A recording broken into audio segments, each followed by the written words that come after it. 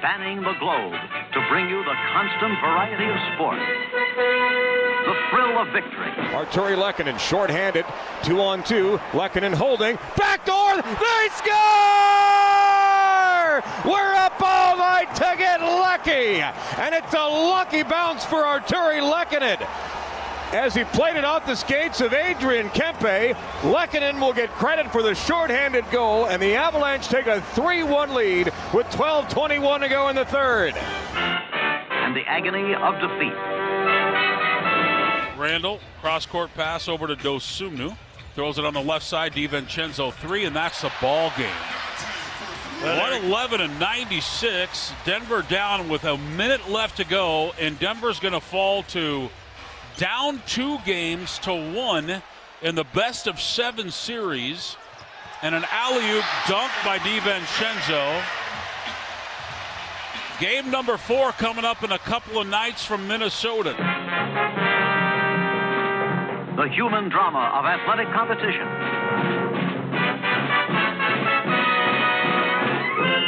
This is Brett Kane. Wide World of Sports.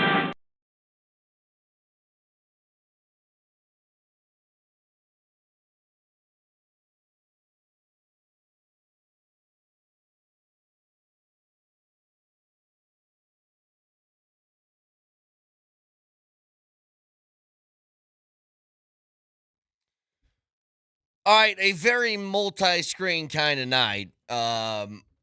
Get to the draft later, but I want to start with the playoff games. And I want to start, I'll be honest with you, I was so sort of disgusted with the Nuggets game that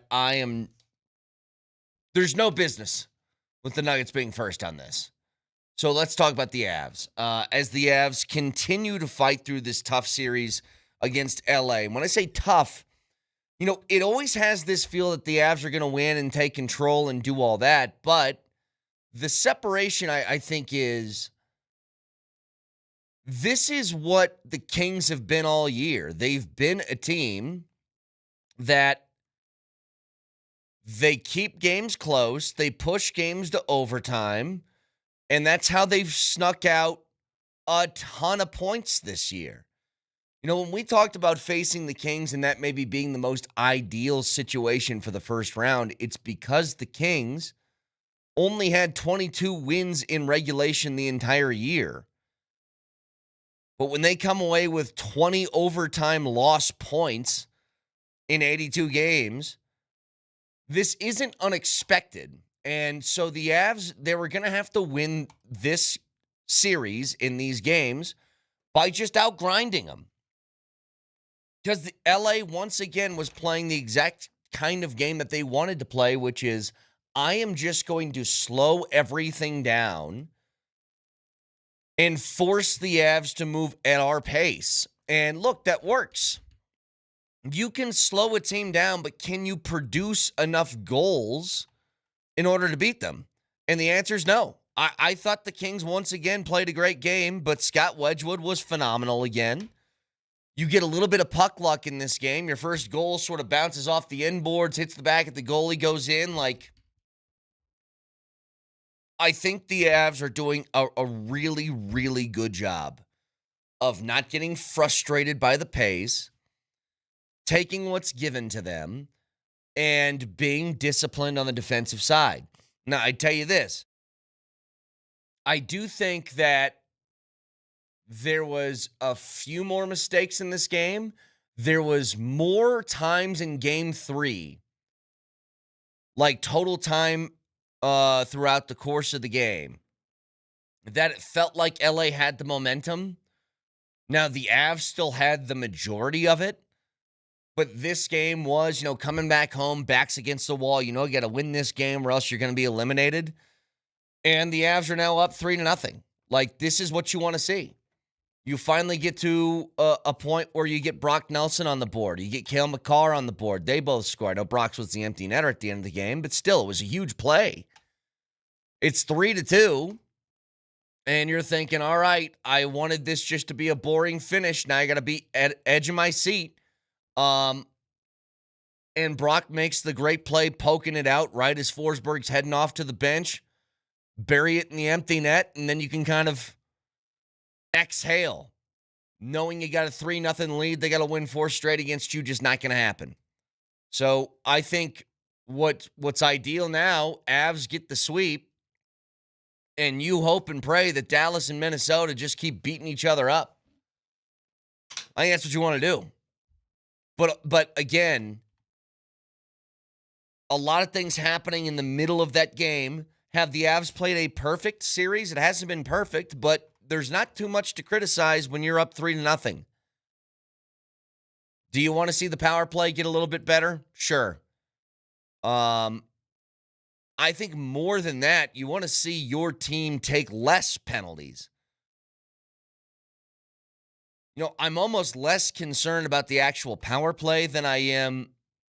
It's been pretty frequent post-Olympic break, but especially in this first-round series, where you've allowed your guys to go to the box and be at a man disadvantage.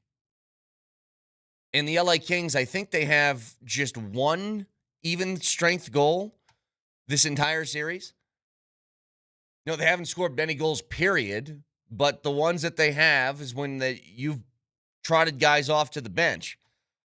Maybe being more disciplined from that standpoint of knowing where your stick's at, not trying to get it tangled in between somebody's leg, not throwing it up against somebody's chin. That is, to me, the bigger thing than it is your actual power play.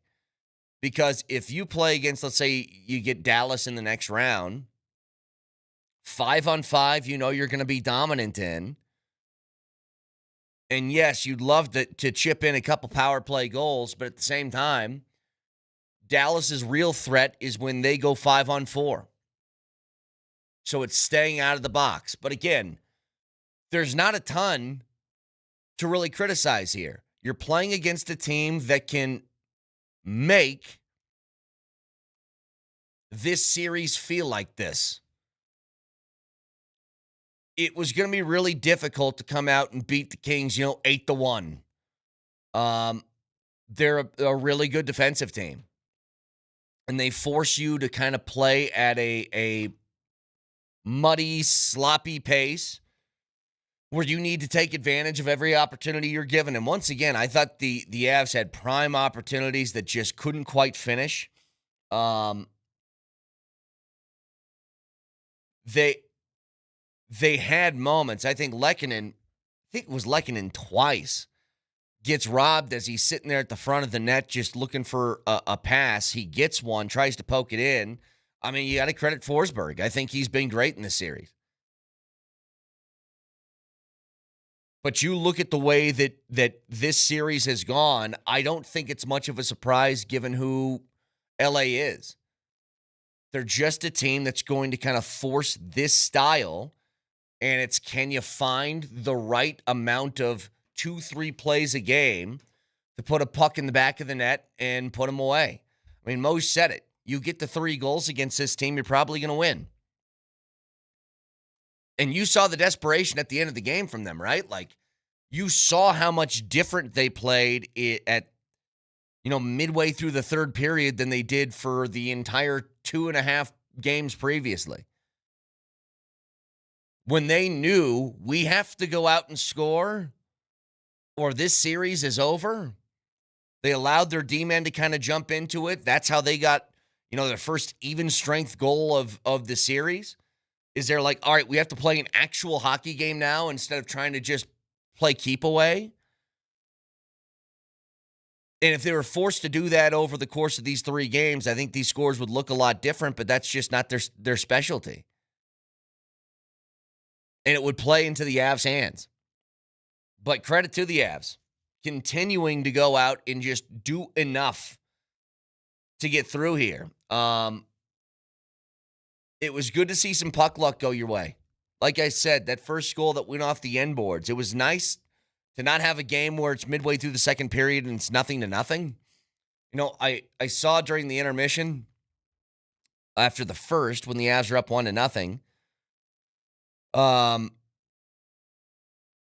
they were talking about what do the LA Kings have to do here to be better, and Gretzky said score. And it's like, it's the simplest thing to say, but it's true.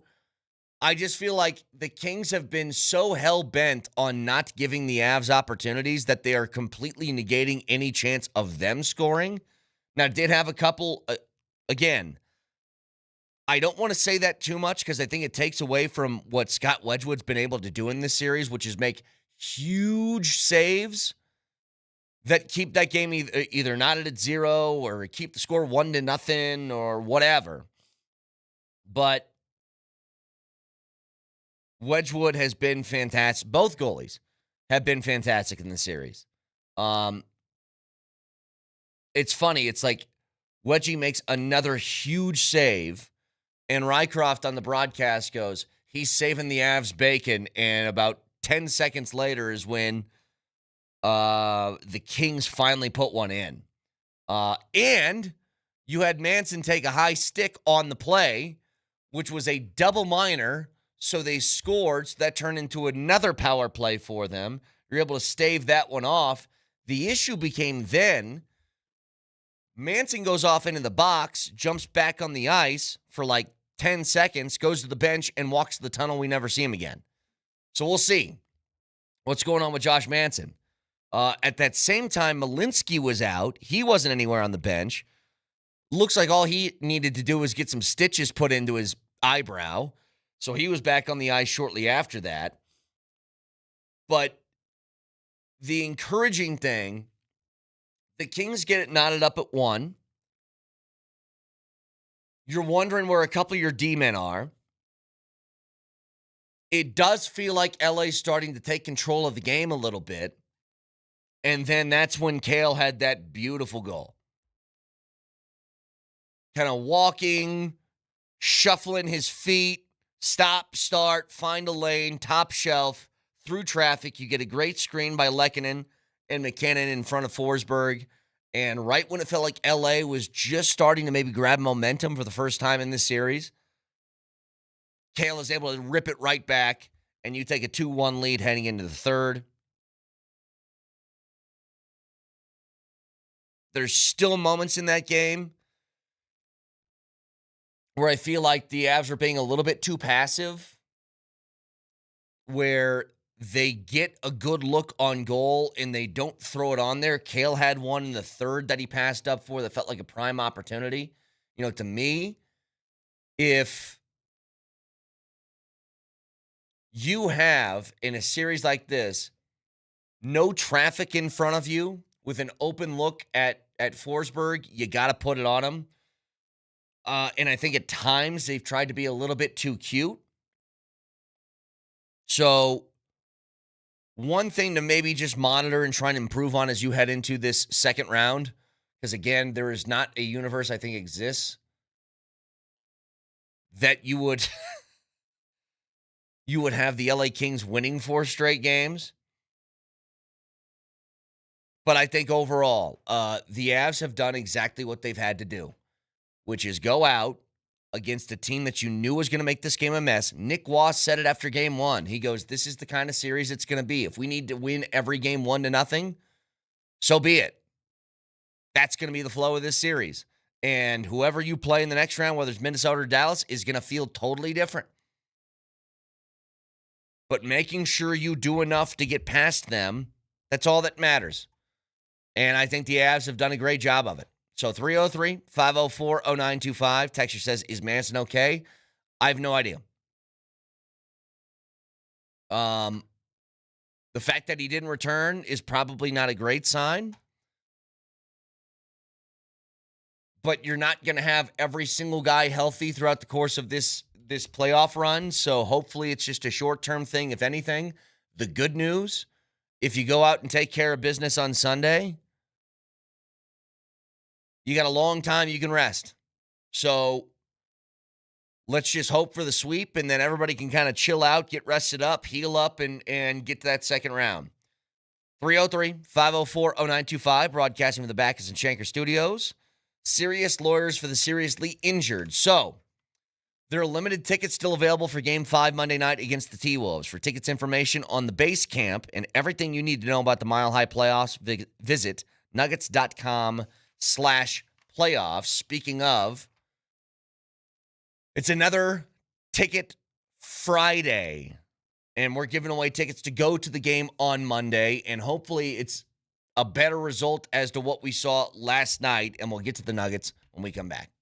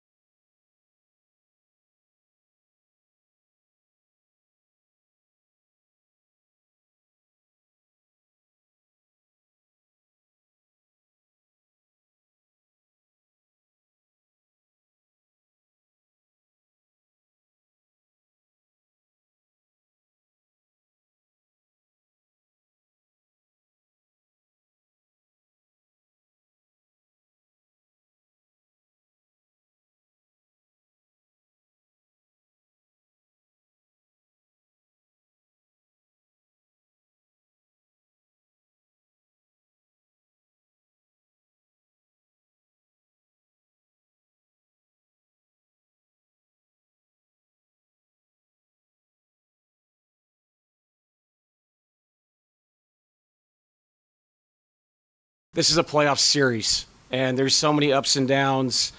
You see blowouts across the league. You see buzzer beaters. You see tough wins, tough losses. But the bottom line is it's first to four. And we have another great opportunity in a couple of days to regain control of it, take it back to Denver the right way. And I really mean it when I say this. We've been down 0-2, tied at 2-2. We've been down 3-1. We've seen all these things. So the panic's not going to be there. It's just, but without the panic, there has to be a responsibility to get better for Game 4.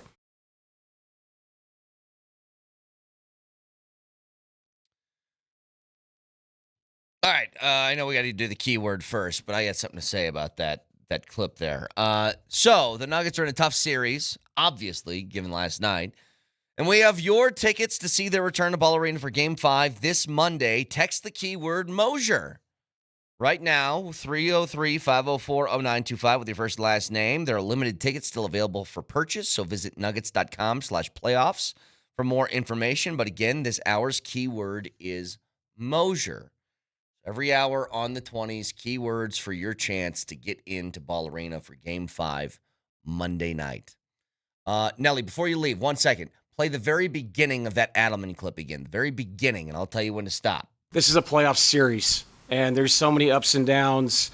You see blowouts across the league. Stop. You see... I'm not saying blowouts do not happen in the postseason. They do.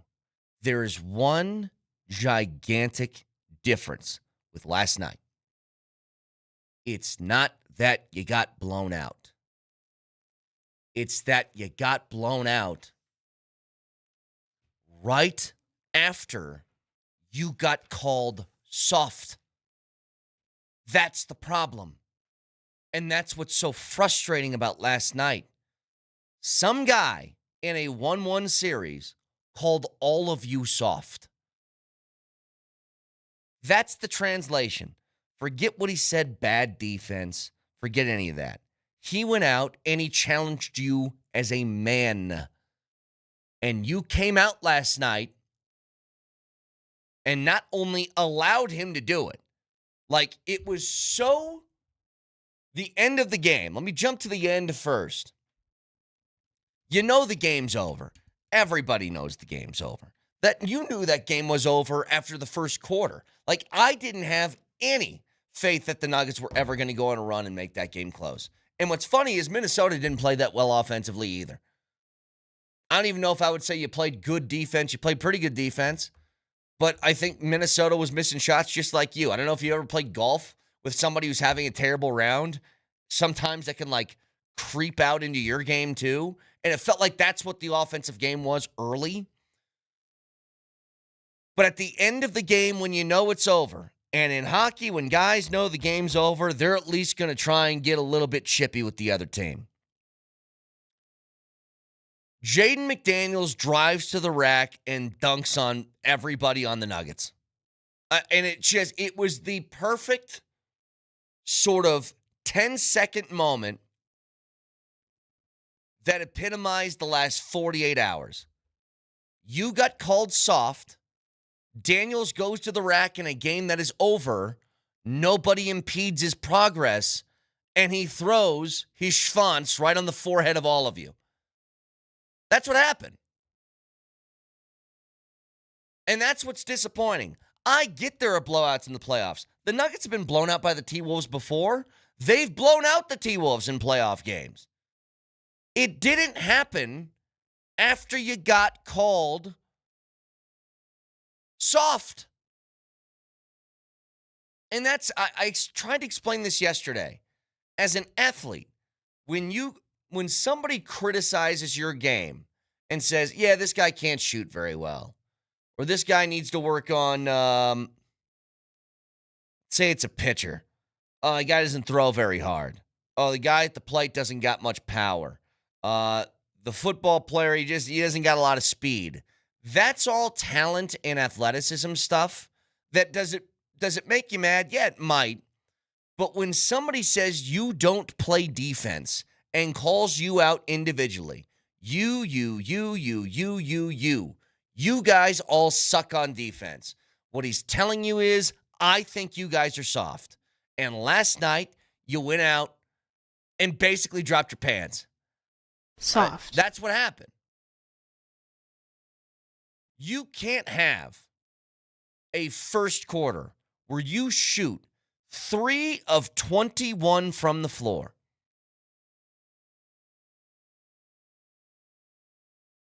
Can't.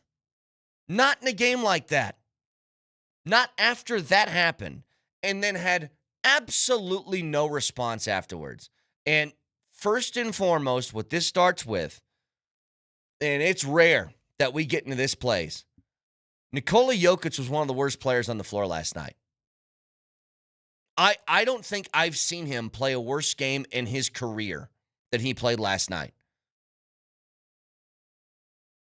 Did nothing defensively to stop any sort of dribble drive to the hoop, which, again, we've all accepted he's not a great rim defender, a rim protector, I should say. That's not the difficult part. There was just no activity. I wanted him to be more assertive in the offense, and he tried, but he started the game 0 of 6. And that was like in the first 3 minutes of the game. Like, this one's simple. We can go out and there's texters saying Christian Brown was bad. Look, man, everybody was bad. There were 2 people that I liked the game that they played, maybe 3. My favorite player on the floor last night for the Nuggets, and this is an amazing thing to say. Hang on, let me give the text line. Let me give you guys a second to guess. People on Twitch, YouTube, text. People driving in their cars, do it mentally. The player I loved the most last night, Zeke Naji. I thought he was great. And I thought Zeke should have played 38 minutes. Because he was one of the only guys that I think was giving a modicum of give a bleep out there last night. And that's the problem. Him, Bruce Brown, and maybe Tim Hardaway Jr. Spencer Jones a little bit too, I guess. But when you get a game like that out of your star player, out of your 2 stars, I mean, Jamal and Joker combined for 12 of 43 from the floor. 12 of 43. And I'll tell you why it makes me mad. Guys have off shooting nights. That happens. But I'm going to repeat this. After you just got called soft, Jokic had no interest in driving to the rim. And I said this at the beginning. Having Jokic play all the way outside like that, I know they're trying to take Rudy Gobert out of the paint. Let your star player play his game. Let him do it. Like, it feels like forever. The Nuggets have been talented, but they have always allowed what the other team does to dictate their style. You're a dominant basketball team with the best player in the world on the floor. You dictate the style. You dictate the physicality. You dictate the pace. I mean, a game's a disaster, and I saw this coming from the very beginning because Jokic was missing shots, and he continued to let it rip from 3. And I'm like, if he's doing that, this is desperation. Whenever Jokic has like 10 3-point attempts in a game, it's because they're just desperate. And you're just throwing things up and praying and hoping that a shot goes in. Can the Nuggets still win this series? They can. But say what you want about Jaden McDaniels. That dude talked trash. Put your name on it. Said it in front of multiple mics and cameras. Said, I think you guys are soft. You come out, didn't respond. And let's be honest here. Who was the best player on the floor last night? For either team. Who was the best? The guy who talked his stuff. It was Jaden McDaniels. He was the best player. Harassing Jamal defensively. Leading scorer. Well, I guess Tsuma was the leading scorer for the T-Wolves. But he was 9 of 13 from the floor. And I'll be totally honest. I am not a fan of Jaden McDaniels. I am not a fan of Draymond Green. There's a bunch of guys that are like that say a lot of stuff. But God, do I wish the Nuggets had one of them in that game. No, this is such like a rote sort of topic because this does happen a lot, but I do think it's important. When you have somebody who says what Jaden McDaniels says, there's got to be somebody who is willing to match that on your team, who's willing to go there. And the Nuggets don't. Like, for nobody to respond is nuts. And that's why, look, I get what Adelman's saying, that it's the playoffs and up and down and blowouts can happen. Can I see one guy show some fire? What did I say yesterday, Nelly? And I was told to calm down, that I'm being silly. And they only aren't saying that because they don't want to give the other team bulletin board material. But what did I say? When guys come out and they say, basically, I don't care that Jaden McDaniels said that, and I said, you should. You really should. That looked like a team that didn't care. That absolutely did not care. And look, maybe the Nuggets don't have this in them, but yesterday we had that digital show, the DMac all evening extravaganza. I don't know if you had a chance to chime in on that at all, but I did not. I hopped on for a second, and it was me, DMac, and Dan Tanner, and I said, you guys are on a show with Scott Hastings, who played in the most physical era in the entire history of the NBA. You got guys on the bench who got 6 fouls to give. Why don't you send someone out there and use all 6 fouls and just send a message early? And look, I'm not saying don't do anything dirty. Don't give an elbow to the ribs. Don't like just Scott. match the physicality. Yeah, like don't do the Michael Jordan, Scott Hastings elbows to the ribs. But can't you get Big Val to set a hard pick and put someone on their butt? Well, can't you just send Zeke Naji out? It's ironic that he was the best player, but can't you send Zeke out there as a human crash test dummy just to burn a few fouls? Like, can't you set the tone early? this is why I have said this every year he's been in the league. I said it last year. I will say this until the day he stops playing and gets inducted in the Hall of Fame. I have always loved Russell Westbrook. I've never said he's the best player I've ever seen in my life. He's a very, very, very good player. But the reason I love Russell Westbrook, that would never happen if he was still here. At least one guy,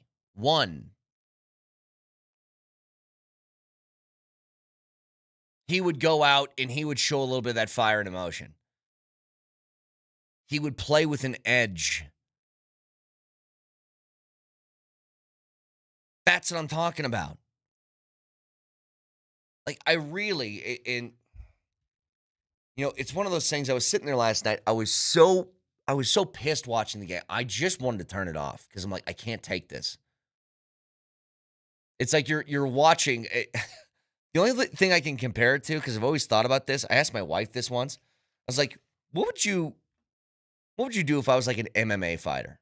And she's like, what do you mean? I was like, well, if my job was to go out in the middle of an octagon and you're sitting there ringside and you see people punching me in the face, how would you react? And she goes, well, I guess it's your job. I go, but what if it's a fight where I'm really getting my butt kicked and I just keep getting hammered with uppercuts and hooks and he keeps hitting me clean and I'm bloodied and bruised everywhere? Like, it's got to be one of the most helpless feelings in the world. And that's what I had in watching the game last night, and I just wanted to turn it off. I'm like, there's no reason to watch this.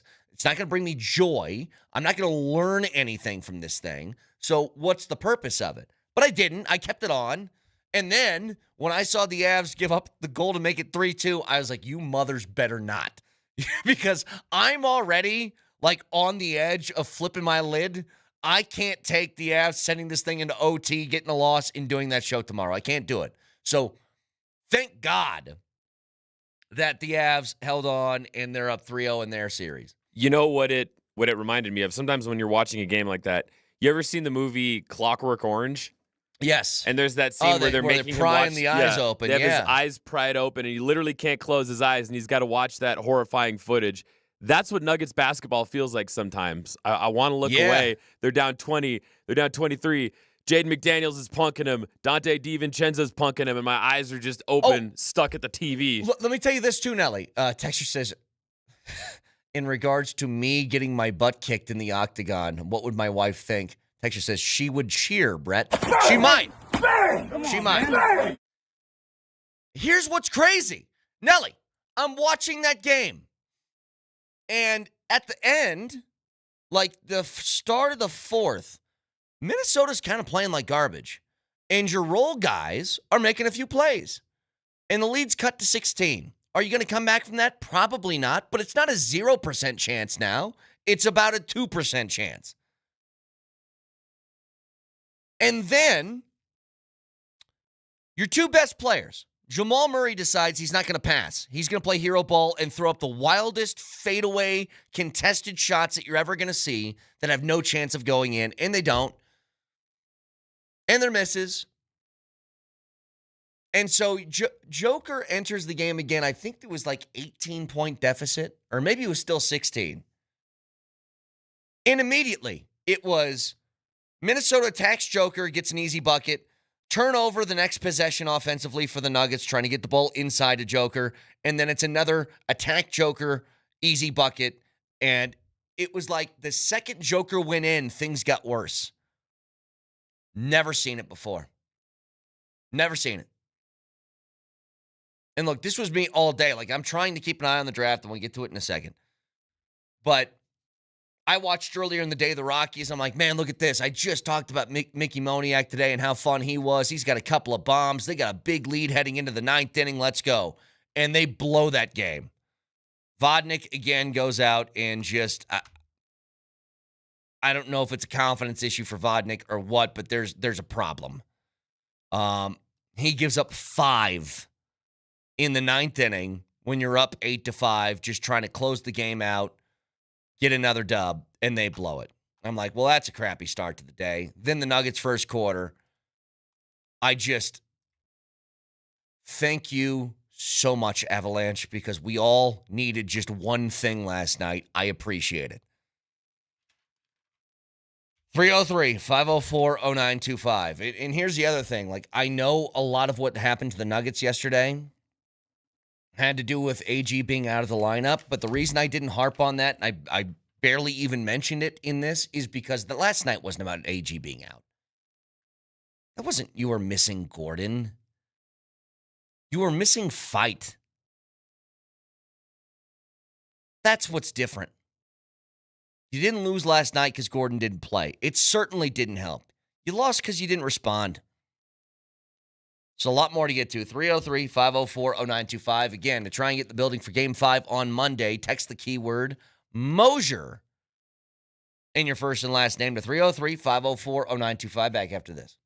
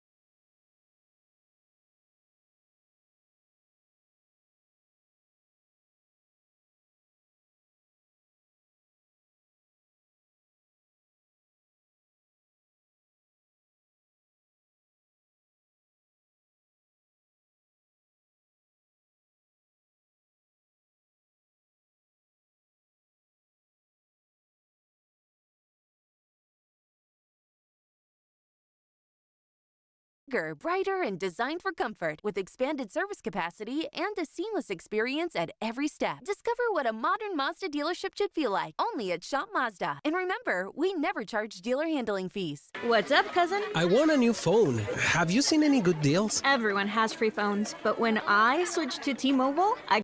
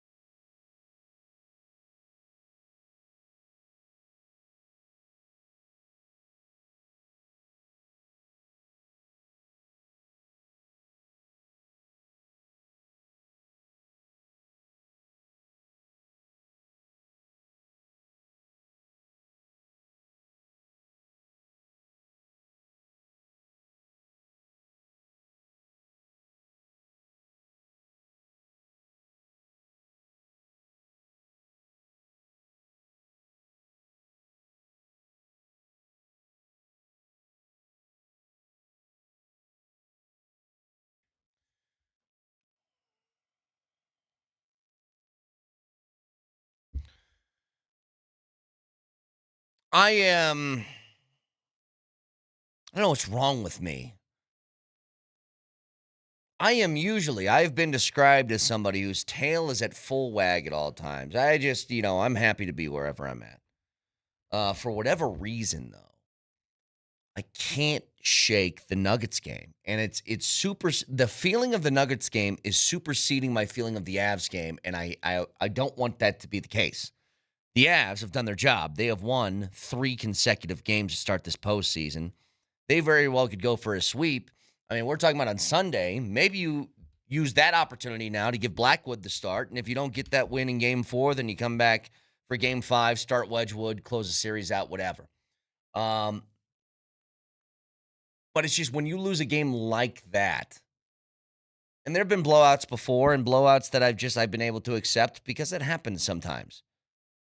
If you've played competitive sports at any level beyond Pee Wee League, if you played in high school or you were fortunate enough like I was to play in college, some nights you just don't got it and the other team gets you. And that's just kind of how it goes. But that's not what last night was. Losing last night, that's sports, that can happen. Losing the way you did after you got called out is something different. And it's still, for whatever reason, it's almost like, I don't know if it's surprise. I don't know what the emotion is, but it's so bizarre to me that was the response. Because I'll tell you right now, if somebody from the Nuggets, let's say if, who's the equivalent of Jaden McDaniels on our team? I suppose it's AG. But if you could ever fathom AG saying what Jaden McDaniels said about the T-Wolves, let's just say in this fairy tale land, Aaron Gordon goes out and says, yeah, they're just a really bad defensive team. We just go at it. Go at McDaniels, go at Gobert, go at this guy, go at that guy. There is no world in which Minnesota plays the way Denver did last night. And it's almost like, I think the word is like disheartening. I'm just like, I can't believe you guys allowed that. That Brett, sort of thing. What if this happened? What if the Nuggets go out there and they lose again, but it's like 110, 109, Jokic has a chance to hit the game winner and it clangs off the iron? Well, then, you know what? Then Minnesota was just better and you tip your cap. Like, right, exactly. That's the way I think about it. Yes, I completely agree. That was my point, is if you show fight and you lose, okay, fine. Yeah. Minnesota's a good team. You tried, you lost, but you answered the bell. Going out there and putting up 11 points in the first quarter? That's unacceptable. But it's not just that you put up 11, because you can have just like bad shooting stretches. Now, 3 of 21 from the floor. That's like a 5-year-old girls basketball game. Like, that's what happens there. It's the way in which you went about it. It's you weren't attacking. You were playing into their hands. You were taking tough contested shots. You weren't trying to get to the rim, trying to get a foul. That's what bothered me. Again, it's not the result, but it's the way that you got there. You allowed Minnesota to punk you, and you didn't respond. So we'll get back to that in a bit. The draft was going on last night as well. So the obvious thing is Fernando Mendoza gets drafted first overall. And that's a surprise to absolutely no one. In fact, if you remember, Nelly, Kirk Cousins said it a month ago when he was on a podcast that give all the glory to God. We can't wait to get Fernando in here. This thing has been a foregone conclusion for since the season ended and they won the national title. But after that, it was kind of interesting because you didn't know where this thing was going to go. The second pick was David Bailey, not Arvell Reese. Arvell Reese, who was Leggy's top player in the draft, he drops to 5 to the Giants. They got to be pumped about that. Jeremiah Love does get picked 3rd overall. It's the highest running back drafted since Saquon went number 2 as he goes to Arizona, which was interesting. Carnell Tate came off the board at 4 to Tennessee, and you saw, I think, multiple examples between Carnell Tate, between Jordan Tyson going to the Saints at 8. Francis Moaga going, the tackle from Miami, going number 10 to New York, along with Spencer Fano going number 9 to Utah. All these teams with young quarterbacks are just trying to get them weapons, and that was obvious. But the biggest surprise, I think, is Ty Simpson going 13 to the Rams. And the big thing about that is the Rams have been a team that have been so organizationally cohesive. It's what's allowed them to be good for so long. You know, multiple quarterbacks, starting with Goff, now to Stafford. They've just been on the same page. That's a team that hasn't had first-round picks all that often because they have traded those to try and win now over and over again. So the fact that they had a 13th overall pick was pretty crazy, and they got that from Kansas City. As Kansas City, they got 13. How did they get the 13th overall pick? What am I missing? What am I not remembering? I can't remember how they got it. But they traded their pick to Kansas City for Trent McDuffie, still had 13 overall. They take Ty Simpson in a for the first time in a while for the Rams, a move for the future and not for the present. And Sean McVay looked pissed that they did it. So here's Sean McVay in the post-draft press conference. And if you're watching on Twitch or on YouTube, we got the video behind us. The audio is good enough. But this, if you see the video with it, just watch. Yeah, I did. I'll keep that between us. We'll see. He's going to compete with Stetson. What was it about this pick? Does that sound like the tone of somebody who just made a first-round draft pick? Whenever you make a first-round pick, you're like, oh, my gosh, we can't wait to get this guy in here. He's got such a high motor. He's competitive. He's smart. He does this. He does that. He's giving you two-word answers like they just lost the Super Bowl. And I think the reason is McVay has mulled retirement multiple times. And there's a thought around the league that Sean McVay will retire when Matthew Stafford retires. So what does that translate to? I'm here to win right now, and if we don't, or if we do, I'm gone soon anyway. And the Rams have a responsibility to make sure they're okay post-Stafford and post-McVay if that is the case. And it just felt like for the first time to me, the Rams felt like they maybe weren't on the same page. Now, I think Ty Simpson could be good, and this is sort of like a Jordan Love, Aaron Rodgers thing, which eventually ended up working for the Packers because Jordan Love's pretty damn good.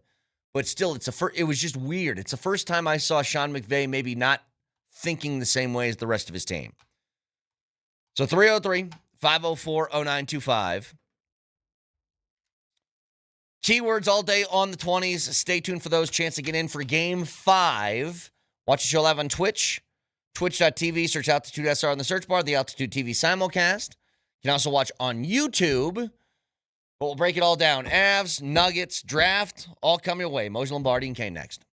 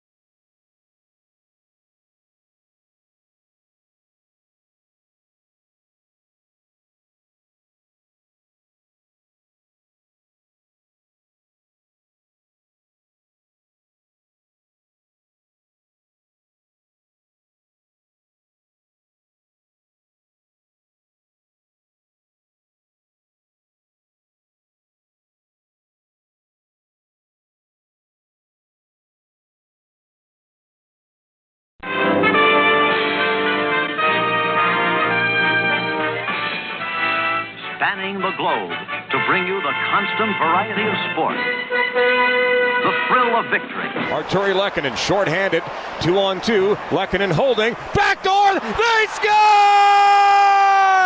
We're up all night to get lucky, and it's a lucky bounce for Arturi Lehkonen. Brock Nelson looks ahead, shoots and scores! It's an empty net goal, and the Avs have doubled up the Kings again. Forsberg went to the bench, and as soon as he got there, Nelson fires it home. And the agony of defeat. Randall, cross-court pass over to Dosumnu. Throws it on the left side, DiVincenzo 3, and that's the ball game. 111-96. Denver down with a minute left to go, and Denver's going to fall to down 2 games to 1 in the best of 7 series. And an alley-oop dunk by DiVincenzo. Game number 4 coming up in a couple of nights from Minnesota.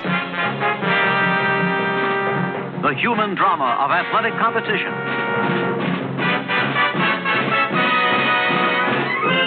This is Moser, Lombardi, and Kane. Wide World of Sports.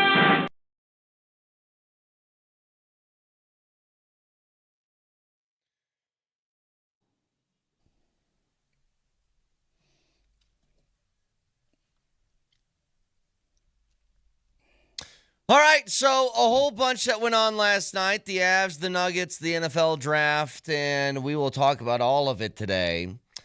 I gotta be honest. I don't like where I'm at this morning because, Moj, your team went out and took care of business. The Avs, 3-0 in this series, and that, I think, should be the prevailing feeling, and yet I have a huge pang of anger that is still inside me from watching the Nuggets last night. I'll ask you guys, do you want to start with the Avs or do you want to start with the Nuggets? Moser, your series is over. The only question now is Josh Manson going to be okay? He went to the tunnel. Yeah. Any update on that? No update, none. Does it feel? Vic, I wish I had it. Yeah, I don't. How does it feel? I mean, just gut.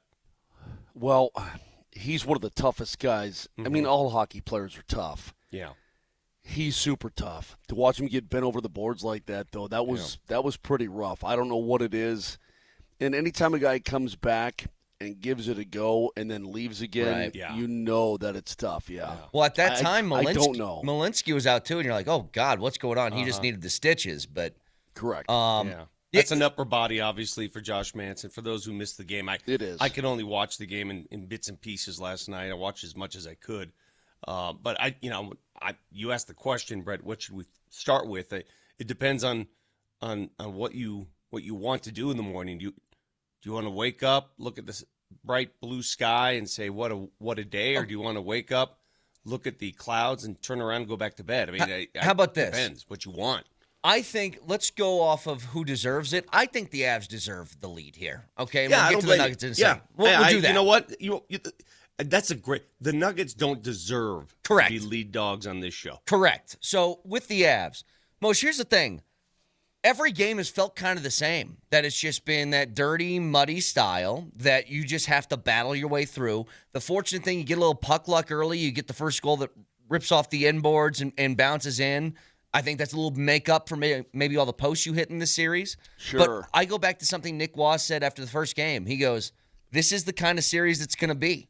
If we need to win every game 1-0, then so be it. But there's no surprise on my part by how this series is played out. First of all, with you being 3-0 because you're better than the Kings. But second of all, this is the Kings all year. They have 20 points from just overtime losses. This is what they've done every game over the course of 82.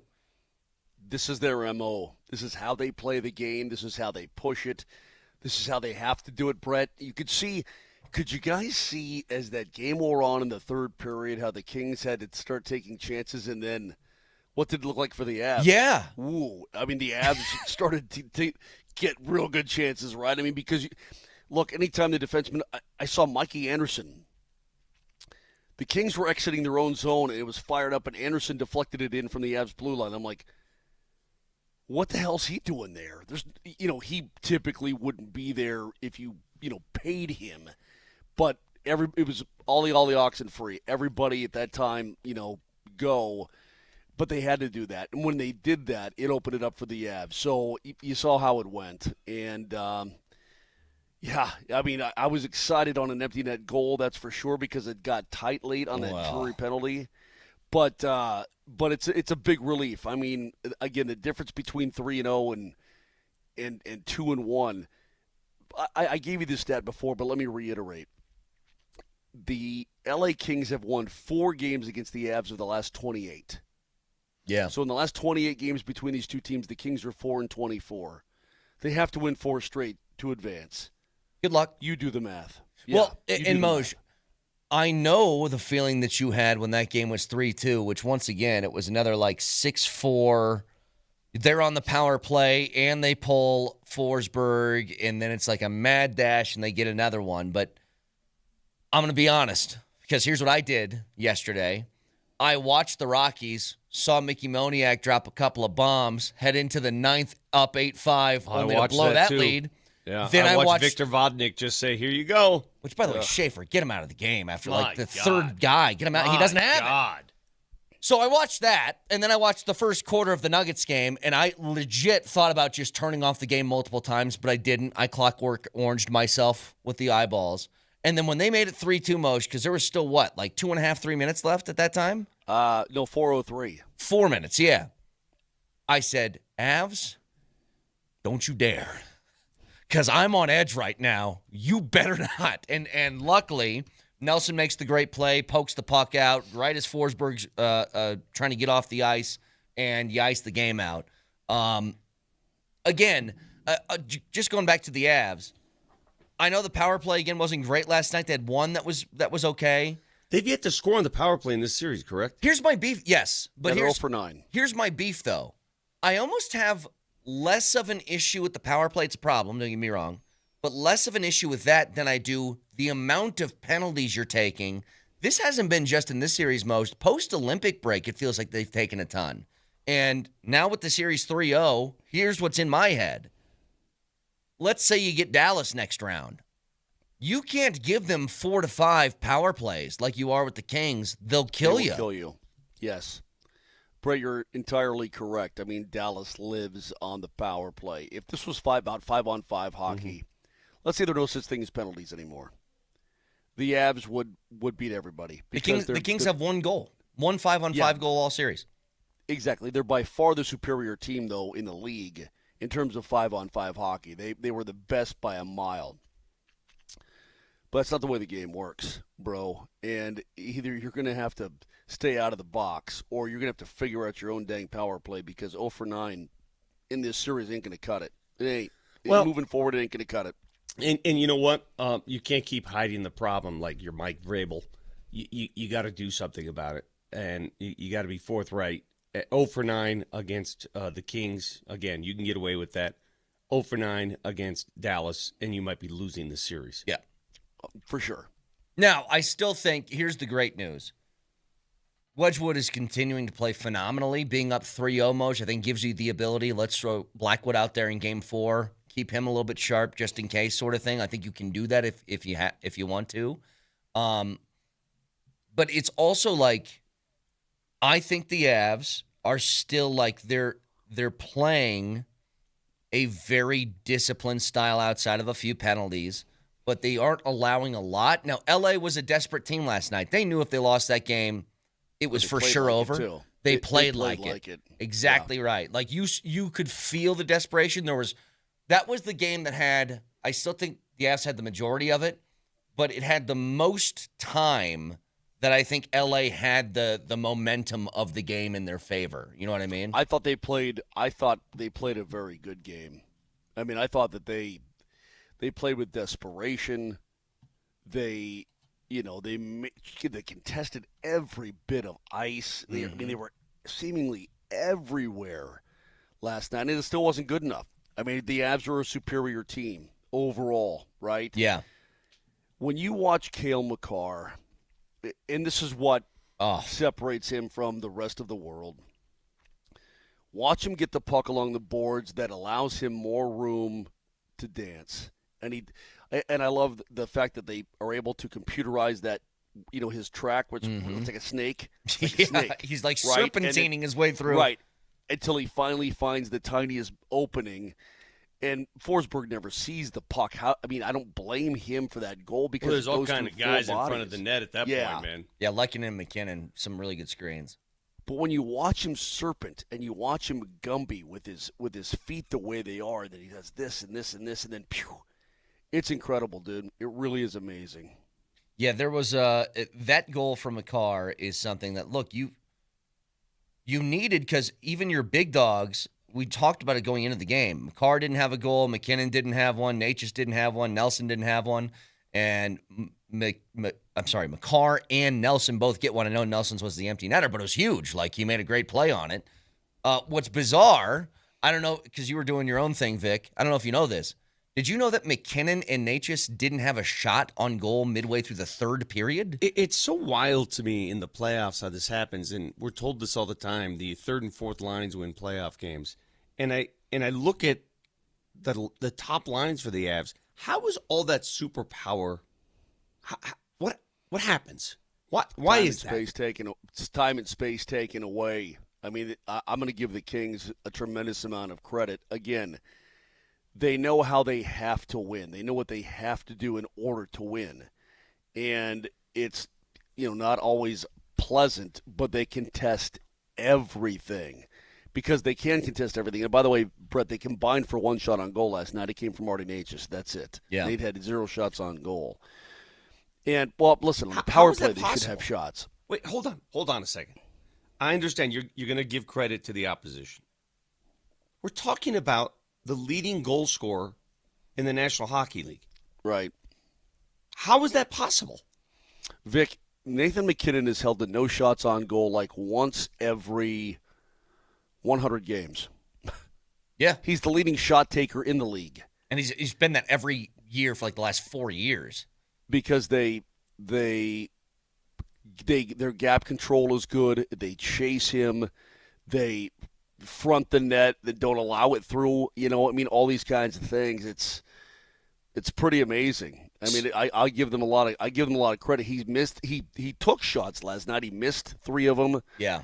It wasn't like he didn't shoot whatsoever, but they did a really good job on him because they are focusing on him. It'd be like every time, Joker comes down the floor, you triple team him. Why didn't he have 20 points last? Well, that's why. Yeah, there's still, I think, moments of maybe overpassing a bit. Kale had that one where I think in a series like this with how LA plays defensively, if you are a good player or any player, I guess, on the Avs, and you have no traffic in front of you close to Forsberg, just shoot. Shoot it.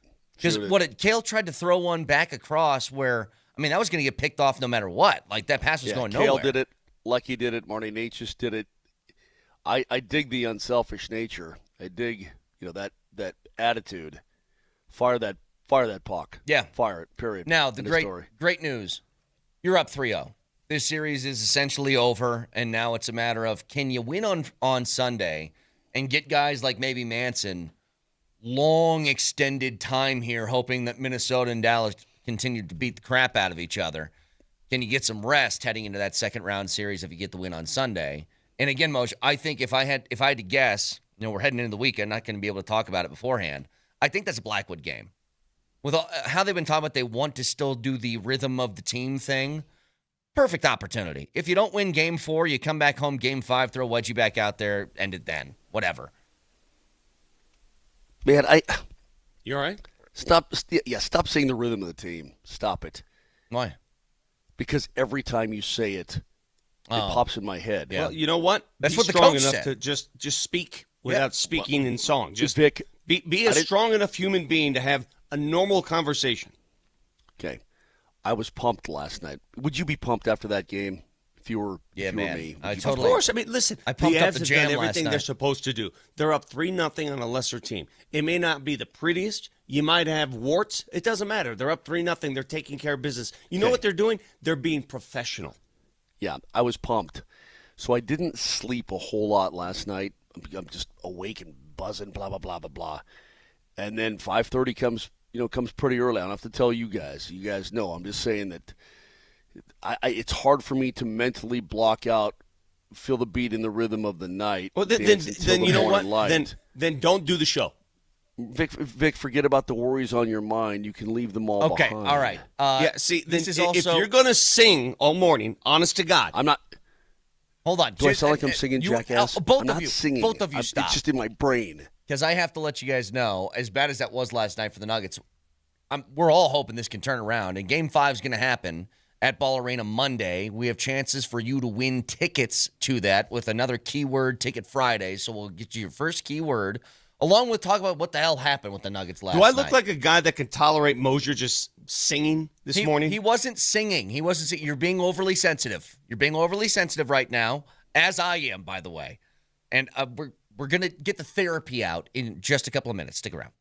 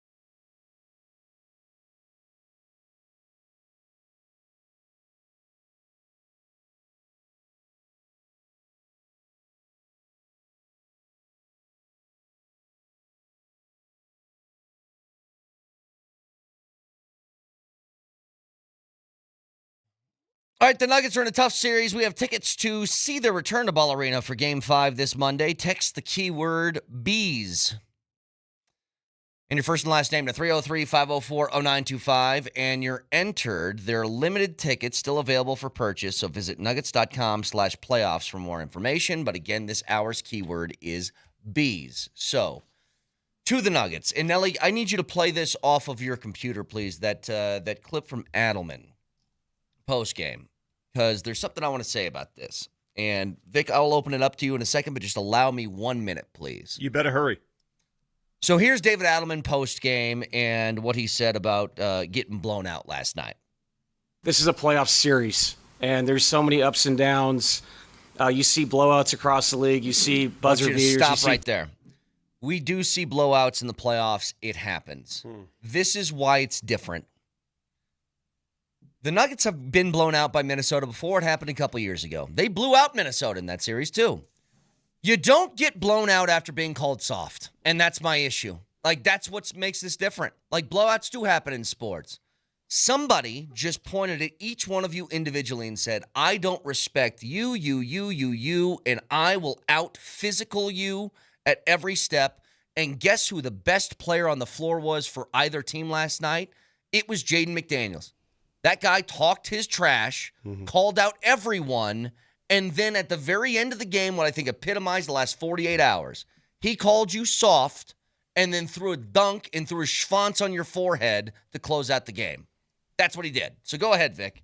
I haven't liked the way the Nuggets have handled this the entire week. The too cool for school attitude 2 days ago at practice when they responded to the comments. It was not I'm not impressed. I told you when they said, I don't care, I'm like, I want you to care. I'm not impressed by the way, we're above this and we don't do this. And it reflects a lot of what you are, to be honest with you. And here's my question for the Nuggets. First, a comment. I'm not even mad. I'm heartbroken. I slept well last night because I said going into that game, and you agreed, guys, I said this will reveal a lot of who they are and what they are. And it was revealed. The Denver Nuggets aren't tough enough. The Denver Nuggets are not tough enough. Are they good enough? Yeah. The skill is through the moon. I mean, they're good enough. Yeah. They won a championship.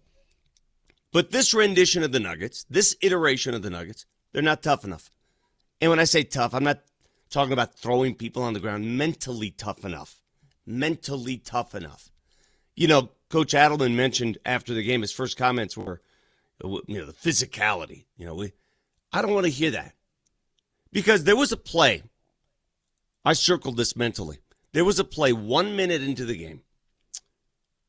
Minnesota was on the run, and Jaden McDaniels had an alley-oop that was thrown to him, and he finished it and got fouled.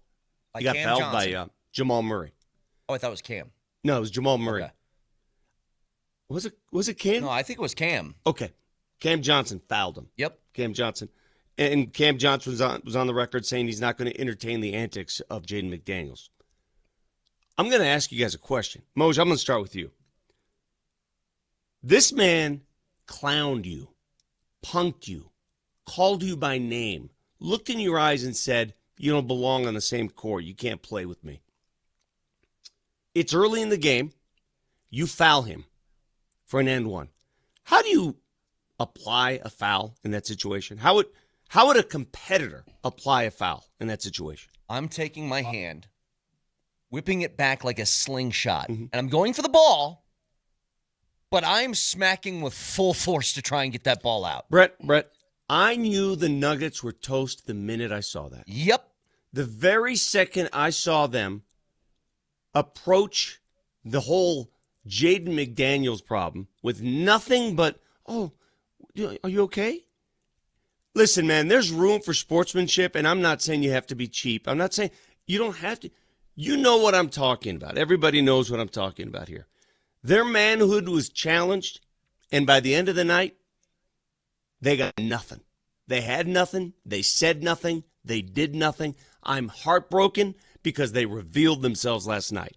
And yeah, they could still come back and win this series. Doesn't change anything. They could come back and win 3 straight, and I'd still be mad about the way they responded last night. I'd still be angry. I'd still be disappointed as a Nuggets fan. They can come back and win this series in 6, and I would still be mad about the way they responded in Game 3. That was embarrassing. Yeah, Vic, it's the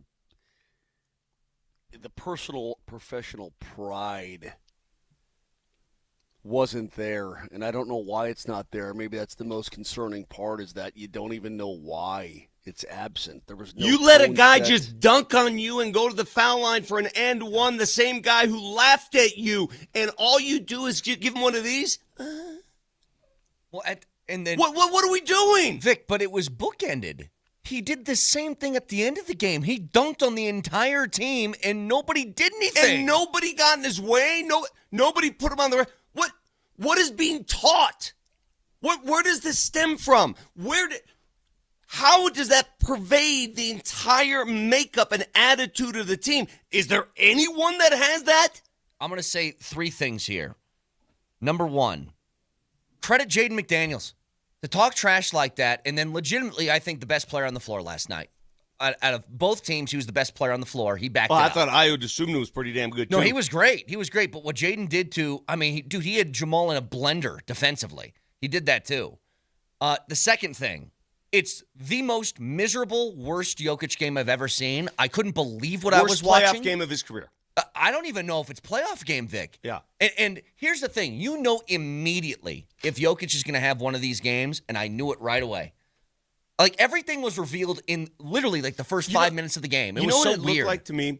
Joker was he was sort of out of sorts. He was sort of spastic, and that's not who he is. He came out shooting. We want him to shoot more, right? We all said it, shoot more. Yep. But it was like real quick shots, spastic shots. He was 0 for 6 in like 2 minutes. I know.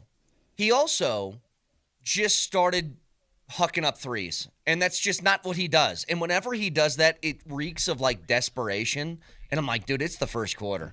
We can't be doing this already. So that's 2. Number 3, you know who I was most excited about, if there was anything to be excited about for the Nuggets last night? Zeke Naji? Zeke Naji was amazing last night. And I was like, playing 38 minutes. Bruce Brown played. Bruce Brown and Zeke Naji. Those are the 2. Those are the two. Yeah. You know, I keep reading all this stuff. I keep reading it. Well, is it the coaching, the coach? Let me stop right here. You guys can talk about coaching all you want, and you can make that decision after the season. And I respect all of you who always want to blame the coach. I don't need a coach to tell me that if Jaden McDaniels, who punked me and all my teammates, I don't need a coach to tell me, hey, you might want to send a message. That's called an inherent situation. I know personally what to do about that. I don't need anybody telling me what to do. So to blame the coach about their soft approach is soft in itself. Either you got it or you don't. Vic, I don't need to be on the show. You're just saying everything that I need to say. I mean, I am so tired. Well, the coaching. What coach? Let me tell you something. What do you think? David Adelman got the team in the locker room and said, hey, guys, let's just be very careful and sensitive. What do you think he said? Do you think him saying anything? Either you got it or you don't. And right now, this team ain't got it. This is not on Adelman to make sure, hey, guys, I just want to make sure you're motivated after you were called soft by somebody in the other team. That is a totally personal thing that it shouldn't take anyone to try and motivate you to respond in that situation. I mean, if you're an adult NBA basketball player and you need a coach to tell you how to respond emotionally, are you crazy? Sorry, Moj. We're fired up. I mean, you were calling your own game. So again, either you're not good enough, and we know they are. They got an MVP on their team. They got a fellow all-star on their team. Or you're not tough enough. And we know the answer. And then, moments before the game, Aaron Gordon doesn't play. You know what? And here's what's funny, Moj. And sorry. Here's what's funny. I don't know if I mentioned Aaron Gordon for more than 30 seconds in the appetizer because that wasn't what the game was about. Does not having Aaron Gordon hurt you? Yeah, it does. He's a big part of your success. We talked about that ad nauseum heading into the postseason. That game was not about AG not playing. It wasn't. The game was about everything else. Go ahead, Mo. Sorry. Well, no, it's based. Well, look, I had just gotten done interviewing Josh Manson on the bench, and then I did a hit with Kyle and Johnny from the bench, and that's when the Nuggets tipped off. And then I'm racing back upstairs, and I'm just catching little bits, right? Because our game started right at 7:05 our time, and so the game had been going on for 35. I just was catching bits of it. I'm like, oh, my God, no. And I couldn't believe they didn't respond. Then I see the final stats at the end of the first quarter. I'm like, this is over. I was so disappointed. But I'll tell you, yesterday I'm watching the news trickle in. Aaron Gordon goes from probable to questionable to out, and my heart goes and let me tell you something else. Sink. It's a calf. Sink. If you think he's going to suddenly be okay, if you think that Aaron Gordon is going to come back in Game 4 and 5, no, he's not. No. That's done, man. That's done. Yep. He's not going to be himself. That's done. His body has betrayed him this season. End of story. Vic, that's done. Vic, my question to you is: look, the lack of response. It's not his fault. The lack of response though to McDaniel's comments, and the lack of, I guess, personal pride in that regard. Is that just a lack of desire? What is it? I'm reading a lot of people say, well, the coach can give him. They don't want it. They don't think they can win. What is it? I'm not saying a coach is devoid of any of the responsibility here. Yeah, of course coaching matters. Of course it does. I'm just talking about this particular game and this approach to this particular game. I don't need my parents to tell me what to do. Yeah. Okay? Yep. I don't need somebody to tell me what to do. 1 minute into the game, the guy who clowned you dunked on you, and you did nothing about it. The fact Game that, over. The fact that he was able, Moj, to, and I doubt that you saw this because you were calling your game. They threw the oop to Jaden McDaniels within the first minute. And I believe, I think I'm right on this. I think it was Cam Johnson who got called for the foul. And it's like he went up to try and block the shot, block the oop, and it was one of those like hit him in the hand, but it was an and one finish. There should be no and oneing.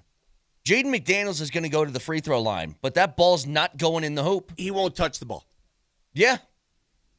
That's what I'm saying. And you're so right, Vic, because I thought the same thing. The first minute, I'm like, that's not a great sign.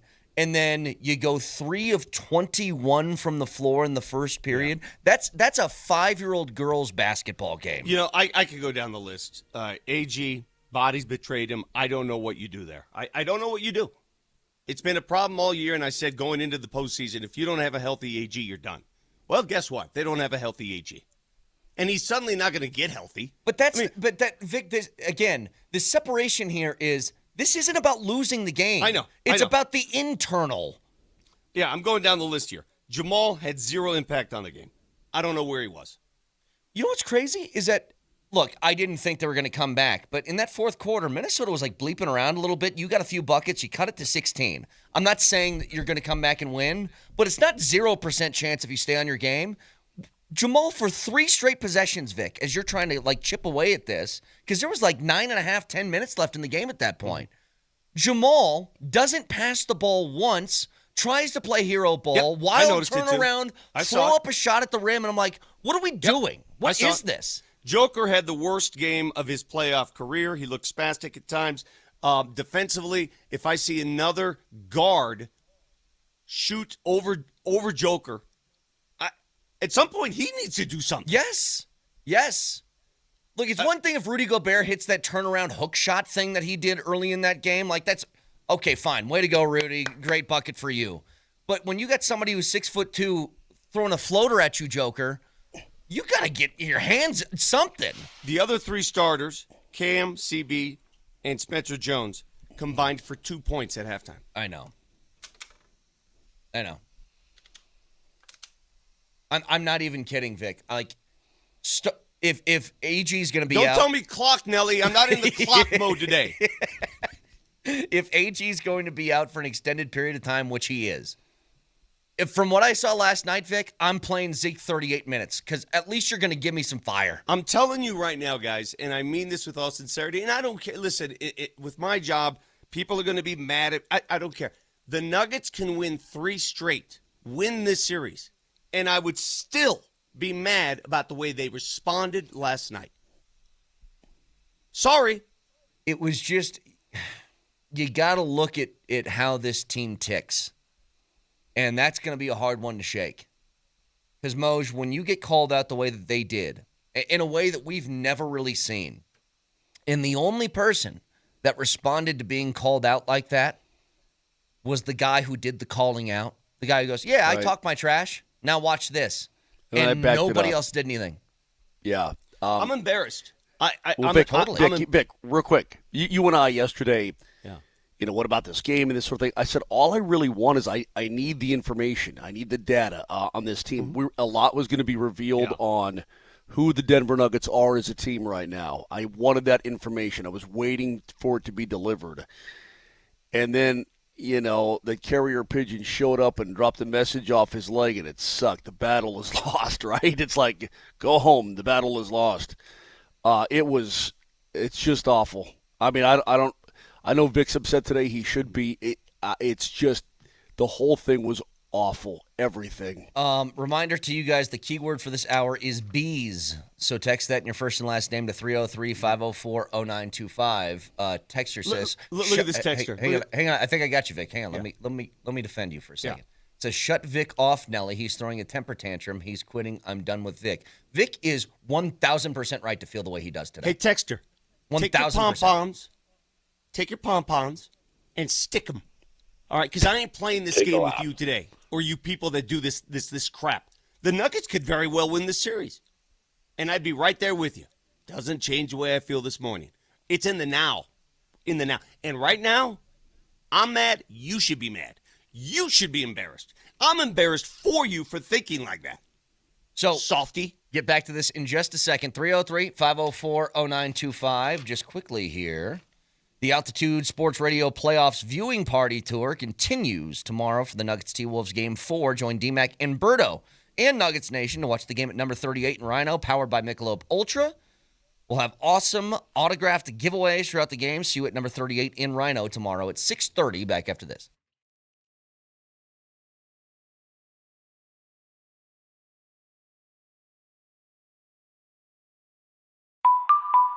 That is the sound of Tulatero, the favorite lottery app of many. You can play all your favorite games, Mega Millions, Powerball, Lucky for Life.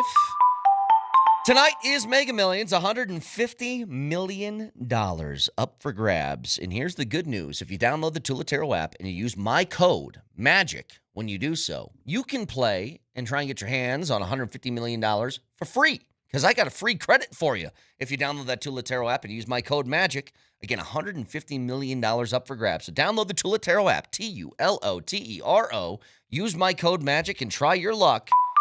It's Tulatero, your lottery app.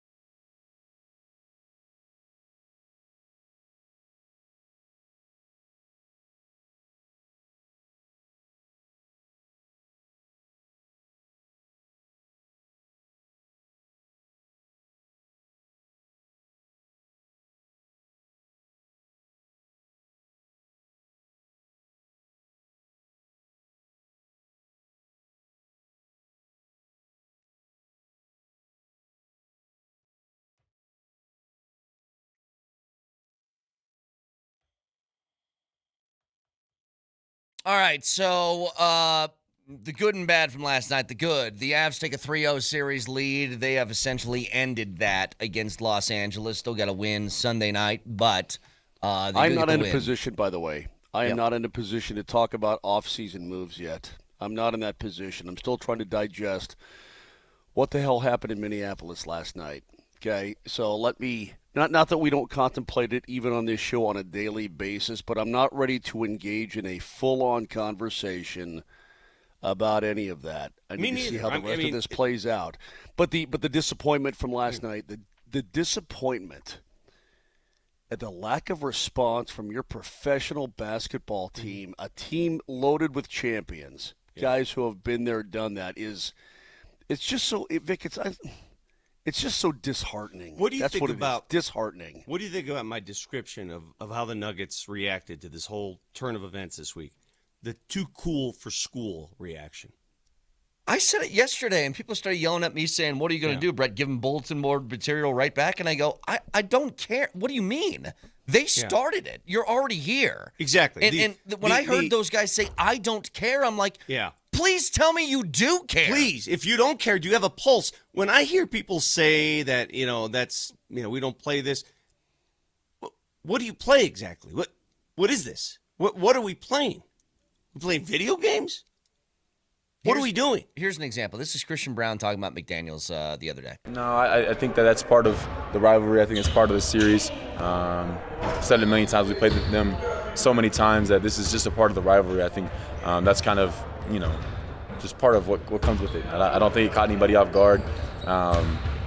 He's kind of speaking his truth and what he believes, and we'll allow them to do that. We kind of want to take care of our own things and make sure we handle our business on our side. No, how about you say bleep him? Bleep him, and I'm going to show him how he just said he none is. of you guys could play defense. What do you mean that he That's just not said, part of the rivalry. What do you mean? And I told you guys yesterday, those listening, that I didn't like the way that some of the players were responding to this because I wanted them to be pissed. Like, here's one thing that I said in the appetizer, Vic, and let's see if you agree on this. Whatever you think of this person, I will always have respect for this player regardless of what happens or what people think or what people say. Because Russell Westbrook is one of the guys that would not take that nonsense. If Russell Westbrook was in that game, if he was still on this roster, there is no chance you are not going to get a response out of Russell Westbrook. 130%. And whatever you think of Jaden Daniels, whatever you think of Draymond Green, you'd love to have a guy like that on your team because, again, that would not happen last night with those guys in particular. Guys, the Denver Nuggets got blown out of a game in which Anthony Edwards scored 17 points. And the game was never close. Yeah, it's crazy. Yep. It's crazy. They got blown out of a game. If I had told you today, this morning, you didn't watch the game, Moj, you were into your game, the Avs are moving on. If you woke up today and I said, hey, Ant had 17, how do you think the Nuggets would have done? They won by 10. Yeah. It was over in the first 5 minutes. What if I then told you that Brett, Joker and Jamal combined for 12 of 43? Brett, it was the reason why this is so defeating, I guess, is because you knew it was over in the first 5 minutes. You didn't have a second of fun in that game. There was never a game. It was over in the first 5 minutes. Whatever they put on the court, whatever that was, and again, it's not over. The Nuggets can come back and win this series. But I'll ask you, would you be surprised if the Nuggets won this series? 100%. Yeah. Yeah. Is it okay to feel that way? You're darn right it is. You know why? Last night. That's why. It's I asked my wife once, I said, how would you feel if I was an MMA fighter? She goes, what do you mean? Just imagine this. I'm in the octagon. It's one of those fights where I'm just getting my butt kicked, right? I'm just eating uppercuts and hooks. My face is bloody. I'm missing teeth. My eyes are swollen. Ooh, this sounds like my dream. This sounds like what I've been pining for. And my wife said I'd probably cheer. But what I'm saying is I felt like it's got to be helpless in that situation. I felt like I was watching the Nuggets just get pummeled without responding, and I'm just like, What are you guys going to do about this here? Are you going to keep eating Punches? What are we doing? I need, because listen, last night our post-game show was very short because the Avs post-game show followed us. So I have not heard yet from Jamal Murray or Nikola Jokic, and I know they went to the media room and spoke. Do we have any of that sound? I genuinely want to hear what they had to say. Yeah, if you don't mind, Nelly, grab some of that, because I genuinely want to hear, where they are mentally after that. I heard one clip from Jokic. He said that basically he has to be able to score early to open things up for other guys. And that's what I was kind of hinting at after the first game. I know that they want, or the second game, because I know that they had a great start. But when he starts the game, like Moj, in the first 2 minutes, he was like 0 for 6. 0 for 6. It was so uncharacteristic of, we know Nikola. He lets the game come to him, right? But we also say, hey, Nikola, shoot more. And it was very obvious that mentally his game plan is he wanted to attack Rudy, which I don't blame him. But it just wasn't working. I'm not going to pin this on Joker being aggressive because we wanted him to be aggressive. Yeah. The shots just weren't falling for whatever reason. They're not falling. They're not falling. And he was turning the ball over a lot and everything else. You go ahead, Moshe. Well, I just think that when the teammates sense a bit of panic or frenetic out of Joker, like not himself, not shooting the ball the way he typically does, they react to that too. Yes. But Vic, here's my question. The Nuggets used to have that intestinal fortitude. They used to have that, hey man, you're not going to, talk blank to us and get away with it type of attitude. Resiliency is what they used to. That run to the championship was resilient.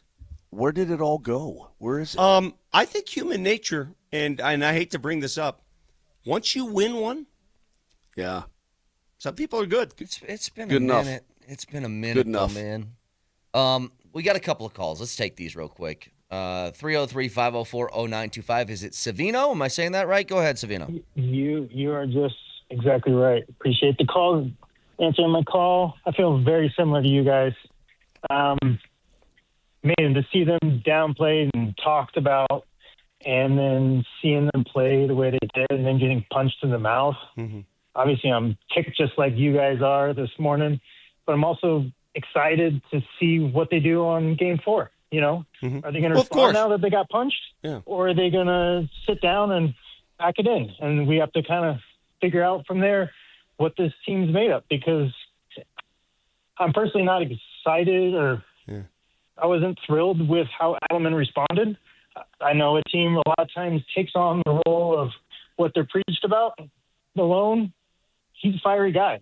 He would have been ready to start swinging back, No, I would say, Not Savino, necessarily a fight, but to that point, Savino, and thanks for the call, I do think, Vic, after a game like that, the tone from Malone would have sounded a lot different than Adelman last night. 100%. Yeah, I mean, they're different people, different emotions. Savino said something, though. I'm excited for Game 4. So am I. And he said, I'm excited to see how they respond. I'm going to stop you right there, Savino. That should have happened last night. Yeah. Yeah. No.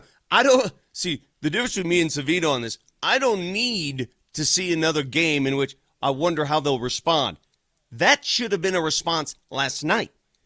In what NBA series is a team publicly punked by an opposing player up and down the roster? And if you can't respond to that, what can you respond to? I'm going to say something that I don't know if you guys have heard before. The winner of Game 4 is going to win this series. I mean, it's just it would be so Nuggets-like to carry this over to Game 4, and then all of a sudden that game they just dominate. And I would still, in my heart, guys, and I say this honestly, it would still befuddle me and almost anger me. Where was it last night? Well, I know. Isn't that weird? Let's say the Nuggets win by 30 on Saturday night. Let's say they win by 30. You know what my reaction would be? Where the hell was that on Thursday? I know. It's so weird. Do you agree with me, or am I off here? Yes. When is Game 5? It's Game Monday. 5 is Monday night at midnight. Okay. It's another 8:30 start. So, this would be such a typical Nugs thing. They win Saturday, great. They come home and they get a nice win on Monday. They're up 3-2, and Vic is still pissed on Tuesday morning. Yeah. I mean, seriously. But what more Vic, do you? you're not wrong. What more motivation do you need? Vittorio, you're not wrong. I agreed. I know, but you make me laugh sometimes, dude. And the other thing is this. I mean, if you're going to be honest here, all hands need to be on deck. Okay, Minnesota has all hands on deck. They're healthy. Everybody's healthy. The Nuggets are not, and it's been a problem all year. On paper, when we started this season, we all agreed. On paper, this is the deepest Nuggets roster in the team's history. On paper. And you know what? Take that damn paper, because that paper don't mean crap. Yeah. Because these guys can't stay healthy. Well, Vic, I don't know. I don't know what. I'm not ready to have the conversation yet. But the reality is that Aaron Gordon, I don't know that he's ever going to be the same. Well, he's no spring chicken. You got 3 years, $100 million left. Well, hang on. I agree with everything that you've said.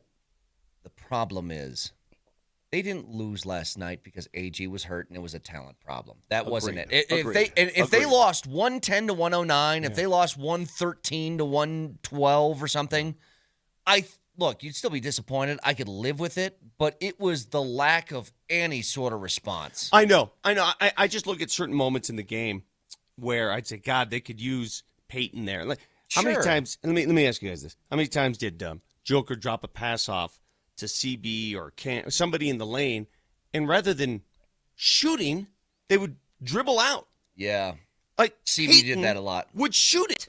Can I mention one thing real quick? And this is like, as far as all the stuff that happened last night, this is a very, very small nit. But I was watching the broadcast, and I don't know if you saw this, Vic. I counted 3 times they cut to the bench to Peyton Watson, and he was yawning. And I get that he's not playing. Not a good look. But 3 times he was yawning on the bench. I'm like, that was the entire team. You guys all look sleepy. I don't know. So 303-504-0925. We got a whole bunch of callers stacked up. We'll get to your calls as we go along. Stick around.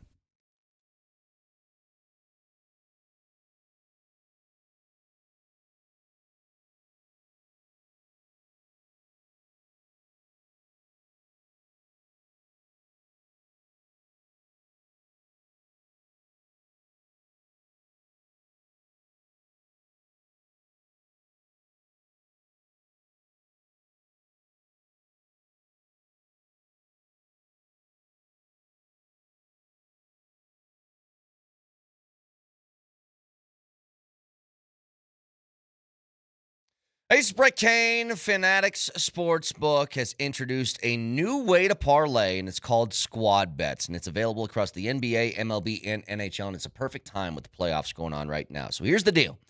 Go to that Fanatics Sportsbook app, build your squad from the sport that you want, then pick your target. Pick your market. It's points, rebounds, assists, strikeouts, goals, whatever you want, and finally, you set your target.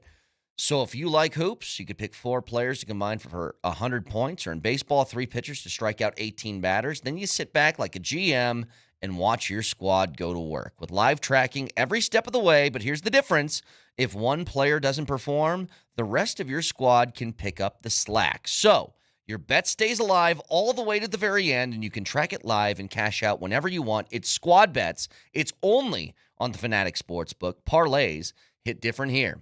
Must be 21 and older. Gambling problem, call or text 1-800-GAMBLER. Offer not available in all states. Terms apply. See the Fanatics Sportsbook app.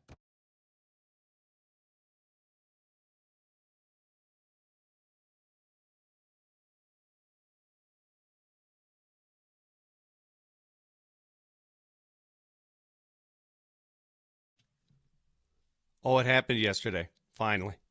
And it's so glorious. They brought out the machines. Talking about mile-high aeration.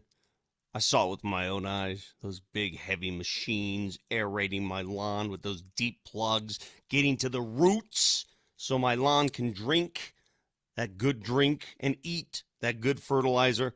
Yeah, I got the plugs, and I'm proud to say I got the plugs. You might need the plugs, too, because it's going to be nasty this summer, drought conditions. So make sure your lawn is ready. Call today, 303-778-1000. Not your average aeration team. They do it better than everybody because they have bigger machines, deeper plugs. You know the rules. You know how this works. The deeper, the better here. MileHighServices.com is the web, and the phone number is 303-778-1000.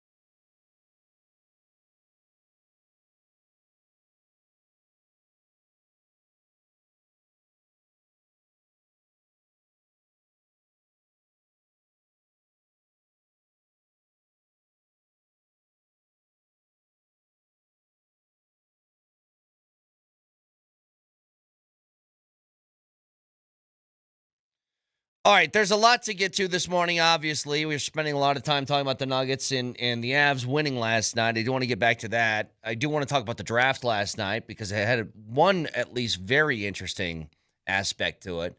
So we'll get to all of it. Let's take one quick call here to start, though. We'll get to Jeremy, who's been waiting patiently. Hi, Jeremy. Hey, how's it going, guys? What's Thank up, you brother? for taking it's doing good. Thank you for taking the call. I mean, I just don't even know where to start with this team. After seeing that last night, you know, Vic said it best. When I heard the interviews at practice, I was like, yeah, they're going to lose that game. And sure enough, they lost it. Not only that, we know what Jaden McDaniels was really trying to say. But this team has played like this all season. And, you know, as someone who's been a fan for years, I mean, since Malone's first season, it's just one of those where what happened to the culture? What happened to the pride? Like, I remember, like, you guys would be down 3-1 and then come right back. And they just don't show that anymore. I'm not going to say they got comfortable after the championship. It's just one of those. It's co-worker basketball now. It's not teammates. It's co-workers. And I was watching the game last night. I think it was second quarter. Christian was shooting free throws. And the camera pans to Jamal on the bench. And I'll never forget. He just looked like he was staring into abyss like, wow, we really started this game like this. And right there, I was like, yeah, this game's over. Yep, Jeremy, appreciate Jeremy, the call. appreciate the call. And you know, you said it, championship hangover. I just think it's a lot of that. I just don't think there's the same hunger. I don't. Do you see it? No. Mm-mm. And again, what's really disappointing, like we went into the season, it's on paper the most talented roster the Nuggets have ever had, and this and that. And then you get a game like that, and it's just like at the end of the day, you need to have response when you are being challenged. They were challenged, and they took it. Can we take one more call? Go ahead. Yeah. This is my therapy. We got Rob that's up next. Go ahead, Rob. Okay. Yeah, it's a bad day. I watched I turned on the Rockies game on the radio. I'm sorry to bring it up, but they're up 8-5, top of the ninth. Bodnick's on the mound, just struck out somebody, and they blows up. Okay, so there you go. Not good. Now we'll go watch the Nuggets. They're going to rebound. Well, they're not. They're not even close. And all I really have to say about it is, they didn't have the intensity. They should have come back and taken on McDaniels. His comments with fire, but they couldn't make a shot. They couldn't make a shot, and Jamal couldn't make a shot. Worst of all, was in the second game, Jamal would at least make shots. But without making shots, the incentives, their motivation, sometimes it feeds off that, and they didn't get it. Yeah, and they got to shoot better. Just real simple stuff, but they got to shoot a lot better. Yeah. Yeah, but here's the difference. Can I chime in on this? Here's the difference between this year's team and what I saw in the championship season. There were many games in that championship season where they didn't shoot the ball well. Hell, do you remember Game 5 when they clinched the championship? They were that was an ugly game. But how'd they win the game, Moshe? How'd they win that game? They defended. They played harder physically. When you make your name for yourself by playing great offense, the number one offense in the NBA, and suddenly the offense doesn't work, and your reaction is to just shut down, that ain't it. Yeah. There's other ways to win a basketball game. And what's crazy about it, if you watch the first quarter last night, in a first quarter in which the Nuggets scored 11 points, wasn't their worst playoff first quarter. They scored, 8 in that first quarter against OKC last year in the playoffs? But the difference was they stopped playing. Right. You can't just stop playing. Here's what's brutal is that they have this lack of response, and a texter brings up this is what happened last year. They won game 1, they lost game 2, they got blown out in game 3. You have to factor in the context of this game, which was you got called soft by your opponent by name. He didn't say the team. Exactly. It was individually. He went boom, boom, boom, boom, boom. Put a finger in your face. Yes, and no point. That never happened in the OKC series last year. That never happened in any other series. Listen to me. I have been following Nuggets basketball for more than 50 years. 50 years. I have never, in those 50 years, heard an opponent in the middle of a playoff series call out your character, your toughness, everything about you. It happened after game 2. Nothing like that is even remotely close. There was no other series where anyone said anything like that. 50 years. And your response is that? So let's table this for a second. If you're on hold, stay there. I promise we'll get back. But I do want to talk about the Avs who won their game last night. They deserve a lot of love because they're up 3-0 in their series with the chance to close it out on Sunday. We kind of talked about this for a second, Moj. Ross Colton being back in the lineup now, and when you have a deep lineup where maybe guys need to be healthy scratches that are good players that you've relied upon all year, when they get in the game, they're super motivated. I thought Colton was flying around last night. Yeah, I don't dislike the fact that some guys have to really compete for ice time. Yeah. Ross Colton behaved like he never wants to leave the ice again. I thought he played a really good game last night. The style the Kings employ, again, it wasn't until that third period when and you caught a couple of breaks, no doubt about it. That shorthanded goal was huge. But you see how the Kings, you could see how the game looked different once they really had to try and play, right? I mean, once they really had to try and score, let me put it that way. And then, of course, they get the power play goal. But I thought that everybody played pretty well. It's not a fun series to play in. I mean, the Kings are hitting. It's not a fun series to call at times because, dude, there's no flow to the game. It's all ugly, muckety, horrible stuff. By the way, Pat the Stat. Where's my phone? Pat the Stat gave me the stat on Nathan McKinnon, and this is how rare it is that McKinnon does not get a shot on goal. 98 career playoff games. Only 4 times in his career has he had no shots on goal. Jeez. Last night was his first game without a shot since April 24th of 2023. So it's been 3 years that he hasn't had a shot on goal. In the other 94 games, he averages 5 shots per game. Yeah. So what are they doing Kings, to him? Who is doing I it was to him? I was just going to ask Moj this. In the middle of the second period, Vic, LA had a lot of momentum going their way. It's a 1-1 game, and Moj, it was, I think, their best of the entire series at just standing the Avs up in the neutral zone, making sure they couldn't get through anything. And I started to have this feeling like, dude, LA's starting to get on a roll here a little bit.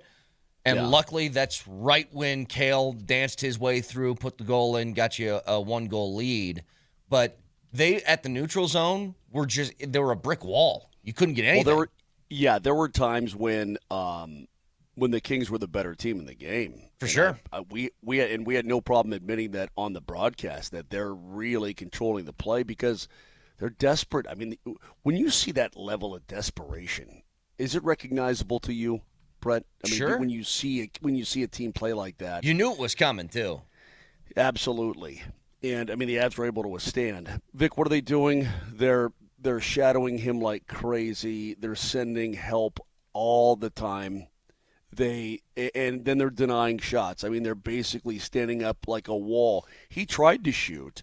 He had some blocked. He missed the net sometimes. He just never had one that actually was stopped by Forsberg. It wasn't like he stopped shooting, like he didn't even try. Right. It's that he missed or had them blocked. And they are – if a team wants to pay special attention to a line and throw everything at it, okay, they can do that in the National Hockey League. And plus, like you said, Brett, they stand you up in the neutral zone and at their own blue line. They're not going to let you stick handle into the zone. They are going to try and force, and you can do this because you have enough guys, the dump and chase method by the top line all night long, and it is laborious. Speaking of Nate, what the hell was the call? Because I think I had the sound on maybe the Nuggets game at the time. I can't remember.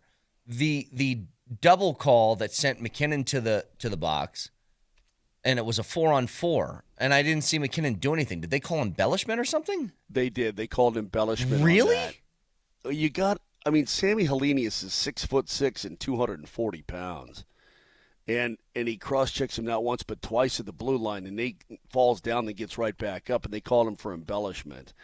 And if you look, it all depends on your perspective. Nate's a strong son of a gun. I mean, he really is strong on his skates. He's hard to knock over. Yeah. And if you ask people who are not Avs fans, it's an absolute dive. If you ask Avs fans, it's like you got a 6'6", 240-pound guy cross-checking him hard in the back. So they called embellishment on that. Kopitar. Was that the play that Landy sort of crashed into the net? Yes. Yeah. Okay. Yeah. Maybe we should actually be happy that Kopitar did not get an embellishment penalty on the Kulak interference call, right? I mean, Kopitar behind the net. I mean, did you see him spin himself around and throw himself down to the ice? I mean, look, you're not a future Hall of Famer without a couple of tricks up your sleeve. You know what I'm saying? Mm-hmm. And Doughty's that way. Kopitar's that way. They're losing the series. They're going to do all they can. Well, that's the power play that the Avs scored the shorthanded goal. So, hey, look, man. Moser, are you talking about? I'll take it all day and all night. The goal that LA scored to tie it, and it resulted in a power play for the Kings? No. Who scored that goal? Who scored that goal for LA to tie it at one apiece? To tie it, it was It was Trevor Moore. That's the one where that was an even strength goal, Vic. That was their first and only one of the series. But a power play emerged right after that because the guy got bloodied. Yeah, they didn't. The Avs killed that off. That was no problem. Manson got a high stick. It was a double minor, so they got 2 minutes. Yeah. So basically, it was a double minor, but because he did the high stick and then Wedgwood makes the save, but it goes off the pants of Trevor Moore. It went off his pants. But because a split second later the puck went in the net, the first part of that double minor is waved off, and then they go with a simple power play, and the Avs were able to kill that off. Yeah. And again, the Kings could have had all the momentum there. I mean, if they score there and they take a 2-1 lead, that building is rocking.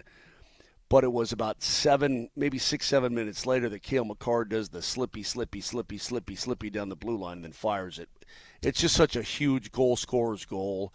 It's just a handful of defensemen in the world can do that. It's that impressive, Brett. If you haven't watched an Avs game with Andy Lindahl, well, you're in for a treat. This Sunday, the Altitude Sports Radio Playoffs Viewing Party Tour stops at Buffalo Rose in Golden for Game 4 of the Avs and Kings. There are specials on Michelob Ultra, great giveaways, and the best part is stressing through an Avs playoff game with Andy. It's an experience. So we'll see you at Buffalo Rose in Golden on Sunday. I thought you were going to say, if you haven't experienced a playoff game with Andy Lindahl, good for you. You're doing pretty much. Right. But go have a great time with Andy. It'd be great. Buffalo Rose in Golden, Sunday afternoon, 2:30 puck drop for the Avs and Kings. I can't read! Yeah, that's what it sounds like the whole game. 303-504-0925, a chance to get in the building Monday for Game 5, Nuggets and T-Wolves with another keyword next.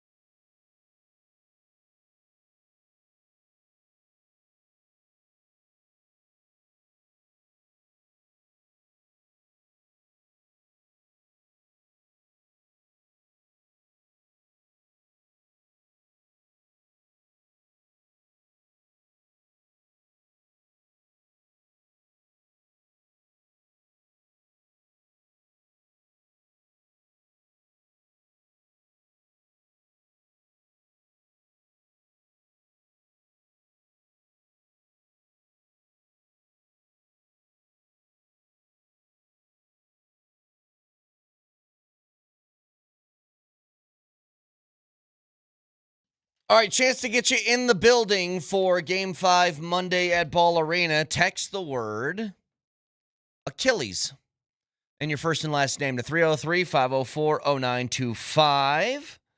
And you're entered. There are limited tickets still available for purchase, so visit nuggets.com/playoffs for more information. But again, this hour's keyword is Achilles. Oh, boy. Okay. That's just a nightmare waiting. That's a nightmare waiting to happen for people to try to spell it. And the Achilles guys, the issue with Aaron Gordon and his calf tightness, they've shown now that that's always related to the Achilles, and that's a tricky situation. I'm puzzled as to how at the beginning of the day yesterday he was listed as probable, then he moved to questionable. Yeah. And then he went to, it was just crazy, the turn of events that happened yesterday, unless it tightened up considerably after shoot-around, and they just couldn't make it work. But that you understand how that's a rare situation that occurred yesterday. Mm-hmm. That doesn't happen. And what's even crazier is the Nuggets were favored in the game yesterday. Aaron Gordon gets hurt. He's listed as out. Guess what? They were still favored to win the game. Take a look at Saturday's matchup. Moshe, you want to blow yourself away here? Take a look at the odds for Saturday's game right now. All right, let me take a Look 'em look up. here, Vic. Stop. Just hold your horses, please. Yeah, Vic, shut up. Brett, do you have any horses? Hold them. It says 2.5. 2.5. Yeah, Nuggets are minus 2.5. The Nuggets are favored Saturday, too. Yeah. So, yeah. I don't know what to do with that information. I have no idea. I have no idea. But before we jump back into this stuff, can I say one thing about the draft last night? Because we haven't said anything about it. I just want to say one thing real quick. So Mendoza gets drafted first overall. We knew that 5 months ago. Leggy's best player that he had in his top 100, Arvell Reese, does not go second. The Jets take David Bailey. He goes fifth. Jeremiah Love, your boy Vic, does go number 3 overall. He's the highest running back drafted since Saquon Barkley. Mm-hmm. Here's what I think is really interesting. Notre Dame had 2 running backs in the first round. Yeah. So after that, I'm like, okay, well, who's coming next? It's Carnell Tate, Ohio State's wide receiver, goes to Tennessee. And you saw a theme between Tennessee, between the Saints with Jordan Tyson at number 8 overall, with the Browns and the Giants at 9 and 10, taking tackles. All those teams with young quarterbacks trying to get their guys weapons. And then at 13, the LA Rams, who have Matthew Stafford at the end of his career. There's rumors that when Stafford retires, McVay is going to retire too. They take Ty Simpson. And I don't know if you guys saw it because you guys were busy last night. Did you happen to see Sean McVay's response in the post-draft press conference? When every coach and GM is pumped, they're like, this guy, God, we've had our eye on him for months. He's got a great motor, blah, blah, blah. Vic, I want you to watch this. Yeah, Brett, I didn't see it live, but I saw the rolled back version of it. He didn't seem too happy. The audio alone is good enough, but watch it with the video. This is him being asked about their first-round pick, 13th overall, Ty Simpson, quarterback, brand new quarterback, first-round guy for your team. What do you think? Yeah, I did. I'll keep that between us. We'll see. He's going to compete with Stetson. What is that? And that feels like for the first time, because the Rams are a super cohesive organization, always on the same page. Bleep them picks. Let's win now. For the first time, they made a move that is for 2-3 years down the road. I actually think like McVay's the pick. pissed. I like the pick. Oh, I think it could work. Yeah, if you think he's going to be a starter in this league, you jump on him while you can, and you can learn something from Matt Stafford. Now, if there's some behind-the-scenes disagreements going on about whether they think he's a starter, that's an issue. I don't know. Well, I don't know if McVay doesn't think he's good. I think McVay's like, dude, we're trying to win the Super Bowl. We just had the 13th overall pick, and we used a pick of a guy who's not going to play. I think that's why he's mad. It is odd that he didn't speak to him until he was drafted. That's what he said. He just did an interview at the owners' meetings with Kay Adams, and he's like, yeah, I think he's a good player. I'll be honest, I haven't watched him very much. And I'm like, well, you took him in the first round, and he's a quarterback. Simpson said he never spoke to him. Yeah, this is Aaron Rodgers quarterbacking the Packers, and they keep drafting cornerbacks and stuff. And he's like, dude, I need a weapon. So anyway, Sean McVay sounded to me like Aaron Rodgers in those years. We can do that, more of this a little bit later as the show goes on, but it was an interesting moment in the draft last night. Now, Vic, you wanted to get some audio from the Nuggets? Yeah, I want to hit on a couple things in this segment because number one, I want to hear from Joker Jamal. I want to hear from David Adelman again. I want to hear from Jaden McDaniels, who addressed reporters last night after he backed up what he had to say. He talk the talk and walk the walk, as they say. But I want to start here because I think this is very important. Because what happens is when your team loses the way it did, the blame game starts to go around, which it should. Of course, people are going to be blamed. Why wouldn't they? And I'm reading a lot about why aren't you guys criticizing David Adelman? Why aren't you guys attacking David Adelman? David Adelman has done a lot of things that I'm wondering, what are we doing here? I don't disagree. But I want to make this well known and well documented. And I want your support. Either tell me I'm wrong or I'm not. I am not going to pin last night's approach to that game on the head coach of the team. These are professional basketball players, adults playing a game. The basketball players, the adults, were called out by an opposing player. Yeah. Publicly called out, one by one. If it takes a coach to ramp up your hype and intensity, you're in the wrong business. I don't blame the coach for the way they approach the game. What, does it take a pregame hype speech from a coach? You can blame coach for strategy. Rotation. You can blame coaches for rotation. There's a lot of blame to go around. Is that why did the Nuggets lose last night because of rotation? No, they lost. Did the Nuggets lose last night because of some sort of strategy issues? No. Why did the Nuggets lose last night, Brett Kane? Because the Nuggets clearly were not mentally ready for that game. And I ask you, and I ask all the fans who want to put this on the coach, whose responsibility is it to be emotionally and mentally ready after a dude called you out? It's on the every players individual. themselves. Yeah. It's the players Most, themselves. you've been around professional sports in a long time. If the Avs were in the same situation, is that on Jared Bednar or is that on the players?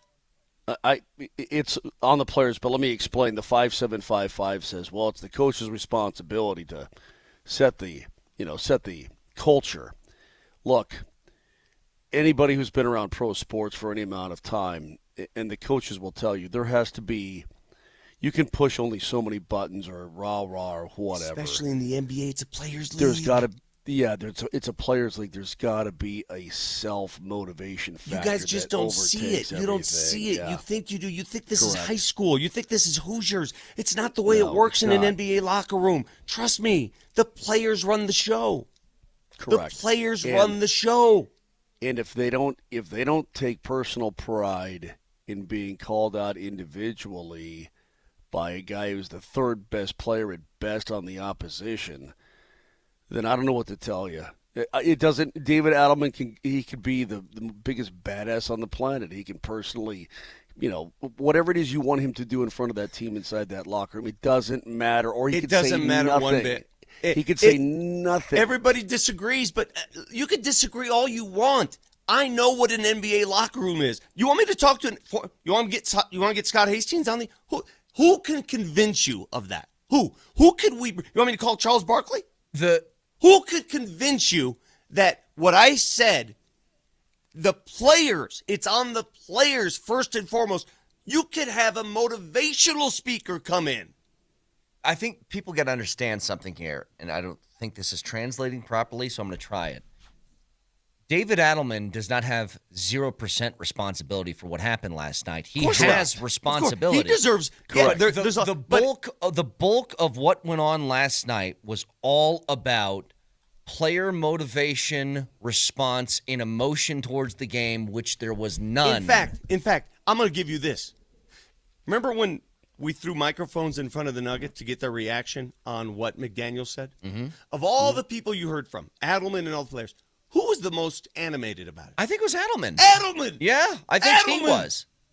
Adelman was. Like, can I just play? Here's Jamal post-game. I want you guys to listen to this. Yeah, it's tough. Nobody on the team is making shots, including myself. So I just think, the first quarter we got to have a better start to the game and, settle ourselves down on the road and Nugget, because they played with a lot of adrenaline and the crowd was into it in the first quarter, and I felt like we were just playing a little too fast. And, after that quarter, the score was pretty even, maybe quarter to quarter. But, that first really hurt us. Couldn't recover from that. So just got to be better to start the game and with a more calmer mindset, especially on the road. I didn't feel like it got better after that. Yeah, it didn't. So what? You made a couple of more shots. The tone of the game was the same from the first minute to the 48th.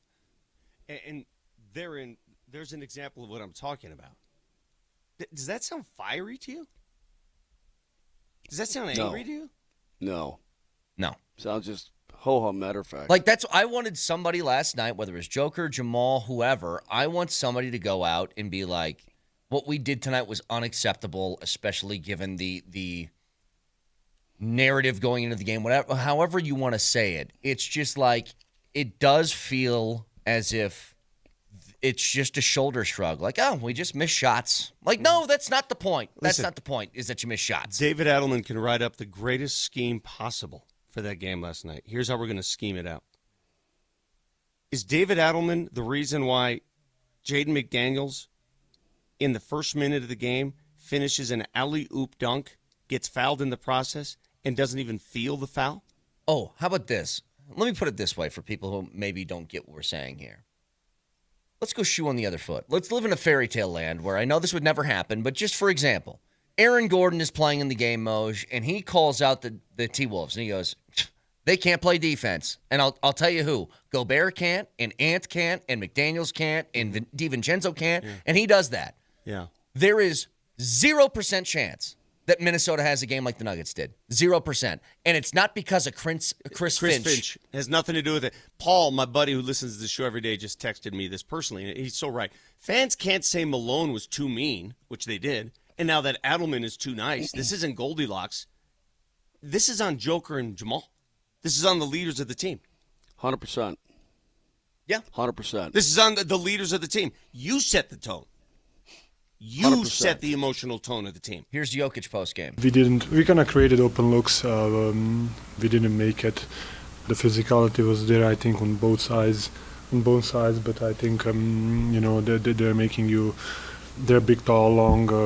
They're really good defensive players. So they're making you shoot over them or just make an extra move. So they're, especially in the fourth quarter, they can make shot. So. And when you open the game like that, it's kind of hard to. Then the easy ones are not going to go either. So really good defensive quarter by them, and really bad offensive quarter by us. Go ahead, Mosh. That's a real ho-hum type of response from the best player on the planet. That being said, even if you wanted to hide your reaction with your words, you didn't want McDaniels or the T-Wolves to know that it really got to you, right? That I'm not affected by your words, that kind of thing. Your play would do the talking. Your on-court want would do the talking for you. And they played exactly like they sound. If that shots didn't go down, that got a little bit better as it went on. I mean, their play mimicked their reaction of being personally called out. Let's get a phone call. Gabe's been waiting a long time. Gabe, appreciate the patience. Go ahead, buddy. Hey, guys. Calling from rural West Texas, so happy to talk to some Nuggets fans. I wanted to say Red Dirt country. Red Dirt. Yes, sir. Red Dirt. I wanted to say, maybe I'm missing this. From my angle of the view on the Nuggets game last night, Joker's effort on defense, especially when he was getting attacked at the rim, seemed very marginal. And maybe there's a better explanation for that than what I could come up with. But it was kind of disheartening to see that the shots weren't falling for him on offense. And he didn't try to make that up for, doing the best he could on defense, but rather was, even more lackadaisical than normally he was. So I wanted to hear your guys' opinion on that. Thanks, Gabe. Appreciate the call. We were talking about this earlier, that Joker, especially when it's a guard, like I said, if Rudy Gobert is hitting, little hook shots that he never hits, it's fine. I live with that. When you have Ayo Dosunmu attacking you time and time again, and I don't know about you guys, but it's just too easy. Well, Vic, there's times where Joker almost kind of like steps out of the way and just kind of puts a hand out there. That's not good enough. And especially, like I said this before, it was, forget the playoffs. That, I think, was the worst game I've ever seen Jokic play. I don't know what he was doing. I don't know what the strategy was. He obviously wasn't making shots. But it more than that, it felt like a lot of settling for stuff. Like, I'm just going to huck up the three because I don't want to deal with going down low. I know the strategy from the first game, Vic, was, hey, let's have him near the top, take Gobert out of the lane. But if they want to go one-on-one with Joker and Rudy, then do it. Yeah. Put Jokic down low and do it. If they aren't going to send help, then Jokic has got to win that battle. Listen, I understand Joker's approach strategically, schematically, going into this game. He was told, and going back to Edelman probably, he was told, hey, you got to be more aggressive with Rudy. We got to get him in foul trouble. So he did that from the very get-go. It didn't work. He didn't make his shots. In years past, he's fried this guy. He's completely obliterated this guy. It didn't work. He didn't make his shots. And when that didn't work, when option A, and that was the first option, then they panicked. Mm-hmm. Then it was full-blown panic. We've been there before. You're sharing a cart with a guy who's just having a really rough go at it, and you feel like it's bleeding into your game, his attitude, his bad shots. That's what it been was. There. That's what We've it been was. There. That's every time I've played bad, I let you guys and your bad games bleed over to me on the next tee box. Can we hear in the next? I need to hear from Jaden McDaniels, because if there's anyone on earth who can do the I told you show right now, it's Jaden McDaniels. I want to hear what he said after the game. You guys would be very eager to hear what he had to say. So we'll get to that in just a second. Oh, by the way, in a second. But a reminder, the key word for this hour is Achilles. So text that in your first and last name to 303-504-0925. Listen, I don't want to – I hate to be this guy. Vic, when you said I've been watching Nuggets basketball just over 50 years, and I can't believe that I went back and I looked at the 84-85 Nuggets roster. Mm-hmm. And if any of these guys, especially the collective group, I called can give out you the entire roster. But hang on a second. Imagine this response from guys like Wayne Cooper Mhm. and T.R. Dunn Calvin and Alex Nat. English and Mike Evans and Calvin Nat and Fat Lever and Dan Issel and Even Hands. And I mean, my God, those guys would be out for blood.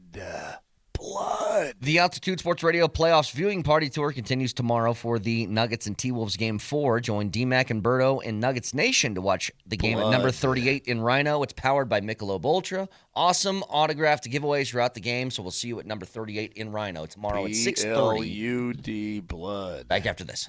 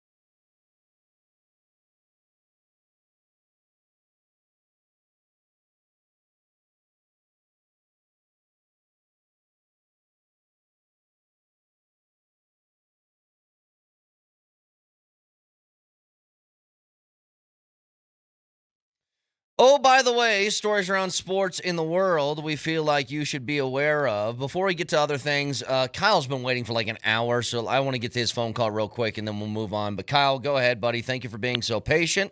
Go ahead, Kyle. Hey, thanks for taking my call, guys. I just have one point to make, and I'll be very quick. Where is their heart at? It's not just last night. They get pushed around all season, and no one responds to anything. Like, how many times did Dort or Caruso rough up Jokic and no one responds? How many times do teams put like little guys on Jokic and foul him and grab him and push him around and take his legs out, and no one does anything? It's like, if a team is slashing and hitting McKinnon all game, are they going to get away with that? Where is their heart at? No, I don't get it. It's a great question, Kyle. Yeah, seen it all year. I mean, are we doing this, or is this? We can do this real quick, and then we'll move on. Oh, by the way, finish your thought. Go ahead. I want to tell you folks that what I say about Coach Adelman and the players, I'm not telling you one way or another what to think about David Adelman. What they do with David Adelman doesn't affect me. I'm just giving you my opinion. This is not a referendum on the coach. It's how you motivate an NBA player. Let me ask you a simple question, everybody. In the month of January, did the Nuggets look motivated when they went 10-6 and they beat Philly with no starters? Yes. Yes. Who was the coach? David Adelman. Did the Nuggets look motivated in the season finale when they beat San Antonio with no starters but Joker in the first Yes. half? Who was the coach? David Adelman. So is this the players or the coach who determine if you're motivated? Yeah. Who is it? I mean, it's right there, folks. I'm not going to argue with you. It's a players' league. This is on the players.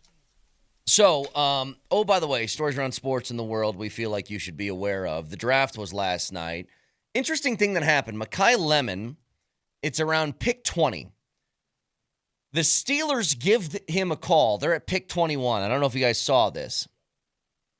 And the GM of the Steelers is telling him, hey, we're going to draft you at 21 right after this pick. Congratulations. He's on the phone with them.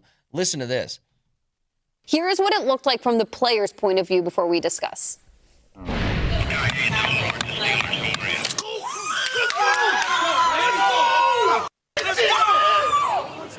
on, man. Let's go. Let's go. Hey, why Philly color? Yeah. Oh, Philly just traded for you. I love it. All right, stop right there. He's on the phone. It was hard to hear. What's going on? Sorry, I thought it'd be better audio. My bad.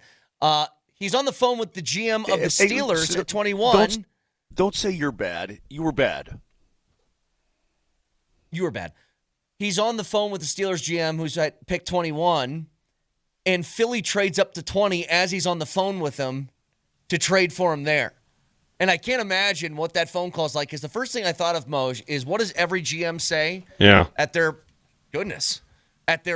post? Wow, what happened there? Yeah, that was loud. Me? Yes. Yeah, for a second loud. it was. What about now? Yeah, you're still loud. You're still hot. Too loud. You were Turn hot. your thing down. What does every GM say at their post-draft press conference? Man, I can't believe our guy fell to us. This is the guy that we wanted all along. Whether it's true or not, that's what they wanted. What's the Steelers going to say? Because very obviously they thought they were getting somebody else, and it's on tape. So good luck pulling that one off. The Steelers, somebody said the Steelers pick at 21 is like when the time runs out in your fantasy draft and the computer just picks a random guy.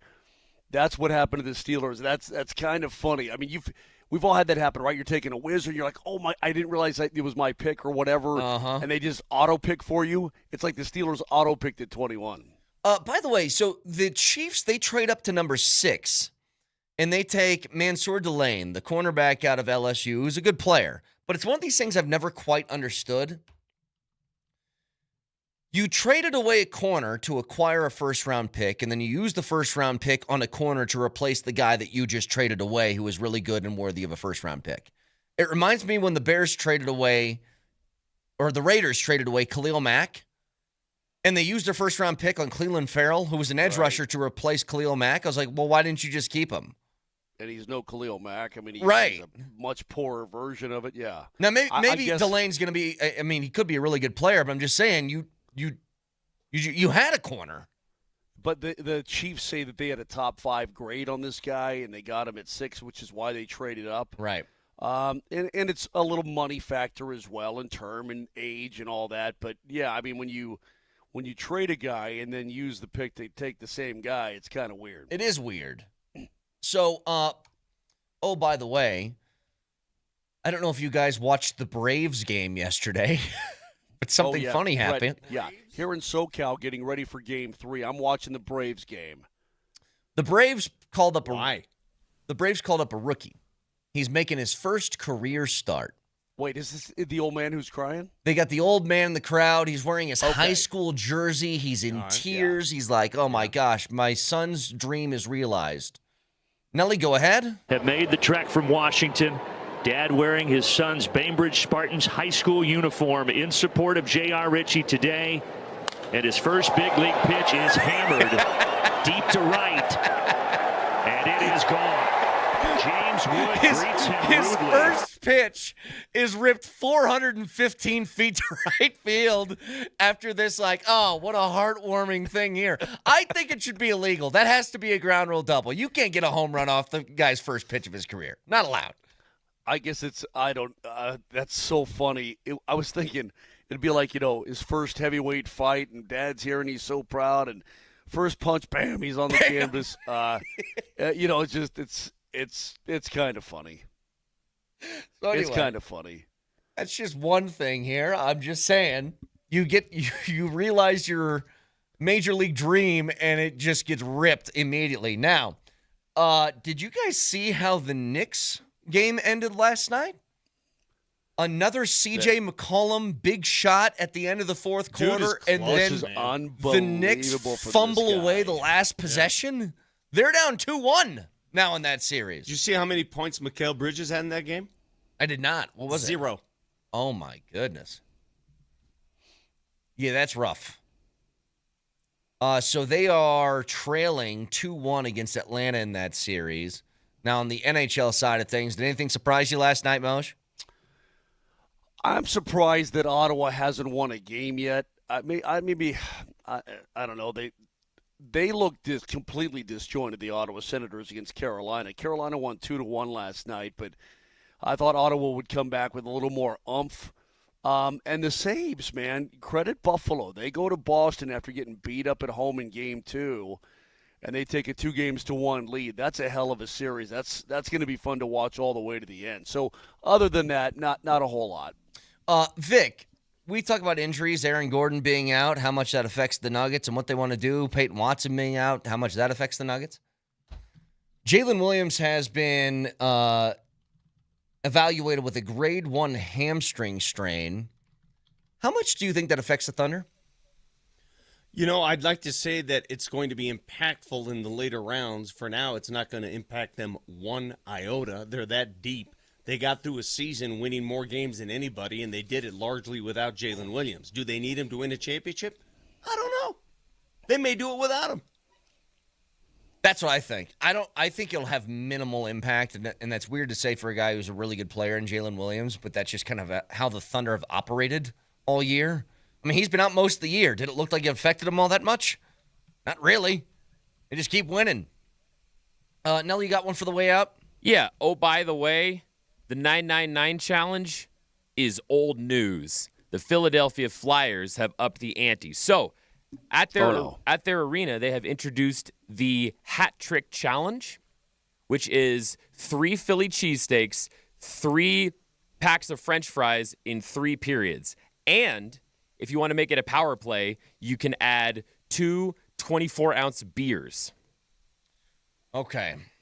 So here's there's the got to deal. be there's got to be a fat guy out there who can handle that. There's got to be a fat guy who does it on a weekend anyway. If I had to power rank my sandwiches, Philly cheesesteak is high.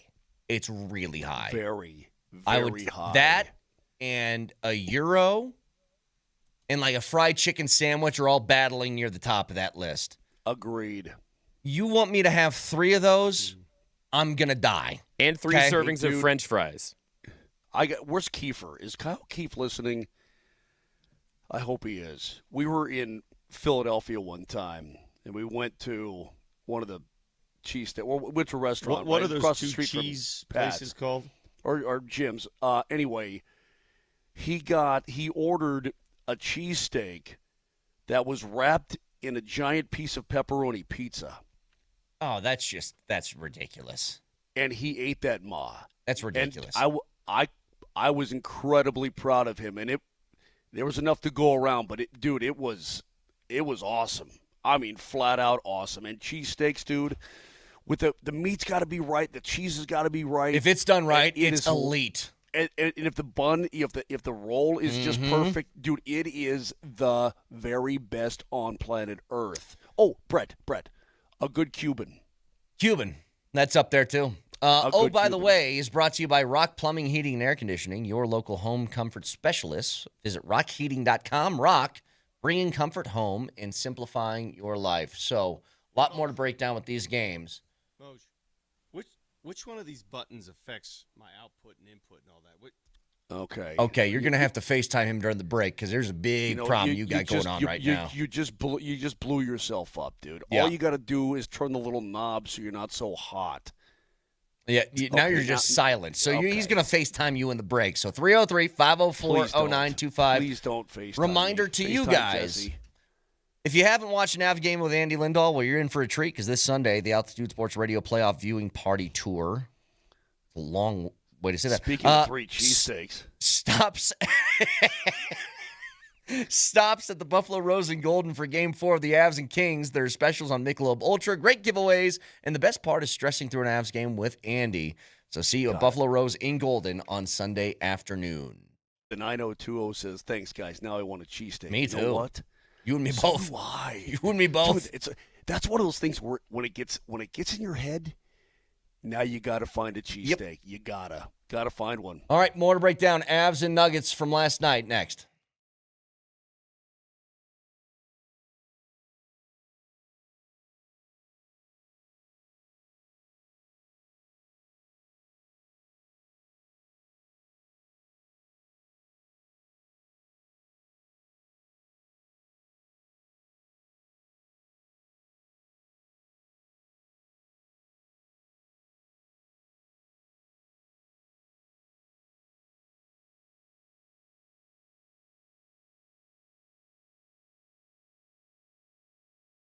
So I was just at the golf course the other day, and I'm a huge Surfside guy. And I've been on, like, the raspberry lemonades are delicious. Their teas are delicious. But for the first time, I had their tea and lemonade combo. It was perfect. I'm on the golf course. I got, like, an Arnold Palmer Surfside. It was amazing. Go check it out for yourself. They are absolutely delicious. They're very light, crushable, perfect as the weather's starting to turn. Only 100 calories, 2 grams of sugar, 0 bubbles, just the absolute best. Surfside, official partner of the Colorado Avalanche and Denver Nuggets, sold in Ball Arena and at bars, restaurants, and stores near you. Must be 21. Please drink responsibly.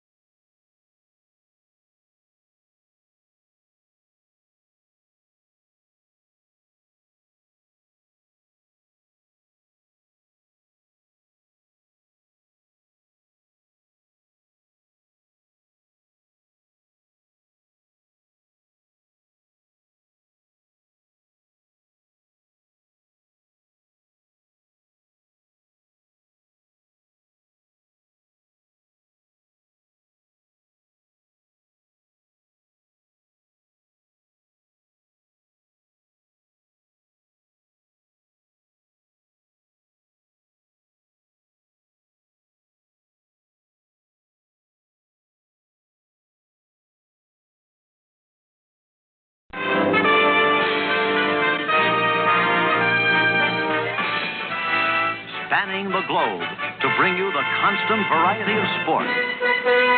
The thrill of victory. Arturi Lehkonen shorthanded, 2-on-2. Lehkonen holding, backdoor, they score!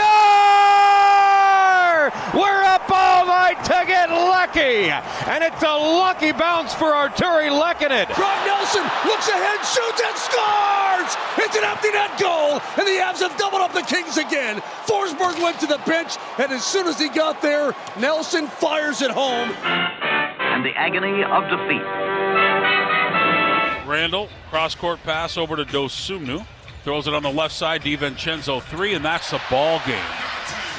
111-96. Denver down with a minute left to go, and Denver's going to fall to down 2 games to 1 in the best of 7 series. And an alley-oop dunk by DiVincenzo. Game number 4 coming up in a couple of nights from Minnesota. The human drama of athletic competition.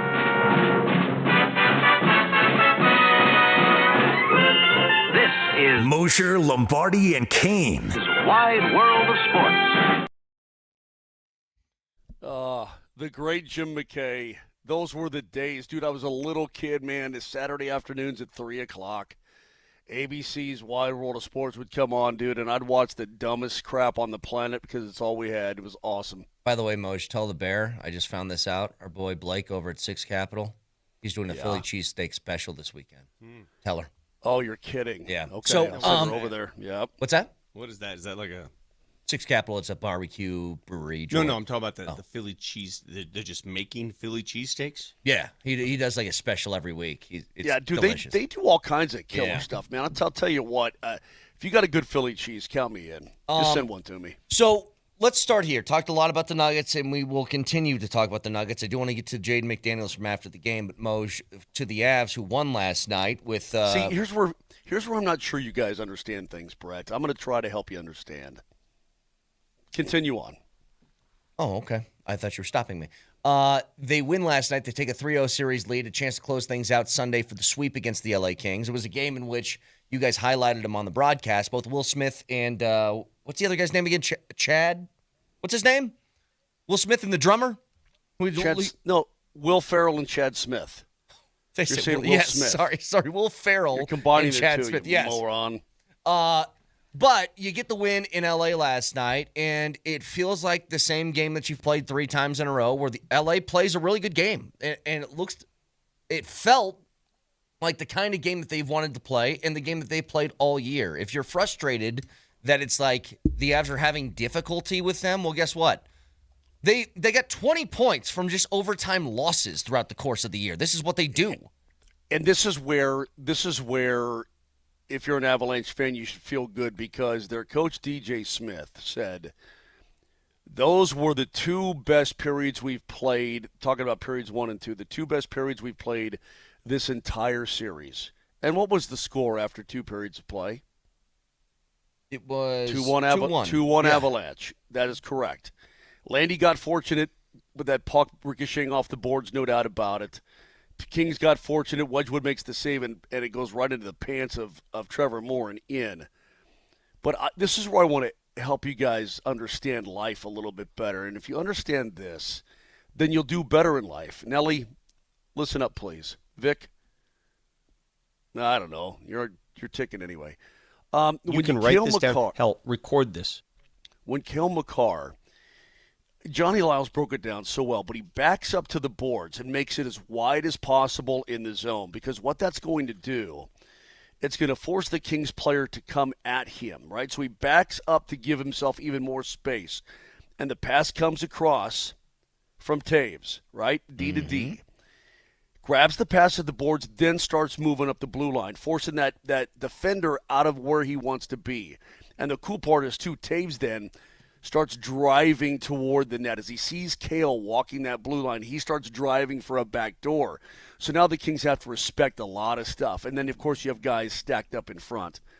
But watching Cale Makar walk that blue line and stick handle the way he does, we got this guy, Ben, he lives actually in North Carolina, but he's the one in real time with the company does all those computer graphics on the ice. Yeah. You know, the circles and and all that stuff and the squiggly lines and all that and, you know, all the broken lines. He does all that in real time. And he puts that squiggly line on the puck, right? And you see Makar serpenting. And he's searching, and he's probing, and he's looking, and then finally finds his spot and lets it go. I don't know how these guys do this, but I'm telling you, it's so high-end. For him to be able to even see that portion of the net, Brett, it's ridiculous. But that's why he's Cale Makar. That's why he is the best on planet Earth. It's sick. And it was a weird game because it was a game in which Nathan MacKinnon did not have a shot. Him and Marty Necas both didn't have shots midway through the third period. Correct. Some of the bigger news to come out of last night, you know, you get the win, you're up 3-0, but Josh Manson did leave with an upper body injury and did not return. So that's a concern going forward, man. Yeah. Vic, you're right. He's a tough hombre, and he's one of your biggest hitters. Yeah. Period, end of story. It was so awkward, too, as Edmondson got him at the bench and bent him over the dasher. And you could see, what body part did that look like to you, Brett? Jesus. Yeah. I get distracted by the way you set that up. Do you ever, think about what you say? How you say it? Like getting nailed by the king? Bent him over the dasher. Like getting nailed by the Kings. By the Kings. He got hit. How about that? Go ahead, Moj. Answer your own question. I'm too distracted. I'm not sure. What's the question? I didn't even think of it. Yeah. What body part did it look like got hurt there to you, Moj? It looked like the ribs to me. I mean, when you get scrunched like that sideways, that looks just awful, dude. And the fact that he left for the end of the rest of the end of the first, all intermission, and then did not start the second on the bench, but then came back in, took a couple of shifts, and then left again. Something is up for sure, and I hope it's just rest. That will cure it. Listen, I don't think he'll play in Game 4. Why would you if you got a 3-0 series lead? Put Nick in there and try to close it out, right? But if you can win Game number 4 on Sunday afternoon, and the Kings know that they ain't winning 4 straight, so we'll see how they react. But if you can win Sunday afternoon, you're going to have a week off, dudes, a whole week. Is there a chance? Is there a chance? I don't know what the injury would be, but listen. This is the kind of time where Vic, you get a horse needle, like the one that stuffed Tyrod's lung. Yeah. And you just horse needle guys up, man. Whatever, you go in there and puncture. Yeah, you go full Pulp Fiction about it, right? Well, yeah, better to do that. 100%. Better to do that than bend him over on the dash. Jesus. Dasher. Moj. So a lot of balls on the table. See, once again, what you guys just said fried my brain for a second. I forgot what I was going to ask you now. Yeah, I got nothing. Lance has a good point. Vic, listen to me. That's why he's Cale Makar and you're you. Okay, I'm not a hockey player. I know, I just wanted to say it. Oh, I know I was going to ask you. Never bent anybody over on the dasher. Okay, I see you're going to make me forget again. Stop. Game 4, because the Kings are down 3-0, they already play a really physical brand of hockey. Is there a chance, Moj, that just becomes a fest of jabbing and punching and I would doubt it, Brett, because the Kings know they know what's up, right? They can't. By the way, they can't even if they have anyone that even thinks that they have a chance in this series, that they can't go to the box and they can't do silly things. And by the way, the Kings aren't full of a bunch of ricks like other teams are. You know what I mean? They don't have guys who just for the fun of it are going to. They're not gonna board you just to break your face up and laugh about it. They don't have those kind of guys. Who did that the year that the Avs won the Cup? Wasn't there a team that knew that they were done for and then just started? Well, the Edmonton Oilers did it. Edmonton. They busted some dudes up. Yeah. So if you're the Kings, okay, going back to the opposition and their mentality, you're down 3-0 to the best team in hockey. What do you say? What do you do? I mean, the series is over, right? I mean, deep down it's over. You're not going to admit it. So what do you do? I mean, you're pros. You continue to play. I mean, how do you play? How do you play? Because whatever you've done, I mean, it's resulted in a 0-3 hole. Yeah, do you just open it up now, Moser, Yeah, and just what say, do you do? If we lose 7-1, then we lose 7-1, but we got to try and score? Yeah, maybe that's the case. I don't know, but I will say this. This could be the very last game of all time for Anze Kopitar. You know, Riker and I were talking about it last night. I'm watching Kopi play. Now, he's not Kopi of 2008. That's not who he is. But, man, the guy can still play the game. And I'm like, why is he retiring? I mean, he's still defensively, he's a two-time Selke winner. He's still awesome that way. You know, he's still got that Kopi in there. But nonetheless, this could be the last game of his entire career. So the Kings, they're going to have something to play for. He's 38 years old. He's been in the league for 20 damn years. And they're going to want to try to send him out, you know, I don't know, with a really good effort. I'm sure they will. And DJ Smith, I don't think he's going to have that job next year, boys. I mean, he's an interim guy after Jim Hiller got fired. I don't think they're going to hire him to be the permanent head coach. Yeah. But you know, he's got pride too, and you know, I think he does a good job. He used to coach the Ottawa Senators, and I don't know. I think they're going to give their old best effort, but the fact of the matter is that they played the two best periods of their entire lives, maybe. You know, the incarnation of this team in periods 1 and 2 last night. We're still down 2-1. Did you see? I just saw this clip last night as I was scrolling through Twitter, but it was the TNT crew after the first period. Avs are up 1-0, and they throw a question over to Gretzky. They're like, you know, the Kings are still playing a pretty good game. What more can they do? And Gretzky goes, score. Mm-hmm. Yeah, like you can score. that would help things. Can we give some love to Scott Wedgwood, bro? He's been unreal. He's been fantastic. He's been great. And by the way, have you seen the way his offense wasn't there this year, nor does it need to be? But there's a reason Devon Taves is a top 5 guy in plus-minus every single year. His defensive play is superb.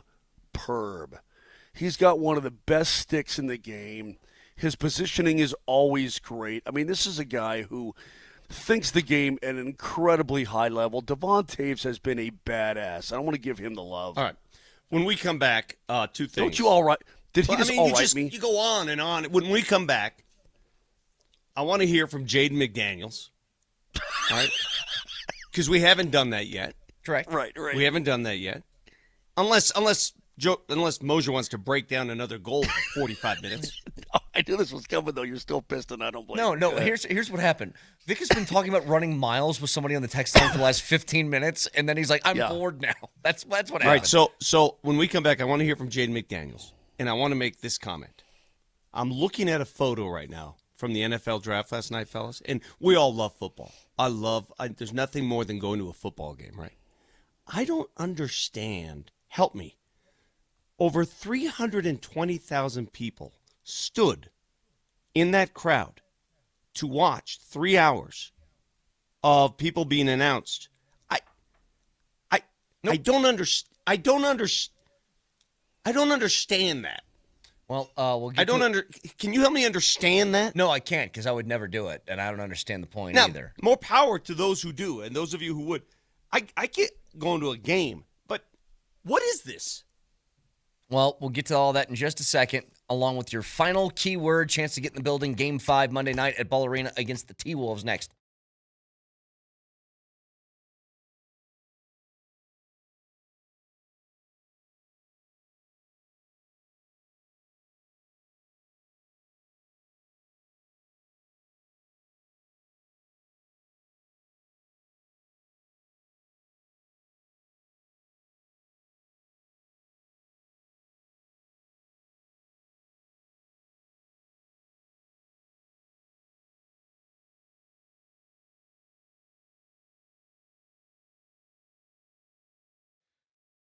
This is Brett Kane, and I love that Fanatic Sportsbook, and especially because they are doing new ways to parlay, including something called Squad Bets, and it's available across the NBA, the MLB, and the NHL.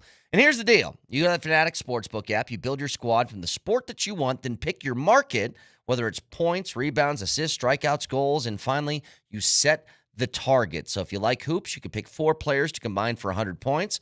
Or in baseball, 3 pitchers to strike out 18 batters. Or in hockey, you could pick 3 guys to score 3 goals. Whatever the case.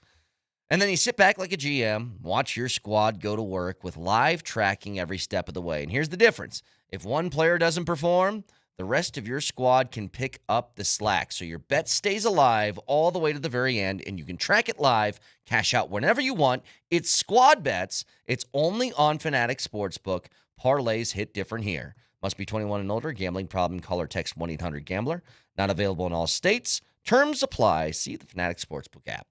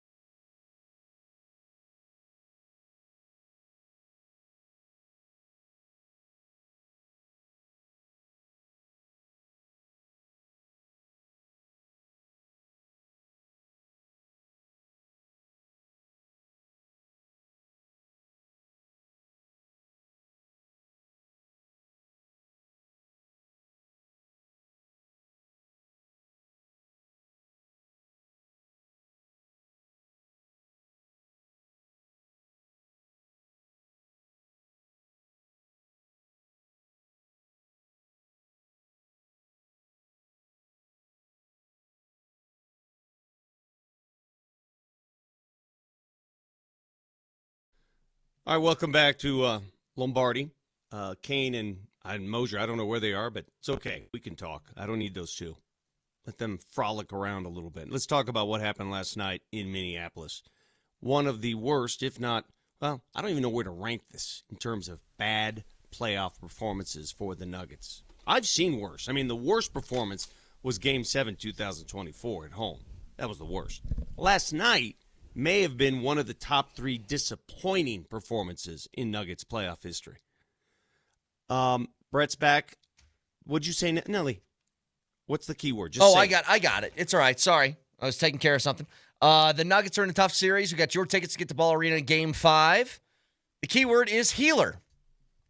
So text that in your first and last name to 303-504-0925. That is healer in your first and last name. There are limited tickets still available to purchase, so visit nuggets.com/playoffs. All right. But it's healer. Since you guys weren't here, let me continue, please. I'll take it from here. Go ahead. One of the most disappointing efforts, I would call it, by a Nuggets team I've ever seen. Publicly called out by an opposing player, and then that opposing player just goes off. While you, as a team, can't do anything about it. Not only not doing anything about it, refusing to really do anything about it. Can't isn't the right word. Yeah. You didn't. You just refusing to do anything about it. So let's start there. We all know what Jaden McDaniels said after Game 2.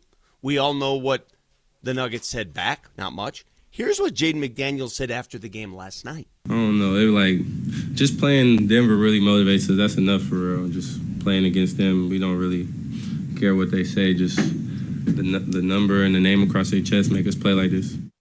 Okay, so he says the Nuggets motivate them. Mm-hmm. I'm going to ask everybody listening right now, what motivates the Nuggets? I don't know, Vic. That's, I was thinking that same thing. God, am I glad you brought that up. So he says, and he backed up his mouthy words and calling everybody out after game number 2. He says just seeing the Nuggets motivates us because they've been such rivals for some years now. So what motivates this team? Well, what? Yeah, what's going to get the Denver Nuggets? Is it cattle prod? What is it? Brett, what motivates the Denver Nuggets right now? They won a championship. They did something Minnesota hasn't done. By the way, Minnesota, before you start smelling your own farts, you haven't done crap. All right? You may own Denver right now, but you haven't won a championship. Denver has. They've got the rings. You do not. You know what I just thought about, Vic? When you ask what motivates the Nuggets, I know there's a couple of people on this team, and I think, look, more than a couple probably, that they will take issue with what media members say about them. I've seen Jamal get snippy. You think? Vic, I know a story with you and somebody on the team that got bent out of shape 100%. over a tweet you had. And you know what? If I call them out and they find that as a source of motivation, you're welcome. But how is that the case and somebody that they're playing against does it to them, and that's how they respond? That's what I don't understand either. What is that? Like, I guarantee you this. They may be more upset with what I've had to say today than what Jaden McDaniels said. Yeah, that's crazy to me. Like, that's insane. This guy, like, I can't emphasize this enough. This man challenged not your ability, he challenged your character. Unless you believe him. Well, there's no way they believe that. There's no way. But you get your character challenged. Defense is calling you out for being soft. It's an effort thing. It's who you are as a person, not a player. Right. And you go out and you put up an 11-point quarter, and the first minute of the game, we'll end the show where we started the show. The first minute of the game, the guy who called you out goes in for an alley-oop, and he ones it because it's a weak foul. There is no weak foul in that scenario. None. The mindset going into that game, and there's where it lies, the mindset. Do you want to blame the coach for not having the proper mindset? Knock yourself out. That's where we respectfully disagree with each other. We agree to disagree. If you think the coach establishes the mindset, not in the NBA, folks. I've been around the NBA a long time. It's a player's league. It's a player's mindset. A coach can say whatever the hell he wants to say before the game, but a player decides how he's going to react. And if the mindset going into that game is, well, we'll just buckle down and play hard, that ain't going to work. That guy who called you out is driving to the basket. He's right there, and you let him do whatever he wants to do. That's on you, the player. When I heard this from Jamal in the post game, just listen. Yeah, it's tough. Nobody on the team is making shots, including myself. So I just think, the first quarter we got to have a better start to the game and, settle ourselves down on the road and not get, because they played with a lot of adrenaline and the crowd was into it in the first quarter, and I felt like we were just playing a little too fast. And, after that quarter, the score was pretty even, maybe quarter to quarter. But, that first really hurt us. Couldn't recover from that. So just got to be better to start the game and with a more calmer mindset, especially on the road. That sounds like an answer that comes in January after a game that you played not very well. And I don't like it how a lot of them went to, well, we didn't make shots tonight. It wasn't about the shots. And the last part of that, the calmer mindset. You were too calm. This whole Zen approach that the Nuggets take,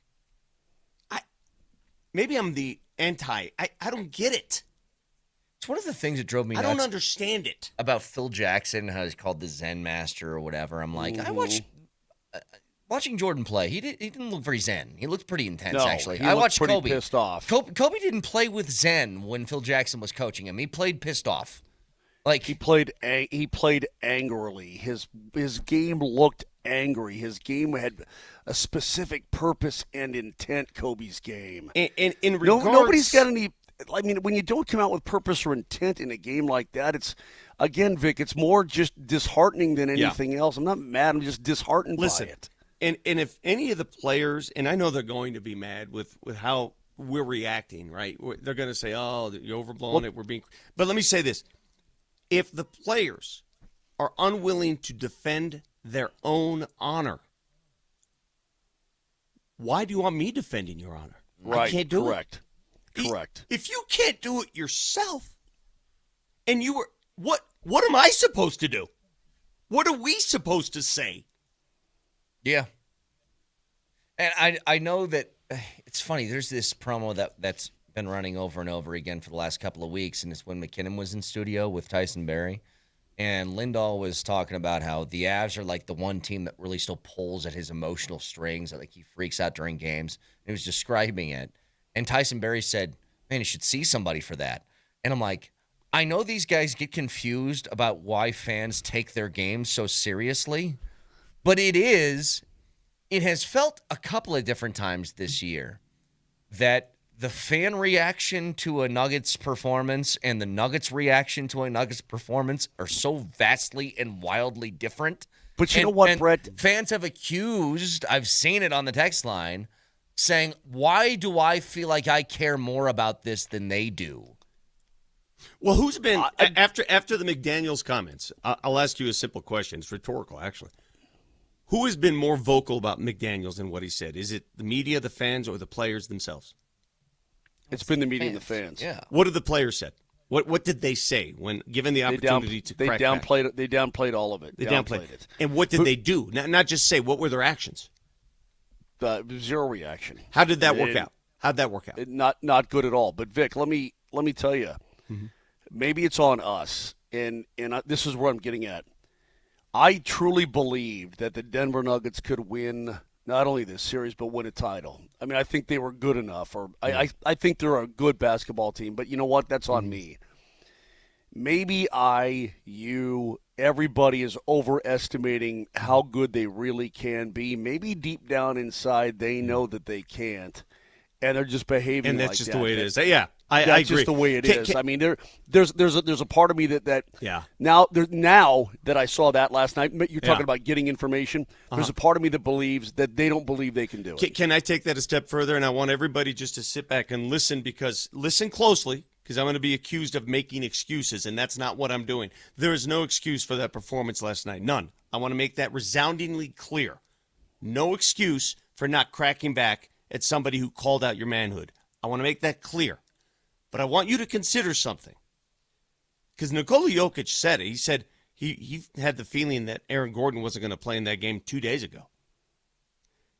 I wonder how much of them are resigned to the fact that they know Aaron Gordon is never going to be Aaron Gordon. And they know that they're not going to climb the mountain without him.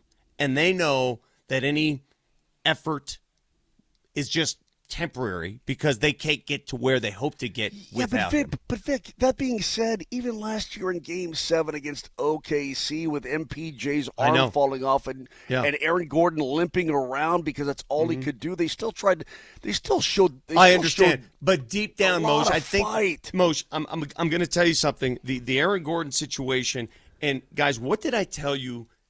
I hate to go there. Back in August, what did I say was the biggest concern for the Denver Nuggets this season? What did I say? Health. No, but who specifically? Yeah, Aaron Gordon. AG. I said it back in August. I said this season hinges on one player. Well, and I'm not trying to put it all on him because you can't do anything about. But if your body betrays you, it betrays you. It's not a character flaw. It's not a training flaw. It's no one's fault. All right, I'm not blaming anyone. It's just the way it is. He's got calf and hamstring issues, back issues. He didn't play last night. What makes you think that suddenly, snap of a finger, he's going to be right for the rest of this playoff run? Yeah, I agree. It's the writing's right there, fella. We can't lie about it anymore. We can't mask it. We can't pretend. There's no pretending. He's not right. Julius Randle outplayed him in game 2, correct? He wasn't right. Yeah. Brett, I don't want to go here yet because you're only down 2-1. But is it possible that we got in a fight with an entire country for nothing? He's not even trusting, Val, like last night, a lot of people texted me, my buddy, why don't they play Val? Why don't they play Val? Well, I mean, that speaks volumes. They didn't even put him on the court. Panathinaikos. Speaks volumes. Yeah, you know what? I don't. We got in a fight with an entire country. We had their navy sailing to our shores. But Panathinaikos. You can play him, dude. You can play him. Dude, it would. Do you think that would have made a difference last night? I'll tell you what. Out of all the guys in this roster that might have some attitude to him, maybe Jonas has the most. And that's what were you missing last night? It's basically what? Him or Bruce? Who else would it be? If we're talking about soft mentality, not fighting back, I've seen Jonas get physical with people before. I've seen it. And Adelman said, I wanted to go with a smaller lineup because we weren't making shots, so I wanted to put shooters out there. Well, guess what? You shot 34% still. We're reaching now. We're reaching about who to play. I mean, the guy who played instead of Jonas, how did he play? Okay, but Zeke. Wait, hold on. Played well. He played well. Zeke I got Jonas love Valanciunas. Zeke's game. Yes. Right, so Zeke played well, right? Yes. Did Zeke play better than Jonas did in game 2? Yes. Okay, so then what's the problem here? It's not a Jonas Valanciunas problem. Hold on. This is what happens with. I know this is like so low on the power rankings of things going on with the Nuggets, but just for the Valanciunas argument, Christian Brown was awful last night. Yeah. And Cam Johnson was awful last night. And they're still in the starting lineup playing 25, 30 minutes a night. Mm-hmm. Jonas can go out there for a few minutes and see if he can give you something. Maybe he can give you something physical down low because you had none of it. Yeah, but now you're just looking for blood. You're looking just for someone to get. Yeah, if that's what you I'm want. saying get buckets on layups instead of taking 1,000 jumpers and missing. Well, why didn't he do that in game 2? Because he played 3 minutes. Why didn't he do it in game 1? Wait, he didn't play in game 2, did he? He didn't play. No, he didn't play in game 2. He played in game 1 for 3 minutes. He played game 2. He played terribly in game 2. Hang on a second. Let me see. He did. He had a couple. He had a couple fouls right away, didn't he? He played. Yes, he played 3 minutes in game 2. You're right. Yeah. 3 minutes. That was the game that he played 3 minutes. All I'm saying is, everybody thinks there's a magic formula, that there's that one No, player. that doesn't fix there's anything. That one player. I strongly disagree with all of you guys. There's not that magic formula. It's a cohesion thing. It's a belief. I believe that once the Nuggets found out Aaron Gordon was out, and they know deep down that Aaron Gordon is not going to be Aaron Gordon, I think part of it is they know. They know. They know. Well, then, Sure what, feels then like just it. quit. Then just don't play. What are we doing then? Like, go out and put effort out there. Like, that's even more frustrating if that's the case. Well, it's not. They played with effort. I mean, you're taking it too far. They played with effort. They didn't play the right kind of. They played with effort. I didn't see a lot of it last night. Oh, I disagree with you. Now you're getting a little crazy here. They weren't. I mean, but Zeke played with effort. Zeke played with effort. He was the one that was flying all over the floor. He was doing that. You're allowing straight line drives. You're allowing guys to dunk on you late in games. What is that? It's just it's a shame because the way this team is built, it's a shame that all of those hopes and aspirations really come down to one player. I mean, it doesn't have to be AG. It could be Jamal. It could be Nikola. I mean, where do I draw the line there? I mean, like if a player is unable to play, again, Peyton Watson hasn't played in the playoffs at all. And he doesn't look close, by the way. For those who think, oh, Peyton Watson's going to put on the cape and rescue them. He hasn't even participated. Guys, he's just shooting around. I know. He's not playing. What's going on with him? He's not playing. Do you think Aaron Gordon, from calf tightness and labeled out in a key game, is suddenly going to pop up Saturday and be 100%? Are you crazy? No. But here's what you can do. Okay, AG's out. How much money is Christian Brown making a year? Well, the contract 30. kicks in next year. I mean, 30. I know, but it's signed, so it's 30 a year? No. It's like, I think it's 20 or 25 mil. No, it's more than 20, dude. I'll look it up. It's 20 or 25, one of the two. That's what it is. I need more than 2, bro. Yeah. I need more Obviously. than 2. 5 year. You're right, Vic. 5 year, 125. So that's 25 per. Yeah. So the issue is in a game like that, and that's why everybody who wants to blame the coach and motivation, this is the same coach who carried a roster in the month of January where they were minus 2 centers, they were minus Joker, they were minus Cam, and they went 10-6. They went to Philadelphia with their top 7 players out and beat Philly. They beat San Antonio in the season ender with a bunch of G Leaguers. Yeah. They played hard. Yep. It's the players. It's a players' league. The way you play, how hard you play, how intense you play, it's intrinsic. Reminder to you guys, you want to get in the building, Game 5 on Monday at Ball Arena. The keyword is healer. So text that in your first and last name to 303-504-0925. Also, Devon Taves is a badass. He is. Yes, he is. Okay, that's all I want to say. We'll get to drunk takes next.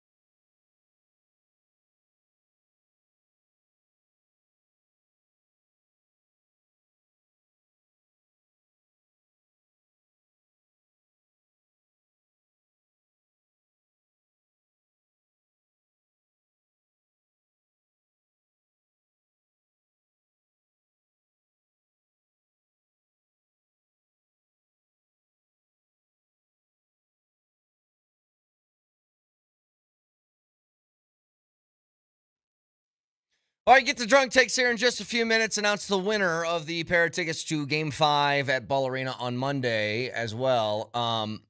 Look, I'll be honest. I feel a little guilty this morning because the Avs just took a 3-0 series lead, and they're taking care of business the way that they're supposed to, and it's been a lot about the Nuggets, but how about this? Come on, I'm not guilty about that. The series for the Avs is over. We know they're going to win. Listen. It's over, pal. You know me. I'm an equal opportunity talker. What is there to say? No, Vic. To finish that, what I was going to say was I feel guilty because they won their game last night, and they're doing what they're supposed to be doing, and the Nuggets did not last night. But here's the thing, Moj. We're going to have weeks of Avs talk here. We're going to have weeks of that still to come. And if the Nuggets continue... I hope so, bro. I hope so. No, but I'm just saying we will. And if the Nuggets continue to do what they did last night, we're going to have a couple more days of Nuggets talk. That's it. Somebody brought up a good point on the text line, Moj. We're here saying, hey, maybe the Nuggets just, the injuries, AG out, Peyton Watson out, and they just... Last I checked, the Lakers are without two of their leading scorers. They're without the leading scorer of the NBA. Yeah. And they just smacked the Rockets in 2 games. That's why I don't buy it. The Rockets suck. The Rockets suck. I understand the Rockets, and everybody's talking, well, maybe Denver would have been better off facing Houston. No. I'm glad it worked out this way. I'm glad you're playing Minnesota, and I'm glad you're at this point. Because why bother going through this whole process, right? Why bother going down the road? You want to reveal who you are now. That's okay, Vic. Now that you just said the word, you took it right out of my mouth. So far through 3 games, a lot has been revealed, and not just injury-wise. I think last night, the start of that game, after what transpired after Game 2, a lot was revealed. They still have time to reveal some good stuff. They do. The Denver Nuggets still have time to reveal some good stuff in game number 4 and bring this back home tied. You're just holding serve. I agree, but would you be surprised? You regain the home court advantage. But would you be surprised? At this point, I would, Vic. Yes. At this point. I said this earlier, and you guys pushed back on me when it looked like the Nuggets were going to face OKC in the second round. I said, you know what? Just bring it. Either you're going to do it or you're not. Right. Yeah. I'm with you now. Away from. I'm not going to run from it. Either you're going to play like a champion or you're going to lose, and let's figure it out. A lot of it is also on, stay fresh, keep guys healthy. Well, you know what? If you can't stay healthy, it's going to happen now. It's going to happen later. What does it matter? Yeah. What does it matter?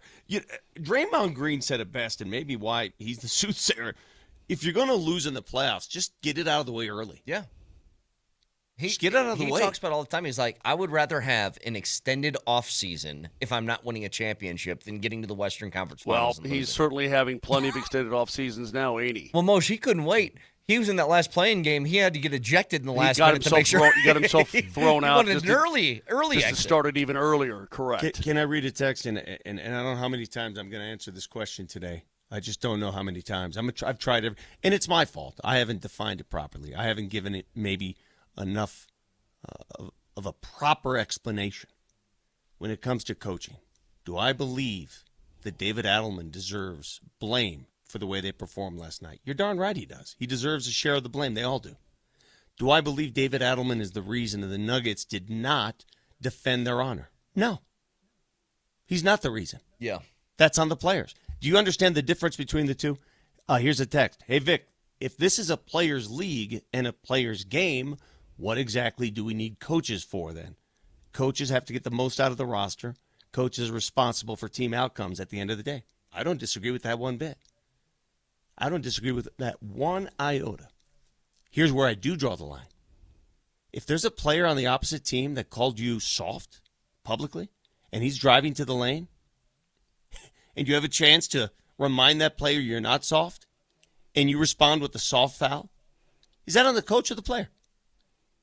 It's on the player. It's the on the coach player. Doesn't need to tell you that. Moj, when in Game 1 against the Kings. Hey, well, listen, when Austin Matthews gets blown up, gets his leg blown up, and this the what I'm getting Toronto at. Maple Leafs do nothing, is that on the coach or is that on the players? When Cale Makar, somebody took or was it Makar or was it Natchez? Kempe. When somebody took a run at him. Who responded? Bednar didn't have to tell Kulak, go jump on that guy. Kulak went and jumped on the guy. Exactly. He's like, this is Correct. not acceptable. Exactly. And I'm going to show you why. Exactly. I mean, if you've ever played team sports and you see a teammate get sabotaged or something, and you have another teammate that I don't see it on this team. I haven't seen it all year. In Oklahoma City, when Lou Dort was beaten on Joker, did anybody do anything? No, nothing. Do you guys remember? Did the Nuggets do anything? Yes. No, they did nothing. Vic, you're my friend. You're my bubby. My bubby. Bubby. The rest of this day until tip-off tomorrow, are you gonna be okay, bud? What are you gonna do? You gonna dwell on this rest of the day? I slept great last night. You know, You people think you sleep bad after a loss like I didn't, because I learned what I needed to learn.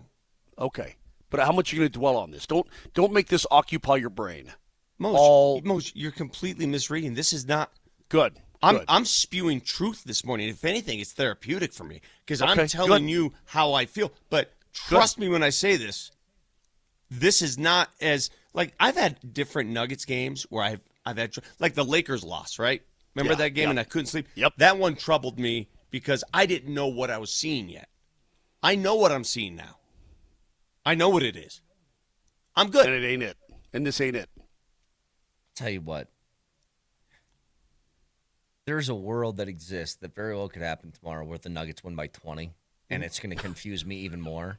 You know what I mean? It easily could happen. It could. I've told you, and I want to ask the listeners this too. See if you think like I do. The Nuggets can win tomorrow night.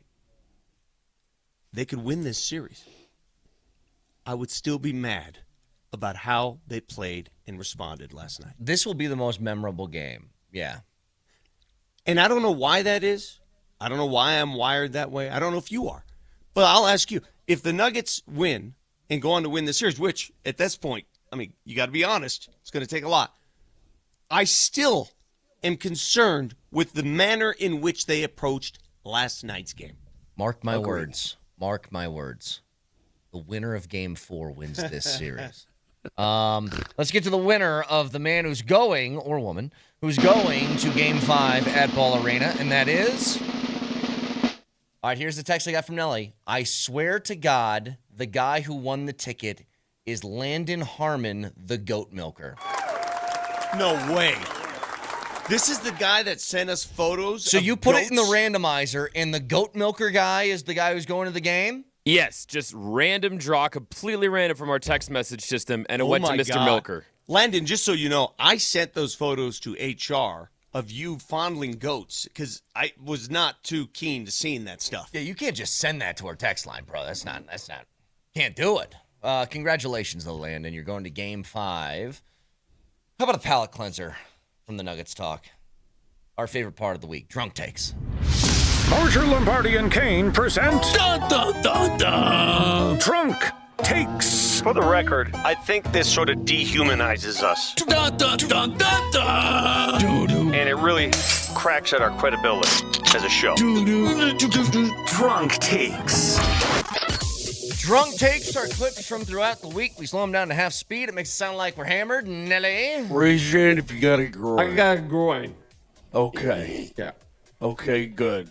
Big groin guy over here. Nelly, Steve, you were really late to put your hand up. bro. That's okay, though. Yeah, okay. Just think about it. You were a little too late on that one. You there, were Nelly. a little Big too groin late, guy over Nelly. here. Big groin guy over here. What's next? Vic. So Yeah. to these people that think everything's good. I hate when people say that. You know when they say. What'd you get, Maj? What? I kind of forgot what I was going to say. That was my preemptive strike because after Game 2, there were people saying, oh, you guys are too negative. Well, now what? It's a great impression. I come across people who speak like that all the time. Yeah. All the time. What's next? Hey, just because these games have been tight and close and grinders and grind out KJ Granderson just because they've been that. Sorry, Kate. Yep, that's another patented Moser staple. What's next? This is my dream to watch you break What is down. this? Why am I looking at your insides? What's going on here? What was that? We were talking about how Vic's family tree has a little bit too much chlorine in the gene pool, and he brought up a picture of his spine. Picture. Yeah, the spine picture. Yeah, what's next? No doubt he is a skilled player. There you go, Weiss. Is that better? That scared me a little bit. It scared me too. When you're not ready for that dog, it's going to come your way pretty loud. God. Bent over on the dasher. That. Jeez. I mean, it is true. You're never ready for that dong when it comes your way. No, you're not. True. You're That just is not. true. You should just say what you want to say. What's next? So you tell me then. All right, smarty pants. What? Was that a ding or a dong? It does sound a lot more like a dong. Okay, I'll give that Nelly, to you. Yep. could you dong me one more time, please? One more time. Moj. I mean, just say it. All right, we got one more. Nelly, go ahead. They say, I mean, what's the saying? You're attracted to girls that look like your father? What? Hang on. Did you say you're attracted to girls that look like your father? The queen of chicken is easy. I never would have put it together. Close enough. No, my God, I don't that's think it is hysterical. close enough, no. All right, so we have Game 4 for the Nuggets tomorrow right here on Altitude Sports Radio 92.5. What if they win by 20? And then are crap talking off Vic, the court. Vic, with this particular basketball team, They could. I think anything is possible. Yeah. Yes. What if they win by 20 and Joker's talking mad smack after the game? Bring it. Then it would show me something. Bring it. I mean, that would be so out of character, though. Joker shows up post-game press conference with a do-rag and a cigarette in his mouth. Yeah. He's just like, yeah, I knew we had it. Here's what's going to happen. The Nuggets are going to win Game 4, then they're going to lose Game 5 at home, then they're going to win Game 6 in Minnesota, and then we're right back to where we were last year. That's what it was. All right, iTunes, Spotify, Moser, Lombardi, and Kane is where you can find the podcasts. Again, Nuggets on 92.5 tomorrow. We have the Avs on 92.5 at 2:30 puck drop on Sunday. Stay tuned for all of it over the weekend. We'll break it down on Monday, including there's going to be some new Broncos on the roster, too. They're going to draft some people tonight and tomorrow. Yeah, we'll see. They are. Have a great weekend. Love you guys. See you. Okay, Nelly, could you dong me one more time, please? One more time.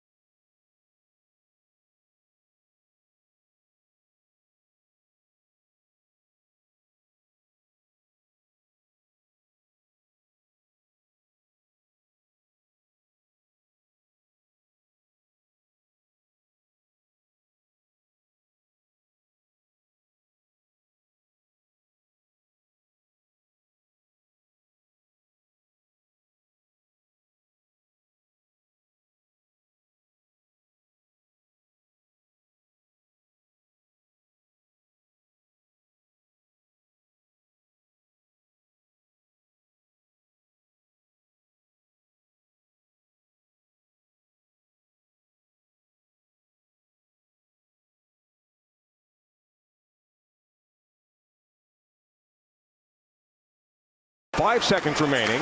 Waugh with the steal off of Kulak. Back for Waugh. 2 seconds to go. 1. Period 3 is done in game 3. Colorado comes to Southern California and is now 1 win away from moving on to round number 2. They win game 3 by a final score of 4-2 to take a 3-0 stranglehold on the series. Randall, cross-court pass over to Dosumnu. Throws it on the left side, DiVincenzo 3, and that's the ball game. 111-96. Denver down with a minute left to go, and Denver's going to fall to down 2 games to 1 in the best of 7 series. And an alley-oop dunk by DiVincenzo. Game number 4 coming up in a couple of nights from Minnesota. I'm sure there's been worse, but a tough playoff game here for the Denver Nuggets. They get absolutely crunched by the Minnesota Timberwolves here tonight at Target Center. They'll try and regroup and try and even up the series here in a couple of nights. Denver down 2 games to 1 in the best of 7 series. Final tonight from Target Center. Minnesota 113, Denver 96. The Avs get a 4-2 win. They go up 3-0 in the series. The first round of the NFL draft comes and goes. The Broncos do nothing. We'll get into all of that later when it's all fine and due to be happy and go lucky. An abject disaster last night for the Denver Nuggets in Game 3 of the Western Conference quarterfinal. They walk into the Target Center in Minnesota and get absolutely popped in the nose from the opening tip and had nothing to say about it. They got punched in the face by the bully and then went and got the guy a bag of ice for his knuckles. They sat in the corner in the chair. Which chair was it? Which chair was it? They sat in the corner and they watched. And they went, good on you, buddy. It was an absolute disaster from the Nuggets last night. Joker was terrible. Murray was terrible. The bench was terrible. They allowed Jaden McDaniels to dunk on you 3 possessions in, and then with 4.5 minutes to go, straight down the lane on Spencer Jones and Nikola Jokic. You weren't going to win the game. 4.5 minutes to go. And you just let him go straight through. You had 3 fouls. You knew you were coming out of the game. You know what? He's the best player on planet Earth, Nikola Jokic. You deserve your flowers for that as much as humanly possible. I think there's many times on this show where I feel like I take Joker for granted. Not only was he not good enough last night, I think he needed to take a page out of the old Trump book. Oh, this will be interesting.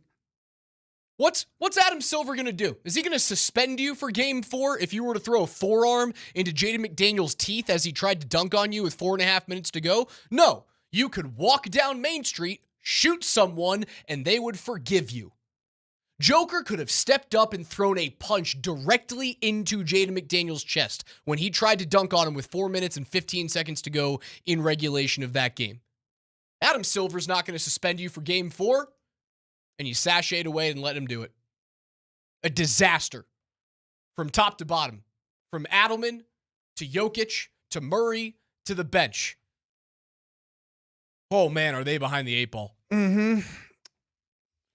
Yeah, Raj, typically on days like today, after games like last night, and we're talking about the Nuggets, we'll get to the Avs at some point here because it was awesome. It was great. All is well in Avs land. Typically, I have some type of angle that's geared towards inspiration and motivation because that's how I've spent my life. I talk to young people about how to respond to adversity.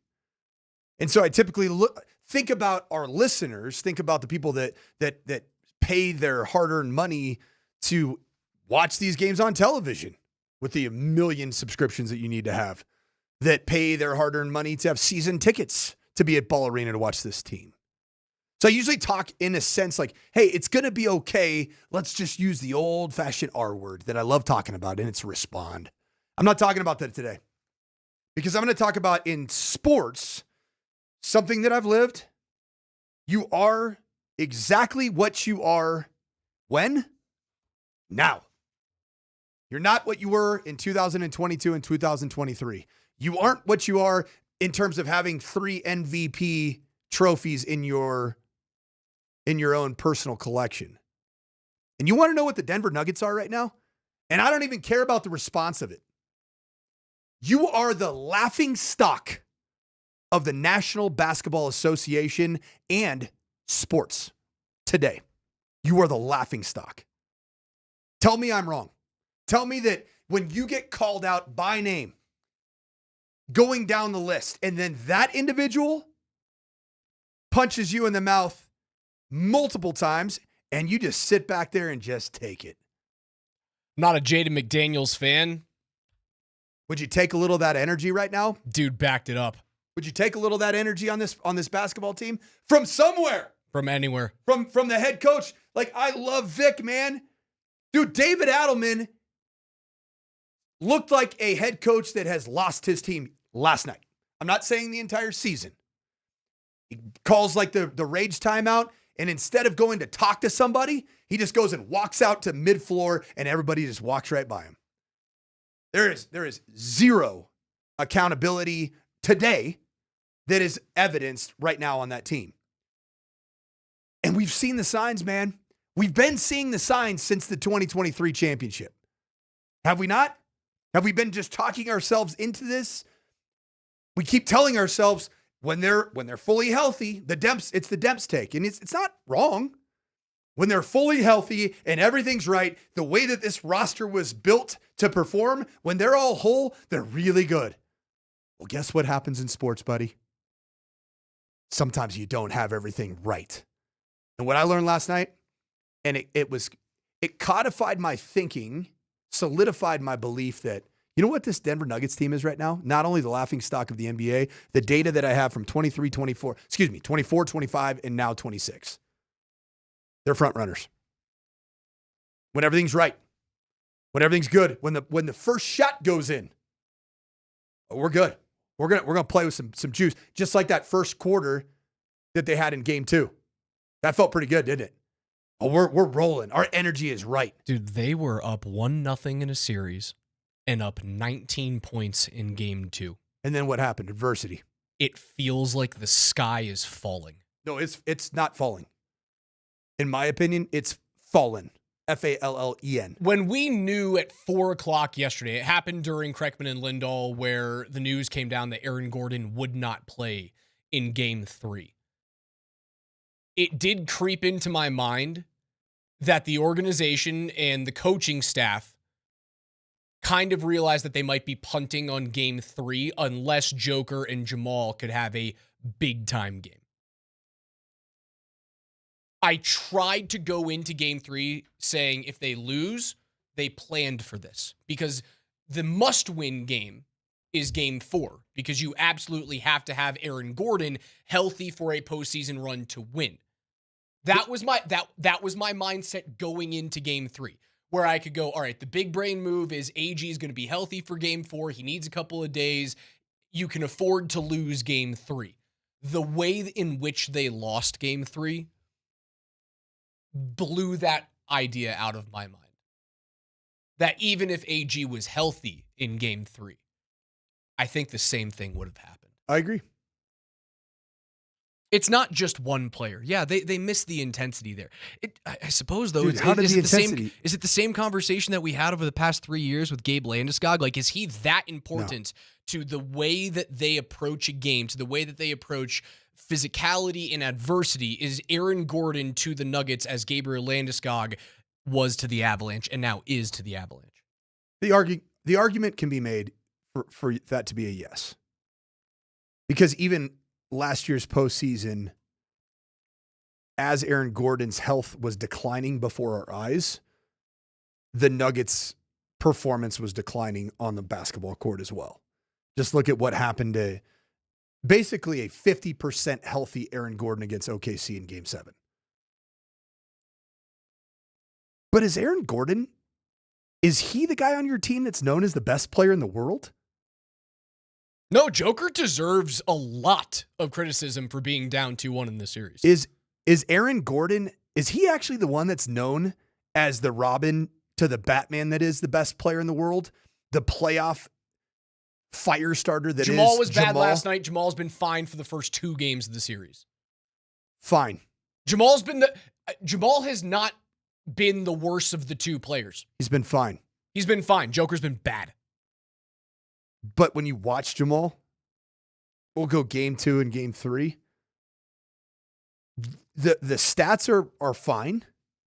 But when you watch he looks slow right now. He looks sluggish right now. He is getting owned bringing the basketball up. Jaden McDaniels is assaulting him, and he doesn't seem to have an answer, either athletically, willpower, whatever it may be. It does not seem to appear that there's an answer. Minnesota revels in defending. They do it with a smile on their face. 100%. It feels like Denver, when they pick up someone at 3/4 court, it's a chore. It's a job. Minnesota gets juiced up. Even if they miss a basket. Typically it happens, especially last night, it's after a basket goes in. And then they're juiced up. Hands are right on their quads. They're ready to take you up the entirety of the floor, 95 feet. They defend with a smile. What I would add is when the Denver Nuggets publicly, and I don't know what happened behind the scenes, but I feel like I know what happened behind the scenes with the response to the comments that were made by Jaden McDaniels. Generally speaking, the Nuggets were very dismissive of it. Like, oh, we're above that. We don't let that enter into it. So if you're above that, and in coaching and in athletics, if you're not going to believe in any type of exterior motivators, external factors that can lead to playing with an edge, if you're not going to believe in that, guess what you have to do? You've got to execute to perfection. You know what Minnesota looks like? They look like a team that created their own external motivator in the form of Jaden McDaniels saying what he said, and they all rally behind it. Could you not see it? It was clear as day, and they were mocking you. The laughing stock right now of the NBA. The good news is Denver has a history of getting absolutely walloped in a game 3 to a Rudy Gobert team. They came back and they won that series in 7. They have shown in the Jokic and the Jamal Murray era. What year was that? That was in 2021. Okay. They lost 124-87 in game 3. 124-87. Joker was a minus 21 in 31 minutes that game. They've shown that they can come back and win a series like this. It felt like the sky was falling then. Feels like the sky's falling right now. We do it after every single Avs game, after every single Nuggets game in the postseason. Don't go anywhere. On the other side, your big play replay will continue breaking this game down, the Avalanche game down, and we will get you guys inside the building for Game 5 on Monday evening. Your first keyword to text in comes up on the other side of the break.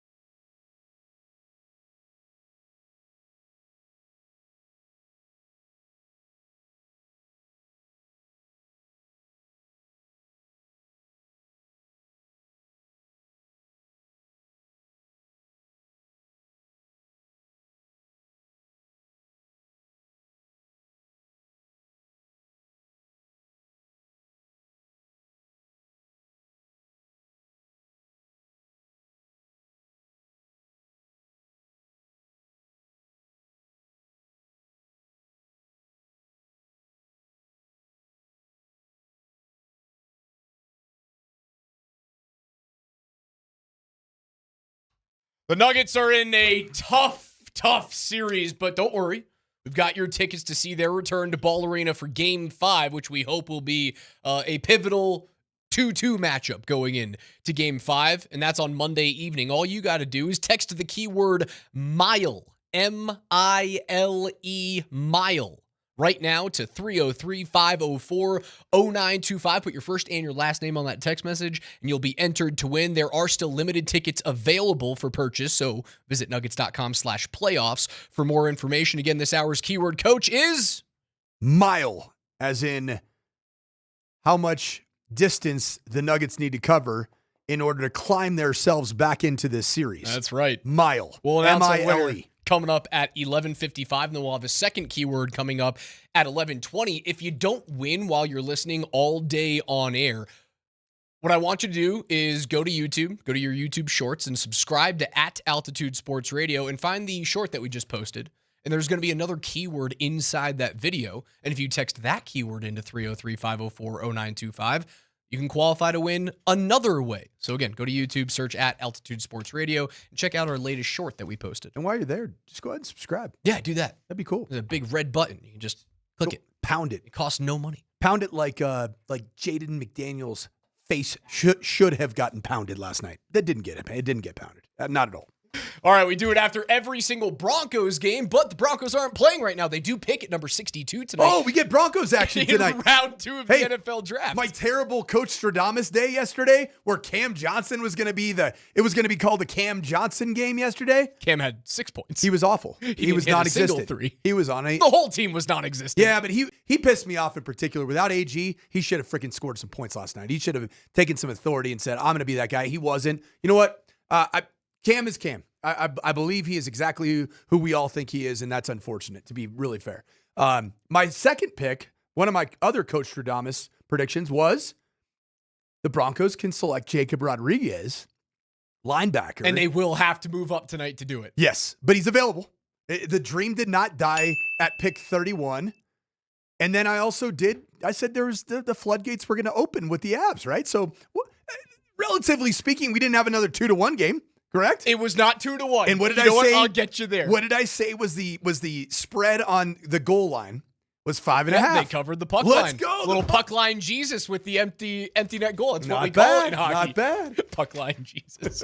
We do it after every Broncos game. They're not playing, so it's the playoffs. We do our big play replay after every Nuggets playoff game, after every Avalanche playoff game. We've been wallowing in misery. We've been screaming into the microphones for the last 25 minutes about what a disaster the Nuggets game was. Let's go to the 200 by 85. The Avs are up 3-0 in this series. KJ, hit it.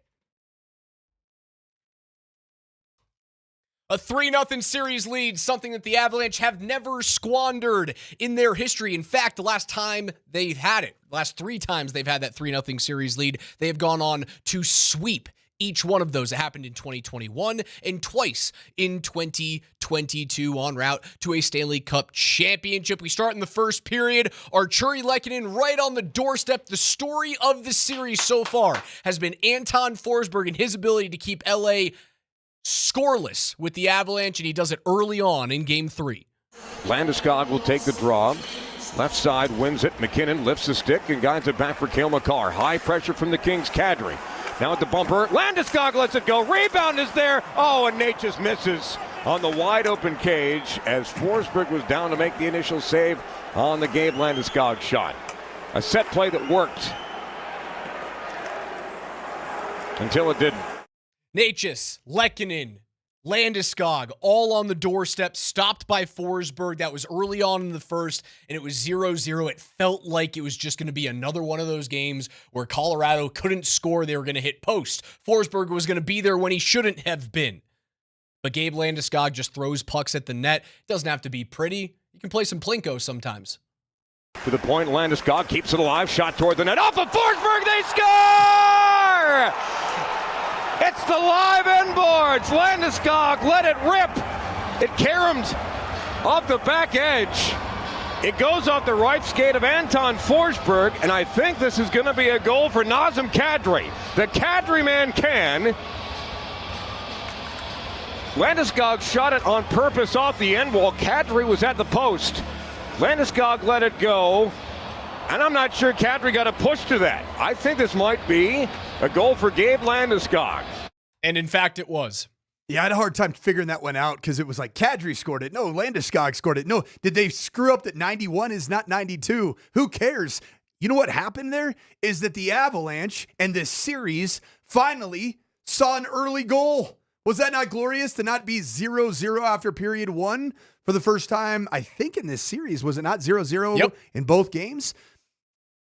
Gabe Landeskog's having a really good series, much to the chagrin of some people in this market that think that Gabe Landeskog's a terrible hockey player. Yeah, he's quite important. He's not only important, but guess what? He's actually finding points as a guy that is not only the glue of this team, but he's actually producing for this team. I remember when I played you guys that sit down that I had with Tyson Berry and not Gabe Landeskog of Nathan totally McKinnon. Remember the line.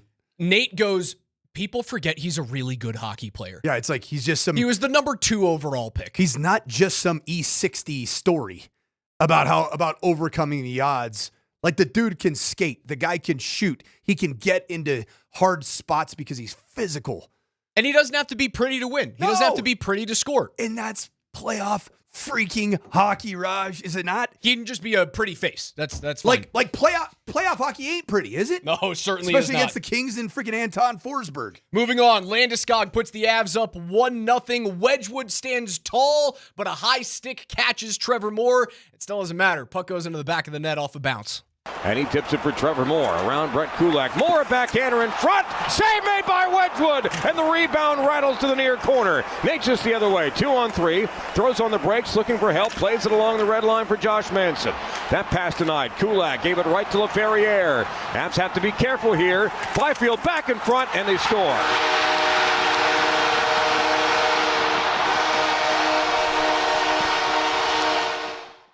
Trevor Moore ties the game up at 1. Josh Manson, a high sticking call, catches Trevor Moore, cuts him. So this is a play that honestly doesn't happen all that often. It was a double minor. LA scores on the delayed penalty. It wipes off half of the double minor. Colorado has to go back on the penalty kill despite giving up the delayed penalty goal. Essentially, the worst case scenario, the worst type of goal that you could ever give up is because you got to defend 5-on-4 immediately thereafter. Now, I think the NHL should adopt the rule in which if you score on a delayed penalty, you still get the power play.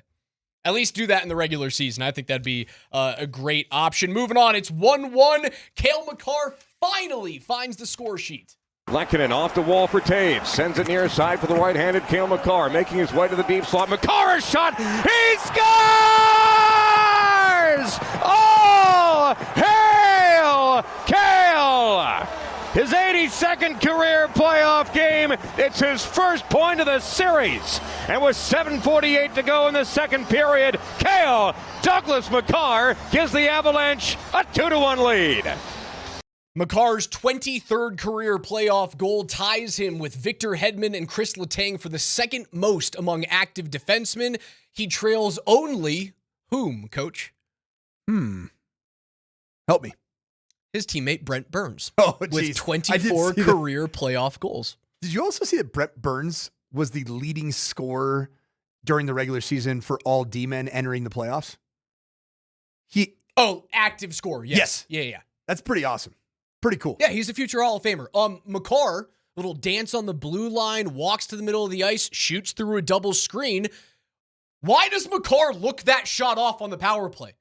He's allergic to that exact same shot on the power play. Gripping the stick tight. For why? I don't know. They used to do it all the time on the power play. This team needs to give you and I at least something to be upset about. And they continue to give it to us in the form of the power play. I heard it was actually really good coverage on the national broadcast. Wayne Gretzky was tongue-in-cheek. You probably didn't hear this last night, but he's like, I don't understand how this team struggles on the power play.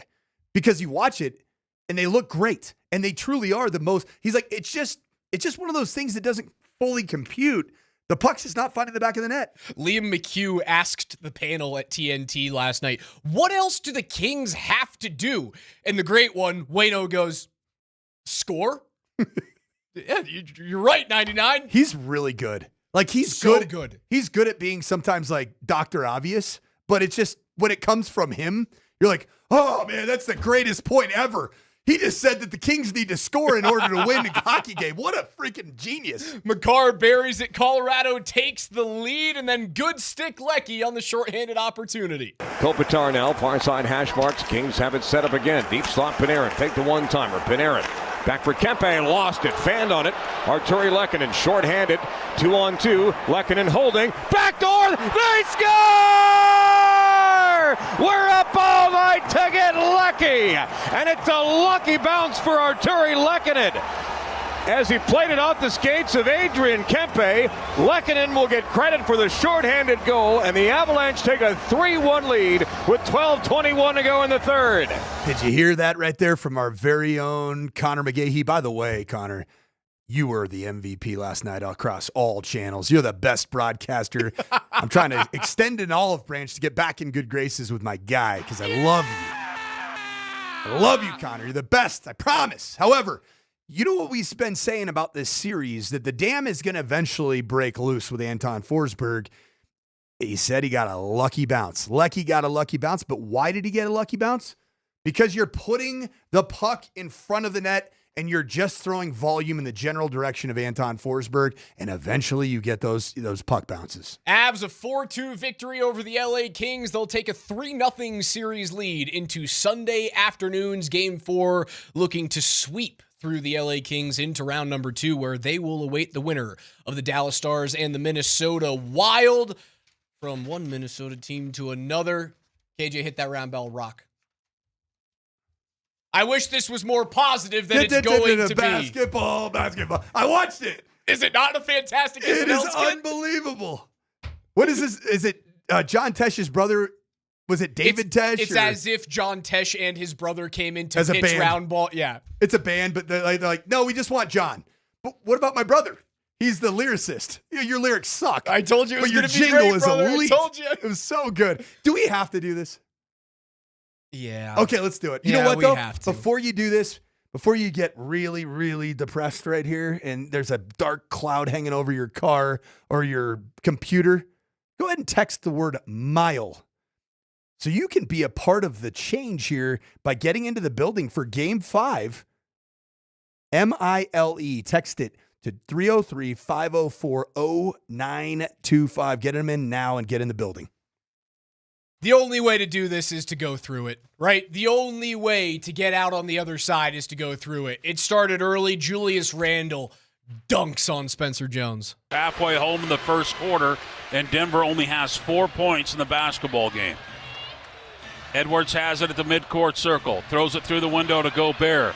Dumps it off to Randle. Dunk, 2 hands. Denver down by 8. It's 12-4. It started early. Minnesota had the paint, they had the lanes, they had the energy, and Denver's defense had nothing to show for it. They were down by a boatload from the opening tip. Julius Randle is in an awful matchup. He is a matchup nightmare for anybody on this Nuggets roster not named healthy Aaron Gordon. It's a problem. Moving on, they're down 18-6 at this point. Tim Hardaway Jr. was the only guy that could possibly save them. Rebound tapped out by Jokic and then grabbed by Bruce Brown. Somebody make a bucket! Bruce Brown throws it off over to Strother. Bad pass. Almost threw it away. Hardaway 3. Good! All I had to do was ask. You did. That's all I had to do. 18-9. Denver's down by 9. They could be down by 30. Tim Hardaway Jr., 28 minutes, 11 points, just 2 of 6 from beyond the arc. Denver shot 34% from the field. Legs looked heavy. They were very complacent and just settling for outside shots. And the reality right now is when Nikola Jokic just hovers outside the three-point line and doesn't take Rudy Gobert on inside the paint, everybody can just sag and clog the paint, and it's a disaster. Moving through, Zeke Naji did hit a corner 3 after a rebound. Zeke Naji looked okay. Best Nugget last night? You think 16 points, or rather 16 minutes, 10 points? By a long shot. You know what he looked like? He looked like a player that had some personal pride. How about that for a change, huh? Zeke, corner 3. Second free throw by Bruce Brown. That one's no good. Rebound poked out by Naji, grabbed by Strother. Behind him to Murray in the paint. Kick out 3, Zeke. Yes! 32-20. Denver down by 12. Zeke Najee making a name right here. Making a name for himself. Does Scott Hastings want more Zeke Najee in this series? Sounds like a little bit. I want the Najee. That's what Scotty's all about. That was basically as close as they get the entire game. They were down 11 at that point. What really bothered me, even when the Nuggets climbed within 11 or 12, did it feel like there was ever any urgency when they got within 11 or 12? Or it almost kind of just felt like, all right. Well, no, because like DiVincenzo would show up and then hit a big time three, or like Anthony Edwards was playing with foul trouble and also his knee was not right. He left the game in the third quarter, but then he comes back onto the court and he's wide open for three and Ant's going to hit. Remember how everybody that's a big time basketball-y, NBA type individual told us that basketball is just in a game of inevitable runs. If you get up by 19, you're going to lose that lead. Guess who didn't freaking do that? No doubt. The Timberwolves didn't do that. Bruce Brown makes a driving layup in the fourth quarter. Bruce Brown, stutter step and a drive to the rim. Layup is up and in. Nuggets are down by 15, 101-86. Thanks, Kaz, for all your incredible energy. I wanted to put that on there just because. Gosh. I don't know. It's a big play replay in a game in which they didn't do anything worthy of a big play replay. So you know what you guys get? You get a driving layup down 17 points. So fun. Fun. I like being a smartass sometimes. Fun. And then the final play of the game, man, this is what pissed off Nuggets Nation more than anything. And here comes Dosumnu. Throws it on the high left side to McDaniels. He gets down the lane, dunked it home with the right hand. And then the same guy that doesn't get a rebound defensively allows the guy go in. Jay McDaniels, let me take his quote post-game. Told you. Timeout called by David Adelman. Nuggets are down by 17 points. And no one did a thing. Yeah, that big play replay, it was an appropriate exercise there because you got to hear the tone of voice from our very own Kaz. It was that lethargic. And Kaz actually painted the picture perfectly for those that were listening on the radio because it was lacking all kinds of energy. Limited tickets still available for Game 5, and hopefully Denver bounces back on Saturday evening in Game 4. For tickets and information on the base camp and everything you need to know about Mile High Playoffs, you can visit nuggets.com/playoffs. That was your big play replay. It was way more fun to do it with an Avs 4-2 victory, but you know what? We got to wallow in a little bit of Nuggets pity this morning. On the other side, NFL Draft. Biggest news, biggest trades, biggest picks, biggest reaches.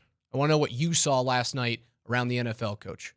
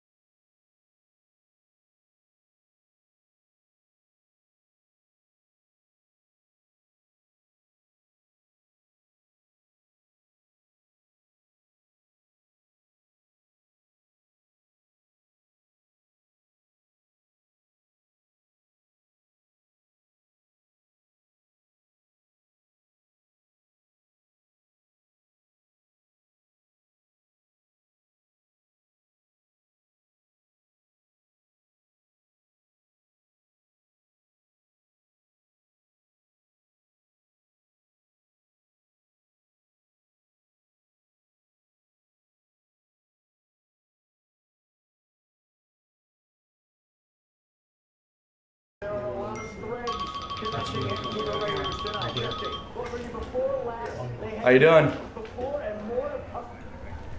Mr. Spytek, I appreciate you calling. Thank you so much. Thank you so much. Can't wait to prove it to y'all.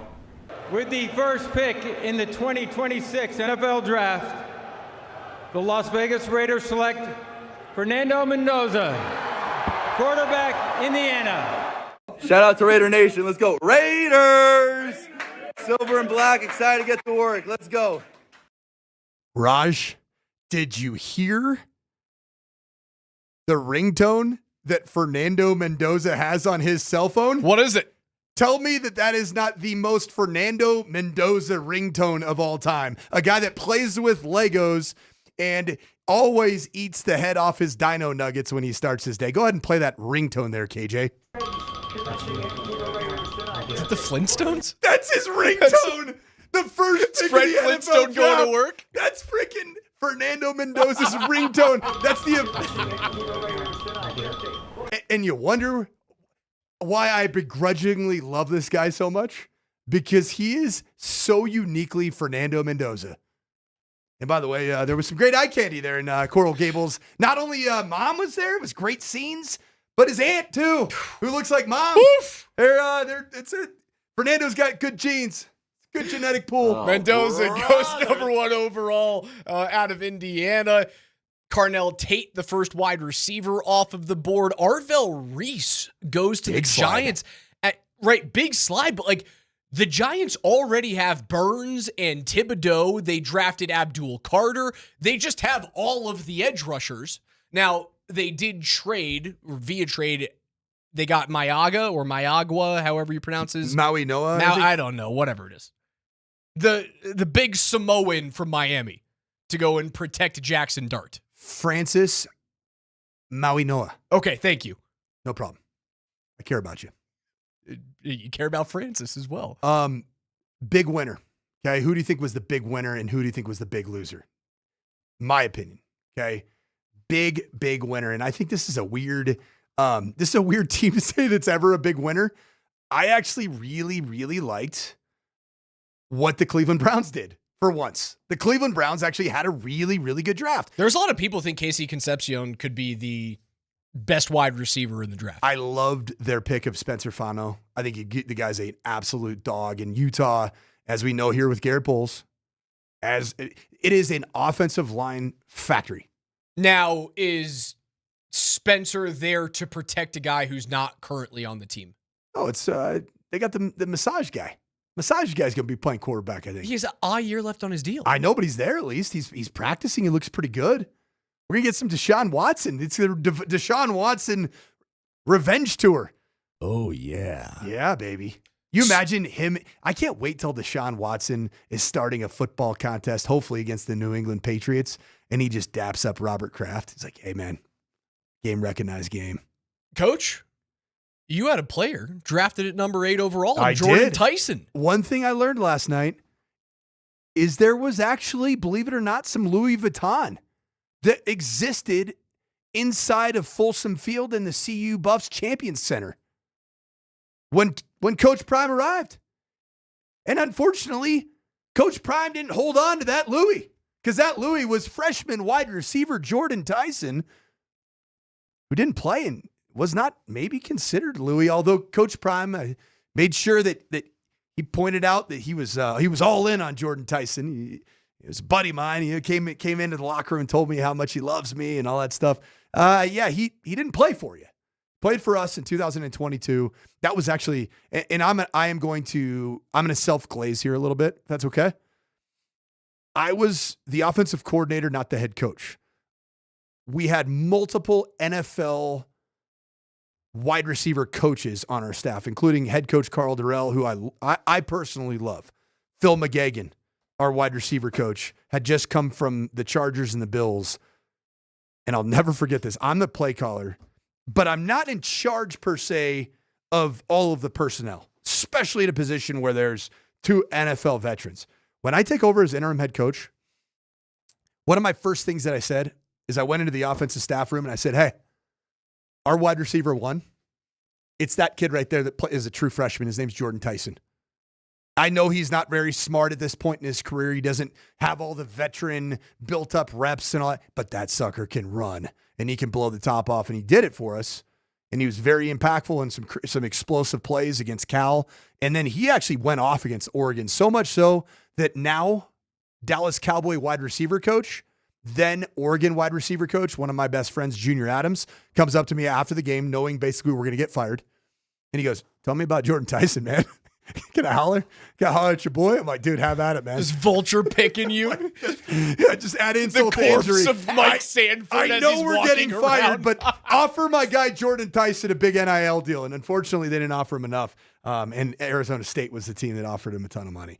Jordan Tyson, number 8 overall to New Orleans. Your big winner was? Well, the sexiest draft. You want to talk about like borderline erotic draft? I mean, I already talked about it. I kind of liked what the Browns did.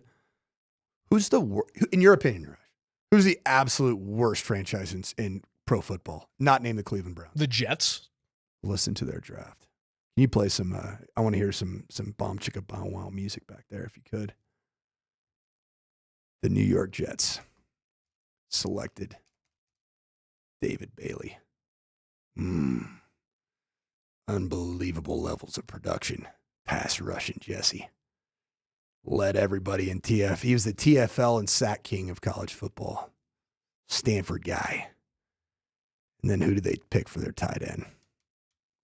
My guy, Kenyon Sadiq. But they weren't done. The New York Football Jets take the back shoulder catching genius of Omar Cooper Jr. from Indiana. The New York Football Jets, they might be 2-15 this year, but they're going to be a sexy 2-15. Then they're going to draft Arch Manning next year, and he'll be able to pass to all those guys. That feels a little Raiders-like to me. Think about what the Raiders have done, not necessarily in one draft. Like, get the position players before the quarterback? It's kind of the opposite of the Broncos. Oh, who else? Like, were they going to take Ty Simpson at number 2? No, but apparently the biggest loser of the night is, without question, our office. Well, we'll call them our colleagues here at KC. That's the Los Angeles Rams, who, by the way, they traded for it. They moved up to pick 13 to essentially do the thing that the Denver Broncos did by selecting Bo Nix, a guy that a lot of people in Bo Nix thought was going to be available at least at the end of the first round, maybe into the second round. The same narrative was pretty true around Ty Simpson. And the reason why if I saw Sean McVay, who I think is a football genius, an offensive guru, if I saw his eyes light up, like, I got my guy, and all of you are going to be just like Sean did, right? Sean, his eyes lit up, and I'm like, why, Sean? But Sean was behind the pick. He was the reason Sean for the pick. Payton was behind this pick. The Bo Nix pick. Yes. I don't think that Sean McVay had even met Ty Simpson. And that was according to an interview that happened on Sirius XM. Ty Simpson said, I've never met Sean McVay. And Sean McVay, if you heard his press conference afterwards, he was not exactly excited about the Matthew Stafford Super Bowl era. No, let's go ahead and use pick 13, not to beef up our roster to win a Super Bowl. No, let's get a security quarterback. This was Sean McVay. Yeah, I did. I'll keep that between us. Do you expect Ty to back up that? We'll see. He's going to compete with Stetson. He's going to compete with Stetson Bennett, your 7th round pick. Your 13th overall pick is going to compete for the backup job? With a guy that's, I mean, you know what's funny is I bet Stetson Bennett is like, I'm going to beat this guy out. Like, I just look at his college career. He was at the University of Alabama. I was at Georgia. What did I do in my career? I didn't get shut out against Indiana in the playoffs. I promise you that. Stetson Bennett's like, I won a damn natty. I'm the last SEC quarterback that's won a national championship. What happens if they selected him at 13 this year, and then the Bengals suck, and Cincinnati is given an ultimatum by Joe Burrow of, I'm either sitting out or you're trading me? And now the Rams are sitting there going, well, the heir apparent should have been the most talented thrower of the football in the NFL, and now we have a guy who couldn't win at Alabama. So where is Joe Burrow going to end up going now? Because it debunked our myth. That's what I thought it was going to be. I thought Joe Burrow was going to L.A. after next season. It seems like it's not going to happen. Well, with the way that Sean McVay, his body language. Weird draft selection for L.A. Dude, you know his who I body thought had a language really in his good draft, presser was man? horrible. I you had Kansas City Chiefs had a good first round. Have you heard? Say it one more time. I thought the Chiefs had a good first round. Good, but not scare the hell out of you first round. They covered their bases. They had Sadiq. Sadiq was there for the taking. That would have been terrifying to me. Would have been terrifying. They fixed their corner hole, and they. Oh, no. They also. Raj, you've had it rough. Gosh. Corner hole.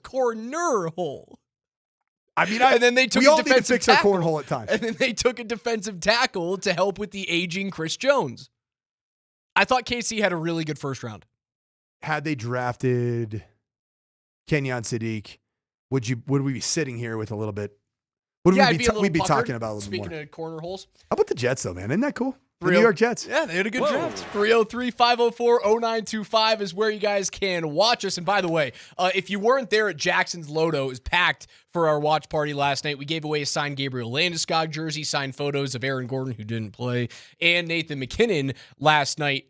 Andy Lindahl was there with me the entire evening. And if you have not watched an Avalanche game with Andy Lindahl, you need to get up on Sunday to the Altitude Sports Radio Playoff Viewing Party Tour as it stops by the Buffalo Rose in Golden for Game 4 of the Avs and Kings. There's going to be specials on Michelob Ultra, awesome giveaways, more signed memorabilia from the Avalanche, and the best part of that is that you will stress through the Avs' eventual sweeping victory with Andy Lindahl. And even though they're going to be up 3-0 in the series, there will not be an easy moment with Andy up there. It's something you must experience. How was Andy with the Nuggets last night? I can't imagine. Can't even fathom it. 303-504-0925. That's the coach. I'm Raj. KJ's behind the glass here on the Morning Sprint.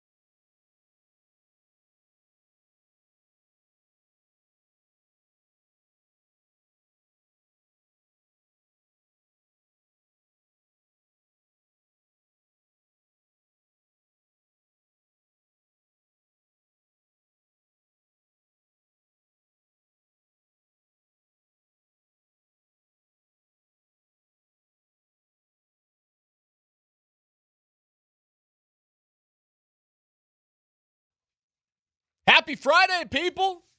We're giving away Nuggets tickets. Game 5 coming up on Monday night. Your next keyword comes up in 15 minutes from right now.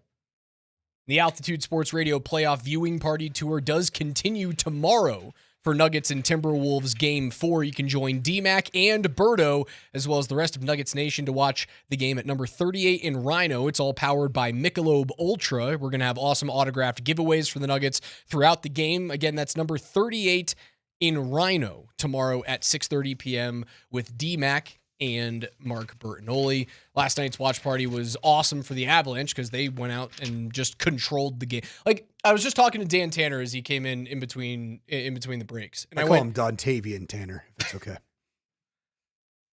I don't feel as though the Avs are in cruise control, but I do feel as though at every point of their series, they have just been in control.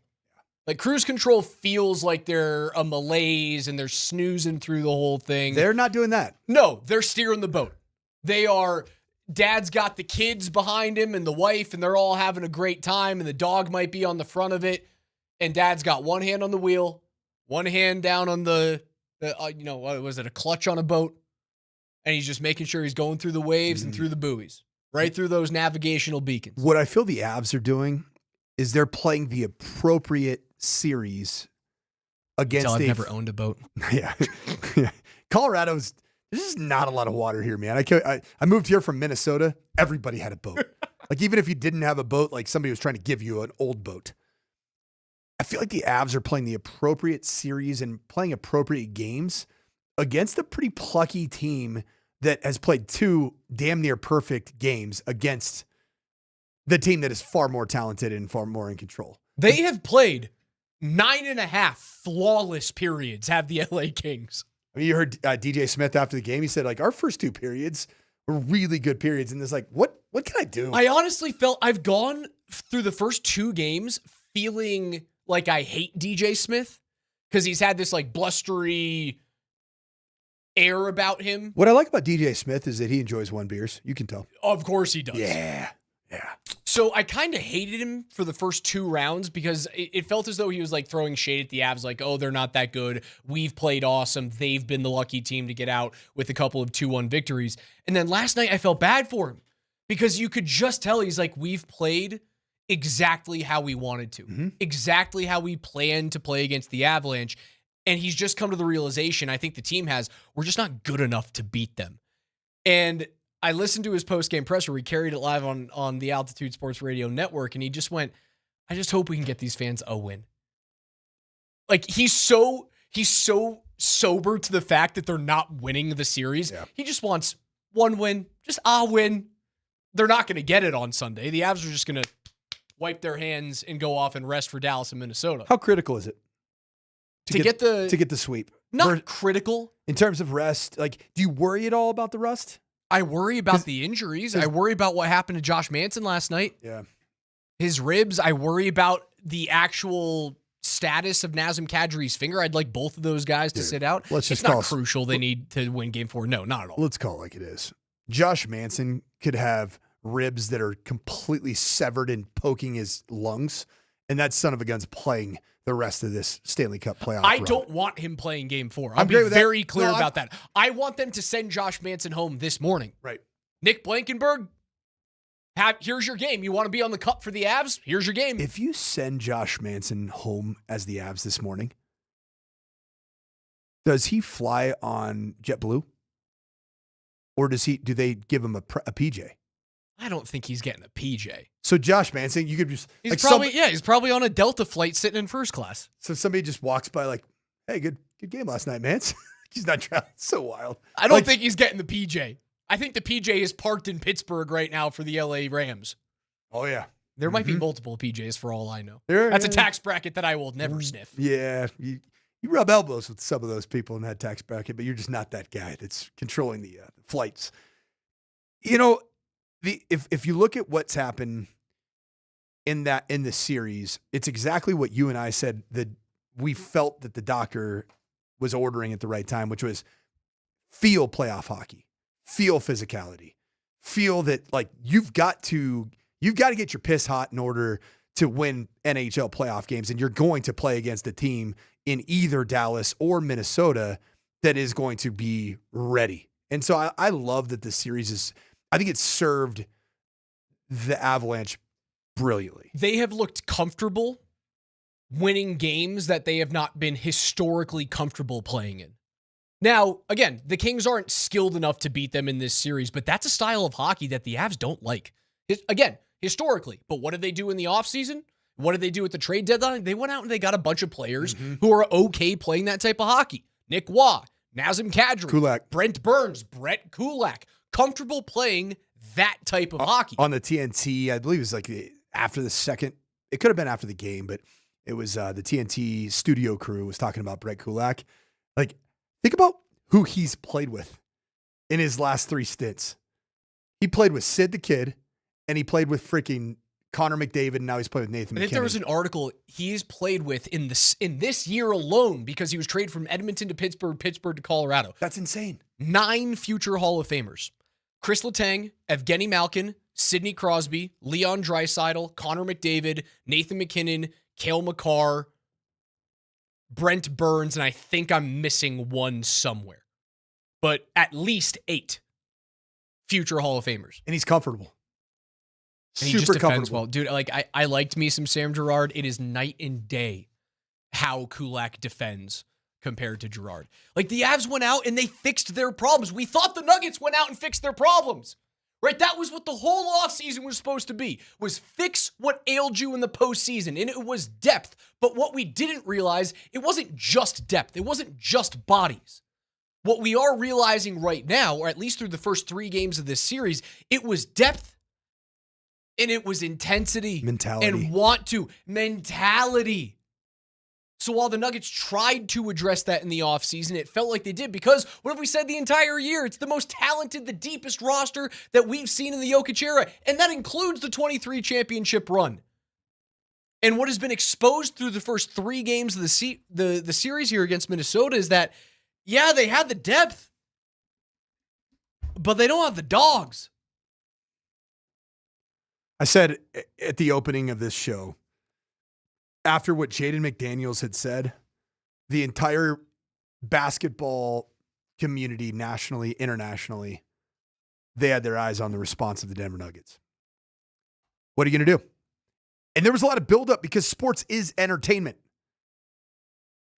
You essentially had the perfectly written WWE script. Antagonist, Punk, I'm going to bully you. And then all of a sudden, the Nuggets are expected to come back into the arena and respond with some fight, with some piss and vinegar. And instead, you cowered, man. And so as a result of just that narrative that everybody was watching, what are the Nuggets going to do? What is Nikola Jokic going to do? When they have been called out by name with Jaden McDaniels.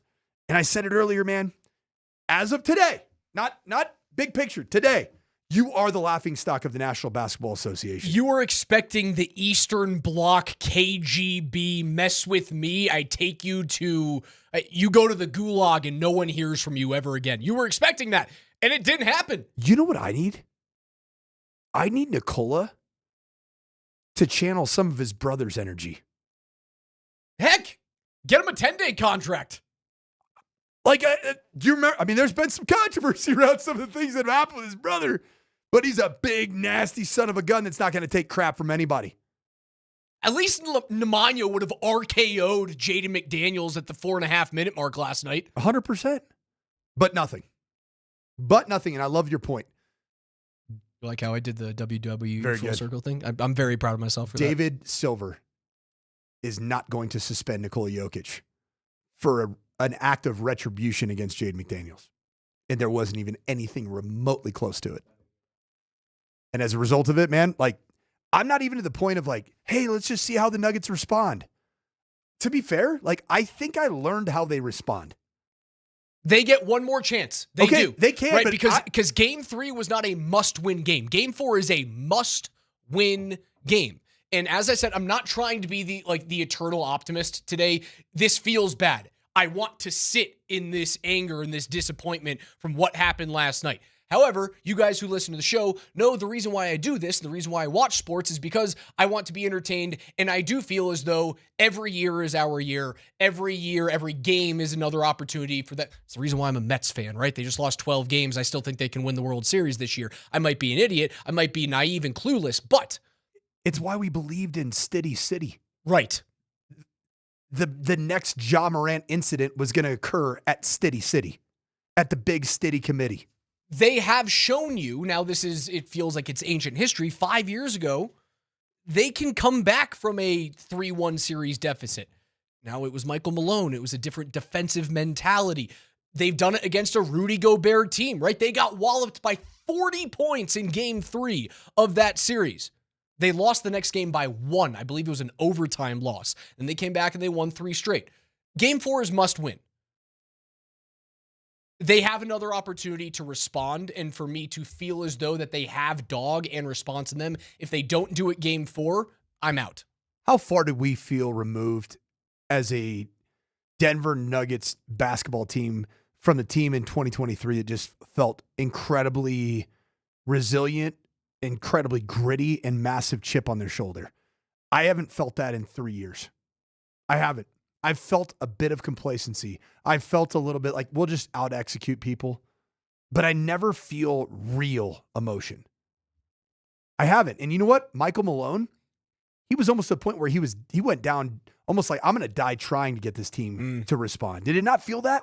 And the problem was, the reason Michael Malone got fired is because the message wasn't working. At the end of 2025, the message was not working. He had been tuned out as the guy that's like, I am going to do everything in my power to try to conjure up some type of emotional response. And guess what? You didn't get it. Therefore, the voice was getting stale. It was getting old. You bring in the guy that's going to be truthful, tell you exactly how it is, not necessarily use some of the antics that Michael Malone used in David Adelman. And David Adelman, also, it doesn't feel like he is able to conjure up that unbelievable competitive spirit that we saw in 22 and 23. It feels like it's been missing, man. So I'm not going to bank on like, oh, I'll wait to see if they respond. To be honest, like they get one more chance for me. Game 4 is one more chance. I'm not giving them another chance. I just hope they surprise me. I hope that they put it back in my face and say, Coacher said that we're the laughingstock of the NBA. Watch this. Cool. That's all I want to see. And honestly, I'm not expecting it. Surprise me. Surprise me. I'm going to go into the game expecting it to be 3-1. Surprise me. Game 4 tomorrow. We hope that Game 5, the Nuggets will be tied 2-2 coming back to the Mile High City. Your next keyword to get inside the building for that pivotal Game 5 will come up in just 5 minutes from right now. Don't go anywhere.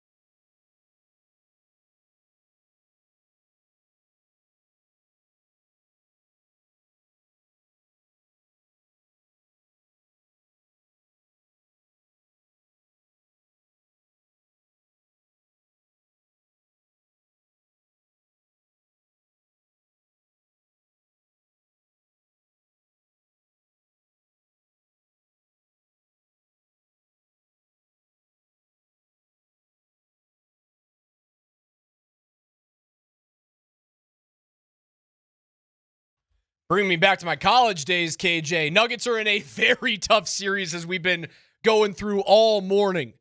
But we've got your tickets to get inside Game 5 at Ball Arena, and all you guys got to do is text the keyword. Well chosen, KJ. It's the key. Please tell me it's not laughing stock. I don't want that. That's not a great keyword. It's not.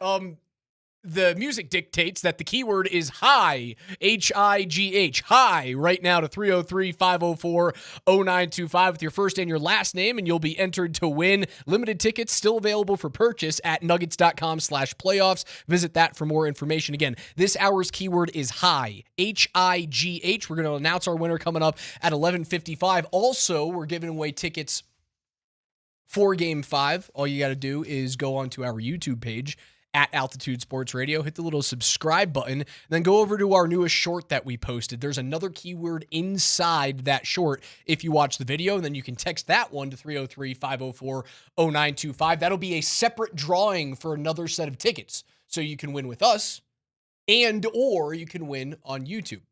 It's 11:20. It's the morning sprint. It means it's time for KJ's NFL notes following round 1 of the NFL draft. Broncos have pick number 62 tonight. KJ.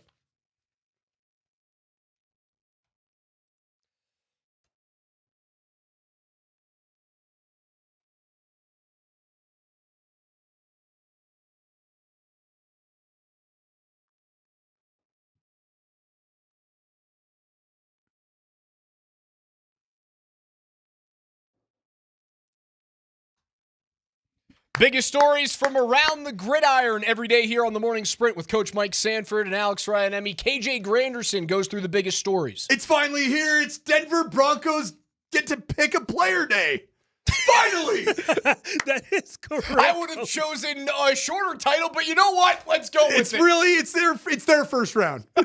Get to pick a player day. It is their first round. And let's put it right back on you guys. It's time for you guys to officially make your predictions for who the Broncos will pick tonight and how will they get that player.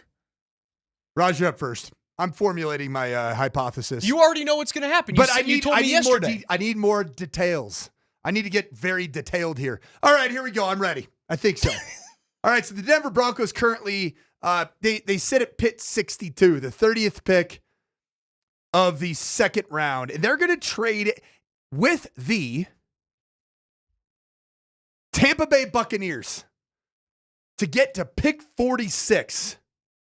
And they're going to give up both of their fourth-round picks, and they're going to draft inside linebacker Jacob Rodriguez. The mustache joins the belly here in the Mile High City. Jacob Rodriguez, a move up to get him. Kuiper has him as his 9th best available player on the board.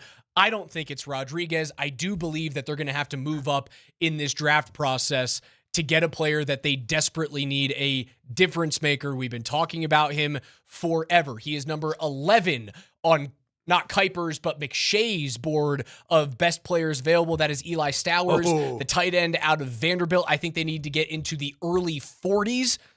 They're either trading with New Orleans. Ooh, good trade partner. Or hey, maybe Mickey. the Jets. Hey, Mickey, you're so fine. That's what Sean's telling him. Moving up to number 42 to select the tight end out of Vanderbilt. Eli Stowers is the pick. We're getting some movement, though.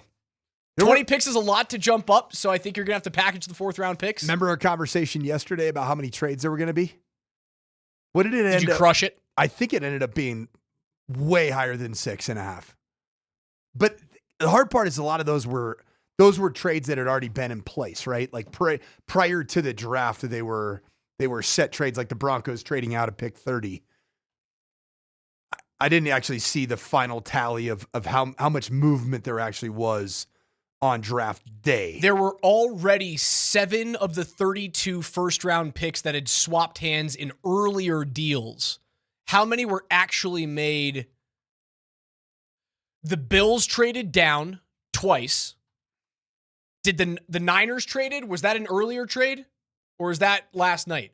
Again, I was watching the Nuggets and the Avalanche. I'm trying to remember. Okay, here it is. I'm ready. 3, I got it.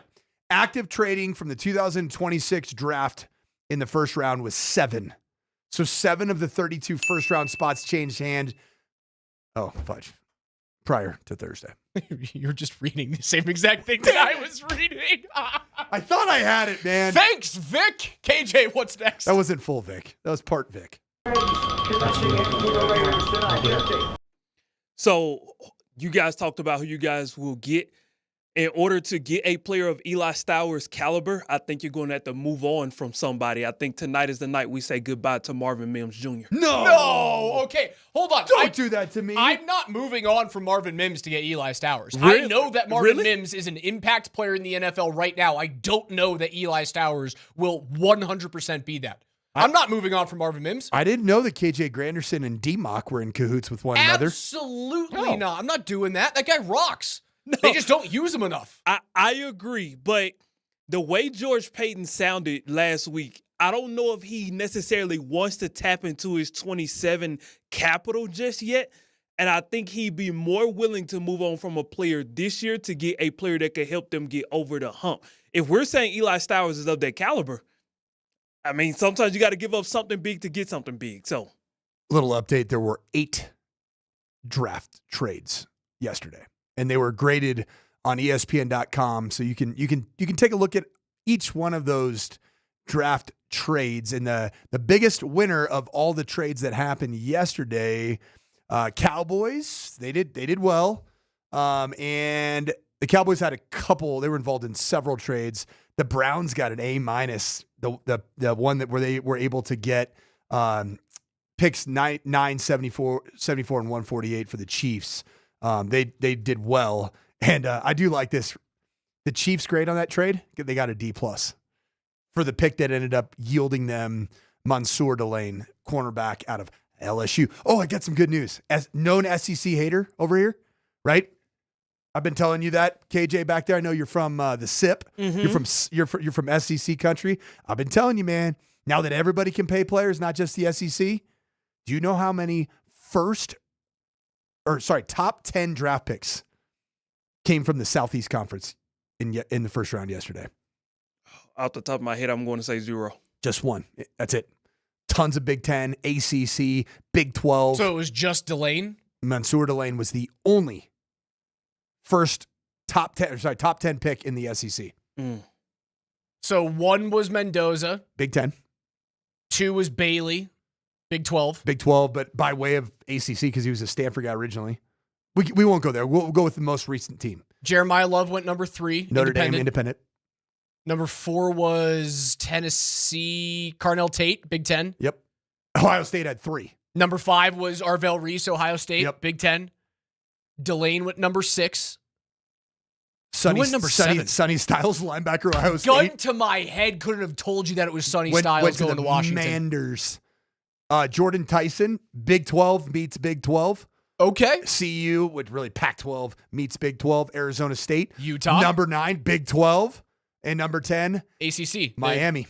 The offensive tackle. And then 11 was Ohio State. So Ohio State, who did not win the national freaking championship, had 4 of the first 11 selections. That's insane. And didn't win it. Ryan Day. Dude, and your nipple piercings should be shot into the moon for that. That's like Pete Carroll, USC levels of first rounders. That's insane. That's Miami back in the early 2000s It's all about level the U. of The first U, rounders. The U. Holy smokes, man. And then you get to pick 12 and you had back-to-back Alabama. But even then, man, you get a little bit deeper. Like, this was not a heavy SEC draft. And I tell you, SEC does not control the monopoly on talent anymore. Now that teams like Texas Tech can literally tap into their oil well to pay players to come play for them, now they have first-round picks. Miami can tap into El Cartel to be able to get some players, man. KJ, keep moving. Speaking of El Cartel, the presumptive number 1 overall pick went where he has been expected to go for months. Fernando Mendoza went first overall to the Las Vegas Raiders. And here's a snippet of how his journey went last night.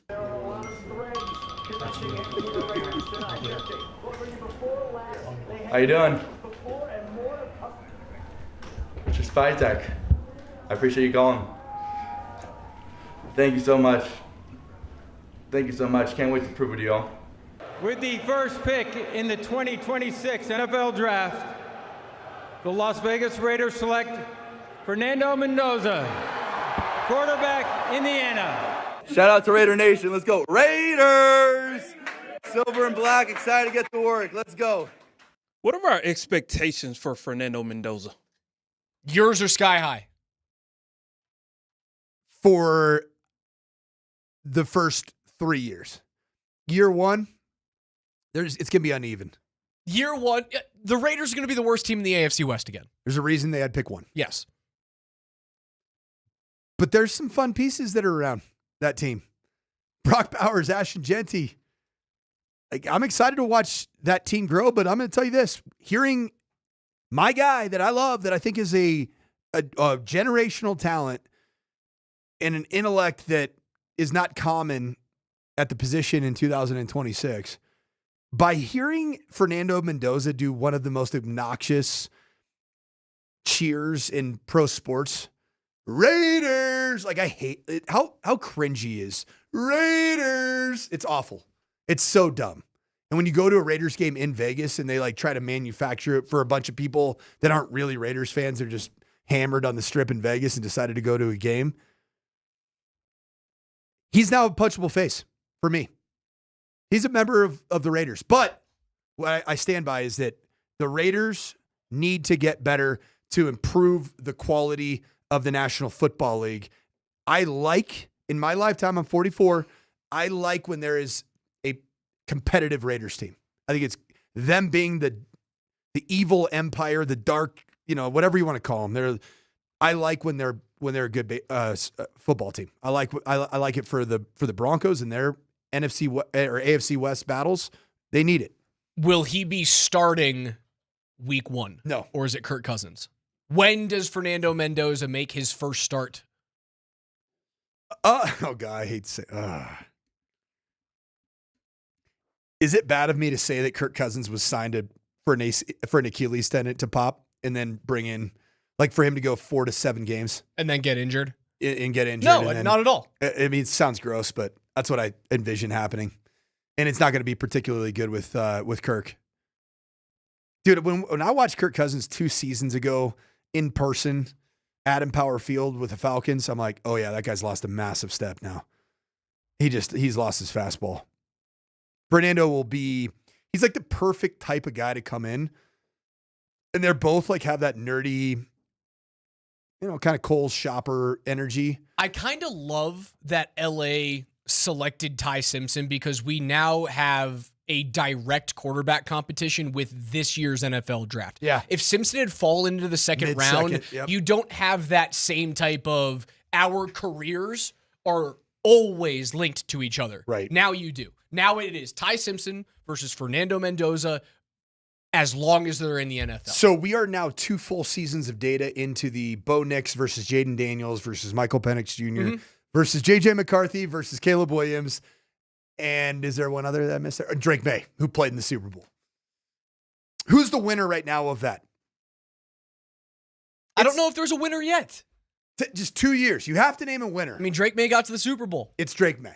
Now, I don't think he's the best quarterback. In fact, I think that Jaden Daniels is still the most talented, most exciting quarterback. And had it not been for an injury this year or multiple injuries, which is it's going to be a part of his stories, I think that he probably is the undisputed best quarterback if he had 2 healthy seasons.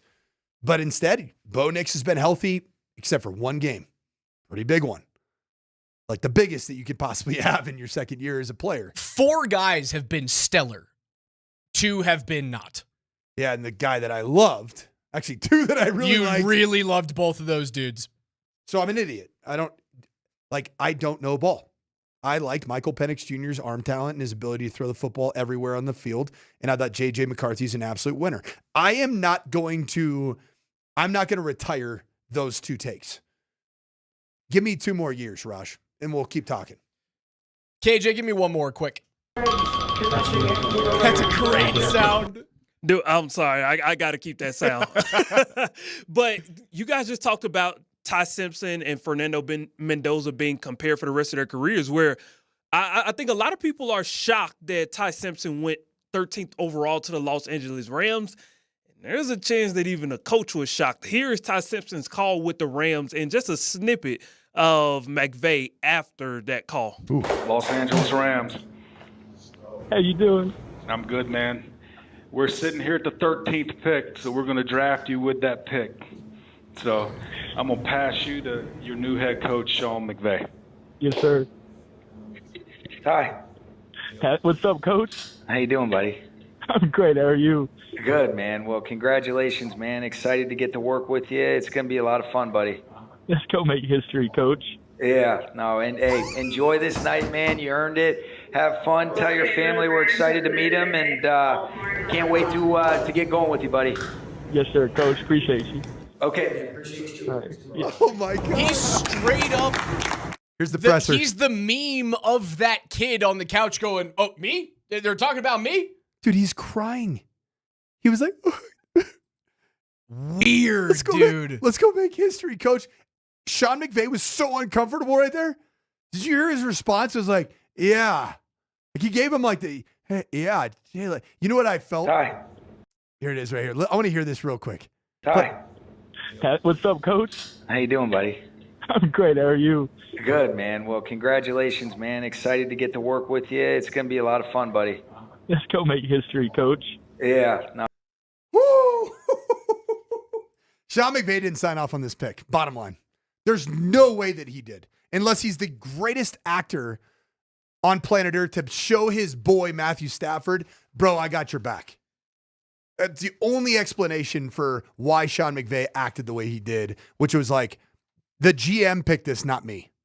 Text the keyword HIGH, H-I-G-H, HIGH to 303-504-0925. We're getting you guys inside the building for Game 5 of Nuggets and Timberwolves on Monday night. We'll give away our tickets in just about 15 minutes from right now. We'll pop some tops, tell you what you guys need to watch for over the weekend. More reaction to the Nuggets and their unbelievably disappointing Game 3 loss, as well as the Avs taking a commanding 3-0 series lead. PhD from 12 to 3. Nate and Andy from 3 to 6 this afternoon on Altitude Sports Radio 92.5.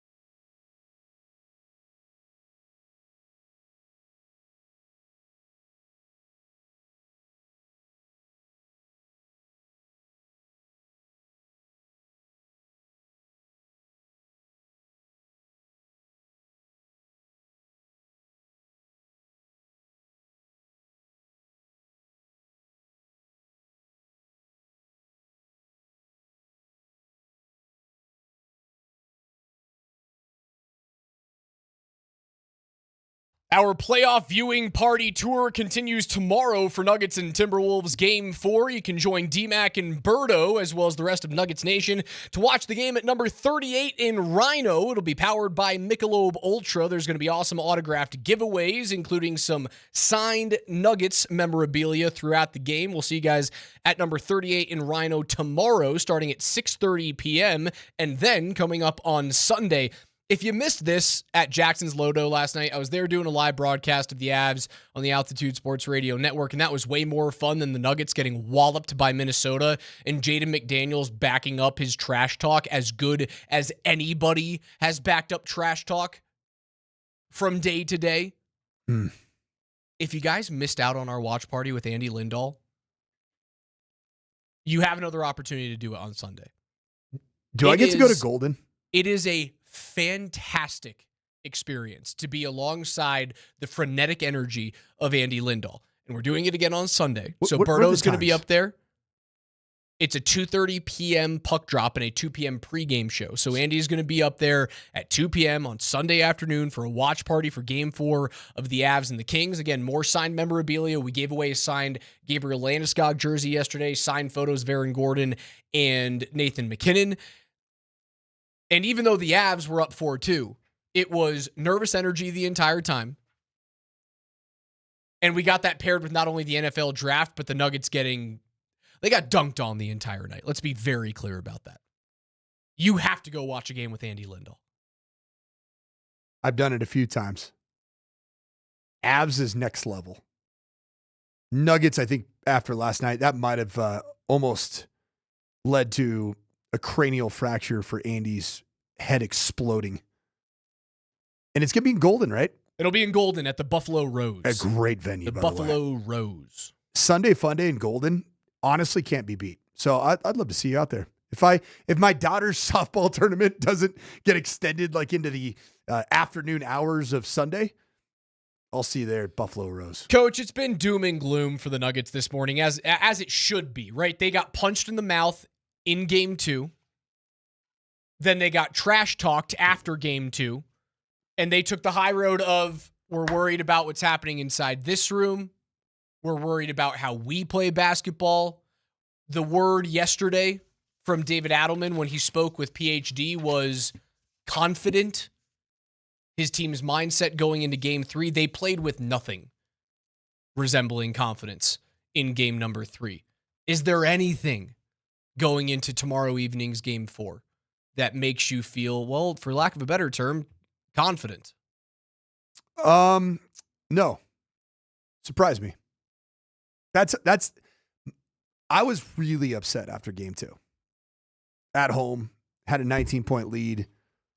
Looked like the Denver Nuggets team for the first quarter that we started to see in their 12-game win streak. Was it 13? Did it be 12 or 13 game win streak that the Nuggets had? 12 to end the regular season, and then they won game one.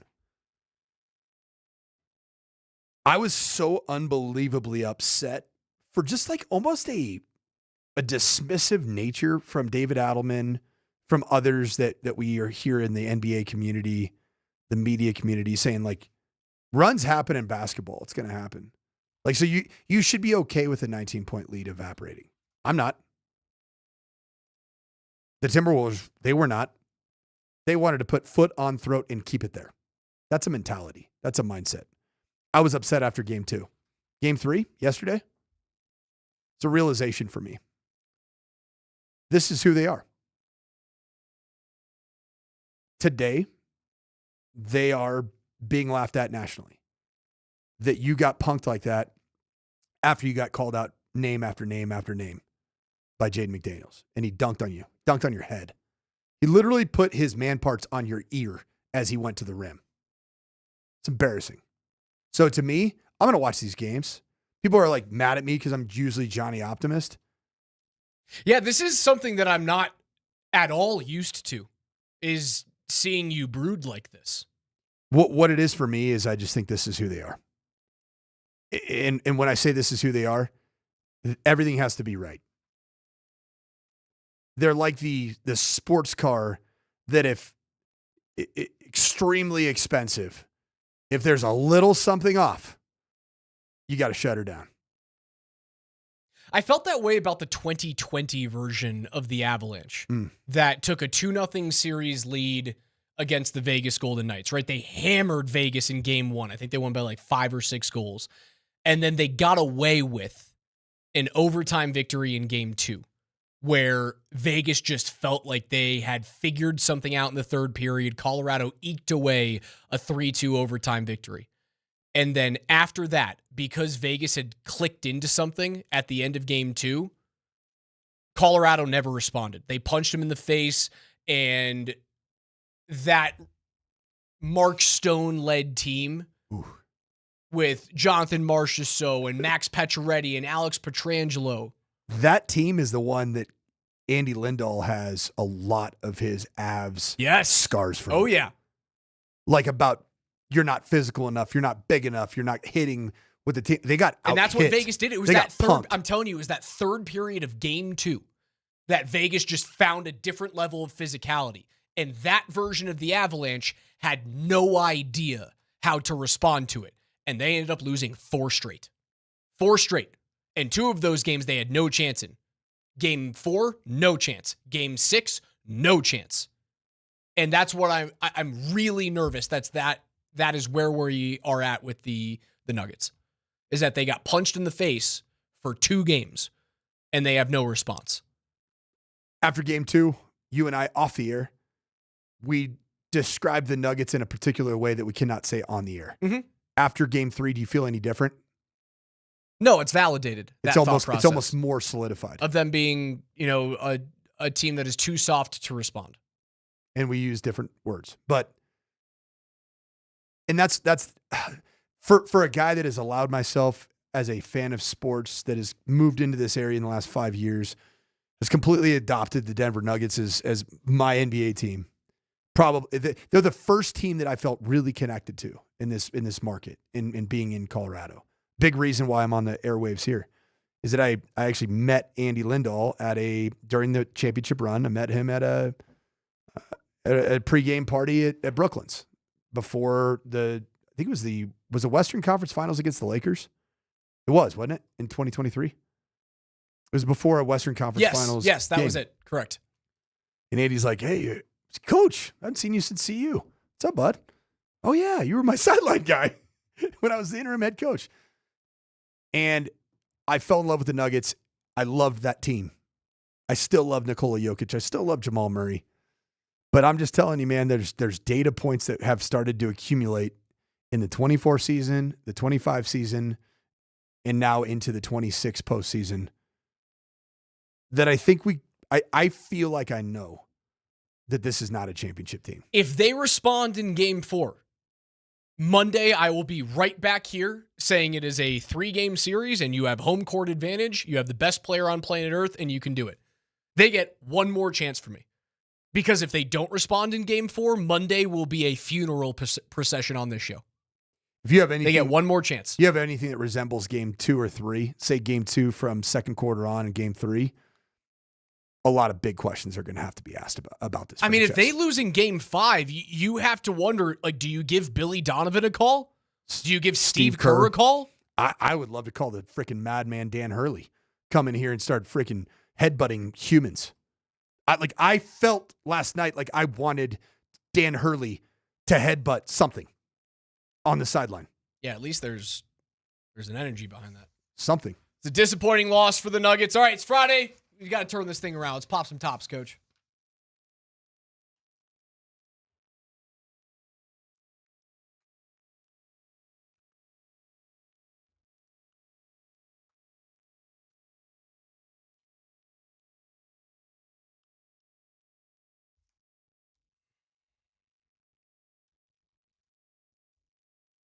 All right, I've been looking forward to this for so long. The first Montreal Canadiens hockey game, playoff game at the Bell Center under this Martin St. Louis.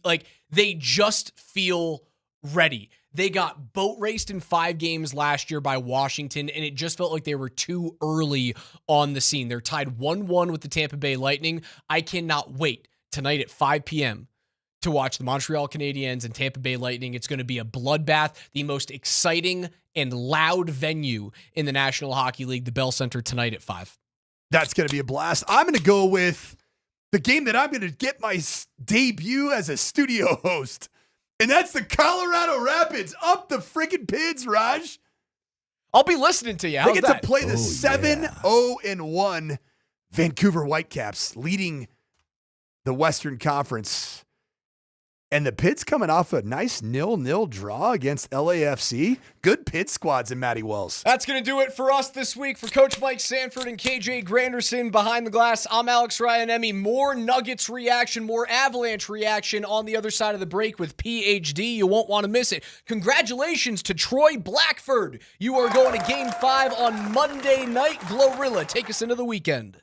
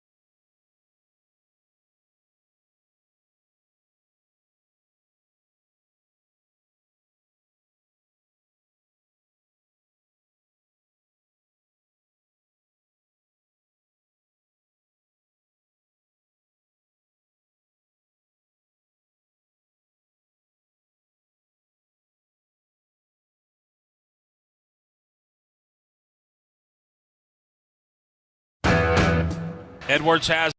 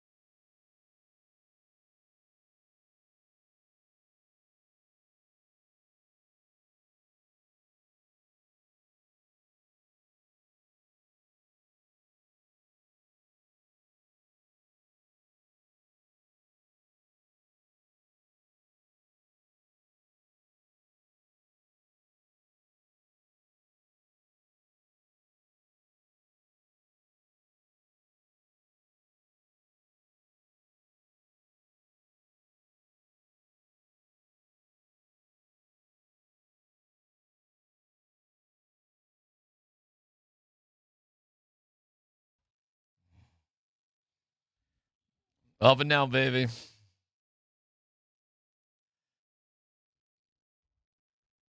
It's good times and bad times, baby. So what do you want to live in? I don't know, man. I'm happy to celebrate the good times, but everybody's fired up about the bad times with the Nuggets right now. I can tell. Well, the problem with the good times is the good times were so expected. The good times was just an expectation. Now, go handle your business. So it's hard to enjoy the good times when it was an expectation. Well, let's go out to the bad times, and that's Scott Hastings in Minnesota, and we'll get to the good times of the Nuggets here in a little bit. Scott was on hand for it. Was on the call with Kaz. Scott, what's your 2 cents, brother? What'd you see? What do you feel? What's the vibe? Well, if you can't make shots, you're not going to win games. So that it starts, if you want to be super simple. I think you were, gosh, what were you, 3 of 17 the first quarter shooting the basketball, or you had 11 points. 11 points, yeah. I mean, whatever that is. 11 points, which is tied for the second lowest in playoff history for the Nuggets. For a team that was supposed to make was the best offensive team in the regular season. So if you're not going to make any shots, you put yourself in a hole and you start chasing after that. If you look at it in its totality, you did enough defensively to win the game, but you scored 96 points. You're not going to win many times on the road. Gosh, everything I didn't want to see was what we got. I mean, I don't know how to say anything other than that. After all the lead up, all the build up, all the energy, the Adelman feisty talk, all of it, it's just like, that's what we get. That's the response, boys. That was the response. That's it. That was it. What's the response that you missed? Just to clarify. Winning first off, answering. Okay. I guess you're kind of saying that they answered the defensive questions because you're saying they did enough defensively. So that's cool. I guess they sort of proved them wrong that they are a decent defensive basketball team.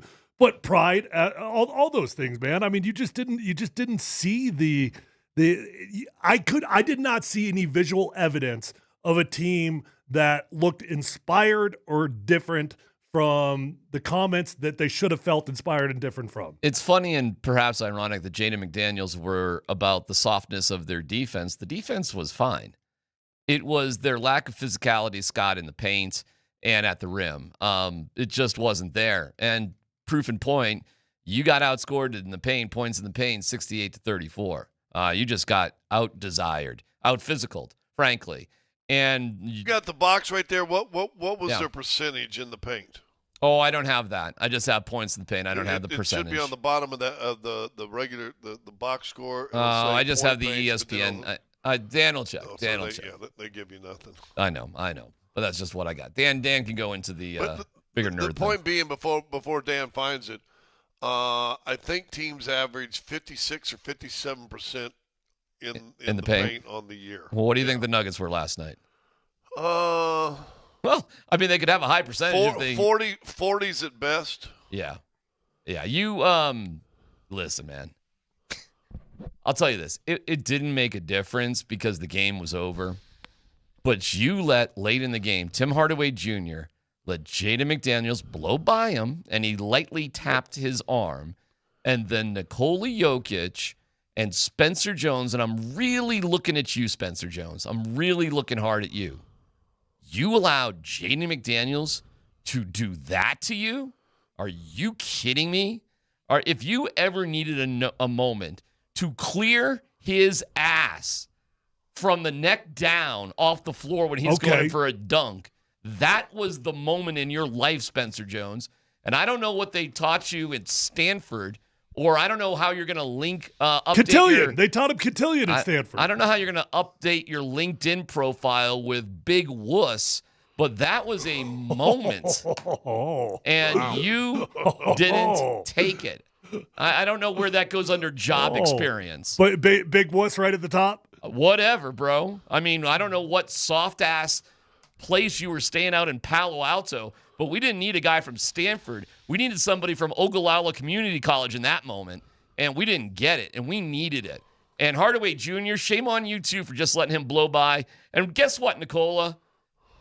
I'm sorry, Big Honey, but sometimes it is going to rise on your shoulders to hurt somebody in a good, solid basketball way. That, to me, Scott, was embarrassing and unacceptable. And man, oh man, was Minnesota getting a laugh about that one on the broadcast, in the interviews, on social media. Everything is about that play where you got clowned.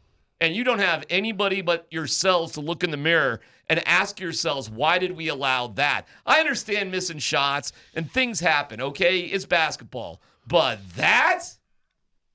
Give me a break. I have to be honest with you. I have no idea what play you're talking about. You really? Was it early? Was it late? Yeah, was it late in the game, my friend? Oh, yeah. You're joking with me. You don't know what I'm talking about, right? I have no idea what you're talking about. Okay. Listen. All right. I don't know what to say to that. Well, when it's written in the stone, well, I don't live on social media, so I haven't I was watching the game, bro. It's on ESPN. You dropped a lot of bros today, man. It's the highlight to the game everywhere. I was calling the game, bro, and I'm sure I guess I could probably think about it. There was Scott drop instead of bro, say buddy. Say buddy. Do that. Me, buddy, or him, buddy? Him, buddy. Call him buddy. Okay, buddy. See, listen, listen, my friend. When it's a 20-point game in the fourth quarter, I will say this, and we go back like we talked yesterday, 80s, 90s. Yeah, you didn't go in up 20, 24 and go dunk the ball. I had a problem. I had a bigger problem. What? Throwing a lob with 38 seconds up 20 to DiGiorno. Yeah, that wasn't good either. Guy. I got a bigger problem with that. Okay. I mean, we can go down the around the Roseberry bush, mulberry bush. I mean, how many? There are a million things. Yes. I mean, sure. Yeah. Cool. Wait, what but else? the key when you're down 20, now all of a sudden somebody goes down the lane and takes it out and takes him out, right? And which is what we're talking about, right? Are we happy? No. Wait, Scott. Because to me, it's too late. You already showed your ass through 48 minutes. Why am I upset because a play happened with 2 minutes to go in the game? Hey, let me ask something, Scott. Because, that's my saying. Because honestly, I really can't tell, just based off the early response of the show. Were you not disappointed in the response after everything that had happened? I look at the response a little different. I was absolutely disappointed in the result. And I guess here's where I was upset, Tyler, because I don't think they didn't play hard. That wasn't that. I thought they played scared. Okay. I thought they played a game trying not to lose and trying to play color within the edges, if you will, instead of just throwing paint at the entire picture. You know what? I'm I could go with scared, and that might even be a better way to describe it. Maybe that is a better way to describe it, but that's equally disappointing after. No, I agree. Yeah. I agree. I thought they came out. I thought when Joker came out and missed 2 or 3 easy shots early, boom, boom, boom, missed a couple threes, boom, boom, boom, everybody else's sphincter tightened, and I think their confidence grew. And we're so used to Nikola being perfect, and he was not perfect in that game last night. Last night would have been a great time for somebody else to say, all right, let's go. Let's pick him up one time. He shot horribly. I think what did he end up taking? 25 shots? Yeah, I got it right here. It was terrible. 7 of 26. 2 of 10 from 7 3. of 26. So if at 1.4, 1.5 points per game, you would have hoped he'd had, 45, 40, 44, 42, 44, somewhere in that with that number of shots. Well, Same thing with Murray. Yeah, Murray didn't. 2 of 10. I'll give him 2 more threes. There's 6 points. I'll give him 3 more. 3. I'll give him 6 more buckets. That's 12 points.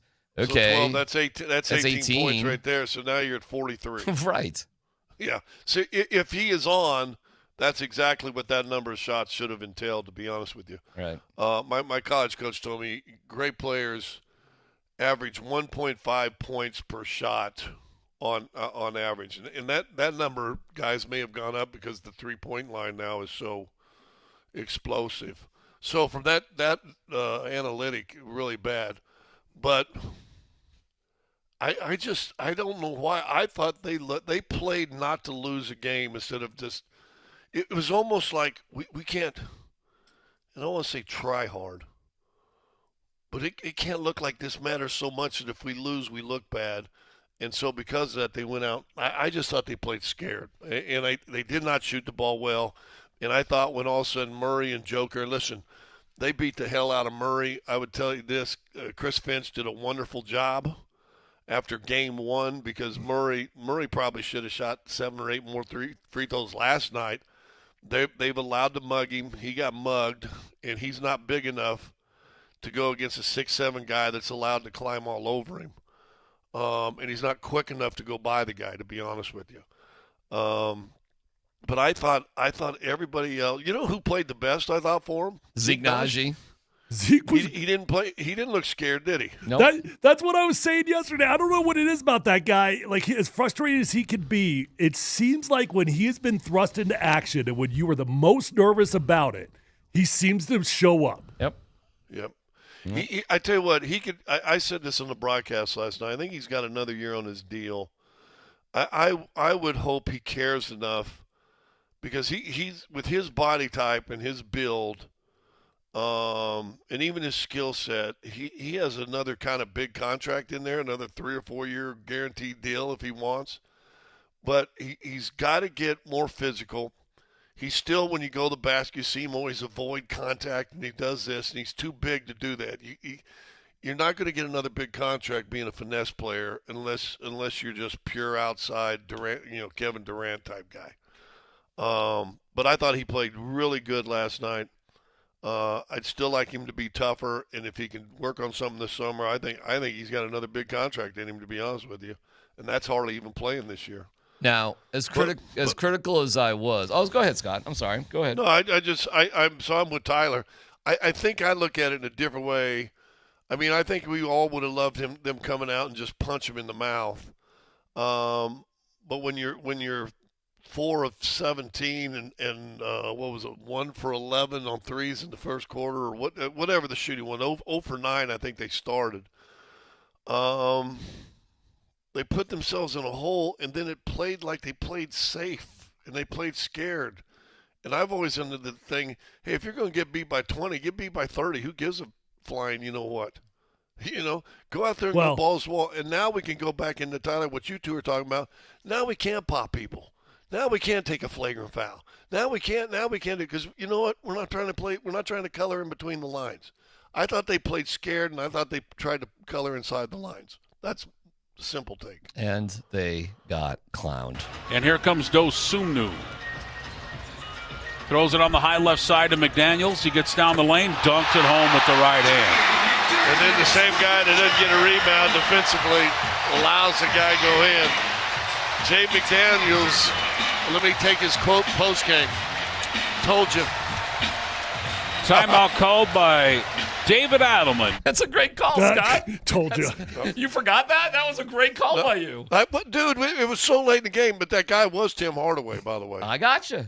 That was a great I thought great really call. struggled. I thought he really struggled. All right, there are limited tickets for Game 5 on Monday night. I do have some good news about the Nuggets, though, because there are people just jumping off bridges, looking for razor blades and stepping in front of buses today, and I'm not one of them. I'm being critical where I think it's fair, but to think that this series is over is ridiculous. People do need to take a freaking chill pill around here, but we'll get to it. And Game 5 is Monday night. For information on the base camp and everything you need to know about the Mile High Playoffs, visit nuggets.com/playoffs. It's a tough series, no doubt. If you want tickets, text the keyword second right now to 303-504-0925 with your first and last name, and you're entered. There's limited tickets still available for purchase. So visit nuggets.com/playoffs for more information. Again, this hour's keyword is second. We'll announce our winner at 2:55, and we have good times. On the exact opposite end of the spectrum are your Colorado Avalanche. We have the draft. Sean McVay, not happy with his new quarterback, or at least the decision. Awkward. Fun moments in the draft. And yes, the Broncos get to pick. We have a mock draft speculating who the Broncos will take. All that's still to come here on PhD.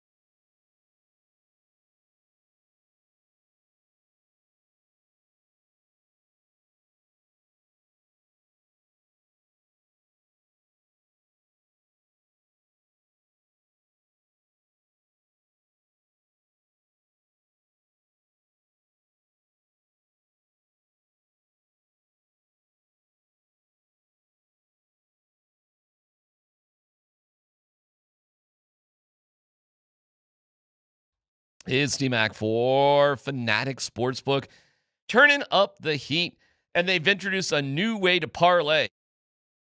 It's called Squad Bets, and it's available across the NBA, MLB, and the NHL. Here's the deal. You tap into Fanatic Sportsbook app, build your squad from the sport you want, then pick your market, points, rebounds, assists, strikeouts, goals, whatever you want to get to. Finally, set your target. So if you're digging hoops, you pick 4 players to combine for 100 points. Or in baseball, 3 pitchers to strike out 18 batters. Don't pick Victor Vodnik. Then sit back like a GM and watch your squad go to work with live tracking every step of the way. And here's the difference. If one player doesn't perform, the rest of your squad can pick up the slack. So your bet stays alive all the way to the very end. Track it live. Cash out whenever you want. It's Squad Bets. Only on Fanatic Sportsbook. Parlays hit different here. Must be 21 plus. Gambling problem. Call or text 1-800-GAMBLER. Offer not available in all states. Terms apply. See Fanatic Sportsbook app.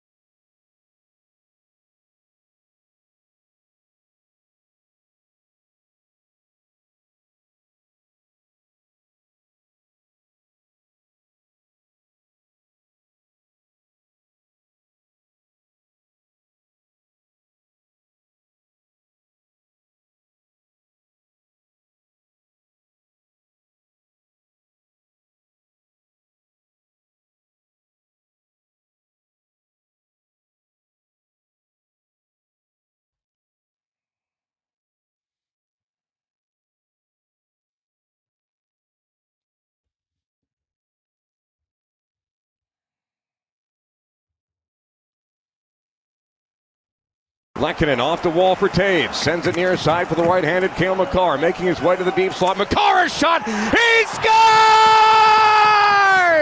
Oh, hail Cale!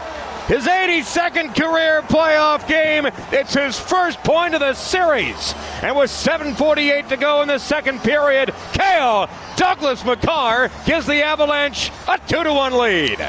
Cale, it's Hank. You played 26 minutes. I never saw you tired once. You don't really look tired now. Do you ever get tired? Yeah, of course. I mean, definitely. But, I mean, it's tough. Tonight, obviously, we go down to 5D for a couple times with the PKs, and it's tough. But I think for us, we almost get in a little bit more of a rhythm, quick shifts, and your body starts to feel even better. So kudos to all of us on the back end tonight. I felt like we managed that well. What a goal by Cale Makar. Crossing to his right, getting around his defender, throwing it top left shelf where Mama hides the edibles. And, I mean, it's beyond the cookies. She hides the cookies top shelf, Sure. but in the top corner, that's where she stashes the edibles. Grandma's got glaucoma. Anyway, it's a 4-2 win, and you won a game, and you're 3-0 in a series where Nathan McKinnon hasn't scored a goal and took 0 shots. Wow. Like, what do you think? Nate's going to be shut out forever here in the playoffs? You think they're going to be shut out forever on the power play? And the Kings are playing great. They're playing as good as they've played all year. And you're up 3-0 on these guys. It's something else, man. It's amazing, man. It's I mean, they something are. This team is so fun to watch. It's hard to imagine how the wheels could fall off. Knock on wood. Obviously, the wheels could fall off in a million different ways. But when you look at it, it's like, gosh, I unlike the Avalanche or unlike the Nuggets, I just see extreme confidence across the board. There's small little things that you still want to improve on, of course. But man, when I was watching, flipping back and forth, it's weird because the Avalanche are winning. Avalanche are in control of the series, and you would think I'd be wanting to watch that game. But I found myself going back to the Nuggets game because that angered me. And Avalanche was almost boring to me because it was what I expected it to be. Anger leads? Anger leads the way? I guess. I don't know. Is that weird? Did you guys feel the same? Well, I know Scott was calling it, but... In the human nature of things, are we drawn to things that anger us more than give us joy? Well, it's not just like... Oh, wow. How about that one? Sometimes Kinda it's hard life, to find isn't it? joy in an expectation, right? And so maybe that's on me. Maybe my expectation shouldn't be that high. But when you expect that and you see it, there's no surprise and the joy is just a little bit lower. All right, hold on a second. Were you just watching one thing at a time rather than both things at the same time? Yeah, I don't. How do you do that? We've had this conversation How a do you million do times. that? We've had this How do you conversation not a do million that? times. I'm not a dual screen guy. Oh my I don't God. like it. When you got the dual screen on, you're not watching anything. You're not watching anything. Your eyes are just bouncing back and forth. You got no clue what's going on in the game. You don't understand the context. I got to be dialed in on the sport that I'm watching. All right, I don't know. I can't even imagine that, because you don't watch anything. He just said it. He called you out. I watch it all. What are you talking about? You ain't watching either thing. I'm watching both at the same time. That's impossible. Yeah, you ain't getting it though. I don't know. Okay, all right. I think I'm more. You're getting it as much as I bet I'm watching the game, and I got the score thing of the Avs going on in front of me, and I was able to say in the middle of the game, "Hey, Avs are up 1-0. There's good news for tonight." There you go. Good for you. So was I watching both? I mean, you're keeping an eye on something. You're aware. I mean, I had the draft on at the same time. I was, dude, it was an awesome night. Like, it was all happening. I bet you dollars to donuts there's more people like me out there than you guys in this one thing at a time thing. I guarantee you, my man Dan, were you watching both at the same time? Oh, yeah. Yeah. Are you eating something? Everybody's eating Oh, my something. Lord, what the hell is going on here? Dan, what are you eating? I'm not going to just call Scott out. A W. You're eating a W. Yeah, okay. Bednar is talking. I see you, Jameis. Bednar is talking right now. And the concern today isn't going to be the result or what's going to happen in the series. And You could start Blackwood. You could if you wanted to. You certainly don't have to. I'm not advocating for it. But you are in a position right now, Yeah. if you want to get some work in for a dude, you could. Yeah, you can convince me on this now. Play Blackwood? Yeah, you can convince me on it now. You got nothing to lose. Because Wedgie's rolling, man. You've established you're the hottest goaltender in the league. Let's go, man. No concerns there. Just we're out to a commanding lead. Give the guy a break if he needs a break. Yeah, because you're going to have the good thing with them though is you don't play till Sunday. Yeah, they have right? 2 days. Yeah. Yeah, they got plenty of time to put your knees down in the your toes in the sand and your toes in the water, ass in the sand for the next 3 days, right? Okay. Is that the expression? Well, that's that song. Toes in the water, a cold beer in my hand. I'm glad you're giving Riker and Moser suggestions for the weekend because they have so much time off. I'm actually amazed. I'm amazed Moser was even on the air this morning because I'm going to get a few were tipped back last night, rightfully so, with a couple days between games. And it's awesome what's going on. But I am concerned about Josh Manson for sure. And I know Bedsy's talking right now. We're going to try to figure that out and hear what he's got to say on the Zoom pressers. But if you're drawn to the sadness more than the goodness, I guess I kind of understand that. But I'll just let you know with the Avs, it's nothing but goodness right now. Mm-hmm. I mean, it's awesing. And it's great. It's grimy. Well, here's the whole thing. But I remember talking with somebody we had on the show with the Broncos, and they were doing good, and everything was fine. And I said, well, how do you become critical when you're winning? He said, when you're winning, you have to be even more critical. And he's absolutely right. They are dominant. They're dominant in 2-2-1 wins, right? They're dominant in 2-2-1 home wins with one going to overtime. You look at it and say, clearly they're the better team. Watch the Nuggets. You can't say they're clearly the better team if you watch the last 2 games, right? They're clearly the better team. What can they do? Because now you can almost project with the Avalanche. Okay, who's the next? Is it Minnesota? Is it Dallas? Will they be up 3-0 against Dallas or Minnesota being 0-9 on the power play? Yeah, all right. If you want to go in that direction, of course. But that's what you got to do because this team's going to win a Stanley Cup. And if you just, everything's happy and everything's satisfied, I'd remind you everybody was happy and satisfied last year through the first round too. That's true. They got to continue trying to improve. Yeah, and that power play needs to improve. You're right, Scott. Yeah, I mean, you are right. And it is something that's got to improve now because you've got doomsday hanging right around the corner. And we've been through this with Dallas far too many times to assume just because it looks good now, it's going to look good then. Yeah, I have no idea against Dallas. Listen, man, the Dallas and Colorado series this year was as close as you can possibly get.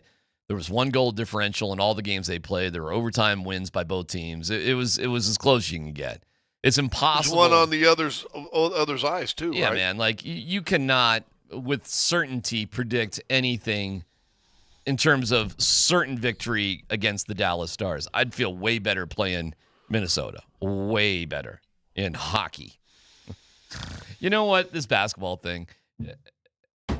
We were staring down the barrel of this as the season was wrapping up and saying, "Oh man, do we really want to play Minnesota? I would have rather played the Lakers. I would have rather played Houston. I mean, kind of anybody but Minnesota. But, was what it was. You couldn't help but be hot. You won 12 games in a row down the stretch. And you look at the Lakers series against the Rockets, and you're like, oh, my God, I wish we were part of that. But that being said, you can't just fold. And what I hear a lot right now on social media, on this radio station, I hear a lot of people being kind of wimpy. I do. I got to keep it real. And I love my man, Vic Lombardi. I love you, Vic. I love you more than you know. But when I hear you say this morning, I don't care if the Nuggets come back and win the series. I'm so disappointed by that game last night. I'm disappointed too. But if you come back and win this series, I got nothing but flowers for you if you're the Nuggets. And can they do it? They certainly have done it before. They have been in worse holes than this, fellas, and they've come back to win series. So I'm not thrilled, and I'm not making excuses for them. I'm just here to say, Scott, this series ain't over. This series ain't over. It's not over, but it's a long way if you come out like you did last night Saturday, then it's awful close. And I know David talked about last night that they've come back from 3 down and all that stuff, and they have. Well, what stops them from coming out like they did in the first quarter of Game 2? Well, you know what? We never had a chance to discuss it last night during the game. I don't know what was discussed today. I don't know if you guys heard the pregame presser, and I don't know if you heard David Adelman in the postgame presser. And it's just an excuse, Tyler, right? Excuses are like, b-holes. Everybody's got one. I don't think they didn't know about Aaron Gordon till late. And I think they didn't know about Aaron Gordon. I think it was after shoot-around. It came out during our show, right? So I don't know when they knew about it. Well, no, it was put in questionable on our show. Correct, it was just questionable. Yeah. But I'm not so sure. I'm not so sure and again, what do we say? Well, guys play questionable all the time, right? Yeah, but we also brought up there seems to be a difference when you go down to questionable and when you're going up to questionable. Yeah, that's true. But if you caught David's post game, and I don't know if we've got it. I got a bunch of stuff, but what? He said something like, "We will have a more definitive answer, and so we can prepare better, knowing which way we're going to go." Yeah, I know what you're saying. But then Joker came out and said we knew 2 days ago that AG wasn't going to play. So Joker said that. So maybe so. It sure did. It sure didn't seem like it on what David Adelman was saying. I got you, and believe me, there's a lot of talk about that on social media. Like, why did Joker say we knew 2 days ago AG wasn't going, and the coach seemed to be a little bit surprised by it? And okay, right? Yeah, I don't know. I will say this. I will say this. Joker sits by the guy in the locker room, and if the guy's saying, "Man, I'm dying here. I can't move." He's got he's got the locker right next to him. He might have that inside information, and I think the coaches and everybody else look, well, he's in training, he's in treatment, he's in this, okay, he's come back. And it just and maybe I'm grasping for straws because I really thought they hung their dauber down too quickly just for missing shots. I've seen them miss shots in first halves and come back and just go crazy. And they never could get over that hump. And listen, the guys that get the money, Joker and Jamal, it starts with them, right? Yep, that's right. Don't we always say, Tyler, the quarterback and the head coach, they're the first two that always get the credit and the first two that always get the blame, don't they? Well, that's your 2 stars. Always the first get the credit and the first to get the blame. But there was a whole lot of cats. I mean, Christian Brown's got to give you some. At halftime, Spencer Jones had 0 points. Cam Johnson had 0 points, and Christian Brown had 2. Brutal. That's 3 starters. It's brutal. That's 3 starters. It's brutal. But can those 3 starters bounce back? Can they play better? I mean, I'd say yes. I would think. Yeah. I mean, you really can't play much worse. So, it's got to be something better. All I know is you got a game. You got a game Saturday, and I think, Tyler, even more so than this one. Listen, Vic, Andy, you and me put our ex-athlete hat on and said, okay, I got slapped around last night. I ain't getting slapped around tonight. We put that ex-athlete, screw that. We ain't getting slapped around tonight. You're going to have to kill me. And I know you felt that way as an offensive lineman when you got beat on a play. Next play, you say, hey, you're going to have to kill me to beat me anymore, right? Yeah. Sorry, go ahead. And I didn't see that last night. Exactly. And you couldn't have said it any better. Like, this is just a pride thing, man. Like, when you slap me in the face, I'm going to punch you back. Like, I'm not going to slap you back. I'm going to punch you back. I'm going to win this fight. And that's why I'm going to say this. I think Saturday's more of that game than even last night was. Well, we're fixing to find out. And I'll be out there Saturday at number 38 with Birdo. If you want to join us to watch the game, number 38, powered by Michelob Ultra, we'll have an awesome autograph giveaway throughout the game. It's number 38 in Rhino tomorrow at 6:30 to hopefully see the Nuggets punch back. A reminder, if you want tickets to Game 5, the keyword is second. We'll give that away at 2:55. Another keyword coming up at 1:20. Meanwhile, the NFL draft had some humorous moments, that's for sure. There were a few.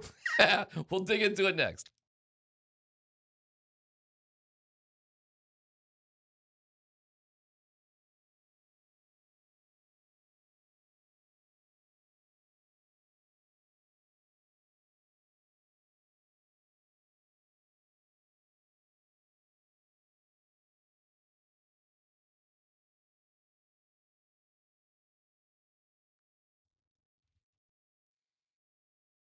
It's DMac for the Rocky Mountain Men's Clinic. Hey, just because you're getting older doesn't mean you have to feel like it. If that energy is low, sleep is off, weight won't budge, your mind feels foggy. Sex drive, that ain't what it used to be. It's time to switch things up. Guys, low T is coming. Something men younger and younger are explaining, and you're just like, what happened? Well, at the Rocky Mountain Men's Clinic, they know what's going on, and they can help you out with their advanced medical strategies, featuring TRT, GH peptides, NAD+, GLP-1, PDA, and more. Treat low T and other hormonal issues to help you shed pounds and get that man machine going. Don't be older. Take control. Be stronger in the gym, sharper at work, better in the bedroom, more confident in every part of your life. Take that low T quiz on the website, RockyMountainMen'sClinic.com. Just takes a couple of minutes, and away you go. The cost of the initial appointment is only $99, and if you sign up for testosterone treatment the day of your appointment, that visit is free. So don't ignore the science. Call today and take the first steps towards feeling better again. 720-440-7900, RockyMountainMen'sClinic.com. Featured therapies are compounded and have not been evaluated nor approved by the FDA. Provider prescription required. See website for details.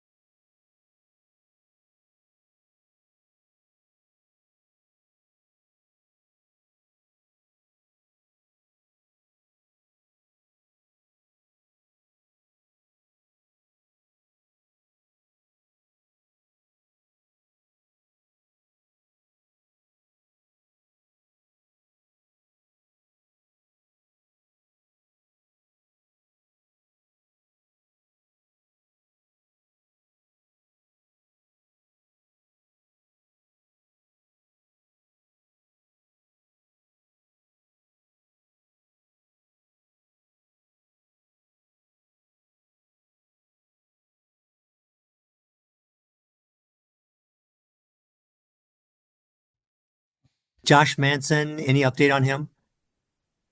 Yeah, I don't have one yet. Like, he's getting reevaluated today. I hope to have some more information tomorrow or the next day, even on if he's going to be able to play or if he's going to need some time. But I don't have any of that information just yet.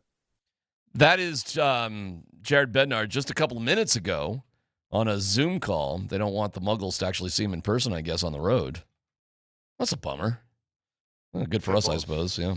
And there we go, Josh Manson. So not surprised by that answer. They have a couple days between games, and you have the luxury right now. You can beat the Kings even without Josh Manson. I don't want to go without him for the long haul, but you've got time, which is good. You put yourself in a position you can rest him if you need to. Absolutely. If he's not 100% on Sunday. As with all the guys, quite frankly. I mean, that I'm not saying you said a bunch of dudes, but if somebody's in jeopardy, if somebody's banged up, now's a great time. They couldn't be in a better position, and they've earned it. So good on them. We'll be out watching the Nuggets on Saturday, tomorrow at number 38. That's powered by Michelob Ultra.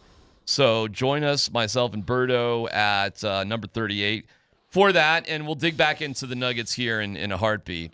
In terms of the draft, you should know with the Broncos at 62, they will have a draft pick today if they do hang on to it. There's 3 linebackers and a tight end that I see, Tyler, them possibly wanting to move up for, possibly. Okay. And that's we're focusing on linebackers, huh? Well, when you just look at the guys that they've talked about, the guys that have visited with them, and who's sort of projected in terms of value that's ahead of where they'll be drafting, Jake Golday, Anthony Hill Jr., and Jacob Rodriguez, it just so happens that is lining up. Eli Stowers is there too. Now, these are just guys that you'd have to move up for projection-wise. There is a mock draft that has them taking Josiah Trotter, another linebacker. I'm just pointing out, in this round, there's a lot of strong linebackers. That's how the draft is sort of falling right now, that are within range. I'm bummed out about that because that's why the first round does matter. You're right. That's why what happened yesterday is going to heavily influence what the Broncos decide to do, because the runs on positions is going to affect who's available, right? And you've got 4 positions of significant need: running back, tight end, linebacker, defensive tackle, my opinion. So with all the linebackers available, you're right, it could be really tempting. That bums me out because that would be low on my list of what I would like to see done. And the reason I say that is because you just invested in Justin Strnad and Alex Singleton as your starting linebackers. You do need depth there, but your first pick needs to be a starter type of player, right? And if I'm looking for a starter type of player, I would much rather get that at tight end or even running back. I don't really care. Can you get a tight end starter at 62, though? I think you can, Scott. Possibly. When I said, let me Possibly. reclassify that, because George Payton told us, he said, it's unlikely that we're going to find a starter at 62. But so let me reclassify that, rather than saying starter, a day one impact player. And I think tight end's actually your best position to get that at. There's 2 guys in particular if you don't move up, and that's Max Clare and Sam Roush. And both those guys probably will be available at 62. Eli Stowers, you're probably going to have to move up to get Eli Stowers if you want to go in that direction. So it's an interesting decision that they'll have to make.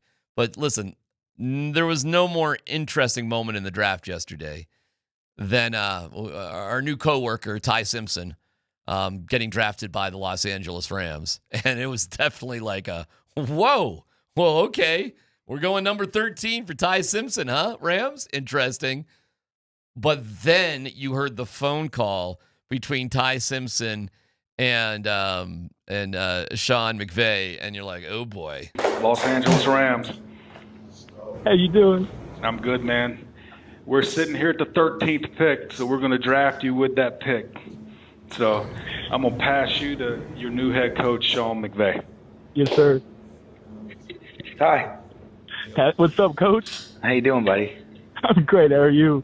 Good, man. Well, congratulations, man. Excited to get to work with you. It's going to be a lot of fun, buddy. Let's go make history, Coach. Yeah. No, and hey, enjoy this night, man. You earned it. Have fun. Tell your family we're excited to meet them, and can't wait to get going with you, buddy. Yes, sir, Coach. Appreciate you. Okay. Appreciate you. All right. Yeah. I don't know if I've heard a less enthusiastic coach to quarterback first round conversation in my life. Well, dude, that was awkward, but that wasn't nearly as bad as the press conference. It got worse. So Sean McVay, if you listen to the very beginning of what you just played right there, that's where you can hear how mad he is, because he picks up the phone and he goes, "Hi, hey, hi." Yeah. And then, if you listen to the rest of it, Sean's like, all right, I don't need to treat this guy like a jerk. He's not the jerk. I don't like him. He actually did his best to be polite to him after the high. But this presser, that's where it came across. Yeah, I did. I'll keep that between us. Do you expect Ty to back up that? We'll see. He's going to compete with Stetson. Okay. Listen, man, I don't know if it's more clear that the organization is doing what they view as best for the organization, and Sean McVay wanted what's best for Matthew Stafford and for him to win this year. And that is a major conflict, guys. Guys, when that happens inside of an organization, you have a gargantuan communication conflict. And you could say maybe the Nuggets had that in their situation with Michael Malone, and I don't know, man. I don't see a brilliant future there beyond this year for Sean McVay with Los Angeles, to be quite honest with you. Well, a lot of people are speculating that, and I heard the boys before us talk about this as well. I've seen it. A lot of people seen it. A lot of people are speculating that Sean McVay is going to retire when Matthew Stafford does. Well, it makes more sense after yesterday, but I mean, if you we'll see. They better win it this year. Then look, if you ask Sean McVay, he'd probably tell you, then you should have given me the guy that I wanted. It actually to help Matthew Stafford. It actually all makes sense, though. All angles of it make sense. From Sean McVay's point of view, of course I feel like I could win a Super Bowl with Matthew Stafford, so give me some weapons to help out my dude, or give me a defense, whatever. It doesn't even have to be for my dude. Just give me a better football team. I get that from Sean McVay. And then also from the GM's perspective, hey, that formula has been proven here of late. Yes. Drafting the first rounder to sit a year or two and then come around, it's been proven to work. Well, you know me, I'm all for it, because you got to assess what your quarterback situation is. And if you're in the dog days of Matthew Stafford or at the end, you've got to prepare for the future. You got to. And if you like a guy, you don't wait around to the second round. You go get him. If you like him, go get him. And I'm going to guess Les Snead and Sean McVay were looking at that in two different directions. So it was a humorous moment where Ty Simpson is like, let's make history, coach. And the coach is like, yeah, okay. All right, let's make history. I'm so awkward. It's all I can say, but I know I'm going to win a Super Bowl, so I know I'm going to be the best thing that ever happened to this franchise. Last time I checked, they already won a Super Bowl with Matthew Stafford. Yes, Scott. Yeah, he's got a chance to win a Super Bowl. Listen, he may not want him, and you're right. They may need. Listen, we haven't even sold on what Puka. I mean, their best wide receiver. What his status is going to be this year, right? He's got his off the field issues, that's for sure. I mean, he's got some off the field issues, so you probably want something else to solidify, either an offensive lineman or another offensive player that can be a threat, running back or wide receiver, tight end, somebody. But from a standpoint, from a franchise, if Simpson has a future, listen, Matthew Stafford's going to play next year at 41, right? He's going to play one more year, and that's probably it is it. I mean, it literally 38, is it. 39, whatever he is. Yeah, I don't know if he'll play again, but he won't play for the Rams after next year. That's over, because they just drafted Ty Simpson in the first round. So, you don't have to retire, but you can't play here after next year. That being said, we'll get back to the draft, especially the curious case of Mekhi Lemon from USC and what was going on with this dude. This dude is interesting, to say the least. But what with the Nuggets now? It's PhD. That's next on 92.5.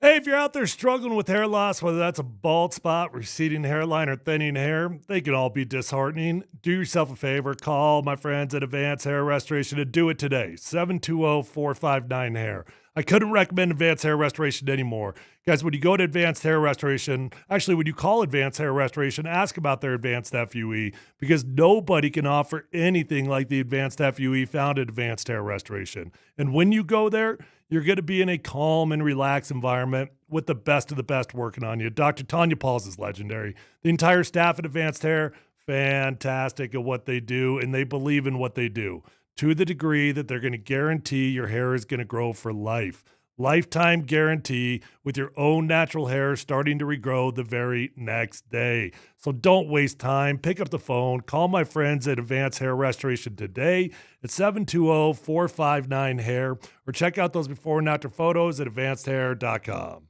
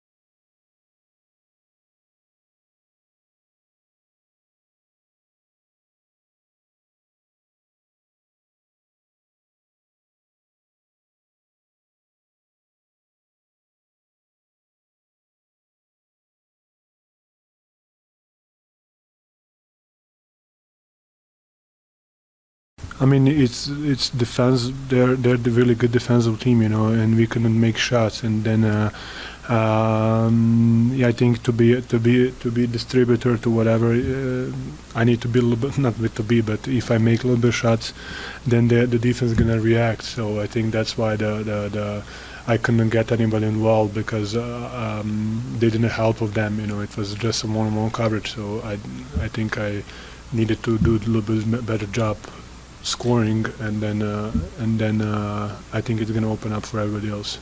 Simple question. What pissed you off the most about the Nuggets last night? Lack of anger, lack of big eyes, big red, motivated, sweaty eyes that are screaming, I'm offended.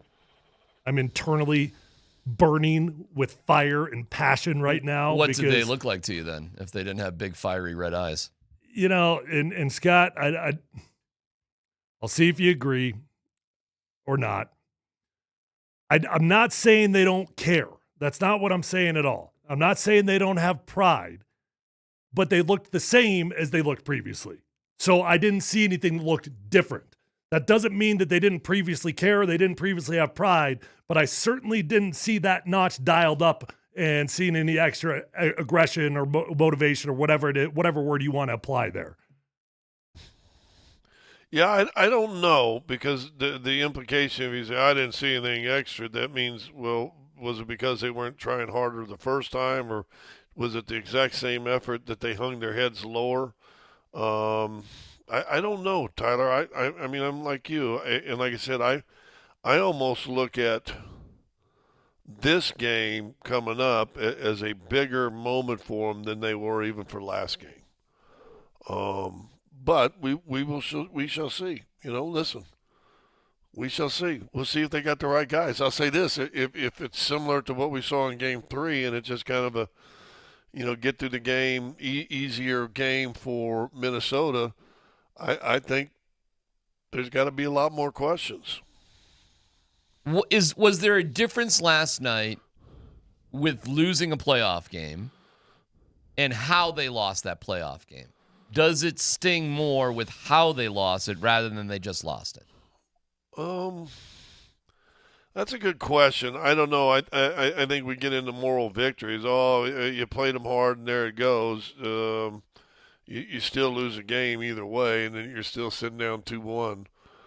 And listen, all this is forgiven if you come back Saturday and win that game. Yeah, because, by the way, there are blowouts in the and let's keep it real. This was a blowout, okay? I don't even care what even the final score. But this was a blowout. Mm-hmm. There's a lot of blowouts in the NBA playoffs, guys. Happens all the time. And doesn't Did you remember till Adam had said it that they got blown out in Game 3 last year in L.A.? I did not remember it, no. I did not. I remember it went 7 games, and obviously if it goes 7 games, you lost 3 in the first round. I know they blew out the Clippers when the owner there was, paying all the fans to be at Ball Arena. That was a fun one. Yeah, I remember that, Steve Ballmer, when he, literally imported like 300 Clippers fans and bought all the seats behind the Nuggets basket. I remember that. But I can't tell you blowouts. I did not remember that.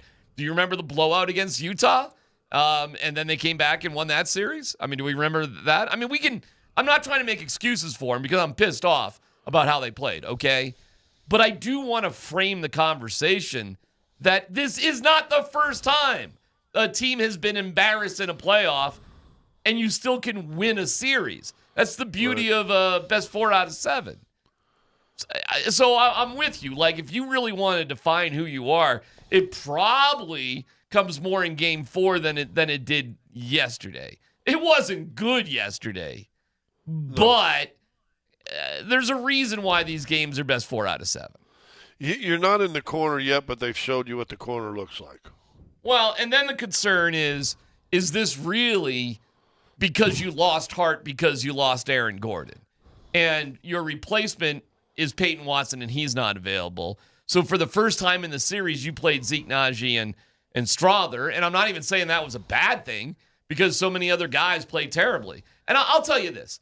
I don't think any team has a chance to win a series in the NBA if your superstars don't play up to their highest potential. And none of us would have ever expected the Denver Nuggets to be able to win a championship without Aaron Gordon. So, I agree with you to on just that. be very, very clear about that, I guess we do need to factor that into whatever disappointment we have here, but I feel like that's different than what my disappointment is about. To me, it's not so much about the fact that they lost a basketball game. It's the fact that I didn't see a difference in their eyes.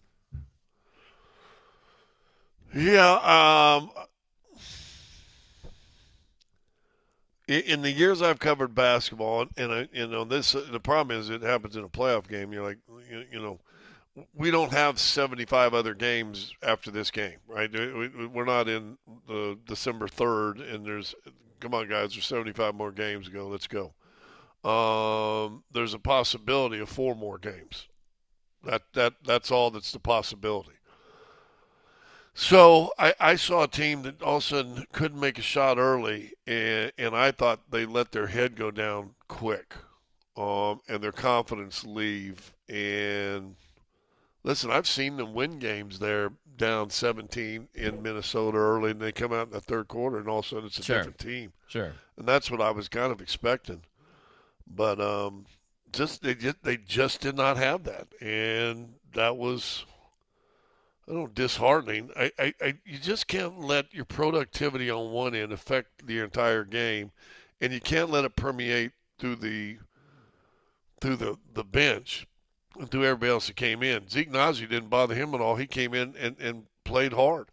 Julian Strawther came in and gave up like 6 straight points defensively and tried to play safe. And I don't know, again, Tyler, going back to your playing days, and it's kind of like me with golf. I'll tell you a funny story. I'm playing in a member guest with a buddy of mine, and we hit this massive drive, and it's a 2-man scramble type thing. He lays up 7. I said, you know what? If I smoke this 6-iron, I can get on this par 5 and 2. Water all down the right side. and his line to me was, they didn't pay to see Babe Ruth bunt.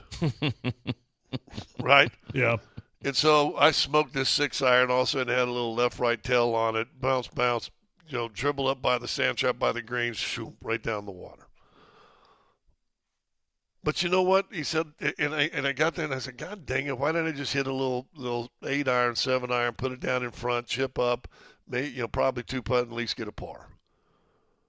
But he's right. They didn't pay to see Babe Ruth bunt. Tin Cup. We don't pay and to watch and cheer for teams to go sit there and watch them be conservative.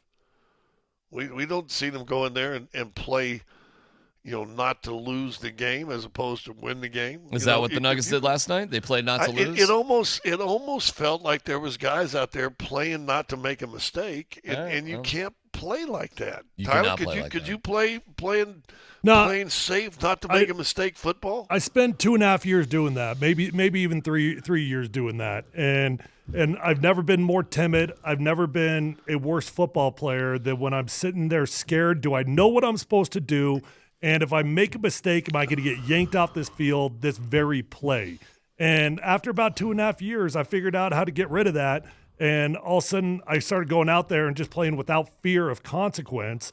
And what do you know? All of a sudden, I'm a 10 times better player. Okay, do you think the Nuggets have this because of a lack of confidence without Aaron Gordon?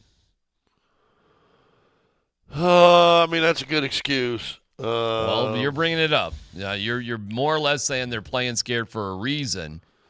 Or there's got to be a reason if you're doing this. Well, but no, there's a fear of failure. That's different than all of a sudden we don't have a guy, we can't beat him. But do you increase your fear of failure because you don't have a guy that you really rely on and you think that you need? But that's that guy. That doesn't control how I play. That doesn't control me being aggressive to take a shot when I'm wide open, as opposed to catching the ball, never looking at the rim, and trying to see how fast I can pass it. I don't know. That has nothing to do with Scott. Aaron Gordon playing. I've had this conversation with pro athletes a million times, including you. Shooting is contagious, and if there's a fear of failure or a lack of belief for whatever reason, you have told me. Other pro athletes have told me. shooting in play sometimes can be negatively contagious. And no, that's true, but that has no idea whether Aaron's out there or not. Unless the fear is, we can't win without him. I don't know. I'm throwing it out there because I'm trying to make sense. Well, and listen, I think both can be right, Darren. Seriously, I thought individuals played not to make a mistake. Was that crept in there because they felt their margin of error was smaller because Aaron wasn't playing? Could have been, but to me, when I'm afraid to make a mistake, Tyler's not worried about the left guard. He's worried about himself. I'm not taking that shot because I'm worried about missing it, not because someone's not playing or not. Now maybe something's crept in and we've got to be more perfect. I don't know. Maybe that creeps in. I would hope not. But I think as individuals, they played not to make a mistake, too many of them. And it was a night when you didn't need that. That was a night, get beat by 40, but you're just slinging, running up and down, gunning, and just going. Well, let's go. Okay, then Tim Hardaway and Spencer Jones and Nikola Jokic may want to, get in front of Jaden McDaniels and not allow him to humiliate you late in the game. I mean, you may want to take control of what you can control, and that was one moment out of, a lot of different moments. And that's what pisses me off, by the way. It doesn't make me think that they're going to necessarily lose the series, but holy cow. Hey, take a peek. Listen to this radio station. Check out social media a little bit. Get the vibe on the text line and other things. I've never seen a more like the Nuggets are toast more than I am right now. It's hard to argue against right now. It is. Now, history has shown us last year they bounced back from it. But I don't know, man. I mean, if you're just looking at it, I said the other day we would know by the second quarter whether the Nuggets were going to respond the way they need to or not. And if by the second quarter they look like they're still being polite out there, we already know the way the rest of the series is going to go. So that's how I feel. The irony, the second quarter, they were down 14, which is not good. So despite scoring 11 points, the game was still, Scott, clearly. You kept it in touch, didn't you? Yeah, you down stayed 14, in touch. I don't know, man. Like, in game one, the Nuggets were up by 4. Game two, they were up by 14 after one. And then the, Timberwolves won by 14 in 2. It was tied at 64. It's like, all right, it's basketball. It's the NBA. It's not a death sentence being down by 14. Not at all. But, then the Wolves won the second quarter by 8. And now you're down by 22 or whatever it was. The lead was as much as 27. And that becomes really, really difficult to make up. Well, here's then becomes a big question. If Minnesota can continue to bother the star players, and now let's equate this to the Avalanche, who won you those first 2 games? Because obviously the Kings did a good job kind of stifling the star players. It was their third and fourth lines, right? They got support players, yes. It was their and support players. Great goaltending too. Great goaltending. Great goaltending, which your rim protector, which you don't have, I guess. Right. Right. But you got guys that were on different lines. I mean, McKinnon doesn't have a point yet, I don't believe, does he? McCarr had his first goal last night. Yeah. Landeskog's got more points than McKinnon does. Yeah. He's got more goals. He's got 2 goals in this series so far. Good with that. McKinnon will come around. I'm not worried about that. So the question now becomes that if the Minnesota Timberwolves can continue to slow down Nikola and Jamal, who's next? Let me give you a quick hitter. Jonas Valanciunas did not play because slow feet. All right, so is he toast for the rest of the series? His feet ain't going to get quicker. Might be. I don't know. Okay. Unless something just plays out. You may see him match up more with Rudy or something like that. He can play with Rudy. But, and again, I just think this is a tough team to play small with. And now you don't have Gordon to be your center, which is what you normally talked about. Does Aaron Gordon need to come out to play even if there is a risk of tearing his Achilles? No. No? No, because we're not putting it all on the line here? Well, let me ask you this. Now you're into next year. Yeah, let me ask you a deeper question, Scott. And I hate to say it like this because you should always care about the player, always, no matter what that next year's outcome is. But is Aaron Gordon on this team next year? Well, contractually, it looks like not what I meant. Contractually, well, I mean, they owe him a lot of money, so contractually, it looks like it is.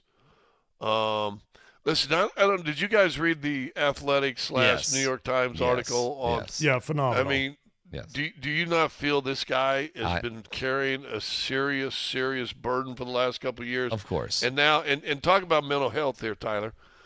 The burden of losing his brother like that, basically raising his brother's 2 kids, supporting his brother's ex, right?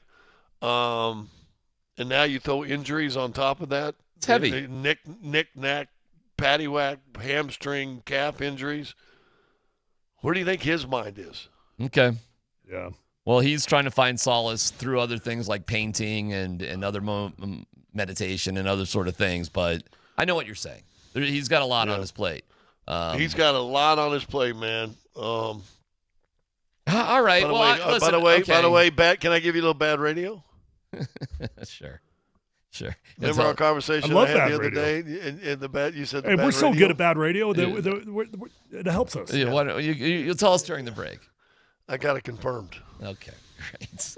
Really? That is really bad radio. That is cool. Well, but it's also really disturbing. That is terrible radio. It's disturbing. Here's good radio. The next keyword is round. Round. 303-504-0925. Round. Your first and last name, and you're entered. There's limited tickets available, so visit nuggets.com/playoffs for more information. Again, this hour's keyword is round. We'll announce our winner at 2:55. Jared Bednar has a question and answer about the goalie situation again. That just happened less than an hour ago. We'll give you the answer coming up next.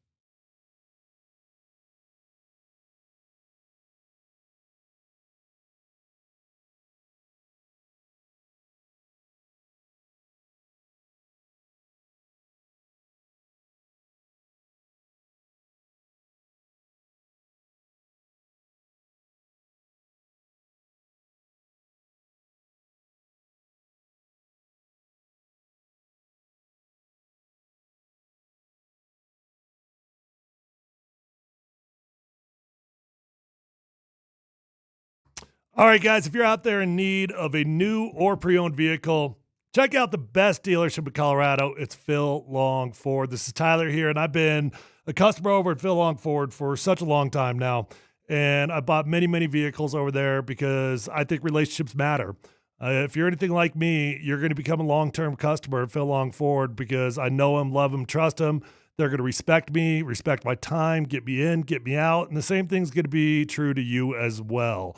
And at Phil Long Ford, you always know you're going to get the best price and you will find the vehicle of your dreams because there's over 8,000 cars, trucks, vans, SUVs, electric vehicles, even commercial fleet vehicles on their lot right this minute. So whether you're looking for a new vehicle or pre-owned vehicle, it's already on the lot at Phil Long Ford. They've already got the best prices at Phil Long Ford. Let them know that your friend Tyler sent you on over and know that they've got an award-winning service department. So once you buy that new vehicle, keep it serviced at Phil Long. You're going to have a beautiful ride for a very long time. Check them out online at phillongford.com.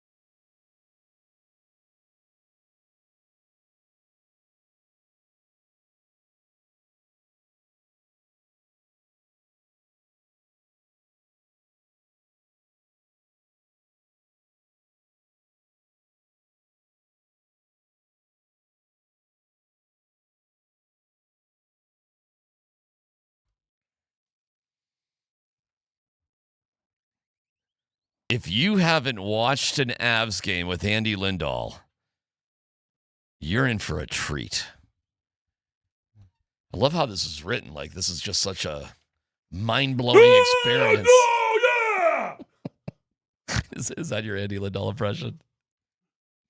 What are we doing? Name. This Sunday, the Altitude Sports Radio Playoffs Viewing Party Tour stops at the Buffalo Rose in Golden.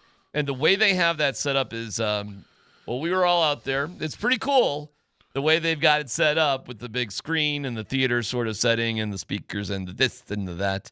There are specials on Michelob Ultra, great giveaways. And the best part is stressing through an Avs game with Andy. That's the best part. The Buffalo Rose, a really cool place to watch a game. Really, place really is cool. awesome. Very, very unique. And that's Sunday in Golden, and it's an afternoon game. So there you go. And then, it's Golden. It's lovely. You can walk up and down the streets, and you can look at the smart kids at the School of Mines, and I don't know. Go with Vic. Take a bike ride up Lookout Mountain. Do it all right there in Golden. Speaking of the Avs, Jared Bednar, it's an interesting situation.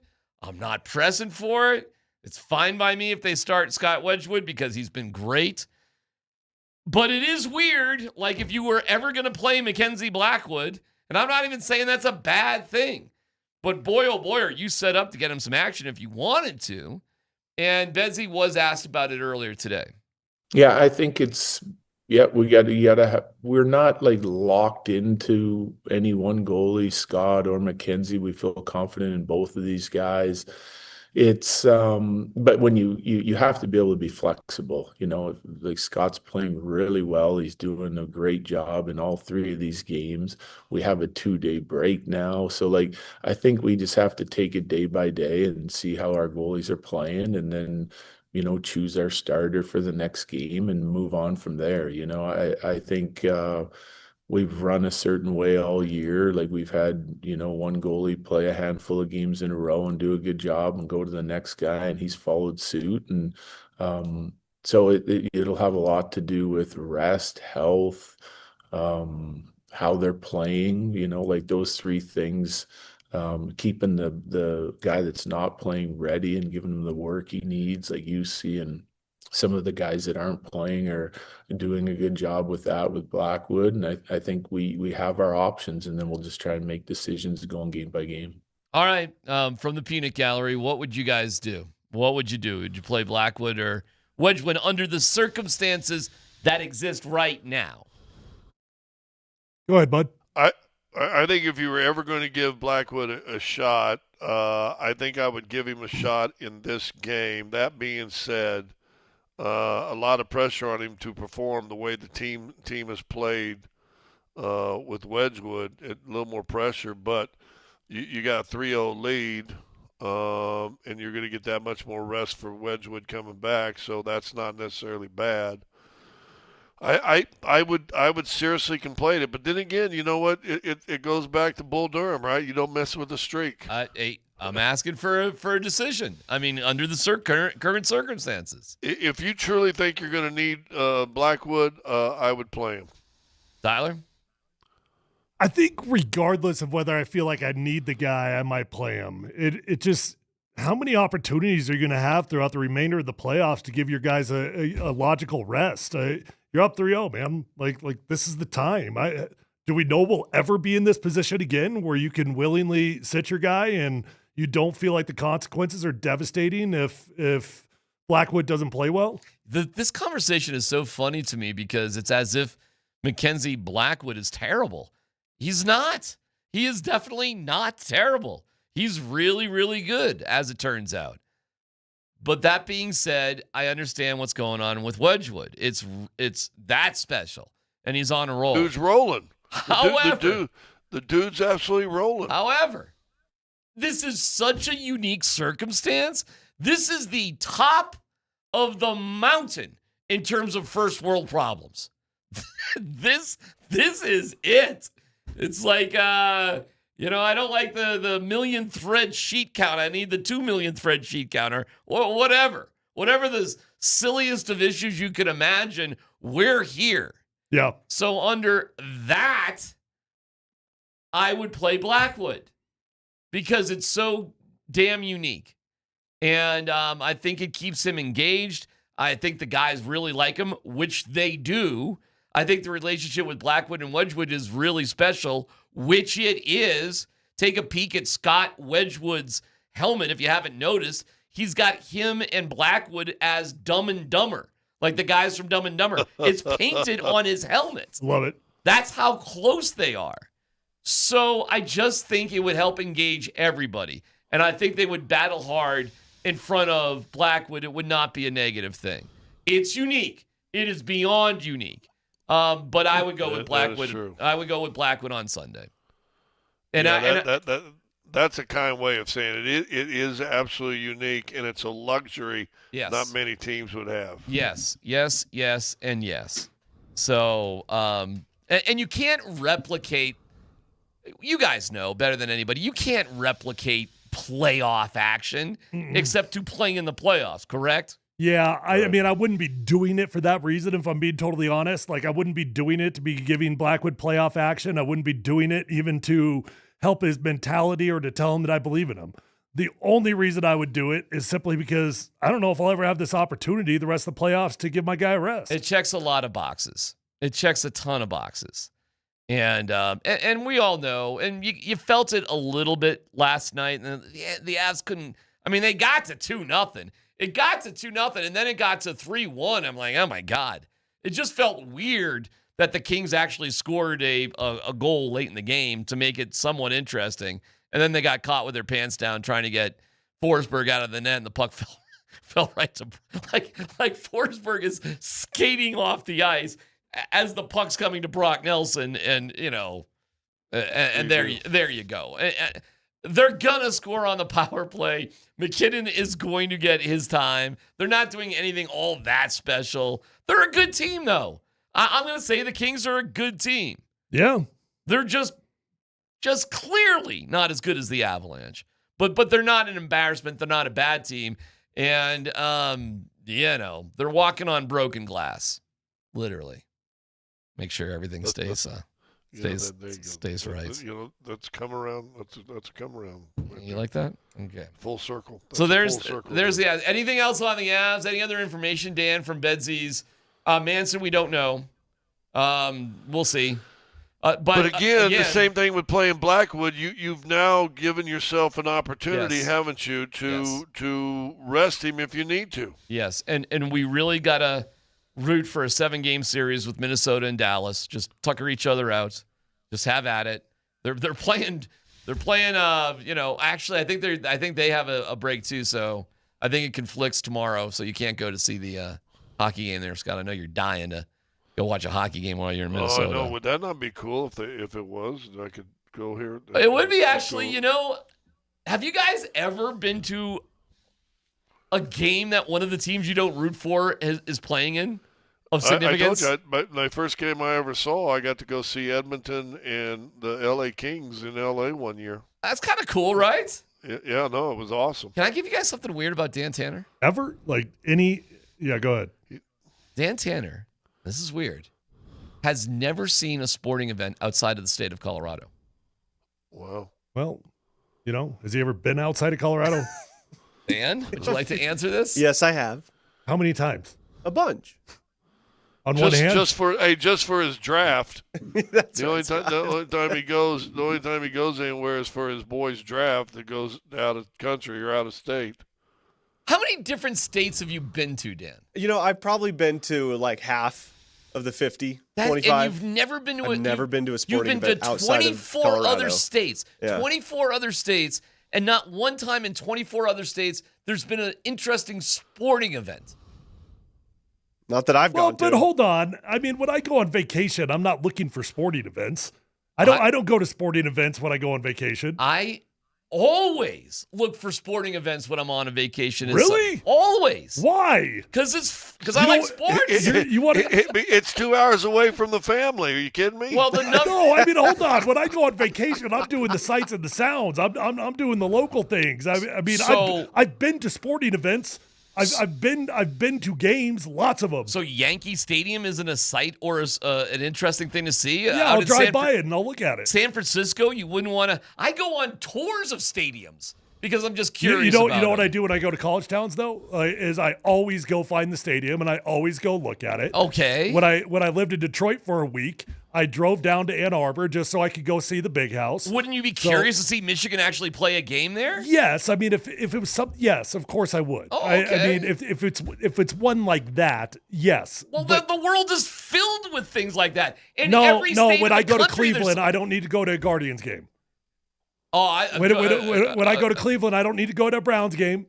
Wow, I've been to a Browns game and a When I Guardians go to game. Jacksonville, I don't need to go to a Jags game. Well, I might agree with you on that one, but I'll tell you, in Cleveland, going to a Guardians, hell no, and a Browns game, which I've done both, has been a really fun experience. I've done both of those things.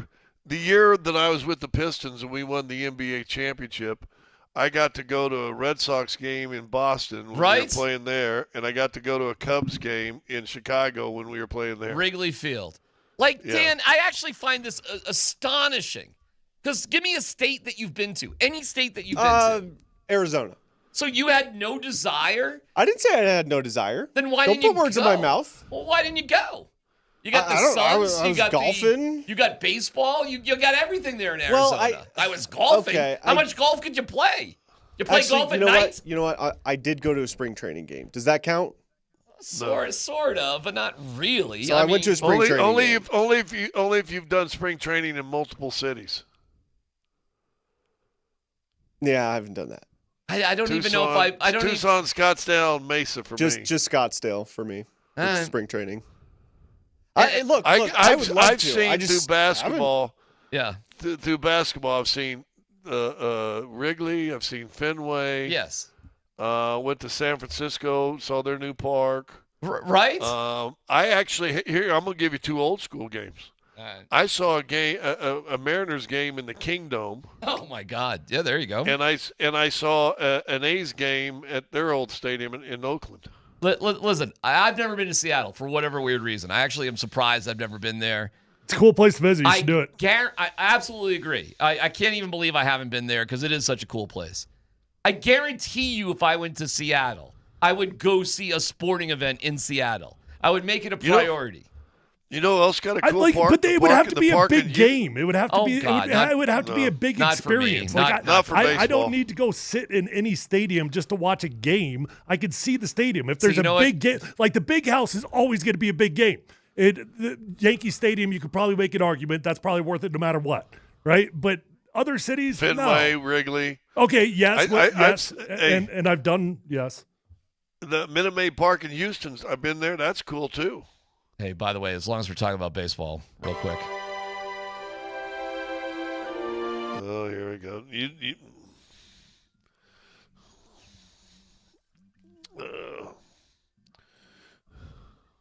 Worst loss of the year. Terrible managing by Warren Schaefer. Horrible pitching by Victor Vodnik. It was the most Rockies moment from last year, this year, of this year. It was embarrassing. It was horrible. And that is on the shoulders of Warren Schaefer being a poor manager. Period. And it was humiliating to see the Rockies play like the old Rockies at the end of the game yesterday. Now, they put up a nice lead on the Padres, but giving up 5 runs in the ninth and blowing a 3-run lead in the ninth, inexcusable. I'm not glossing them today, guys. I'm telling you, that was horrible. And it does show you they've got a long way to go because they're trotting out Victor Vodnik, and Warren Schaefer proved he's a junior varsity level manager by not figuring that one out because while Vodnik. But I thought anybody could manage it with the new rules. With the way they got it set up, I thought anybody could do it. It doesn't matter if it's Warren Schaefer. Anybody with a brain in their head would have got Bernardino ready to go and be able to pitch. But because Warren Schaefer gagged as a manager, he was too late to get Bernardino ready to rock and roll. And because of that, he left Vodnik in and he gave up the cookies. Terrible, terrible, terrible, horrible job by the Rockies yesterday. Their worst loss of the year. So I'm not going to glaze them, when they don't need to be glazed, and I'll give you the real deal. And that's what happened yesterday. It was a humiliating loss for the Rockies. Period. They play the Mets, and hopefully they can turn it around today. But that was a shame. And it goes to show that Warren Schaefer leaves a lot to be desired as a general manager or as a manager. There you go. That's it. When we come back, no dumb questions. Good talk. It's PHC on 92.5.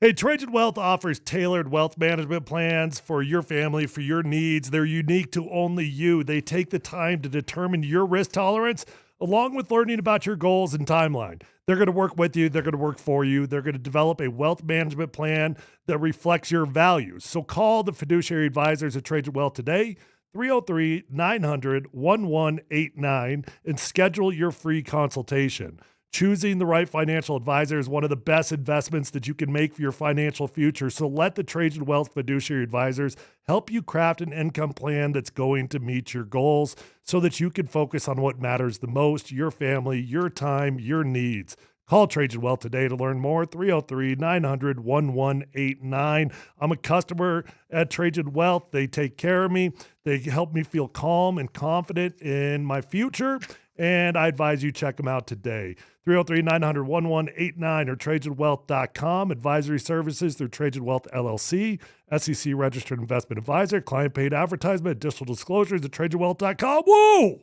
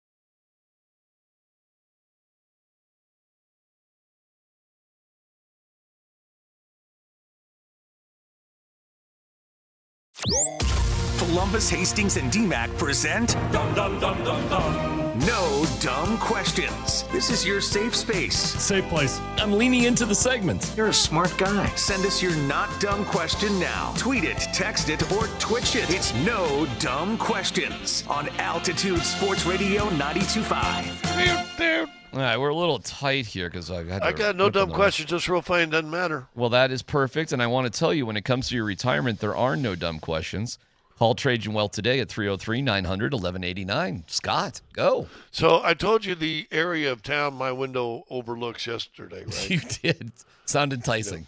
Yeah. Got the Happy Hour Bar, world famous. I got the Gay 90s Club. I've got the Augie's Topless Bar and Nightclub. I've got the famous Brass Rail Cocktails Adult Boutique Club. There's another one over there called something like Sugar Babies or something funny like that. Anyway, what would you do sitting out your window, looking by, and you see one of your boys at one of these events stop? Wow. Oh, wait, hold on. Wait a minute. What are we doing here? We snitching? What's Cos doing out there? Hold on. Snitches get stitches, Scott. At the Gay 90s Club, was Twink 182 playing? Twink 182.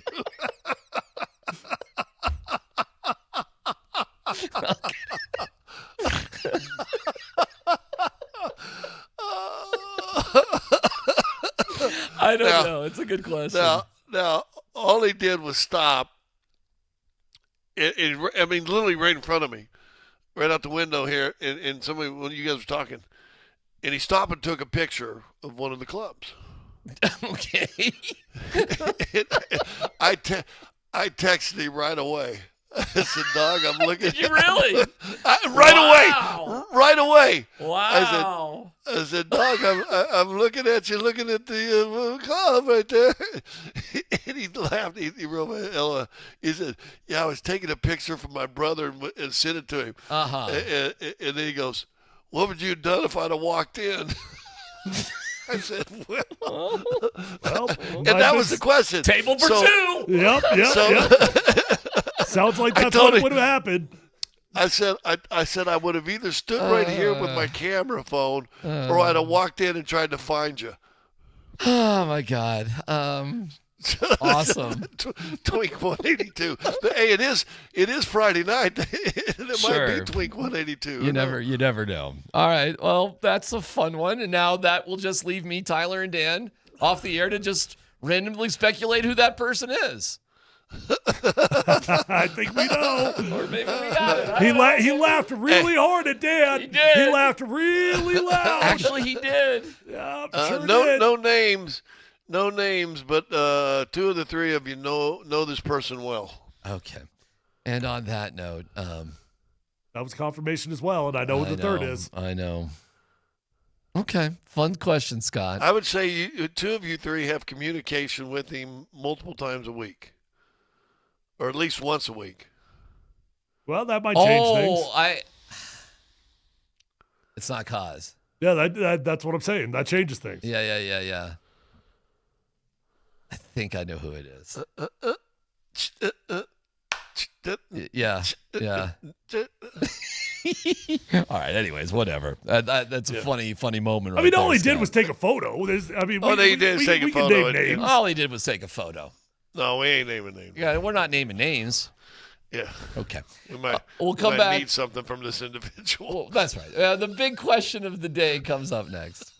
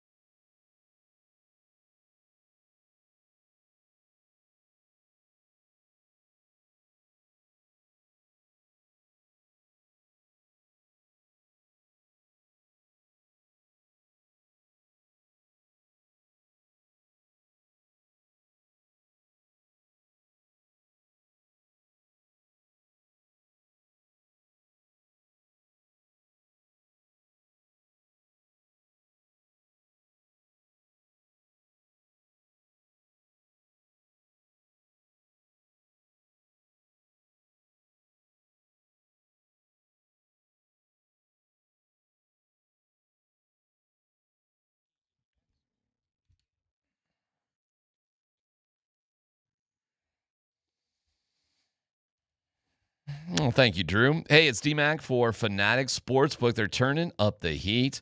They've got a new way to parlay squad bets available across the NBA, MLB, and NHL. Here's the deal. You tap into the Fanatic Sportsbook app.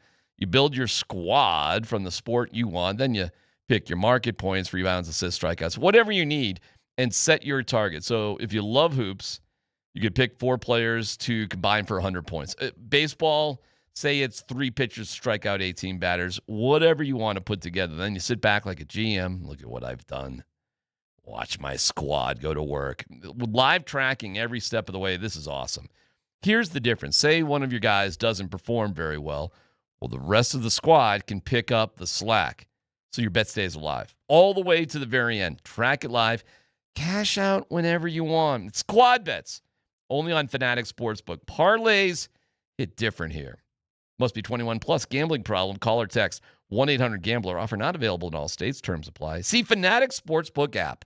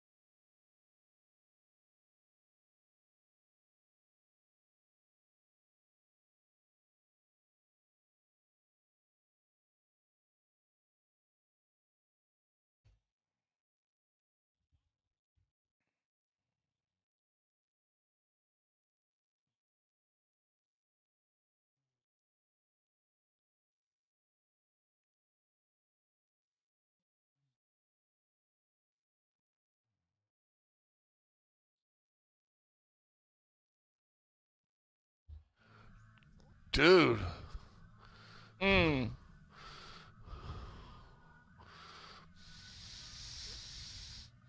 The next day, are you more emotional about the bad times with the Nuggets, or do you feel better about the good times with the Avalanche? Where are we at as a Colorado fan base right now? I'm a spoiled, rotten brat with the Colorado Avalanche, and I can't enjoy what I expect. So because I expected the Avalanche to go out there and handle their business against the Kings, they're doing what I expected them to do. I don't feel rewarded because I'm a spoiled, rotten brat.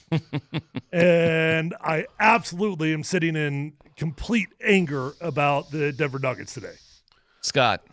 I want to go squirrel before I give you my answer. Squirrel. All right. Because I feel like we didn't do no dumb enough. You ever get you feel like you got a nose hair going, so you just kind of grab it and just yank it out? Hold on. I see you do this all day. And when you yank it, you act like you surprise yourself every single time, and you get scared. The second you yank it, you're like, "Oh, what?" Because it hurts.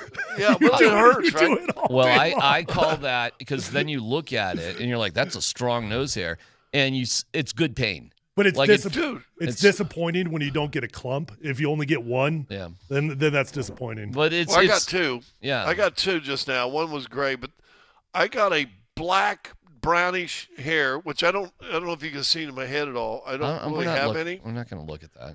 Don't have any. I have white gray hair, right? Yeah. I pulled out, honest to gosh, a black brown hair from my left nostril. Yeah. That's close to an inch long. Yeah, it's wow. But that's how can I grow dark hair on my nose and I can't on my head? What's remarkable is when you pulled out the hair from your nose, it went right through your ear, through your brain, which is remarkable. You should have flossed yourself. Yeah. Yes. I got this one's connected. Yeah. You know what? It would make a squeaky sound effect if you were to do that. So pi r squared times 14 is the. So did that pain make you feel better about the Nuggets' loss somehow, like self-inflicted no, pain? sometimes you know what it reminds me. Sometimes to get something done right and to feel good in the end, you have to go through a little pain. That's true. That's good. True. That's a good. Is that what's happening with? But I hope no. I hope so. I went through the pain in Game 2. Nah. That wasn't pain. That was. The pain was what came after. Okay, hold on. You might be right. What's the difference? Because after Game 2, you're right. After Game 2, I felt motivated. After Game 2, I felt a blank you to the Minnesota Timberwolves. Yeah, I felt like, okay, let's rally the troops. Yeah, you are right. Yeah. Is this a circle the wagons moment? I think anytime you get down in a series, you have to. I mean, the Kings are going to go through this, right? I think you're going to have to get their best. They'll give you their best. And they played well for who they are, but I think you're going to get their best effort to start that period. If you can just hang through a period and a half, then you end that series and then you really get some rest. The Nuggets, I think even more so than Game 3, they have to send a message enough. And it needs to be that they need to come out in this game and go, okay, enough. Here's why I think it stings. Is the guy that called you soft and questioned your manhood was the guy who got over on you. And here comes Dosunu. Throws it on the high left side to McDaniels. He gets down the lane, dunked it home with the right hand. And then the same guy that doesn't get a rebound defensively allows the guy go in. Jay McDaniels, let me take his quote post-game. Told you. Timeout called by David Adelman. The game was over, but that moment right there is where they clowned you. That's where they didn't just beat you. They humiliated and embarrassed you. That moment right there. And you're talking about Tim Hardaway Jr., who just let him blow by, and then Spencer Jones was a passenger on the bus. He wasn't driving, and Nikola stepped away too. It was a bad, symbolic moment. It wasn't a game-changing moment because the game was done, but it was a symbolic moment like I can talk shizzle about you, and you can't stop me. And you're not going to do anything about it. And you're not going to do anything about it. Yep. And that's where they take you. They snatch yourself. That to me, Darren, you said better than you did in that first segment, but I think you're a little more emotional in that first segment. That was why he said the game was over at that time, but then he just kind of clowned you and said, "Told you." Well, like I said in the thing, told you. Told you. Well, and the irony here is, of course, that was a terrible defensive moment by the Nuggets, but essentially their defense was all right. It was fine. It was what they've done all year. What was unbelievable was they were lacking physicality, according to David Adelman, on the offensive physicality, that they got pushed around too much in that department. And it's the second game in a row, frankly, where your stars, Joker and Jamal Murray, did not show up when they needed to the most. Tough deal, man. Tough deal. And you can't win like that. But then again, I am not going to doubt the best player on earth, which we collectively think of Nikola, unless something's changed here. You let me know if something's changed about your views on Nikola. Bueller? No, of course not. Well, all right, we're all good? Okay. I am not the guy across the street who wants to sensationalize anything. I think you've ridden with this guy for so long, and now all of a sudden you're ready to get off the train. No, I'm not. I'm fine. I believe in Nikola. I do. And I do believe in Jamal Murray as well. He's had one hell of a year, and he's a world-class basketball player. World-class. And having poor performances in back-to-back games by those two guys is weird. It is. But I don't think it's going to keep happening. I believe that. Now, hey, listen, maybe Minnesota can prove me wrong in my opinion. And I'm not predicting the Nuggets win the series because look at the Kings, how well they've played. They have played great for their potential, and they're still going to lose that series. Sure. That does happen. Yeah, they really have. But the thing that will kill us about the Nuggets. Kind of like the Lakers when they got swept. Well, kind of. It was the best performance of all time. They weren't playing poorly. Right. They were playing all right. I was being facetious, if you remember that. But I do, but I know what you're saying because that's the excuses they made too. But I'm not going to feel like that with this series if the Nuggets were to lose. I think they threw away game 2. They had that. And it was painful to see them lose a game that they should have won. We'll see in game 4. And then you're home for game 5 and you go from there. I'm not giving up on the Nuggets. I'm not. But there's a lot of people in town, boys, that want to blow this team up right now. Yeah. What would you say to them? I mean, listen, when we start talking about one blowing guy up who's go ahead, Scott. Go ahead. All right. No, you go well, ahead. when you start talking about blowing up a team, and that includes Nikola Jokic, it's the dumbest conversation I've ever heard in my life. Okay? Nobody's ever getting rid of Nikola Jokic. Just in that conversation, you're a fool. Okay? But, I mean, the idea of the team getting blown up, if you get rid of Aaron Gordon, is that blowing up a team? No, it's not, actually. Oh, it kind of feels like it. It's a tough one. It kind of feels like it to me. It's a tough one, but it's not. Well, I think the idea that significant changes are on the horizon, that's a fair conversation, as long as it doesn't involve Nikola Jokic. But aren't those conversations you have when the season's over? Well, I mean, yeah, but with social media and radio and you know, .coms and everything else, those conversations happen now. Especially with people that continue to have access to grind. That's just, you just expect it. I mean, it is what it is. But listen, here's the funny thing. Nikola shot horrible last night. I think he'll shoot better tonight.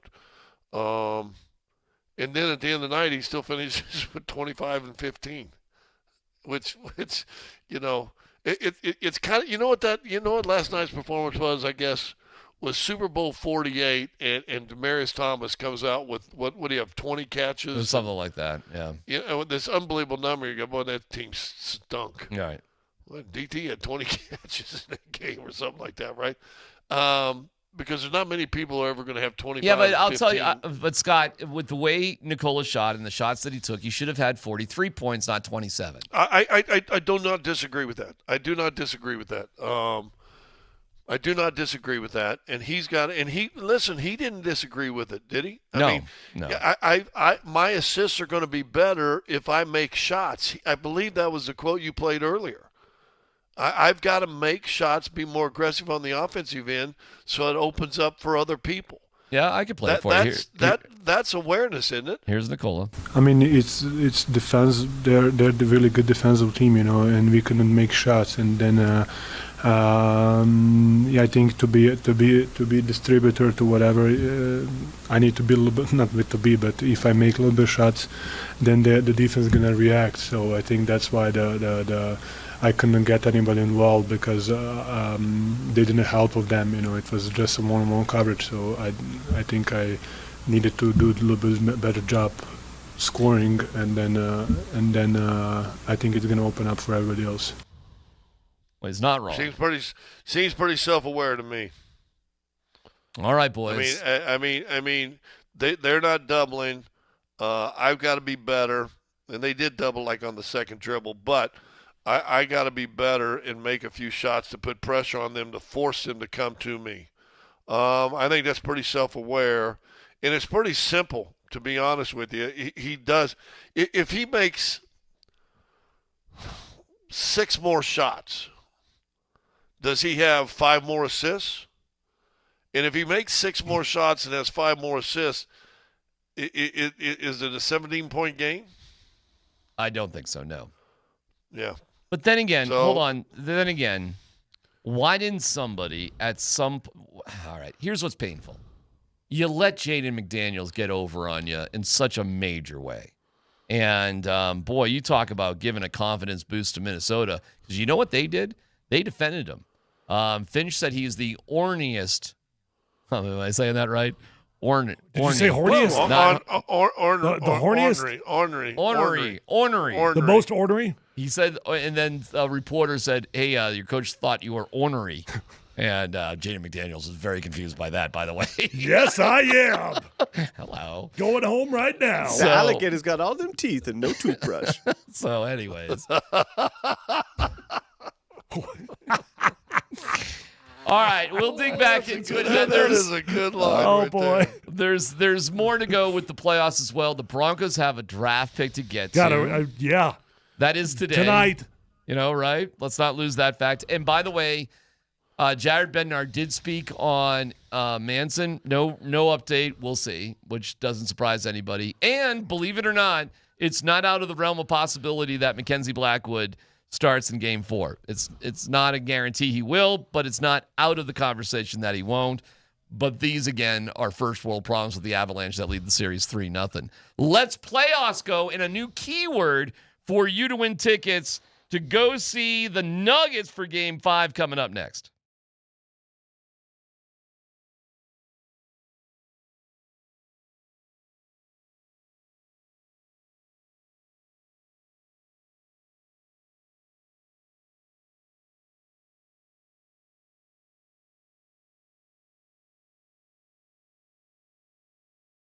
Hey, it's DMac. Chill pill. It's the Rocky Mountain Men's Clinic. And, hey, what kind of weekend you looking forward to? Hopefully it's good. Hopefully it's spectacular. Hopefully you have a great weekend. But if you're dealing with ED and performance just ain't part of the plan, all right, the Rocky Mountain Men's Clinic can help. They're there for you with advanced medical science and proven therapies to treat erectile dysfunction. They use these advanced medical science to empower male performance with therapies that go far beyond pills. They have treatments with success rates well over 90%. Some can have you last for an hour or more. They're there for you, as they've been for nearly a decade, successfully treating tens of thousands of men. So call today and find out why their advanced treatment strategies offer so much more. That initial visit, $99. Get a T and a PSA test if advised, a test dose. If it doesn't work in the office, that visit is free. It's time to change things around and get back in the game. With 5 locations, there's a Rocky Mountain Men's Clinic near you. Call today, 720-440-7900, or visit them at RockyMountainMen'sClinic.com.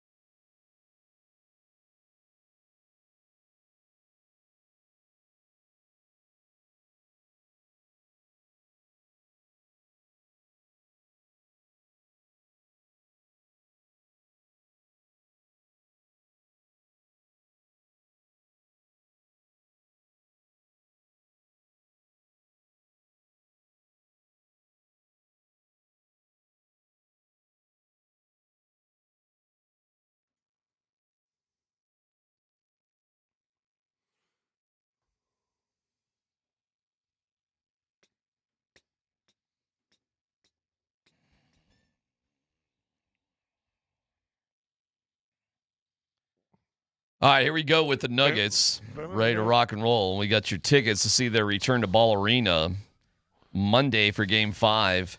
Text the keyword draft right now. That's draft to 303-504-0925. We'll talk about the Broncos and what they are going to do in the draft today, coming up here in a little bit. Your first and last name and your enter. That's draft.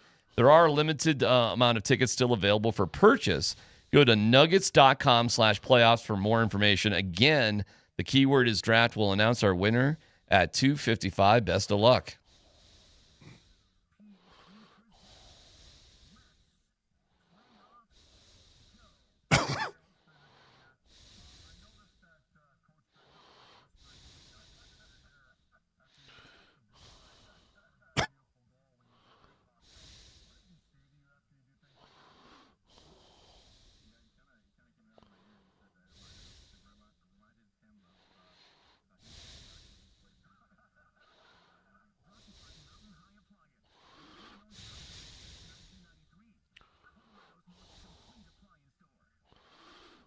Thank you to By the way, Kel McCarr with a very funny. There you go, Kel McCarr. He's capable of doing that. Brought to you by Mountain High Appliance. Visit them at mountainhighappliance.com. Yeah, I mean, Kel had a sweet goal on the scoreboard, looking good, and it's they're doing great. They're doing great. Love it. Absolutely love it. All right, Dan, let's playoffs go. What do we got? All right, guys. CJ McCollum for the Atlanta Hawks hit a jumper to help the Hawks win over the New York Knicks. The Hawks have a 2-1 series lead. So in both East and Western Conference playoffs, the 6 seed has a 2-1 lead over the 3 seed. What's more surprising to you guys? The fact that the Hawks are up 2-1 over the 3-seeded Knicks, or the 6-seed Timberwolves are up 2-1 over the 3-seed Nuggets? More surprising. I'm more surprised that the Nuggets allowed their soul to be snatched by Jaden McDaniels and the Timberwolves. I knew it was going to be tough and a difficult series. The Knicks, the East, whatever with them. You know, as far as I'm concerned, nothing surprised me there because I don't think there's really any dominant teams in the East.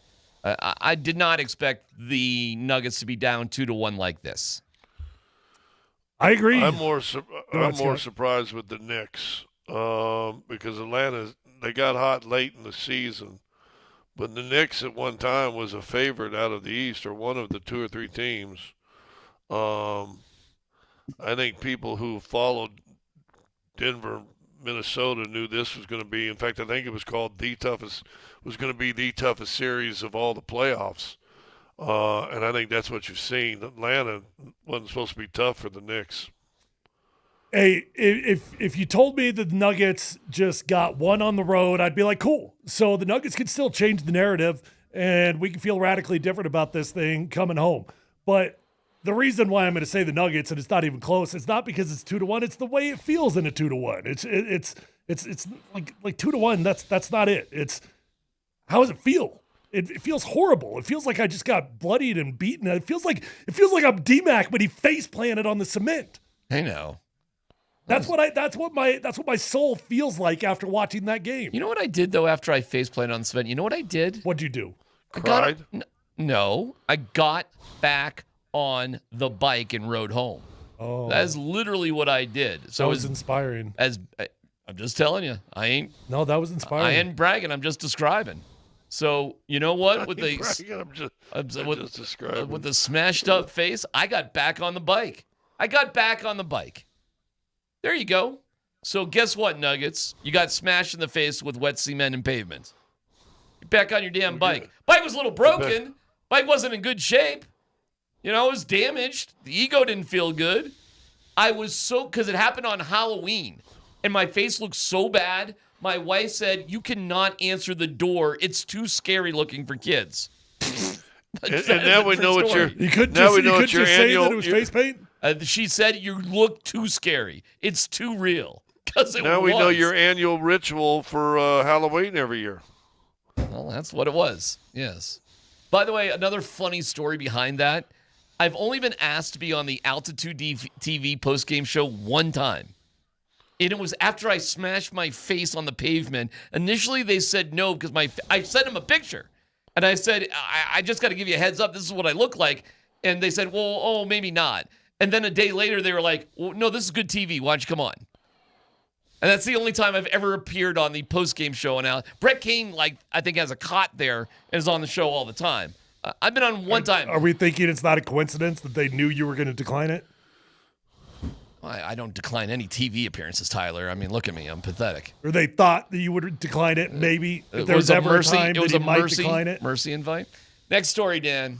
All right, guys, just a quick update here. Brendan Vogt of DNVR is reporting that David Adelman said Aaron Gordon did a walkthrough during practice today, but outside of that, no new information on Gordon or Peyton Watson.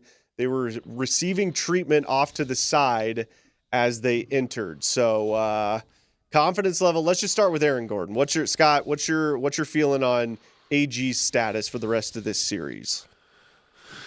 I'm not sure he's healthy enough to play, but knowing Aaron Gordon, I think he wants to do everything he can to play. I'm not sure he's going to be healthy enough to do it. Okay. I think knowing him, I think it's going to be tougher to keep him out. The real question, is it worth the risk of further injury to play if you think you can? That's the real question. Yeah. Maybe sometimes it's worth it. I don't think Game 3 and Round 1 is the answer to that.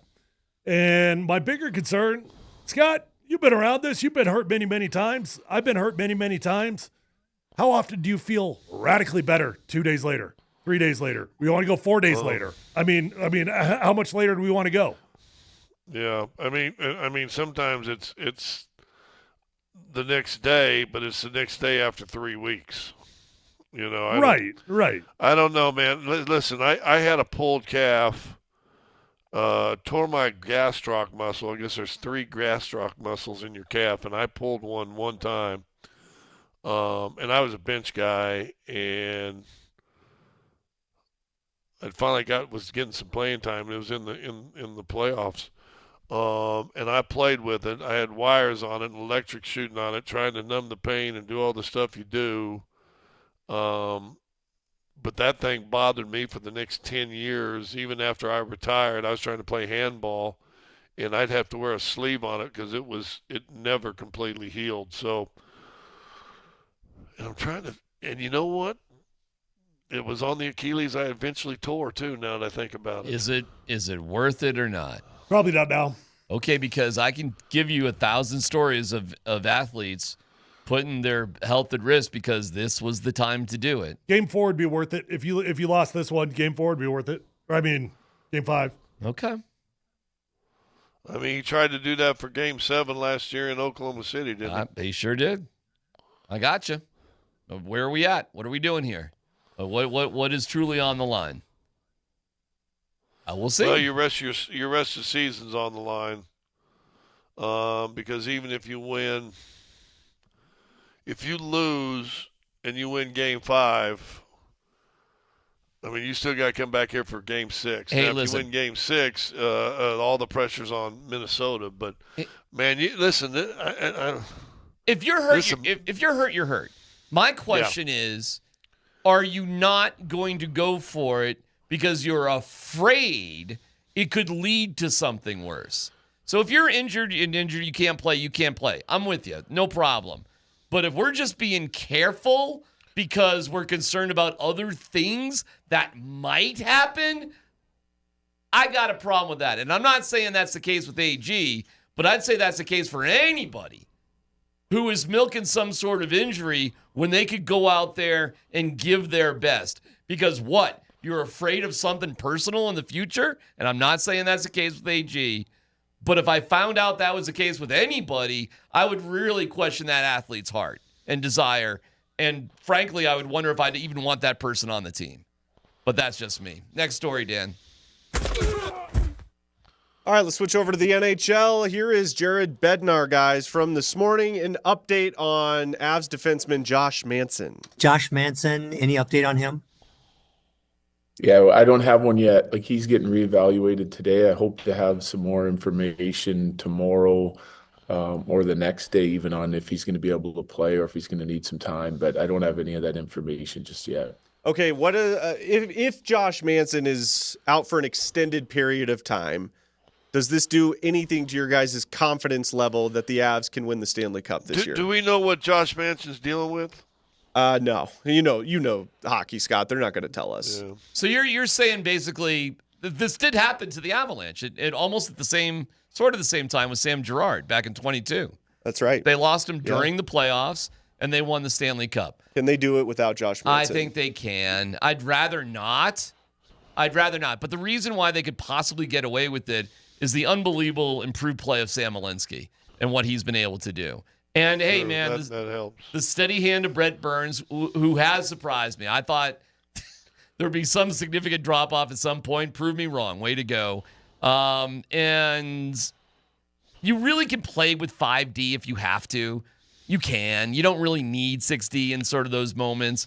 I'd rather have Manson, but yes, they could win the Stanley Cup without him. In fact, they've already proved that they could do it missing a core D-men back in 22. Did I might drop that one? Yeah. No, sure. I think I would not play Manson in Game 4. You're up 3-0, and I know you don't want to play with the series. Kel McCarr said it last night in the post game. You know, the hardest game to win, they always say in the hockey playoff game, is a Game 4. But I would make sure Manson's okay. I think you're going to need his physicality in the next round for sure. So if we're advocating for might as well play Blackwood, then why wouldn't you advocate to maybe rest Manson? 100% agree with that. And I would say across the board, I don't want to sit 6 guys, but if there's somebody that needs day off, take a day off. Now it's time to do it. But to answer Dan's question a little bit more directly, it's like, what would it do to my belief in the team? I don't want to lose Josh Manson, but if you didn't get Josh Manson back the rest of the playoffs, the Avalanche can still win a cup. The Avalanche are so strong and so deep right now, I don't think, including Nathan McKinnon and Cale Makar, which sounds crazy, I don't think there's any one player, if you were without, that would cost you. I don't think it's like the Aaron Gordon situation. It is really literally hard to imagine them winning without Aaron Gordon long term. This team is so deep, and while it would be difficult without Makar or McKinnon, this team is so deep, they could probably win without those guys. That's who they are. It's crazy. So, yes, you can survive without Josh Manson. Let's hope that's not the case. But you could survive without him. And I hope that isn't the case. But it's hardly like, oh, my God, the season's over, that sort of deal. Now, you got Blankenberg. He hasn't even played. Kulak has been fantastic. You're fine. By the way, you've got other guys you could bring up, too, if you had to. But you probably won't need to. They've done an extraordinary job of depth. Really, seriously, it's unbelievable what they're doing. How about Ross Colton playing with his ass on fire? Holy cow. That dude was like, I'm never sitting again. That was kind of cool, man. Right? Kind of like Kivy, enjoy your time over there. Hey, they have a competitive situation. How about that? You've got an active competitive situation between those two. That's good. That's kind of cool, right? Zeke Naji, you're in the game. Go play like you want it. And he did. He did last night. Now repeat it. Absolutely. Repeat it, and make them think about you from now on when it comes to if Gordon's out. I got the power forward thing locked up. The NFL draft, the Broncos taken 62. What would you guys favor today? And before you give me your opinion, here is Chris Sims talking about Eli Stowers. Eli Stowers, yeah, I'm going to put him in the same tier. He's not Kenyon Sadiq, but I don't think it's far off. I don't. And one, it's just the elite athletic ability is just too hard to overlook for all the reasons we talked about Sadiq. He can be used in so many different ways, and what he does, and the NFL is going to know how to use him. First off, great body, just like Sadiq. It's not quite as muscular and jacked, but like it's really damn good.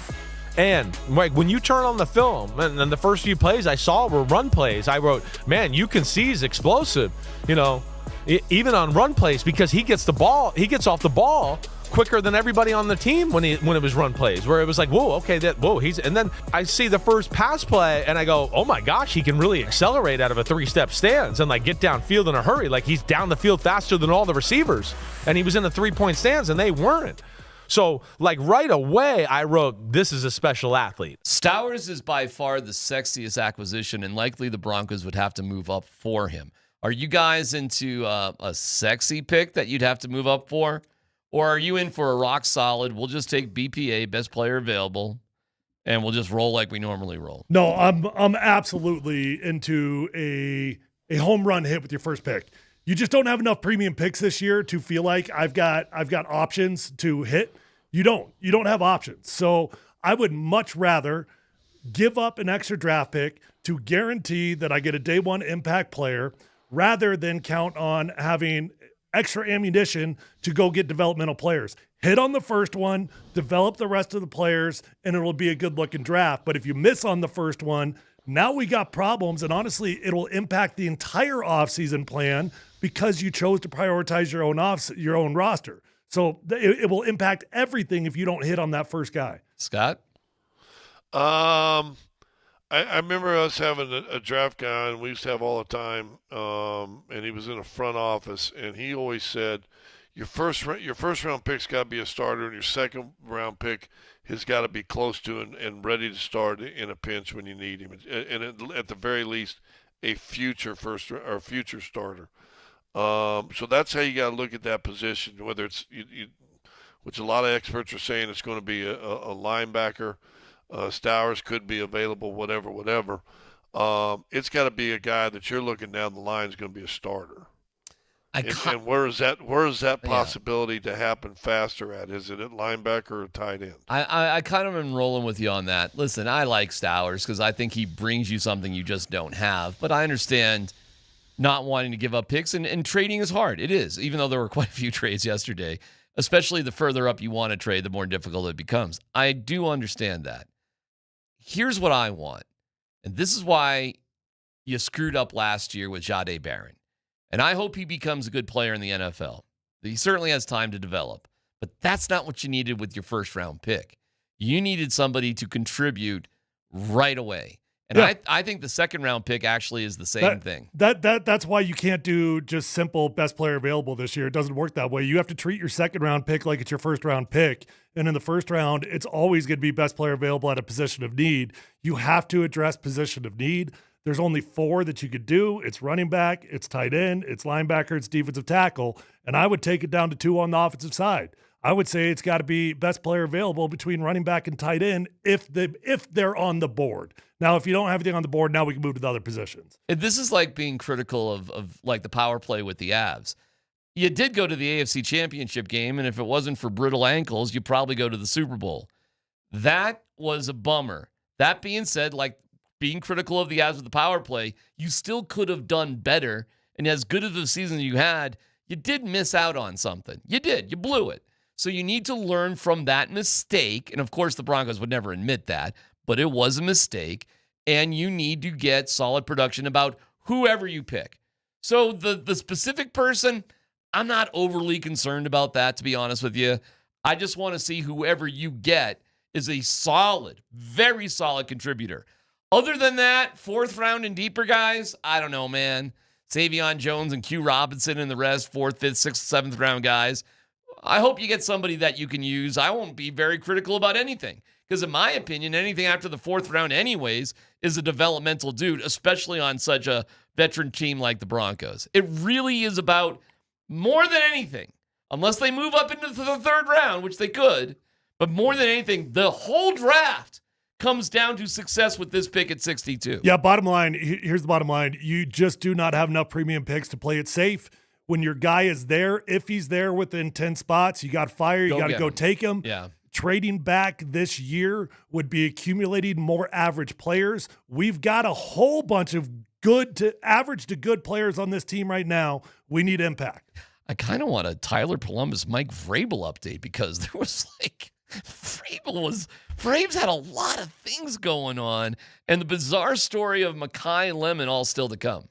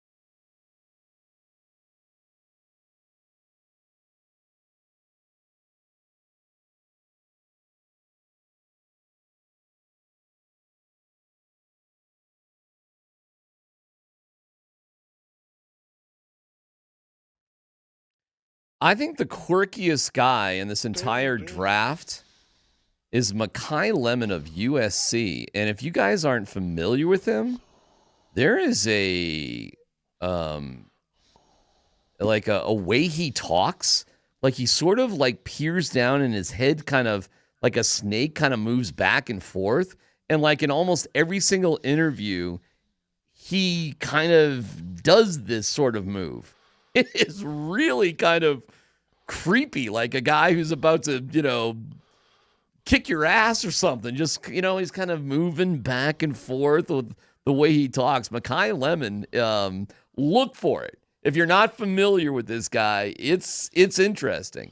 Now, in the draft, this was fascinating because he's on the phone with the Steelers. We're taking you. His family's getting all emotional. And then as they're talking to the Steelers, the Eagles trade up for him, which is a certain sign that A.J. Brown will be gone here soon and likely to the Patriots, and can ask Vrabes about Rossini. And so Philly makes a move. Here's the sequence.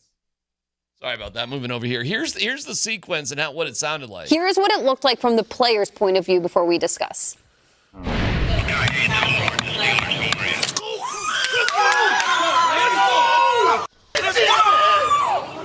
Come on, man. Let's go. Let's go, man. Hey, why Philly color? Yeah. Oh, Philly just traded for you. I love it. This is Philly. They just traded for you. Philly's taking you right now.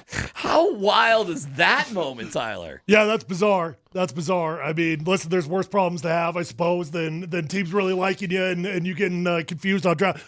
I got told by the Seahawks in the 4th round that they were selecting me. They called me. Right. The whole house partied. We hugged. We high-fived. We threw the confetti. I looked at the board and it said Red Bryant. So like woe's me, not woe him. No, it kind of went well. And again, if you watch Makai Lemon just talk, there's just something kind of like out of a horror movie or something. Look at the eyes. All of it. He's got eyes in the head. Jeez. Yeah, it's something else. That is a little bit like, what's going on with that dude? I don't know. Every interview. He's got a little head movement while he's talking. Every interview he gives is just like that. it's intense, don't you think? Yeah. So, somebody to keep your eyes out there for. So, the draft, the first, look at him, man. It's like, Scott, have you seen this cat? You know what I'm talking about? Have you seen it before? I saw the clip when he was on the phone with somebody or something, and then the trade happened. I'm just a guy to keep your eyes on as time goes on in the NFL. Makai Lemon of the Eagles. He's going to Philly, right? Well, yeah, that's the whole thing. Well, Philly we'll check stepped for up. the police reports if there's any. Oh, I'm not saying that. I'm not saying that. I'm just saying it's he's about to, I don't know. I don't even know what to say. It's so unique. So that's him. That's Makai. He's not a bad dude. I'm not saying he's bad. Don't know anything bad about him whatsoever. But it's unique. That's for sure. Scott, you have a couple. Before we go there, Tyler. Yeah. What is the Mike Vrabel update?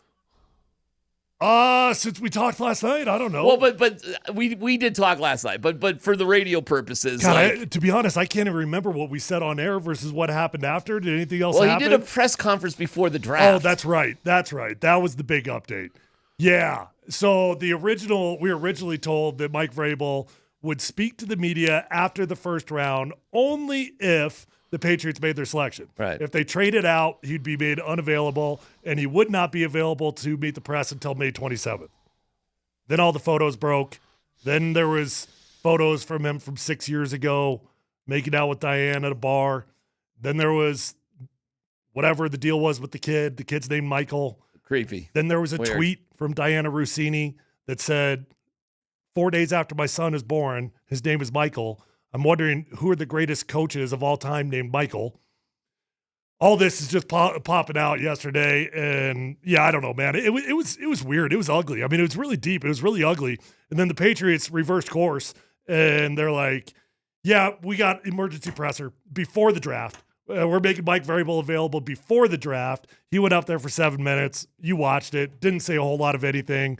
But basically, they decided, well, if we do draft somebody, we don't want to have to put him up there. Which they did. Right. Took an offensive lineman. Exactly. So he would not have to face those questions when whoever their pick was, and they did take somebody. But part of that was he said, well, my family comes first on day 3. So his family is not a priority. His family's not a first, second, or third round priority. His family's a 4, 5, 6, 7.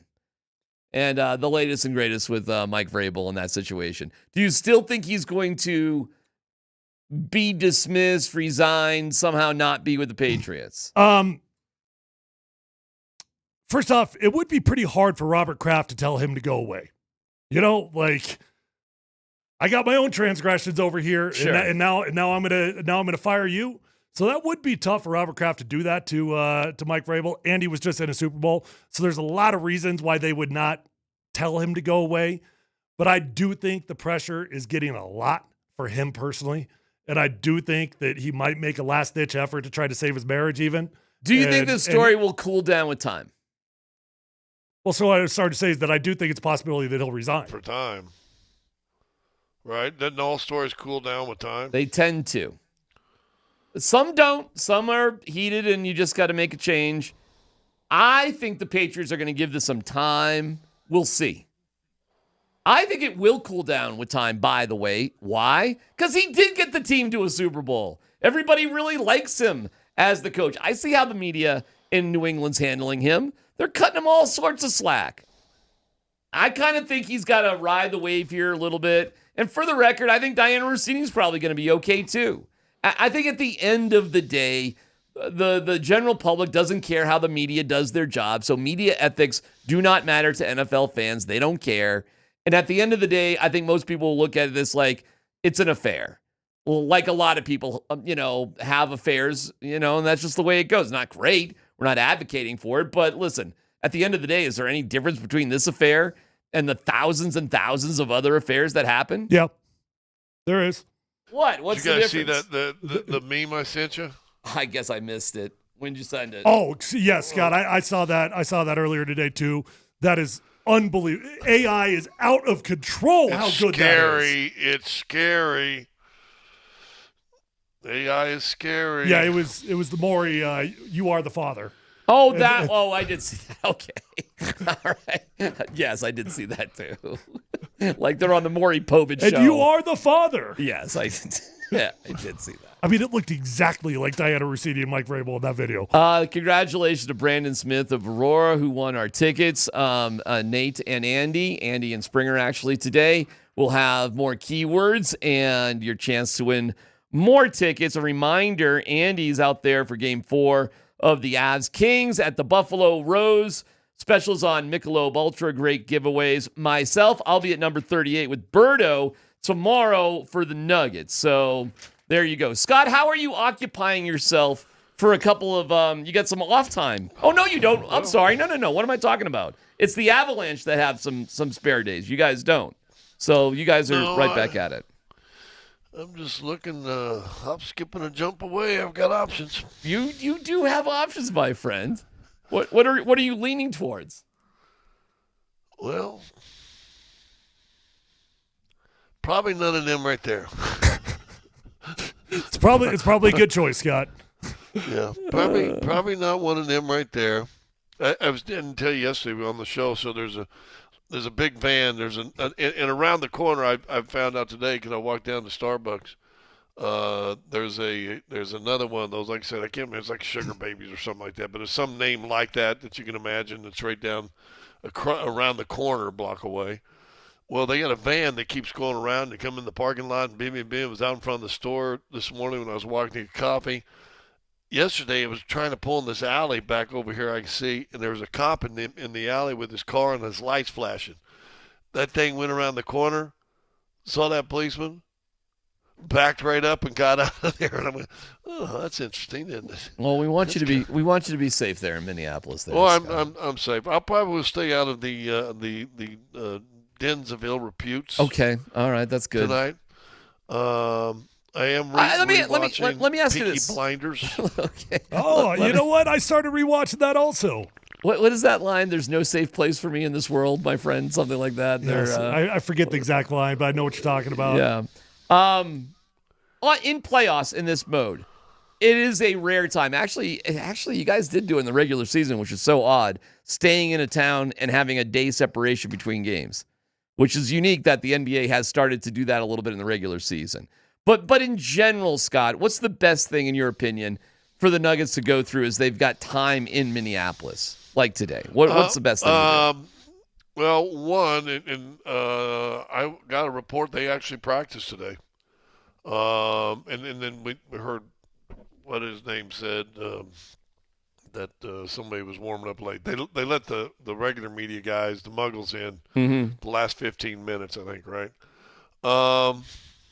They actually got to practice. You're locked in here, so I'm sure they also had a pretty long film session. And it's kind of a chance to kind of just refocus, say, okay, what are we about and what are we going to be about and what do we want to be about? And I will say this, and I've seen this tons of times, and I hate this because it's really weird. I don't know if Tyler could equate this at all because you guys don't have shoot-arounds and stuff. I don't know how many times I've seen coaches go, man, we really had a great shoot-around, and then the game comes, you just lay an egg. I'm almost to the point where I want your shoot-around to suck. Vance Joseph says hello. He's tall. We had a great practice. I don't know. We had a great Wednesday Great of work. Wednesdays. You and I did the show. For every great Wednesday of work is when we had our show. Oh, my God. Although I will say this. When I interviewed Shannon Sharp before Super Bowl 32, and he was talking about practice. And He's talking about practice? He's talking about practice. He's talking about either we interviewed him. We interviewed him on Friday. The guy back in Denver, because we were in San Diego. The guy back in Denver forgot to hit the red button on the record play thing, right? And so we did this whole interview with him on Friday. Oh my God! And all of a sudden now our sold 3-minute, 4-minute Shannon Sharp show is not that we have no air, and so we got a hold of him. And Shannon Sharp was gracious enough to come back down Saturday. We were in the team hotel, but he came Saturday and we did the interview again, and it was better than when we had done it on Friday. And it's when I firmly believe, I said, oh my God, they're going to win this game. But he said, Scott, I'm telling you, this week of practice, not one ball touched the ground. Yeah, it's good to hear from a championship team, though. When you're Vance Joseph and you're rebuilding. Dumbass, but that was before. That was from a player. I don't want to hear it from a coach. Coaches say this all the time, and how many times does it come through? Players are going to tell you the real thing. So I don't know, man. We're struggling. There is a funny story of David Tyree, who was that Giants player who caught the football on his head from Eli Manning. Yeah. And the story goes he was horrible in practice the entire week for the Giants. Like, he couldn't catch a ball. They couldn't believe how bad he was to the degree that they thought about scratching him.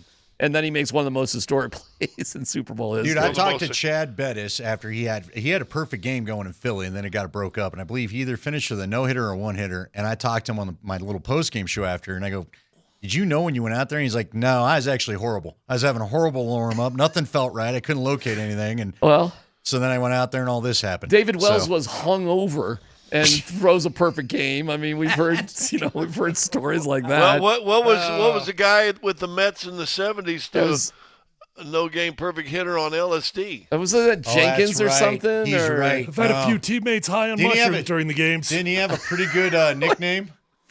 I thought he was it Ferguson Jenkins? Something like that. I don't know. Wait, should we get back to Tyler talking about teammates on mushrooms? Well, I'm like Scott. I'm not snitching, but I mean, I've had teammates. All right. You think some guys and if I were Scott, I would say something like, and you know him. Oh, okay. Yeah. Do you think there's guys who do incredible radio shows here all messed up? Tyler, that's a funky taste to get used to, isn't it? All right, Scott. Well, Andy, by the way, do you like the fact that you're being sold on, like, you won't believe what it's like to watch an Avs game with Andy Lindahl? Do you like the fact that it's being promoted as if you're some sort of circus sideshow to watch a sporting event with? Are you okay with that sort of label? He is watching the Avs like that. Yeah, I am who I am. Yeah. I mean, are you some? I am who I am. Is it something ridiculous at a bar? No, I told him because Raj and I washed the stank off last night from the Avs. Is that what's? Yeah. Well, okay. the last time Raj and I were together because he was doing his. By the way, shout out to everybody at Jackson's. I met Navigator. I've known Phoenix for a bit. I met some guys. They were like, we're best friends and we haven't seen each other in like 16 years, and now we're back here. We're going to see you. We're going to watch the game, and it's all awesome. And they were having a good time. Doc Ellis, by the way, is the LSD guy. Doc Ellis. I knew he had texter. I think Ferguson Jenkins was just on cocaine a lot. Anyways, probably. Go ahead. So I was watching with them, and we were all having a good time. And, the Nuggets thing obviously killed the vibe a little bit, but it was mainly an Avs party, so that's what it was about. Last night was easy dealing. Are you yelling and screaming about stuff? No, I get, but just wait till the right moment. There's a vibe, bro. There's a vibe. Yeah. I don't know that you've ever been around that vibe. I think Scotty maybe once or twice has seen the vibe. Well, you and I have watched an Avs game together.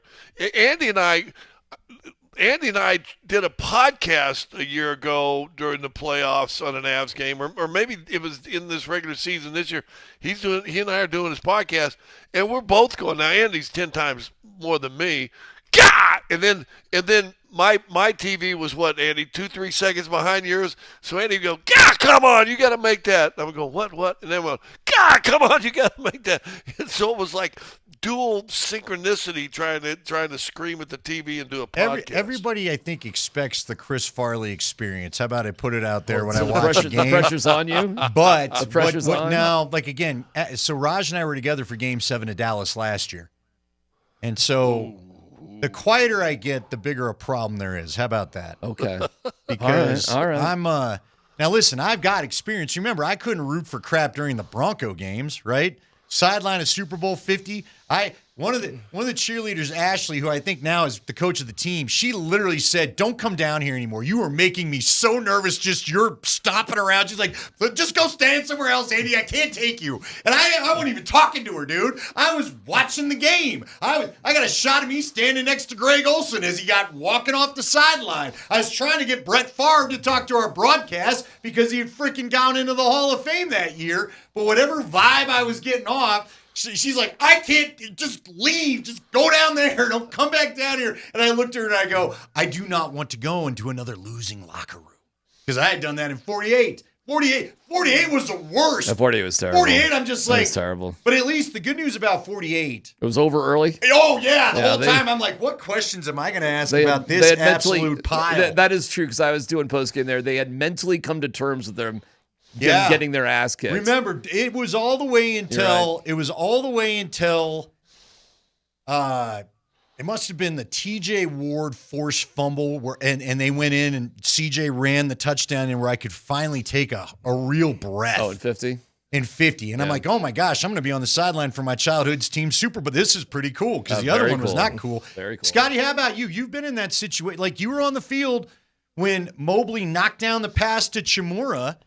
Yep. I mean, when you know you got to go in the locker room and talk to some folks and the outcome's not really decided, that you got also A, you want your team to win, but B, you're going through all sorts of thoughts about what are we going to do about this here. I don't know what kind of questions I'm going to be asking just yet. If you remember when Mobley knocked that down, he's they're driving down, right? I mean, they're driving down the field. But the last place I wanted to be was down on the field until he knocked the pass down, and it was like, that's where I wanted to be, right? Then all of a sudden you're like, oh, gosh, I am down here. And then the melee, and you got to experience it at 50, then just the melee of being on the field with all these cats and the celebration, and, man, it was – I mean, one of my greatest stories of that Super Bowl happened in the melee. They had these little gun things, these tubes, and they'd pop them, and confetti was flying out of it. And I'm running over, and I'm going to grab players right on the field, literally seconds after the win. And I think I got Pat Bolin first. He was running out the field. I grabbed Pat. He got in.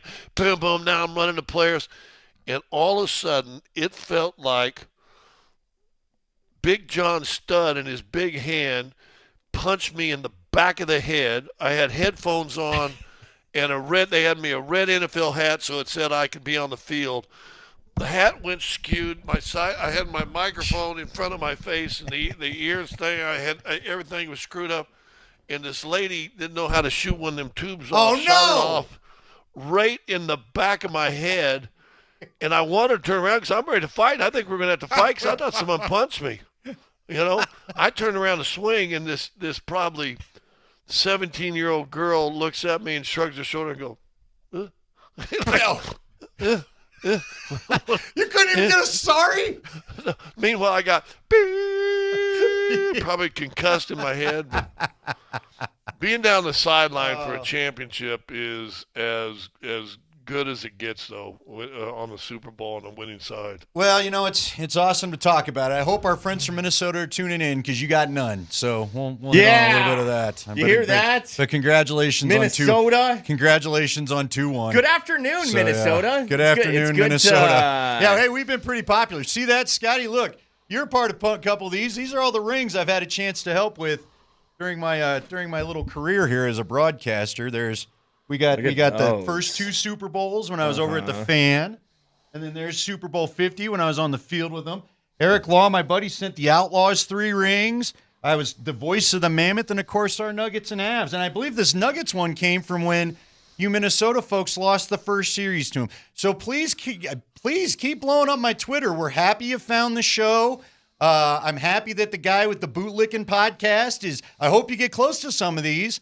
I'm glad you're there to, kiss the team's rear end and do all that. But this is what Denver sports looks like. While I think the Minnesota last one, what was it like? Jack Morris and Kirby Puckett got you maybe a series in the early 90s. Is that what it was? Again, congrats on 2-1. I'm happy that you guys got the 2-1, and it feels like right now you're going to win the series and go on. But this is what it looks like, and I just want to remind everybody. You know how you win a championship in Minnesota, Scott? You do like Kevin Garnett and Sam Darnold, you go to another team. Bam! From the top So row. to all our friends in Minnesota, welcome to the show. I don't know how I got into the middle of it, but we're happy that you found us, and I'm happy that you're with us. Scotty, enjoy Minnesota, my friend. I will. Stay safe. Yeah, there you go. There you go. He's a tall man. He is a tall man. He'll be easy to spot on the streets of Leave Minneapolis. Scotty alone, too. He didn't do anything. Yeah, he didn't do anything. Andy, So.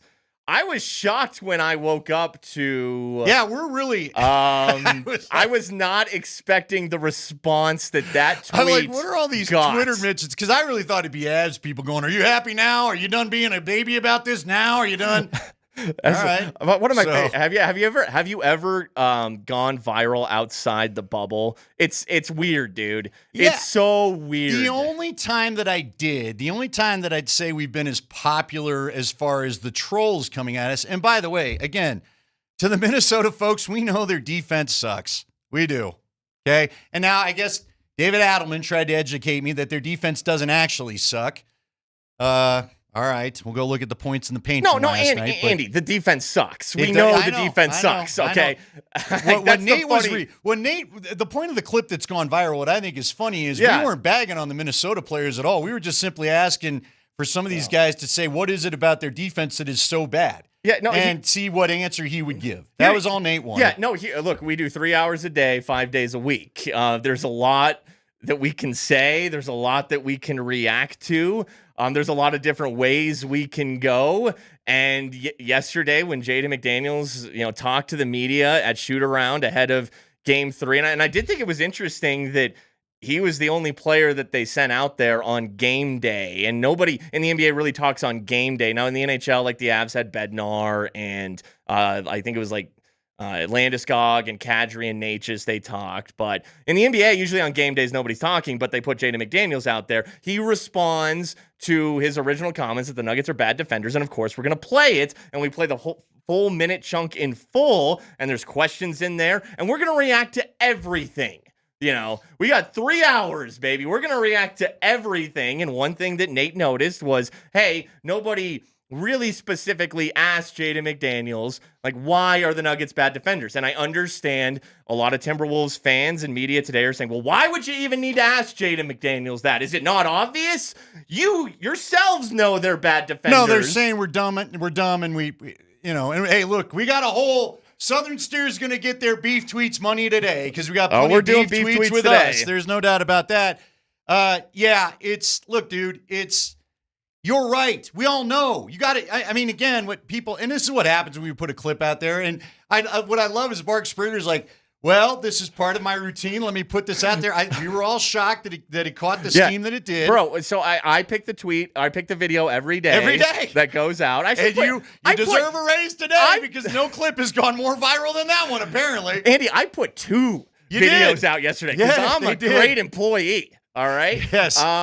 But no, the first one, like, I thought, like, oh, that's an interesting point by Nate. Like, that's a little bit, beyond surface level conversation and, can create a deeper conversation and is not cookie cutter, like, oh, Nuggets need to win tonight. Like something a little more different, in depth, is something to get my synapses firing a little bit. Well, it really got everyone's synapses firing. I just put it out there. Yeah. And I was not like, oh, this is going to rile the Wolves up and their fans and their media. I was shocked this morning. Yeah, I didn't. It's what it is, man. But hey, look, Wolves fans, have your fun. The bottom line is, because you've earned it. You've earned it. And last night was incredibly disappointing from the Nuggets side. It was. And I was at a watch party, as we talked about. I had a great time at Jackson's. Thanks to Michelob Ultra for getting that together and Cutwater and doing our thing. We gave away a Gabe Landeskog jersey, again, a champion there at the second intermission. And it was awesome. It was a great party. We were glad to have everybody there, and we were trying to have some fun. But listen, that Wolves fans, the Wolves team, the coaches, they've got the crow, they've got the high ground, they've got everything right now because. And look, the most disappointing thing was Jaden McDaniels goes in for that big kind of exclamation point dunk at the end of the thing, and not one person decides to at least not. Again, I'm not looking for blood. I don't want him hurt. I'm not. But again, you couldn't hard foul the guy to just make sure that the dunk didn't even happen. You weren't even just spicy enough to at least just go, we're not letting this. This you're not putting this So I don't know. Look, dude. It's and hey, Nate said what he said. This was in the 3:45 segment yesterday, and we found out that Aaron Gordon was out at 4 o'clock. Aaron Gordon was out, and at 4 o'clock. So that was Nate said that before we found out Aaron Gordon was out, their best defender. Now we had doubts about it to begin and it's clear that Aaron Gordon, even if he played last night, and apparently Jokic said he knew for a couple days that Aaron Gordon wasn't going to play last night. But either way, you could tell AG hasn't been right. So, yeah, he's your best defender. But you're thinking if he plays, you got a chance, even if he's at 80%. What did we say? This is how, for the Minnesota listener that wanted to just call in and go ahead and troll us, go ahead. But we were saying yesterday they may be resting AG because there's a chance they get their butts whooped anyway, and then we upset the Denver Nuggets fans. You did say just that. So you know. Yeah. All right, we got to go to break. Romy Bean's going to join us. We're going to talk Nuggets. We're going to talk Avs. We're going to talk draft. It's also a playoff ticket Friday. Well, we've got an extra bonus to this. Talk about the playoff ticket Friday. We are going to do that. Hey, we've got some great keywords. I think you're going to like them. Minnesota people are really going to enjoy them. Coming up at 3:20, we'll give you the first one. And also, I want you to go see the Mammoth. Again, one of the rings I put up there was the 2022 Colorado Mammoth NLL Championship, which I'm very proud to be the voice of the Colorado Mammoth. You guys had a team in Minnesota, but you didn't like it, so it left, and now it's in Georgia. Apparently, Georgia's enjoying your team more than you did. So there's just another little thing. Wow, I don't know. So there it is. Yeah. I love it. But you know what sucks? Man. Let's go. I got a lot of people from Minnesota. I love Alan Roach. I love Ryan Harris. I love Katie Eric Wingy. Johnson. We love Katie Wingy. So I know some really good Minnesotans. Look, man, I'm not bothered at all by this. This is sports. I'm not. And you guys get a crow. Have at it. Go. Just keep you're up on 2-1 Twitter all day. All right, we got to get to break. We'll come back. First keyword come up, and Romy Bean next.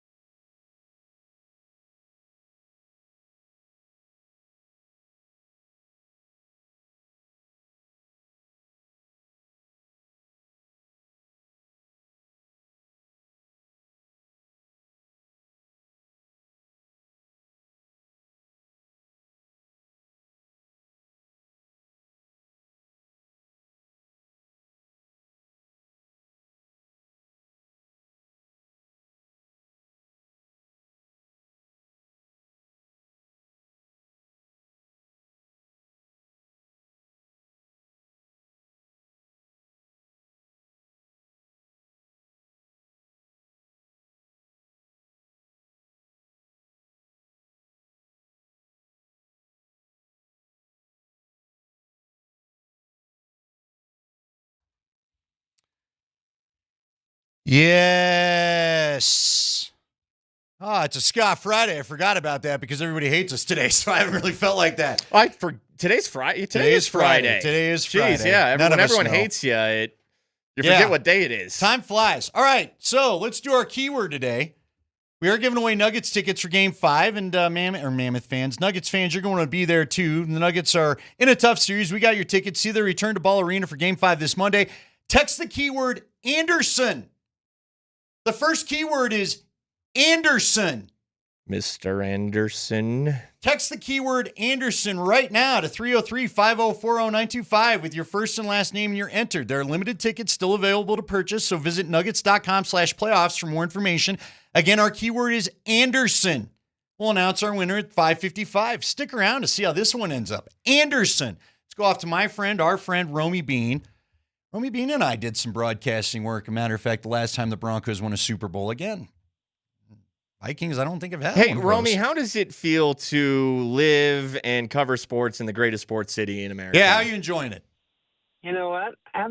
We are having the time of our lives. I mean, what is not to love? It's great. It's like something every day, and it's just like putting all the other cities to shame. And it makes up for the punishment that is the Mountain Time Zone in the first round of hockey and basketball playoffs. Oh, my friend, I'm telling you, hey, at least we got done by 11 o'clock last night. That felt pretty good. That was a win.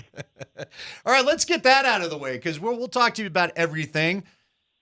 Rome, you were there. You covered the Nuggets series a couple years ago. Do you think they can pull off what they did to make this a series like they did? Now, unfortunately, that one they lost in 7, so it's not like it went the way that we wanted, but they did show fight in life after a Game 3 embarrassment. Do you think they can repeat that feat?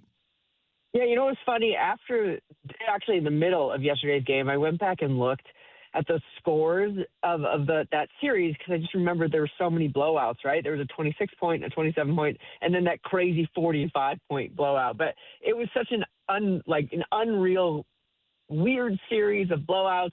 And in this Game 3, I thought, okay, feels like it's cooking up to be this again. And I think in no way, shape, or form are the Nuggets out of this.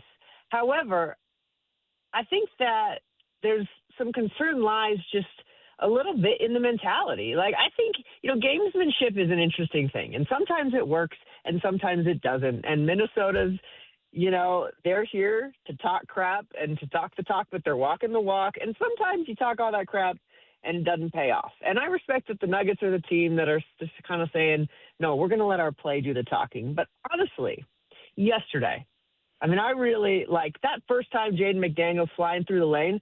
I wanted somebody to put a forearm in his chest just once, take the flag, take the foul, just once, send a message, and it's one of those things that they didn't. And I found that a little disconcerting. You look at the Avs, right? Kempe takes a cheap shot at Cale Makar, and there's full-out brawls in the first period of Game 2. There's a line drawn in the sand. You want to play that game? All right, let's go. I always go back to the 2015 Broncos defense. They would take a penalty in the first quarter of every game, and they made no bones about it. They said it. We're going to take a shot, maybe a cheap shot. We're going to let you know how we're here to play, and we're going to play. And I just wanted to see a little bit of that nastiness come out of the Nuggets, and I'd like to see it, and I don't love that it's not there. I hear you, Romy, and I know Andy wants that too. It's not really the Nuggets' game. Yeah, but one hard foul slap down on the wrist, especially in that last drive to the hoop, I don't think is asking too much. You know what the Nuggets' game though is? It's Jokic Murray 2-man game. It's the tight, crisp half-court offense that's centered around Jokic and Murray. Romy, where has that gone, and can it come back? Yeah, and I think I will say at the beginning, I agree with you. That's not the Nuggets game, and I don't think you should veer from who you are. And I respect that. But I just think when we're talking about like the mentality, I think the Wolves are getting more out of their mentality than the Nuggets are getting out of theirs right now. And so I don't want them to change who they are by any means. But, little flame, little fire. And, yeah, they do like to let their play do the talking, which is great. And I think that at the start of that game, it's super deflating to not have Aaron Gordon. And my first thought was, all right, Jokic is going to have to take over this game. And he tried at the beginning. He did. But he was just missing buckets like we never see. So that was very uncharacteristic. I almost said, is he hurt and we don't know? I don't think that's the case. But, you know, But you wonder, Rome, don't you? Yeah. That he never misses. It was unbelievable to see those numbers from Jokic. He was trying to take over at the beginning. So that was a little bit startling because it did make me think, is he hurt? Or is it just really an off night? And I think that, yes, they can get a 2-man game back. And I think by no means is this series over. I think this could very well go 7 games. I think I am one of those people that was way too cocky after game 1. I said, this is going 5. This Me is a too, gentleman's Romy. sweep. And that was my mistake for overlooking Minnesota, you know? So I think this could easily go 7. I still think the Nuggets could come out on top, but you have to have Aaron Gordon. All right, what do you think about the Avs and the way they're going? So I guess, you know, there's not really too much to question with that, right, Romy? I mean, they're up 3-0. Now, I hope Josh Manson's okay. We don't know quite too much about that. Alex, Ryan, Emmy, and I were having a discussion. I think Springs talked with him between the pipes. What would you do in the goalie situation? Alex thinks that they ought to get Blackwood a start so he's not going a long time without it. I'm hot goalie. I think, you know, the way Wedgwood's playing, I'm going to take the net away from him. Do you think because, and you've covered this team a lot this year, and Bednar likes his 2-goalie system, would you put Blackwood in just to get him some action because you're up 3-0, or what would you do there? You know, it's funny. That never even crossed my mind. And it is a good argument, but I am a firm believer of you ride the hot hand. You know, I've always felt that way. You know what a great case is? Look at the Broncos run game, like the beginning of the season where, you know, nobody got enough reps. Where you're like, why are you just not riding the hot hand, right? So I am a believer that Scott Wedgwood at this point has earned that job. And it's not necessarily his job to lose, but I don't know why you would veer from what's working. Gosh, you're up 3-0 in the series, so I could buy an argument for put Blackie in there for a game because you feel really confident about this series, you know, kind of grease the wheels a little bit.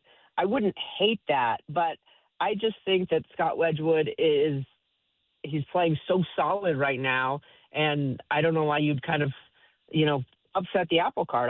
I also I think Wedgie's story is just unbelievable, and this career backup to do what he's done is just incredible. So there's a piece of me that emotionally is all on the Scott Wedgwood train. So that is part of it. I will admit it, but I like riding the hot hand. Here's the thing with the Avs. I love how they're playing, and they're playing what is asked of them. So I had somebody yesterday who didn't like that the Avs weren't blowing out the Kings. You know, making the argument the Kings are the worst team in the playoffs. Why are these not, 6-0, 6-2 games? And in my mind, the Avs are doing everything that is asked of them, nothing more, nothing less. This is such a professional hockey team, and they know what each opponent brings, and they're playing this opponent exactly as needed. And I think Scott Wedgwood is the goalie as needed in net for this matchup. Talking to Romy Bean of CBS 4. Romy, I know you said, and I agreed with you, that we got a little too excited when the Nuggets were up 1-0. And here the Avs are up 3-0. But I think we can say this is over. Can we say that this series is over? I sure hope we can. And they're probably going to play the winner of Stars Wild. Okay. Game 4 of that series is tomorrow at 3:30. Probably rooting for Minnesota to tie that up at 2 and just make that series go as long as it possibly can. They're coming off of double overtime. But when you look at, Romy, whether it's the Stars or the Wild, based on what you've seen from the Avs in the first round, you feel good, better, worse than you did coming into the playoffs. Kadri's got a broken finger. Josh Manson is hurt. I mean, Kadri's playing through it. Projecting forward, what do you think about that big second-round series? Yeah, I mean, we say it all the time. There's no harder trophy in sports to win than the Stanley Cup, and so much of it, too, is because it's truly a battle of attrition. Seeing guys go down the tunnel, what feels like a lot in this first-round series. I mean, it's been so physical, and that's the only thing that's given me a little pause is just kind of these injuries are starting to creep up, and that makes me a little nervous, a little hesitant. But I still think that the Avs, if they play their game, and they're the best team in hockey. I don't feel any worse or any better after this first round matchup. I do, though, agree with you. I want Minnesota-Dallas to go long because the next round, that's tough. No matter how you spin it, I still feel like the Avs are the better team, but weirdest things happen in hockey playoffs, right? There's puck luck, there's weird bounces. You want one of those two teams to be pretty tired, I feel like, or at least a little more tired than you are when they come into altitude and they come and play at Ball Arena. So I don't know which team I'd rather have. I feel like probably Minnesota, but at the same time, you got to like also overcome the wall that has been Dallas. So I think either way, you know what? I'm going to add one more thing. Either way, I feel confident because Gabe Landeskog is on the ice. I don't think in the history of sports, that's an exaggeration, but the impact that Gabe Landeskog has is unbelievable. I mean, it's genuinely immeasurable, both on and off the ice, what this team is like when he is playing and what they aren't. And you look at the past few playoffs. I mean, it's such a stark difference. I wish we could quantify the impact he has because it should be studied. It's genuinely remarkable. But this team with him feels unstoppable. And without him, in so many ways, they felt so lost the past few years. It's a remarkable thing that I marvel over every night they play. All right, let's get to a little draft before we let you go, because I know that's where I think. Are you going to be at the draft tonight now that we think they're finally going to pick and we don't have any playoff action? I assume you are, right? I am. I'm sitting in my car at the jail. Well, there you go. I forgot that's where the parking is now. Holy yeah. cow, things are so different. Give us a couple people that you like. I mean, I think we're all kind of dialed in on a lot of the same folks, but who do you like for them to hopefully get if they don't trade out of this round because nobody's there? Yeah, the way the first round went, there's still a lot of good choices available. I think everybody's kind of looking at the same thing, right? With you tight end, you like Stowers or Max Clare, but I feel like both of those Broncos would have to maybe trade up to get. I don't think they're available at 62. That being said, George Payton did say trading up is certainly not off the table, and I could see them doing so. But I feel like I see them going, George Payton lives and dies by the BPA, baby. BPA, best player available, and it feels like that's going to be a defensive guy. And there's a lot of great choices, especially because whoever they get, and I feel like Peyton has said this 1,000 times, this is not a guy that they're expecting to be a day one starter, right? This is a guy that can really grow into that role. And I think when you look at like C.J. Allen from Georgia or Rodriguez from Texas Tech, there's some really good choices.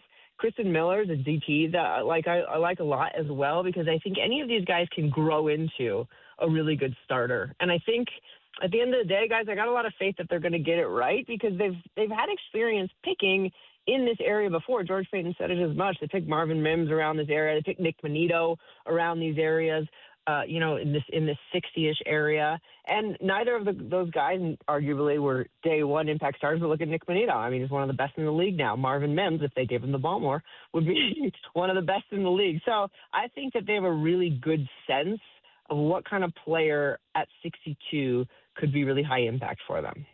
All right, watch Rome. When are you on tonight? You got the 5:30 hit, right? Is that? I'm trying to think of all the hits. I'm going to sit down with Leggy at 4:06. Then we'll be on at like 5:20ish and 6:20ish and 10 o'clock. And so you just can't escape the late nights. All right, Rome. It's good to talk to you, girl. We'll talk to you again soon. And hopefully, here's my fear for you. Is that they don't trade all the way back down to the fourth like Leggy told us at one point that you're there for no reason tonight. I hope you're interviewing a future Denver Bronco this evening. I hope so too, but if not, at least we'll get some free food, which as we know for media goes a long way. All right, Romy, take care. All right, you guys are the best. That's Romy Bean at Romy_Bean on Twitter. Go and give her a follow. And God, what do you think the vibe's going to be? I'm so checked out. I've never been this checked out in the NFL draft. And especially when Leggy told us on, Wednesday, he's like, yeah, there's a scenario where if they get two really good fourth-round picks, they may just bail out of the day altogether, too. No, it's just like honest, like gut, don't even care about it, real reaction. They're trading back. They're going to trade back. Well, if all these guys are gone, because Leggy said there's 6 guys, and I think Rodriguez, Stowers, Clare are all highly likely to be gone. We'll see, man. I don't know. I do, at least just for fun, I hope they take one, although we're not on the air tomorrow to talk about it. Hey, look, maybe Caleb Lohner's the truth, The project tight end. Because that's all I want them is to do is take a tight end. It's literally all I care about. Maybe running back. I was going to say, what about a running back? Yeah, running back. What's crazy too. though is Leahy told us if there's a place where you could find some starters snaps, he thinks it's that middle linebacker spot. Yeah, they're going to be looking at middle linebacker. They're going to be looking at safety because, Greenlaw's gone. PJ Locke is gone. Depth offensive lineman, maybe a D lineman. JFM is gone. But I want a tight end. I'm with probably you. want a running back because right now it's RJ, Harvey, and J.K. Dobbins, and we don't know if Dobbins can stay healthy. You absolutely need a different option than the 4 that you got right now. And so hopefully they were able to find that. We're going to come back. We'll talk a little more draft, talk about the Avs, talk about the Nuggets. By the way, the keyword is Anderson. Anderson. If you know your history, you'll know where we're going, but it's Anderson. Yeah, the Birdman, Chris Anderson. Yeah, there was Anderson Farms where Nate went and spent a day at the pumpkin patch. Remember that? We do that every fall. How about Anderson Varejao? Okay. Brazilian center for the Cleveland Cavaliers. This is definitely that's your first name, Anderson. If your first name is Anderson, you're probably international. You're probably from Brazil. You're probably like Anderson. You're probably a golfer, would be my guess, or a real high-ranking tennis player, maybe a famous rower. Sure. Anderson .Paak, the musician? Anyone? Oh, is there who does he play? No, is that his real name? I've heard of that guy. Anderson .Paak? Yeah, who is that? A stage name, but I think Anderson's his real first name. Was he in a band or is that him? He's just a guy. He's like he does like drummer. cool does a lot like of music. house music Producer. and stuff. Oh, okay. Yeah. Oh, yeah. They're doing some vibey EDM music. Aren't they doing like an EDM show at Red Rocks, I think, tonight? So maybe he'd find his way up there. CJ Anderson, as Navigator said. Saw Phoenix and Navigator last night. What's up, gentlemen? Good to spend the evening with you at the watch party. We're doing it again coming up on Sunday for the Avs, and DMac's going to be down at number 38 tomorrow night for the Nuggets. So go and join DMac. 38's out at the Buffalo Rose and Golden. Come and see me there. We'll hang out again. We'll give away prizes at all these. It's going to be a lot of fun. But again, your keyword this hour, Anderson, to get in the running to win some playoff tickets. So there you go. We'll come back. We got to dive into a little bit more of last night's action and what it means from here next on Altitude Sports Radio 92.5.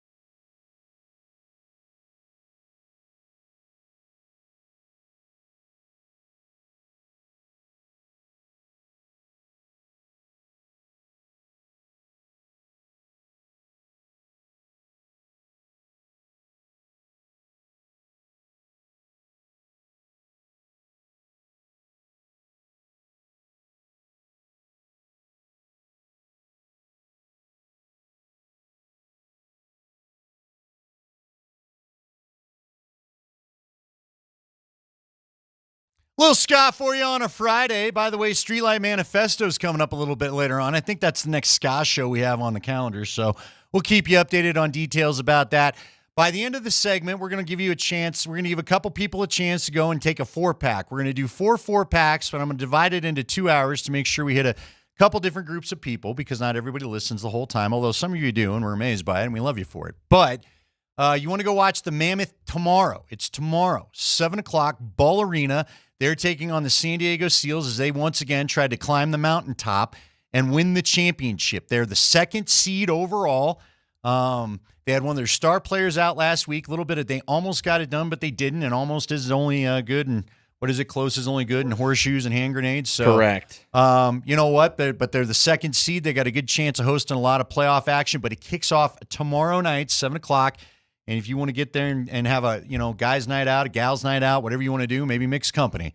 We got some 4-packs coming for you at the end of this segment. It's going to be real easy for you to get involved because honestly, we want to see you at Ball Arena to cheer on the Mammoth as they go on a little bit of a playoff push here themselves in the middle of all this other playoff action. It's funny because every resident at Ball Arena, the history with the Kings, I think, has been interesting. The Kings and the Avs played in a few playoff series in the past, a couple playoff series in the past.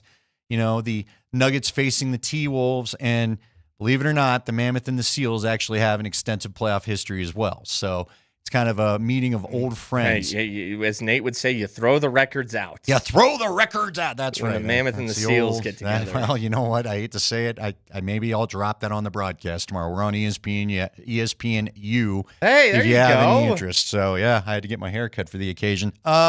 You look great. We're trying. That the old man hair still is growing, and that's all I'm happy about. All right, let's. I want to get into that topic because the minute Raj said it to me, I wanted to find out from you what you had thought about this because I gotta imagine he's not just floated this in some random, podcast that we did last night with DMac as we were all trying to watch stuff. Would you mess with the karma of putting Blackwood in there for the sake of keeping the routine of this season together, or is the routine different come playoff time? Look, it's an interesting conversation, and it's Raj and I talked about this down the stretch on Between the Pipes. Yeah. Look, and it's a lot like our viral comment, Nate's viral comment about the Nuggets and the Wolves, right? Comment, yeah. This is Nate's fault. Yeah. As he sits and sips margaritas poolside on a vacation. He already had a vacation plan. That's the funny thing. He had this plan 2 months ago. Yeah. But so we're gonna talk about anything and everything, any possibility, right? They've been alternating, ham and egging them, as Raj would say. Wedgwood and Blackwood. Pretty much all season since McKenzie came back from his offseason surgery a month or two into the season when Wedgwood was the starter. And he saw Trent Miner get a couple starts. But it's been, back and forth all season long. Why mess with that rhythm? And we would talk about this even like a month before the season ended where it still wasn't clear. It looked like Wedgwood was the guy. He was the one playing better, more consistently. And then Blackwood was playing okay, and he continued to just play okay, and Wedgwood just played better and better and better. And then it became yeah, he should be the guy. But let's not forget, Mackenzie Blackwood is a good goaltender, too. And Scott Wedgwood has never started this many, however many games. 16's the goal, right? 16 games is the goal. Scott Wedgwood has never started 16 straight games. Would you want to mix Blackwood in there? And we talk about how, look, no NHL team really does this, even though we are entering a tandem era where the tandem is becoming more common in the because it's hard to find a Patrick Waugh, right? And Jared Bednar has talked about this. Now, he's only brought up the possibility. He said, whether it's on this station or in his pressers, he said, we've done it all season long. He's essentially said, we're keeping the door open for that. But so far, he's not done that. And we understand why he hasn't done that because Scott Wedgwood has been tremendous in all 3 games. And I do think that right now, it's extremely difficult to take him out of net. Now, they're going to win this series. If there's a game you can blow because Mackenzie Blackwood's terrible and, oh my gosh, I can't believe you went to Blackwood, it would be this game 4 in LA. And if there ever was a game to just get him a run, this would be the one. But that being said, it's do or die. You don't want to pick up any injuries. You don't want to play an extra game for any reason to pick up an injury that you could have avoided. So they're probably starting Wedgwood, but I think it's an interesting conversation. No, I don't think it's a ridiculous conversation by any means. I think Raj's point have merit, and it's not one of those things you immediately just go, "Oh, you're out of your mind. What are you talking about?" Sure. It's not one of those. Yeah. It is something that I think both sides need to consider. But look, for me, you just said it right there. This is a team that, we don't know what's going on with Manson. He left, he returned, he left again. And he was a little dinged up towards the end of the year. Yeah, he missed a few games. So he was one of the guys that was missing that they rested up to make sure he was ready for the playoffs. So hopefully this, whatever it is, isn't a repeat of whatever the heck that was, or a re-injuring of whatever that was, because that's the last thing you need. To me, Wedgwood is by far your most physical defenseman, and whether it's Minnesota or Dallas, you're going to need him against that. So you need to get the series handled. I don't like messing with the fate of, like you said, blowing again. See, to me, if you put Blackwood in there and they get up 2-0, then Wedgie's coming in. But see, I'm not even sure. Here would be more my approach if you want to get Wedgwood some minutes, because again, there's merit to the thought. Blackwood some minutes, because there's merit to the thought. I would try to see can we get the 3-0 lead, and then maybe I pull the switcheroo. I don't know. Yeah, you don't see. But you don't want to cold goalie giving stuff up. I just think it's. No, you just. I mean, I get what you're saying, but man, I've never seen a team up and they're like, all right, we're taking our goalie out. Let me make another point. It's always though. The team getting washed. Right, but let me make another point to you. Here's the other thing I'd be careful with messing with the goalie thing right now. Okay, And Cale Makar said it last night. Wedgwood has made huge saves that have kept them in. Oh, absolutely. And even let's not act like last night was a walk away, until the open net with their, I don't know what you're pulling a goalie for when guys are in the middle of the ice. Well, credit to the Avs. They did this against Winnipeg late in the season. They do a good job of making it hard for you to pull your goalie. Yeah. Underrated thing. Well, that's because you got a pretty good offense that can control the puck. They keep pushing. I like that they haven't been going into defense mode. Right. They keep attacking. They do. They kind of did that during that power play moment at the end of game 2. I thought that got kind of weird where they were on. It was a penalty kill for them, power play for the Kings. Kings pulled the goalie. It felt like the Avs set back and let them, and then all of a sudden the Kings are controlling the puck in their end, and it just was a little bit wild. But to me, I just don't. I just think you leave the goaltender thing. Look, I'm with you, man. I am. Just because I do think Wedgwood has made some key saves to get this thing where it's at. And look, this has all been kind of on a day-by-day basis. I've approached it as, let me see how it goes. Wedgwood, I thought, earned the game 1 start. I think that was pretty clear and obvious to everybody. And he took the ball and he hit a grand slam with it, Okay. And that's what I needed to see. How would he do in his first playoff start, even though he looked so great down the stretch? All right, then it's his net game too. But, I think it's just a game-by-game thing. And look, if they sweep the Kings, they're going to get several days off while hopefully the Wild and Stars battle it out for 6+ games. That's plenty of rest for Scott Wedgwood. This Kings series, because I almost want to say, all right, it's going to be a different level, though, in round 2 for Wedgie. The Kings are playing a very physical, tough brand of hockey. The Stars and Wild do that in their own way as well. And the Kings are getting looks on net, and Wedgwood's making these big-time saves. I think he's ready for the Stars. I think he's ready, and he's beaten the Stars. He beat the Stars multiple times this season. And just because he hasn't played that many games in a row doesn't mean he can't. Sure. You know what I mean? He gets day off in between every game. There's no back-to-backs. Right. Right. Yeah, it's a great point. There's not going to be back-to-backs. There's not going to be... Now, again, I respect Jared Bednar if he wants to stick to the system. But again, part of me even wonders... Is Jared Bednar having a little gamesmanship with the whole you don't know what goalie you're going to see either? Now, at some point in the playoffs, if it's all Wedgwood, then people are going to know and the game isn't on anymore. But, he's going to be able to play this game probably better than he has at any point in the series minus the start of game 1 right now because nobody knows. Yeah. Nobody knows what the plans for Sunday are going to be. You want to win every game, so you're going to go with your best guy. They're going to go with Scott Wedgwood. And they're going to go with Scott Wedgwood every game until something happens. Or he gets pulled in the middle of one. And look, if he gets hurt, like Darcy Kemper did a few years ago, Francouz hadn't started in a while, And he Yeah. came in and he was fine. Yeah. And Blackwood would come in and he would be fine. He doesn't need the rhythm. Again, it's an interesting thought. It was an interesting thing to talk about before the series and as the series started, but now we're seeing it play out, and you can't take Scott Wedgwood out of net. I look at Minnesota, too. They got a tandem. They got Philip Gustafsson and Jesper Wallstedt. They started Wallstedt all 3 games. Well, remember, they're going with their best guy. The Avs should go with their best guy. Who is Dallas playing? Because they've got Ottinger. Who's their other guy? Casey DeSmith. DeSmith was the one the Avs saw at the last meeting of the year. They did. And he was playing pretty well, too, wasn't he? Yeah, he's good, but he's not on the level. That's not. So is Ottinger playing? I haven't really even dialed their into guy. that. Okay. Ottinger's All right. their guy. Just kind of curious. Hey, man, what if it is Minnesota? Well, it very well could be. We could be doing this again. Are we Minnesota fans can hate us even more. I was going to say, are we going to get more Minnesota Probably. in our lives? Yes. Ugh. Yes. Yes.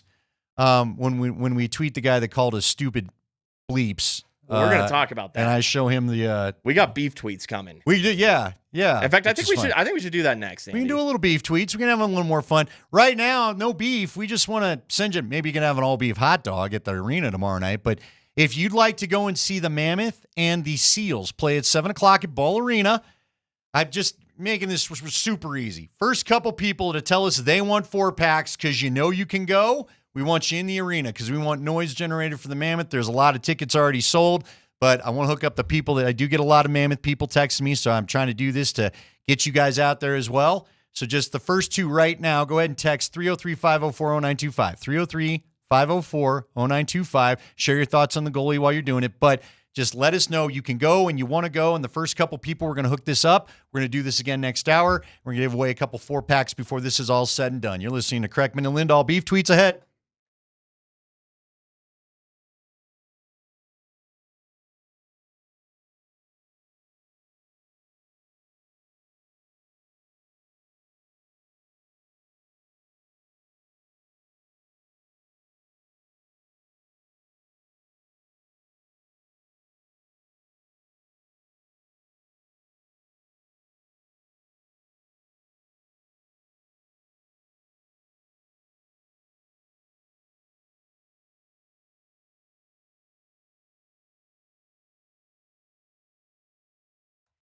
Guys, Andy Lindahl for the Rocky Mountain Men's Clinic. It's the weekend. I always talk to you about, what's going on with the old plans for Saturday night, usually a date night. And if date night hasn't been happening for you, mainly because you're dealing with erectile dysfunction and you're not comfortable with your performance ability, then get on over to the Rocky Mountain Men's Clinic. There's no need to deal with this. There's no need to put off date nights. There's no need to find yourself pulling away in a relationship maybe that you're already in or just dealing with a lack of confidence. None of that needs to happen. Get on over to the Rocky Mountain Men's Clinic. Let them get you to feeling like your old self yet again. First visit's real easy. You go ahead and make that appointment and you tell them what's going on. You're going to talk to a Colorado licensed medical provider.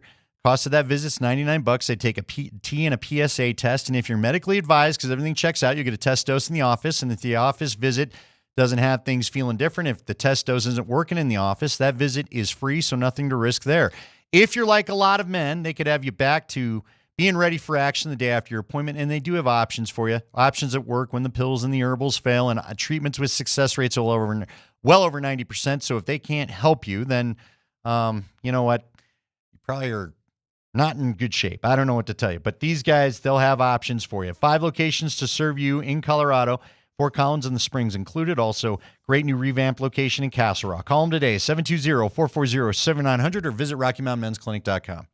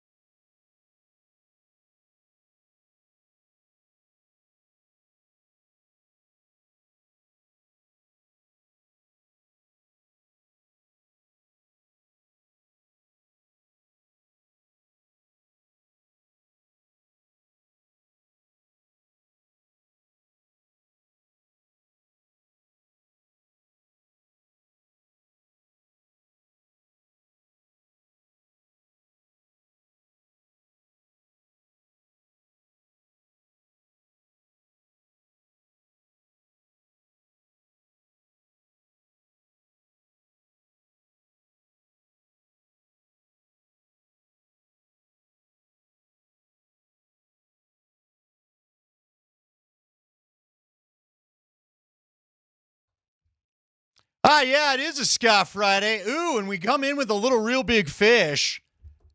And you know what's been fun? These guys have not performed in a long, long time, even though I've seen them about 6 times, 8 times. Almost did it. Not going to do it. Good save. Good save there. Yeah, 6 to 8 times. We'll just go with that. Maybe 6 to 9 And you know times. what? Nice. They've got back together. They've started practicing. They've been playing songs again. We may again see the real big fish back out on the road. We're certainly hoping so because they're one of the best ska bands of all time. So we'll keep a little bit of tabs on that. It is Kreckman and Lindahl. Nate Kreckman had a planned vacation day before he had any idea what was going to happen today, what was going to happen off of just some mundane comment from last night as we did a 3:45 segment when we were all wondering what we were going to see out of the Nuggets against the Wolves after getting called out. So, yeah, this brings us, though, to Mark Springer sitting in. This brings us to our beef tweets. Beef tweets. Normally, we're not in the middle of beef tweets, right? There it is. No ska version of the beef tweet song. You'd have that pure. You've got beef. We've got beef. The best in town. Southern Steer Butcher in Greenwood Village. Beef Tweets is brought to you by Southern Steer Butcher in Greenwood Village. They're just right off of Arapahoe and 25. It's Arapahoe and Dayton. If you know where the Shane Company is, that's where they are, just across the street there. You got to go there and see them. Denver's new modern butcher experience. Go to my Instagram. Their steak tips are outstanding. We show you how to air fry some of them for some of the juiciest steak you've ever had. It's amazing to me. But there's a video up there on the Instagram. Get a look at the shop. And Ben, the head of that shop, will show you how he likes to prepare some of those fantastic steak tips. We do some Argentine season ones. Go check it out. All right, beef tweets. So we got the audio ready. I guess we'll go ahead and play the audio from Nate Kreckman yesterday. And what we just thought was we like to promote the show. Remind you, here's a little what you missed. Maybe you want to tune in tomorrow. You know what I mean? Yeah. This is why you should listen to these guys. Watch these guys on the internet. Today, don't miss this tomorrow. This is a little sample of what you can get. Right. And this is what led to everybody in Minnesota, I guess, hating us. Here's Nate Kreckman from yesterday's show.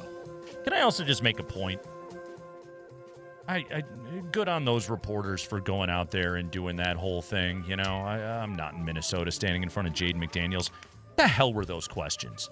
I don't care about how he's reacting to the reaction. I still care about what he said.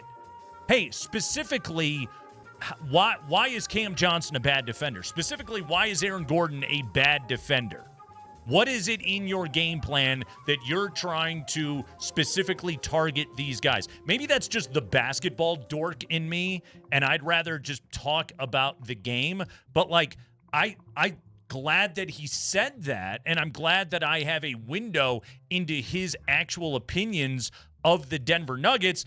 I'm not even going to necessarily say I don't agree with some of his opinions about the Denver Nuggets, but I have follow-up questions. Yeah, man, you open the door. Now you get to play basketball analyst. Not Explain just, to me. Hey, can you believe people are talking about it? Like, yes, it's the NBA playoffs. People are obsessed with these teams. Everybody is on social media. Yeah, people are talking about it. The one guy in there that asked the question, and you could tell he was the grizzled old columnist guy, was like, did you take it upon yourself to be a leader and say these things right there? That was actually a good question.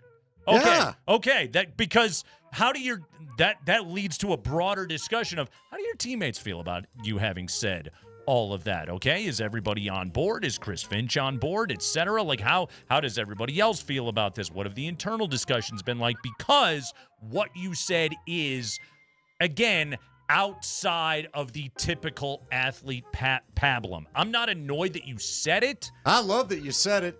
Made it interesting. This is I just making know this more. interesting. I want to know more. So there it is. That's what you put out Yeah. there, and Minnesota fans decide they hate us more than anybody apparently in the world thanks to that. Yeah. You know, so I put out the video every day, and I think what perked my ears when Nate was going off there was when he was like, "Of course everybody's talking about it. It's the playoffs." And I was like, "Huh, that's funny." It kind of perked my ears. I was like, "You know what? I'm going to put that out there." And now Minnesota Timberwolves have blown up that tweet overnight. I didn't even realize this until this morning. We got ratioed by Wolves fans, Andy. We did. It's got over 260,000 views. That's cool. But we got ratioed 130 replies to 80 likes. Ouch. And none more visceral or impactful than a quote of that tweet by Dane Moore. Dane Moore, and I've seen this guy pop up on my For You feed because I like to see as much as I can, and my For You feed gives me stuff that maybe I wouldn't have seen just from the people I'm following. At Dane Moore, NBA, says he's covering the Minnesota Timberwolves. Advertising inquiries. Dane, I'm going to do you a solid. If you want to advertise with Dane Moore, you just got to email DaneMooreProductions@gmail.com. He's got that right on his Twitter. And he's the host of the Dane Moore NBA podcast. Well, he quoted our tweet and he said, stupid Fs, and he used the F word. Obviously, I can't say that. I wish I could, Dane, but we'd get fined. So he does a podcast. You may not be aware. I swear I'm between the pipes, Dane. I'm cool like you. Okay. So, Andy, are we stupid Fs? Is Nate a stupid F? Well, are we sometimes? Yes, we are. We absolutely are. There's no doubt about it. If you listen to the show every day, some shenanigans go down. We're not right all the time. I thought it was an interesting thought by Nate. You know, of course, it's easy. It's easy. It's very performative, right? And I understand the exercise. Sure. To put Jaden McDaniels out there and Minnesota, the game's in Minneapolis. It's all, and these outlets are not really paying for their reporters to go on these planes right now and go, to the opposing team's shoot around, even in the playoffs. The Nuggets don't have the Athletic doesn't have a Nuggets beat writer right now. Okay, so of course it's a bunch of Minnesota people just saying, Jaden, what'd you think? And of course, he nothing did. Jaden's answers were kind of, the way Jaden answered him, it's almost like he backtracked just based on a little bit. He didn't, but he just was so short and he didn't want to double down. He certainly didn't want to apologize, which is totally fine because it's given the series a lot of juice. But look, I said it yesterday. I respect that he said it mid-series. And then, whether we like it or not, he got to go out there and yam all over everybody. So, it is what it is, man. Yeah, and also keep in mind, by the way, news coming down right now, Aaron Gordon is questionable for tomorrow's game. Aaron Gordon is questionable. When we were talking about the Jaden McDaniels comments before 4 p.m. yesterday, we were under the impression that Aaron Gordon might play, and we know that if Aaron Gordon's out there, even not at 100%, they can play better defense, and they can beat those guys. Well, then Aaron Gordon's ruled out. And of course we have concerns about the defense. You and Nate, Andy, have said multiple times on this show since Jaden McDaniels' comments that Jaden McDaniels, it's not just that he's not wrong, he's right. I've talked about it on the Blitz for the past 3 months of the regular season that what is hurting that team is their defense. And they were without Aaron Gordon and Peyton Watson for a good stretch of that. Those are their two best defenders. And you take one, if you take both of them off this team, yeah, they're not a good defensive team, but that doesn't mean that NBA champions Christian Braun and Bruce Brown can't play a little defense. Bruce Brown had 5 steals in one game in this series. They have guys who can't. Cam Johnson, we were told when they traded Michael Porter Jr. that he's a better on-ball defender. Cam Johnson can play a little defense. He's had a rough season. He hurt his knee, was going through some things.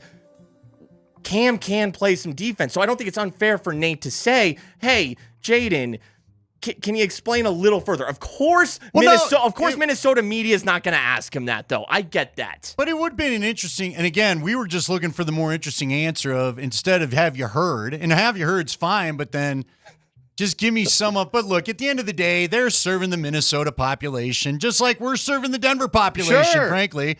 So it is what it is. I don't care. I just sent him the rings. I just added him back, and I said I've been a part of a lot of these championship broadcasts. I hope you get to see some of these sometimes, but I know there aren't any in Minnesota. So I'm waiting for the Minnesota hate to roll in even further. It's too bad because I do love Alan Roach, and I do love Eric Johnson, and like we said, Katie Wingy and Ryan Harris and all these folks that we know that are great Minnesotans. I've actually had a couple of fun nights in Minnesota. But, Dane Moore in particular, just, he ain't feeling us. So there we go. I mean, there it is. When he typed out stupid Fs. Yeah, it seemed a little extreme right at the beginning, but whatever. Do you think he paused for a second? No, I think he was. Look, Minnesota is very much enjoying what they're watching, and I know good for them. They should be. So, I mean, That's like the lowest response you could go with is to just say stupid Fs. Like, let's be real about that. Well, yeah, yeah. And I know but that again, look, dude, this is Twitter. I know. This is Twitter. I'm not expecting anything back. Again, some of the people have been just as equal from the bots that are hitting us. So there it is. And again, I'm probably stupid because I've just brought more on myself. But here we go. I lots of burner accounts. People with fake names and profile pictures that are not them, and that's standard protocol. We understand that. I saw somebody respond to our tweet or to Dane's tweet being like, cue someone, a producer sliding in your DMs being like, hey, or replying to this tweet, DM me so you can come on the show. I did. I tweeted at Dane Moore. I saw you. Yeah, I said, hey, come on the show. And we'll talk to you, and we'll let you talk as long as you want, and we'll respond, and you can tell us why we're stupid. And if it's a situation where it's like, oh, I don't want to come on your turf, I'll come on your podcast. I don't care. You can call me a stupid F to my face.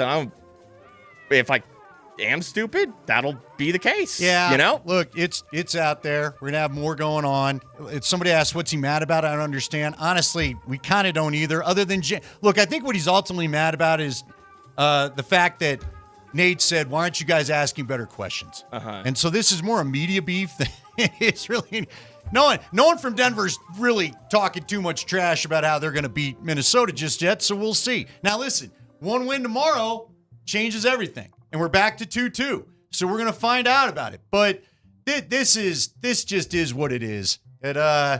It's fun. It's sports. It's fun. I love this, actually. I love this. Yeah. This is great. It's fun. Look, there's enough wrong in the world. If you're tweeting me over sports takes, fine. Yep. That's cool. That's better than getting. Keeps you off the streets. Yeah. Something else to do. All right, we got another keyword coming up, so that's going to be fun. Remember, our first one was Anderson. Don't text that because that's already dead in the system.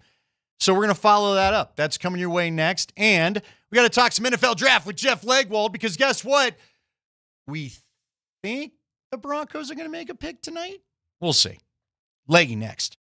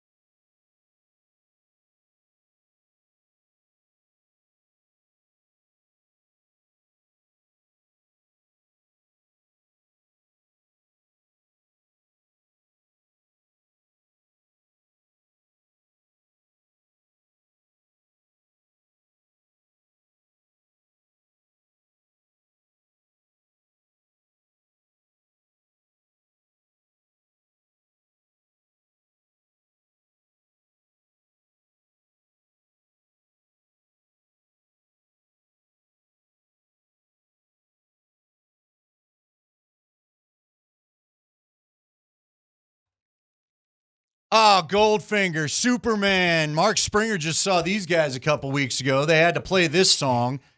They were Maybe so go good. Play a little Tony Hawk, yeah.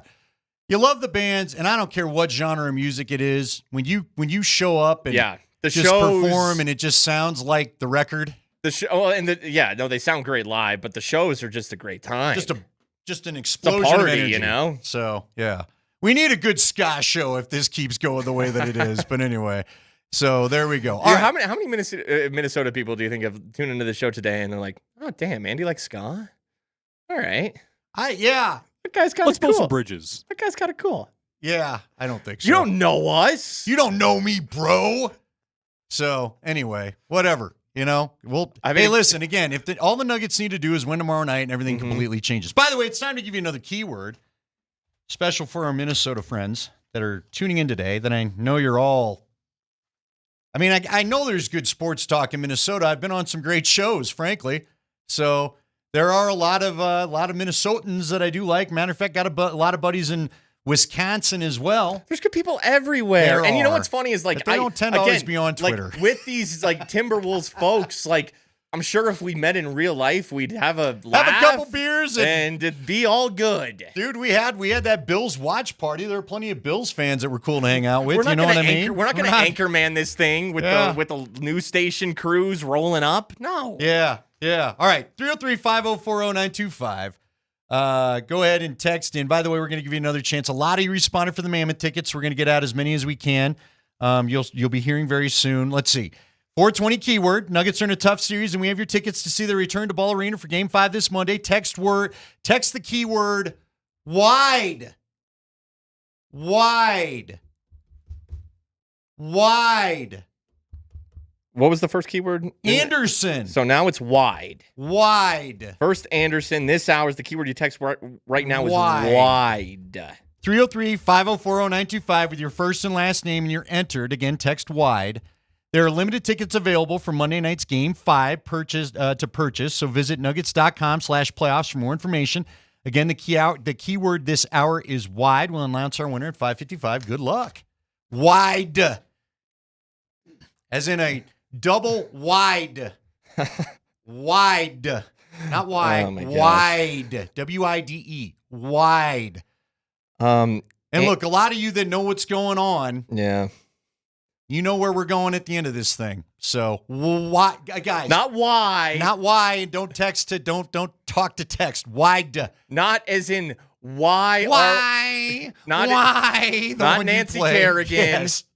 Not as in why are we stupid Fs? No. Yes. Wide. Wide. Like right. Nikola Jokic is a little wide. I was wide prior to the GOP one shots. Okay. Also, Jokic is in great shape. That's not fair. All right. But speaking of Jokic, though. Yeah, I want to talk a little draft with you, but let's start there. Yeah. What is going... Listen, first off, I want to say this. And you know, it sucks because I know a lot of the basketball media has been waiting to jump on him. This is a guy that a lot of times, much like Jaden McDaniels, he's made a lot of people eat their chili. He doesn't want to say something bad. Well, I'm going to go out there and I'm going to show you... I'm gonna show you that your criticism is wrong, or that in McDaniel's case, I'm gonna back up everything that I said. So there have been a lot of folks, especially I feel like at ESPN and waiting on the national level, to jump in and really get after Jokic, and it's happening. But the problem is, Jokic has not had a good series, man. And you know what? This is the first time where we have to include Nikola Jokic, I think, in a lot of the problems. I mean, he could not find his shot last night. I think in game 2, he airballed 2 shots. One was short, one was long.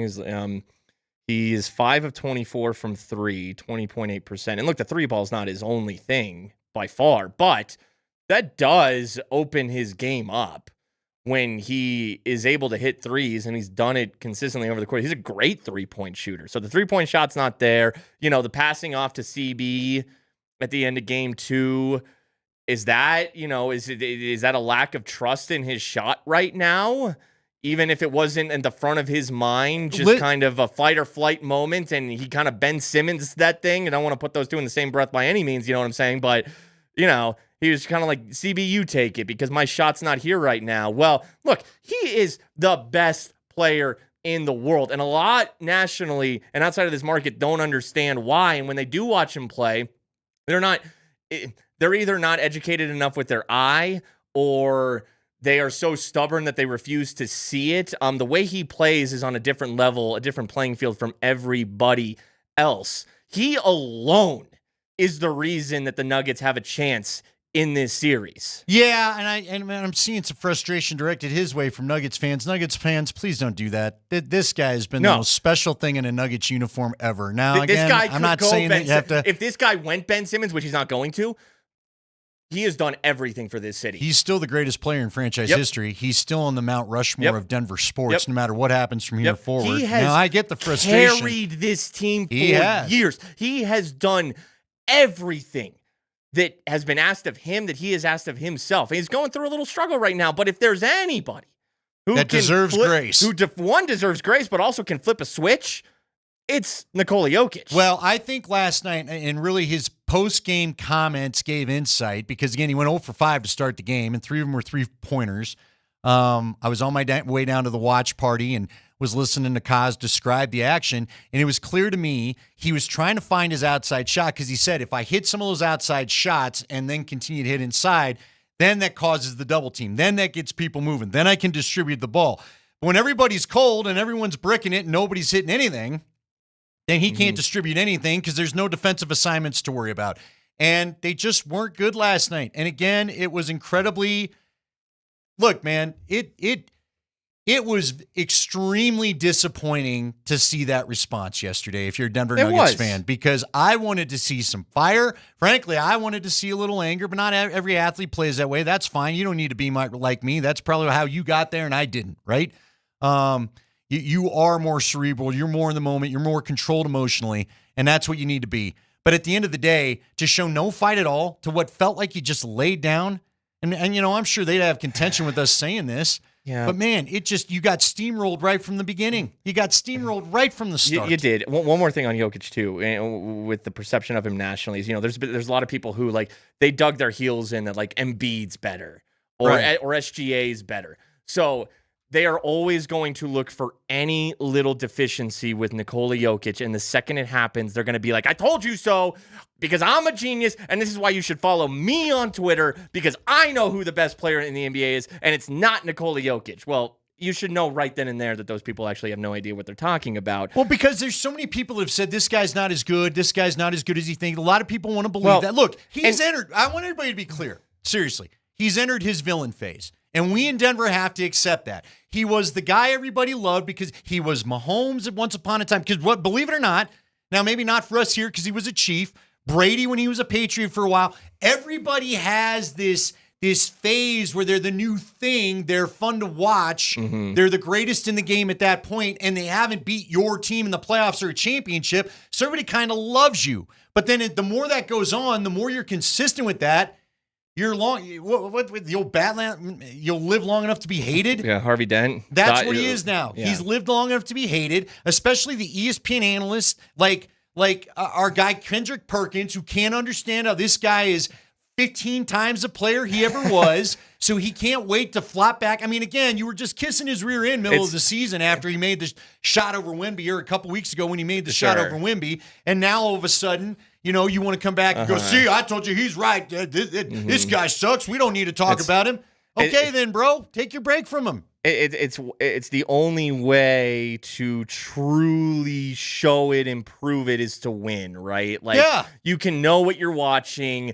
Yeah, he doesn't dunk, even though he had a sick little dunk in what was it, game 2, even though it didn't matter.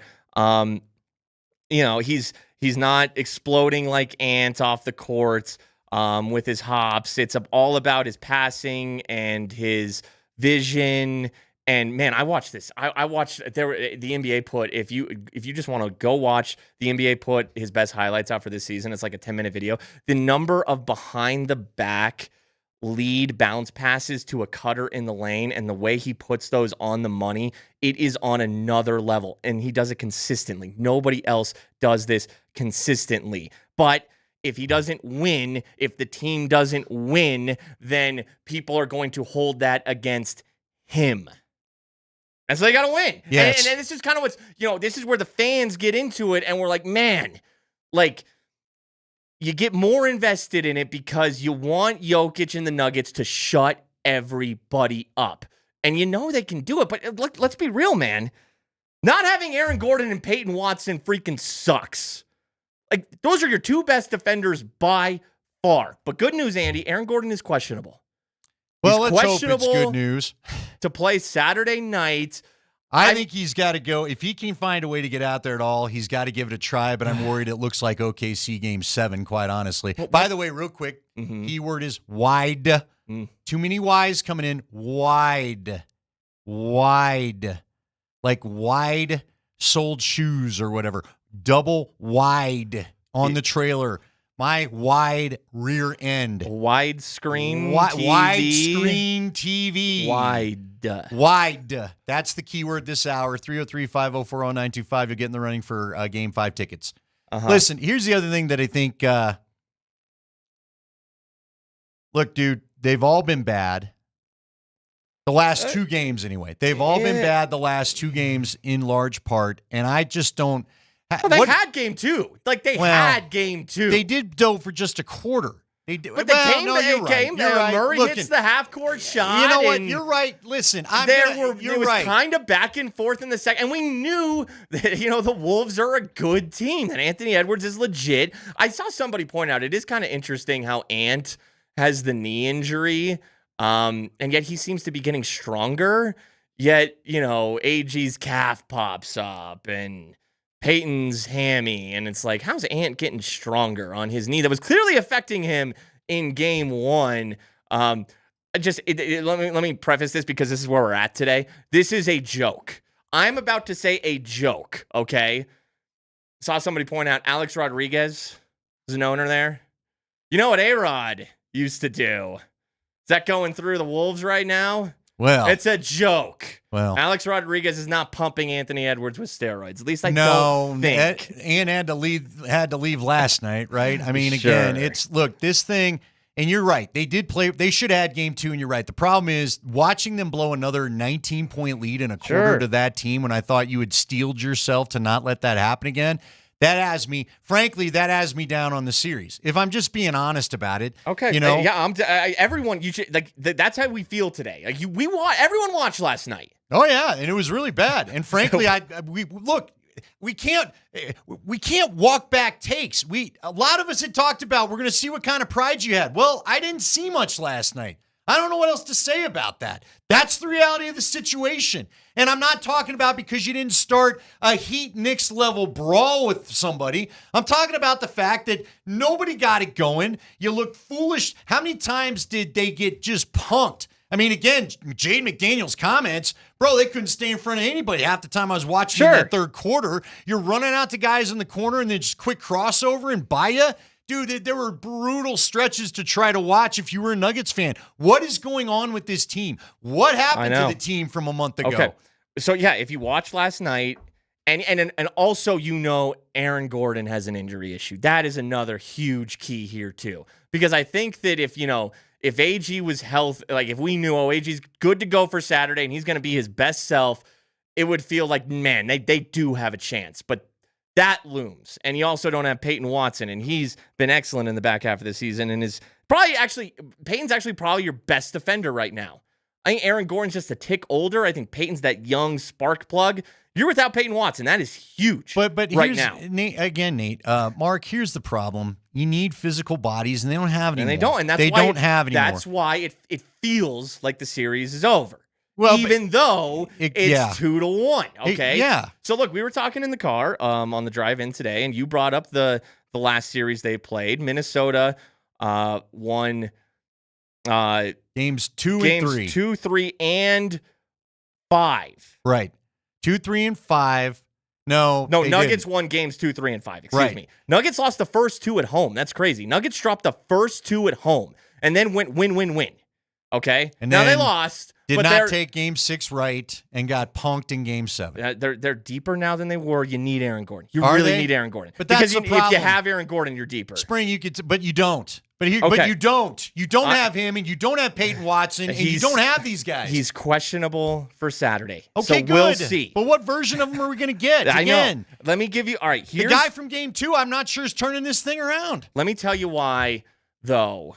And I know that this is not a super tangible thing, okay? But let me tell you why they can win this series. You know I'm a betting guy, okay? So first thing I did this morning, because I had somebody texting me before I saw the nonsense on Twitter today. And he was like, Nuggets are cooked. Wolves are winning. We were talking about this before the series. I was very adamant the Nuggets are going to win this series. I love the Nuggets in this series. He's trying to dunk on me. That's totally fine. He was like, I'm betting the Wolves. I love this pick. Okay, I went and I checked the odds. What do you think the odds are right now? What do you think the odds are on this series, given that it's 2-1 Minnesota? They've taken home court away from the Nuggets, at least as of right now. Aaron Gordon is in a very questionable way, and Peyton Watson might not play in this series, and the Nuggets looked like crap last night. What would you think the odds are in this series? And keep in mind, the books do not like giving away free money. That's fine. You also told me how the line barely moved yesterday, and how'd that go? That's one game. That's a battle within the war. Okay, that is a battle within the war. Look, battles don't go your way sometimes. It's a pick 'em. It's a literal minus 110 on both sides right now. So look, hey, if the Nuggets are cooked, if this series is over, if the best player in the NBA and the best duo in the NBA, Jokic and Murray having his best season of his career this year, start to finish, if that's cooked, go take Wolves minus 110 right now. Nuggets have the exact same odds with seemingly everything stacked against them. And listen, I'd want to address some text. You got a couple more minutes wide to get it in. People keep texting in that there's the report that Aaron Gordon is out for tomorrow. And look, it ultimately may be true because we got a little pushback on the report from yesterday that he wasn't going to play last night, and the Nuggets came out and it said that's not necessarily true. The report today is he went through practice, did some light stuff. We'll wait and see. Do I think he's going to play tomorrow? I don't have high hopes for it because, frankly, they need to get him right if he is going to play. I need to know that this isn't going to be like Game 7 of last year where you get maybe a quarter out of him and then things are too bad and he's got to check out, you know? Look, this team went 10-6 without Jokic and a they lot had of dudes. Peyton Watson. They had Peyton Watson. They had Jamal Murray. They're just missing so many dudes. But you want to count them out, fine, and I understand it. I mean, tomorrow will tell me whether they're ultimately getting counted out because, again, if they've won one series, if they win one more game, it's a series. But right now, I'm not telling you that I feel good about the situation. I don't know how you do. No. Unless you're just the ultimate optimist, and good for you. That's what being a fan's about. Okay, well, then maybe Wolves minus 110 is the freest money of all time. Maybe. I don't know. I mean, listen, I did expect a little what we saw yesterday, but I didn't expect that lack of fight to begin the game, and that's what I felt like I saw at the beginning of the game. Now, I don't need the fight. I need Jokic and Murray to be on their game. Well, here's the other thing, though. If they can hit shots early and feel good, then yes, this series can turn around. But what's bothered me is it feels like for a large part of the last 7 quarters of basketball, nobody can hit the shots they're used to hitting. So that's got to change, period. All right, we're going to come back. I promised NFL talk with Leggy. Will the Broncos make a pick? Will we have a tight end? Will we have a running back? Or will we be waiting till tomorrow? We'll find out next.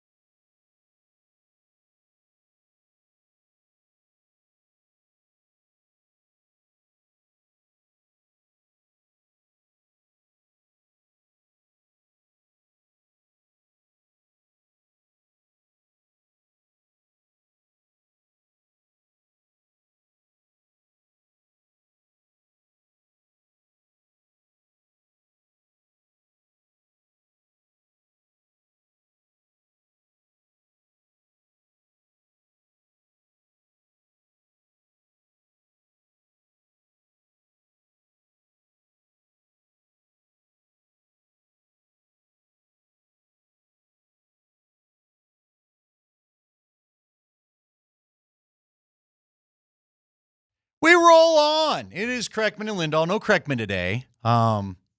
He's out having fun in Vegas, a trip he planned somehow long before all the ruckus was stirred up. You know, it doesn't stir up a lot of ruckus, our guy Jeff Legwold. Although, you know what? I don't know. Sometimes what he says stirs up a lot of ruckus, and we'll have to see what his intel is for tonight. Leggy out at Broncos headquarters, getting ready to cover the draft. All right, Jeff. Gut feel. I know you love the gut feel questions, but I'm opening with it anyway. Gut feel. Will we have a new member of the Denver Broncos tonight, or are we waiting until tomorrow? I think they'd really like to pick a player, Andy. I think the only scenario where, if the board somehow didn't fell their way and the 6 or so players they have targeted in the second round, if none of those players are available, I could see them moving down into the third round and go from there. But there is a scenario they don't currently have a third-round pick, so that conceivably they could trade out of the second and get out of the whole night altogether. But I think that's their least preferable scenario unless they somehow got a haul of picks that they couldn't resist. Leggy, George Payton said he didn't rule out the idea that they could trade up in the second round. Is that a possibility? Yes, I think they have 2 fourth-round picks, and they're both near the top of the round, and they're both close together.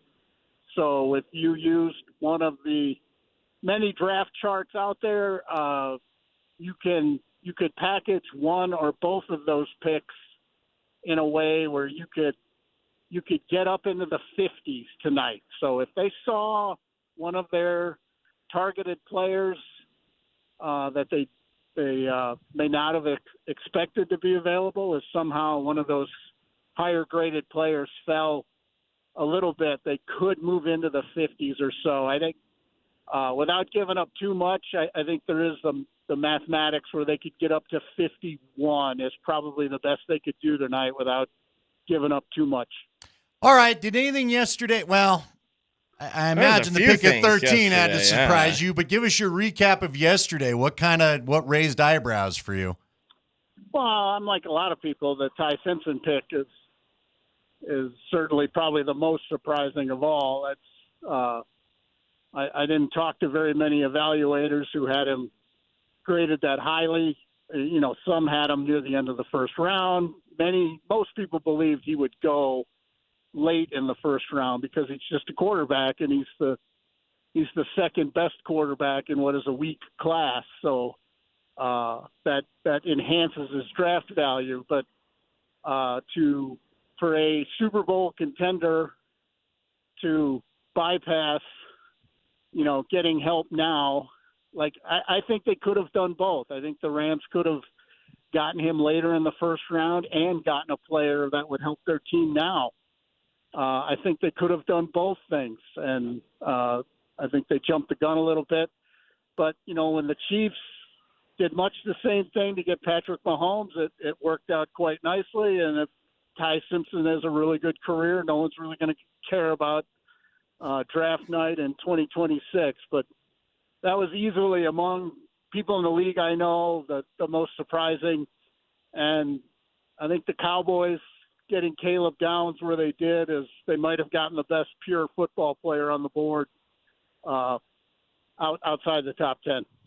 On the Ty Simpson pick, because I just had a thought pop into my head because I saw Les Snead and Sean McVay talk to the media after the pick, and it appeared that Sean McVay was as unenthusiastic as he could possibly be. He's a very enthusiastic guy, and apparently Les Snead has a relationship with Ty Simpson dating back years ago, and maybe that's just his boy, and that was a Les Snead pick. So with that in mind, what's the Peyton dynamic? It seems like, now my read has always been that Sean has final say, but what is the Peyton dynamic as far as you know? Well, they work together well because Sean Payton knows if you're going to succeed in the league, you need a guy like George Payton. George Payton is respected in scouting circles for his ability to grind it, to find players.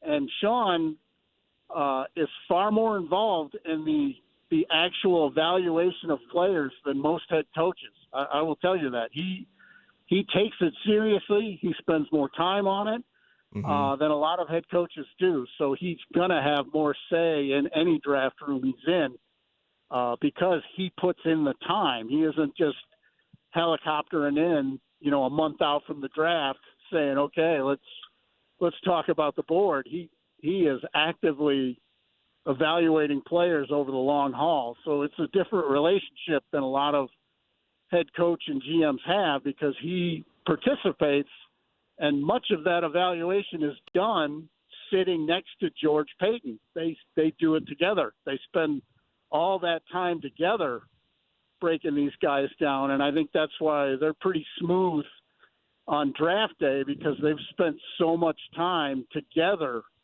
doing these grades that they know where each guy stands. They don't agree on everything, but they come to a consensus. So I think that's probably the best thing they do.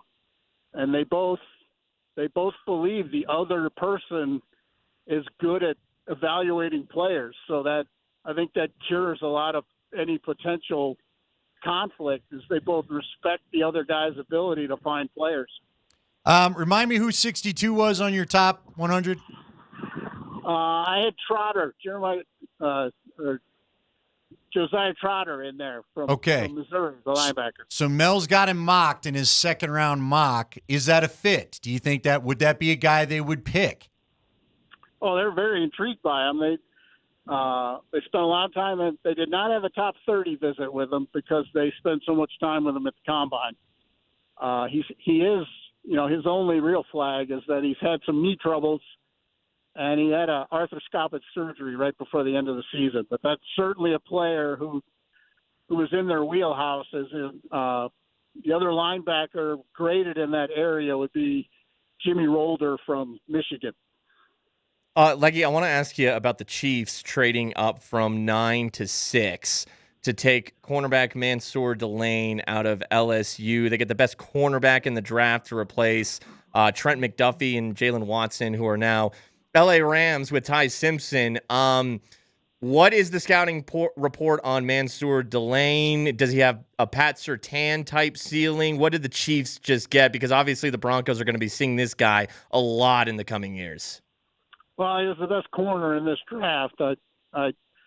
I would rarely say somebody had a Pat Surtain type ceiling, but he is certainly the best corner in this draft, and he's NFL ready. He's a walk-in starter. This is essentially, a lot of people are saying, what'd you get rid of McDuffie for if you were just going to trade up and get a corner? That's a financial move, too. Mm-hmm.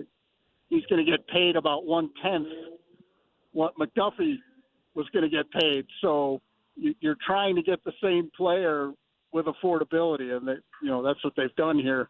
Is he bigger than McDuffie? It's just a different body type. Okay.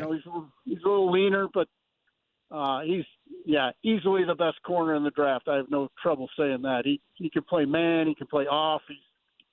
He's good in press. He limits releases. He does all the things you need an NFL corner to do. All right, Leggy, we'll let you go do your job, brother, and we'll talk to you on Monday and wrap it all up. We'll see if there's any surprises in the offing tonight and talk to you then. Enjoy the free meal tonight. Hopefully you get some action.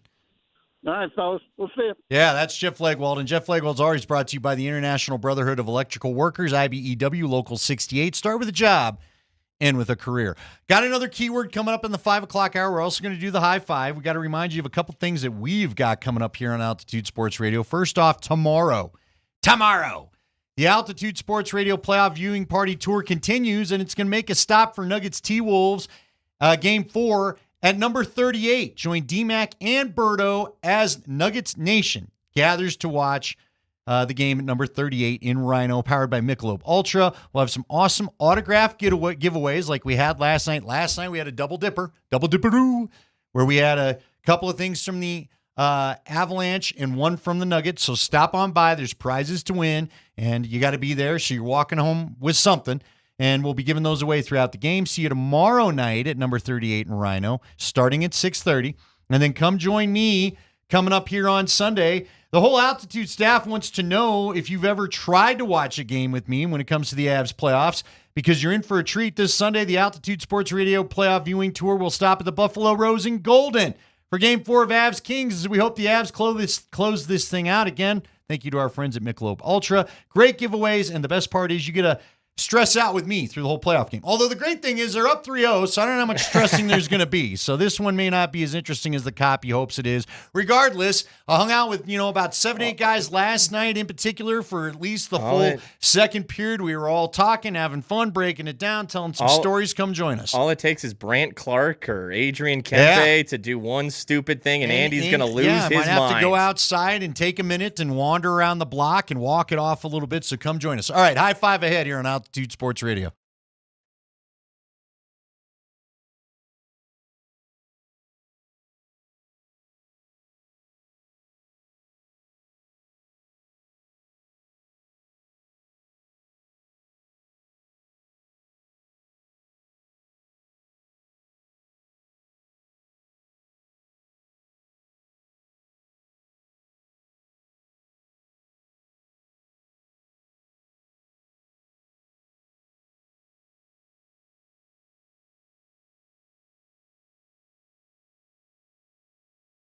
Guys, Andy Lindahl for the Rocky Mountain Men's Clinic. It's the weekend. I always talk to you about, what's going on with the old plans for Saturday night, usually a date night. And if date night hasn't been happening for you, mainly because you're dealing with erectile dysfunction and you're not comfortable with your performance ability, then get on over to the Rocky Mountain Men's Clinic. There's no need to deal with this. There's no need to put off date nights. There's no need to find yourself pulling away in a relationship maybe that you're already in or just dealing with a lack of confidence. None of that needs to happen. Get on over to the Rocky Mountain Men's Clinic. Let them get you to feeling like your old self yet again. First visit's real easy. You go ahead and make that appointment, and you tell them what's going on. You're going to talk to a Colorado licensed medical provider.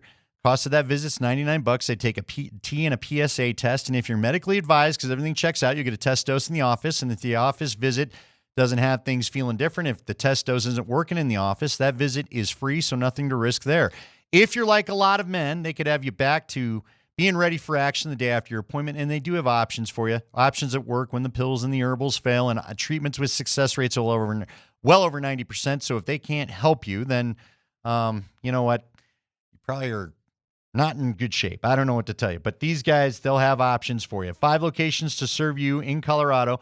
Fort Collins and the Springs included. Also, great new revamped location in Castle Rock. Call them today, 720-440-7900, or visit RockyMountainMen'sClinic.com.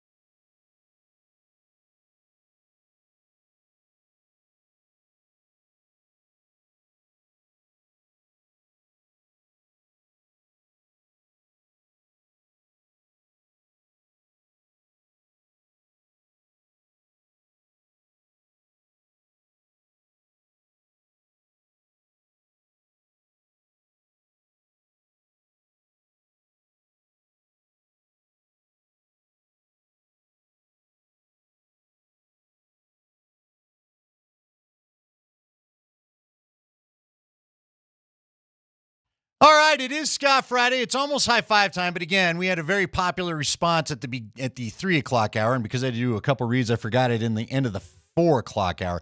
If you want to go see the Mammoth take on the Seals, and this has always been a good rivalry, and it's going to get another chapter in it tomorrow night, it is the playoffs. If the Mammoth win, they are going to be playing again next weekend, which is what we hope, and it'll be start of the semifinals, and then that becomes a best of 3. The Mammoth would host 2 of the 3 games if that's what's required. But they got to get a win tomorrow night, 7 o'clock, Ball Arena against the Seals in order to move on. If you'd like to go to that game, we're doing 4-packs. I guess with the response, I kind of wish I would have done 2-packs, but it's too late now. We're doing 4-packs, and you guys are going to send 4 of you to the game. Hopefully you have a guy's night out, a gal's night out, or whatever you want to do.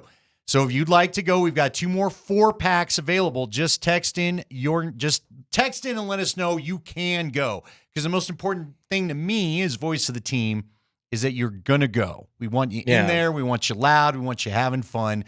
The game has had a lot of tickets sold, but we want to get as many people in there as possible. But if you still want to pick up some tickets, by the way, you can do it. Just go to ballarena.com, ticketmaster.com. They'll get you hooked up. So please, but text us right now, 303-504-0925, and let us know you want to go and you are available. So just go ahead and do that. So there you go. And here they all start coming in. All right. We're going to do a little raffle and get those picked out, but let us know.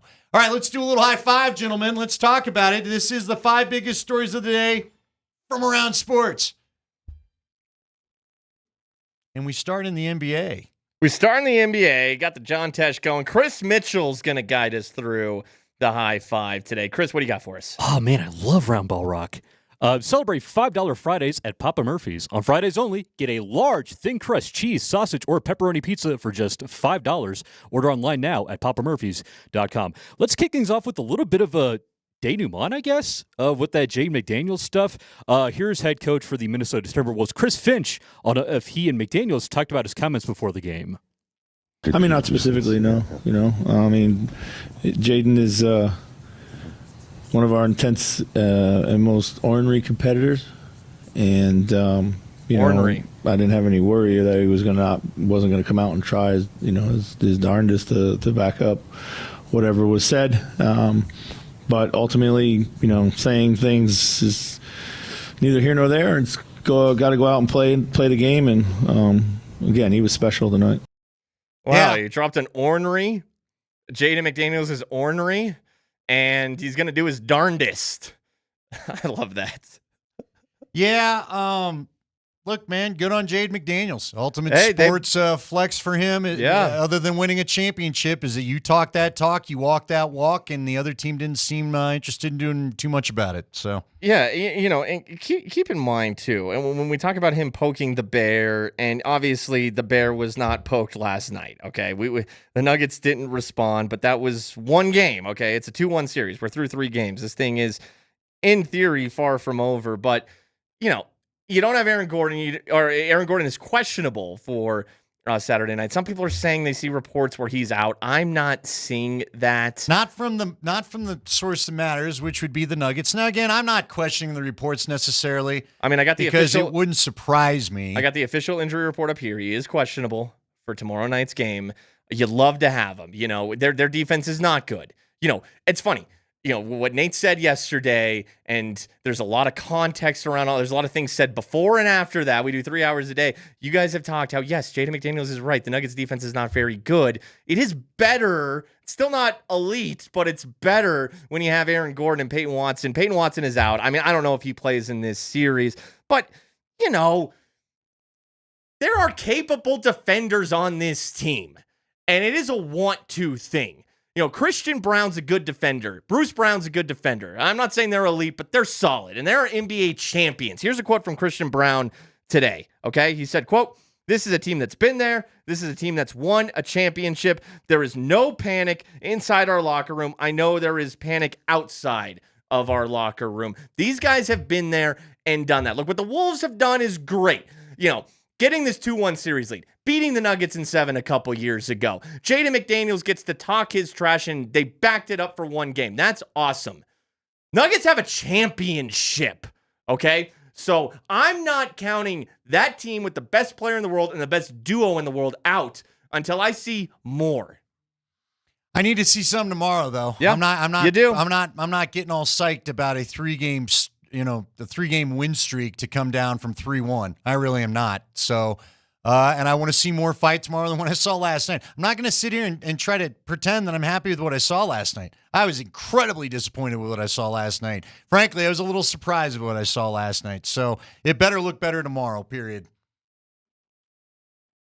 All right, coming up next, we got this from Nuggets head coach David Adelman. Talked a lot about in the postgame presser why the team just came out so flat. He brought it down to physicality, not just on the defensive side, but on the offensive side as well. We talked about it after the game. Our physicality offensively has got to get better. I thought our physicality defensively in the second half was much better. I went small. I tried to put a shooting lineup out there, and that led to what we knew could happen, the size issue. I mean, it's just the way it is. They got to the paint, and then if you double that with transition, that's just, you're going to put yourself in a tough spot, not to mention only 39 points at the half. So I did think throughout the second half we found some things defensively, but offensively we got to screen better, we got to cut better, we got to handle the pressure much better than we did tonight. Yeah. They do, and Jamal talked about it. Look, they've got to play more physical. But look, at the end of the day, here's what they've got to do. They've got to start hitting some shots. Yeah. They've got to get their offense going. Mm-hmm. This offense has to start to resemble one of the best offenses in the league throughout the regular season. It simply doesn't. It just simply doesn't. So you know what kind of struck me as I was listening to that, and we were just talking about the Nuggets defense. We talked so much about the Nuggets defense down the stretch of the season, and then even more so after Jaden McDaniels' comments. Because, again, we've been criticizing the Nuggets defense for months on this station. You know what? Were they too focused on cleaning up the defense that they forgot about the offense last night? And maybe they should just look at themselves in the mirror and say, you know what? We're not a great defensive team. But you know where we have to be on our game? Offensively. So screw it. We'll play our best defense. We'll hustle hard, but we have got to clean up our offense because that is what we are built on. And it starts with Nikola Jokic, who was 7 of 26 from last night, from the field last night, 2 of 10 from 3. That just has to be better. And who is the ultimate problem solver, though? The guy who makes better adjustments, quicker adjustments, who figures you out, the guy who figured out Victor Wembanyama, the toughest matchup he's ever seen. It's Nikola Jokic. So I still believe that this man, even if Aaron Gordon doesn't play, which we certainly hope he does, that Jokic will have an answer for Saturday night. Okay, I hope so. He doesn't look right to me, and that bothers me more than anything. Maybe he's got a huge wrap on his elbow. The wrist has been a problem. So last night, Nikola Jokic came out, and he looked to me like he was determined, especially at the beginning of the game, to get his shot going, to start to get his, to do the things that we talked about, so that he was more of a defensive focus, and he couldn't get the shot going. And so I hope it happens tomorrow. But again, the evidence right now is not very positive in that direction. And at the end of the day, they all need to start hitting shots. They all need to find a way to get cocky. But as Nate always says, the role players on this team contribute a lot. They always play better at home than they do on the road. No, so we'll see. Jay just texted this in, and I saw Nate Kreckman tweet about this last night. Cam Johnson, Spencer Jones, Christian Brown combined for 14 points. Rudy Gobert had 10 points by himself. They have to be better, but it starts with Jokic and Murray. When they're in their rhythm, when they're going, it creates the better looks. It builds there's a flow, there's a snowball effect. It has to start with Jokic and Murray. Plain and simple, Jokic going 7 of 26 from the field last night is why you lost. I know you get crushed, but that's the biggest reason you lost. And that's the first time that Jokic has kind of directly been responsible for a playoff loss. Go ahead. Got another cut here from Nuggets head coach David Adelman talking about the small ball lineup in particular. He lamented the lack of Aaron Gordon or P. Watt right now, really hindering that small ball lineup. But he also talked about, you know what? He wouldn't be too upset with having some of the other Nuggets bench players try to come in and make a splash in some of these games. You're gambling if you play small against their team, but you're hoping that translates offensively, that you're going to get better shots. And we did not do that tonight in the first half. And then that led to, honestly, a lot of mismatches down there with the bigs, the way they play. So if I have to, I'll continue to play a Zeke, a Spencer, guys that can battle in there a little bit more. But again, at some point, that small lineup has to click offensively. If they can, we can attack the two big lineups they play with. Were you surprised? I got to be honest with you. The fact he didn't try Jonas Valanciunas at some point. Now, help me out. I mean, again, I was pretty heavy into the Avs game with our watch party. I don't remember seeing Jonas in there.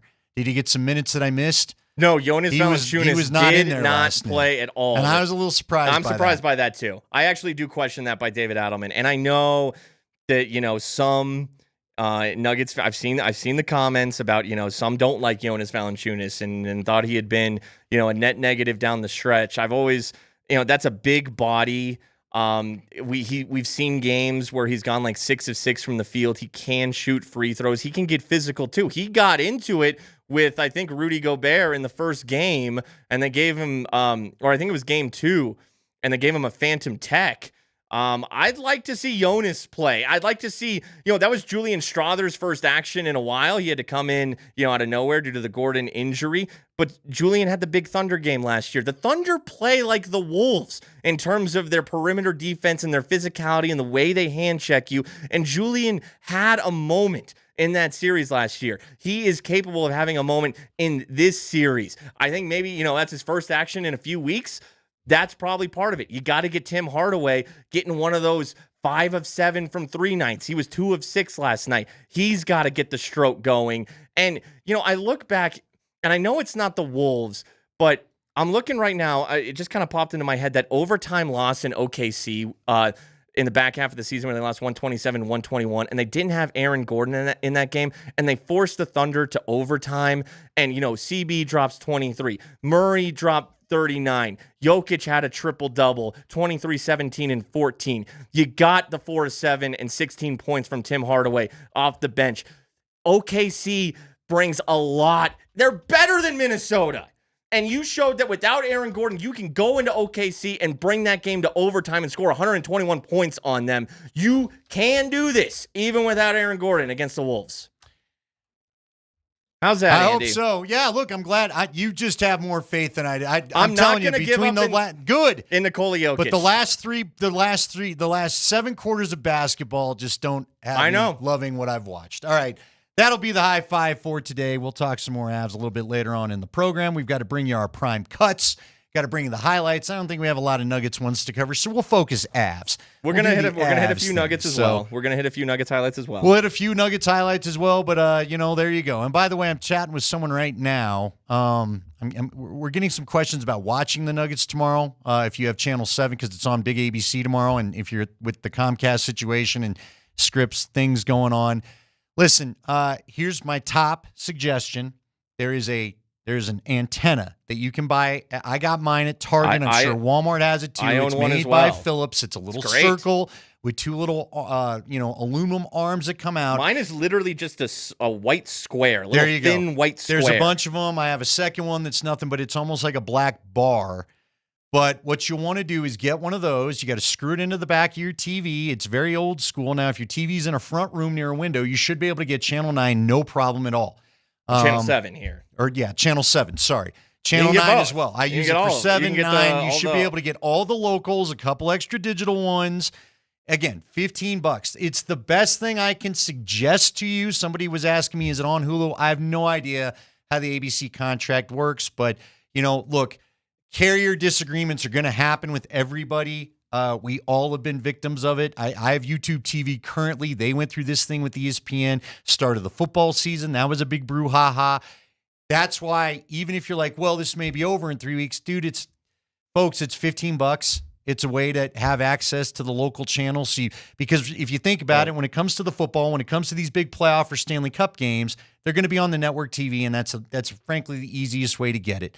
And you can just keep it around for times like this. It's not perfect, but it's the best suggestion I can give you. We're going to come back. I'll tell you what, we're going to keep it here a couple more minutes, and right at 5:20, we're going to give you that keyword. We have ESPN Plus, as someone else is saying. If you've got ESPN Plus, come watch you can the do that. game. But I also understand not everybody has all these subscriptions. I get that. Part of the reason why you and I have this stuff is we watch sports for a living, so we have to have them, right? There's a lot of people that are just trying to cut the bill down. So there you go. This is where there's another reason why we really wish our guys at Altitude could just carry the game.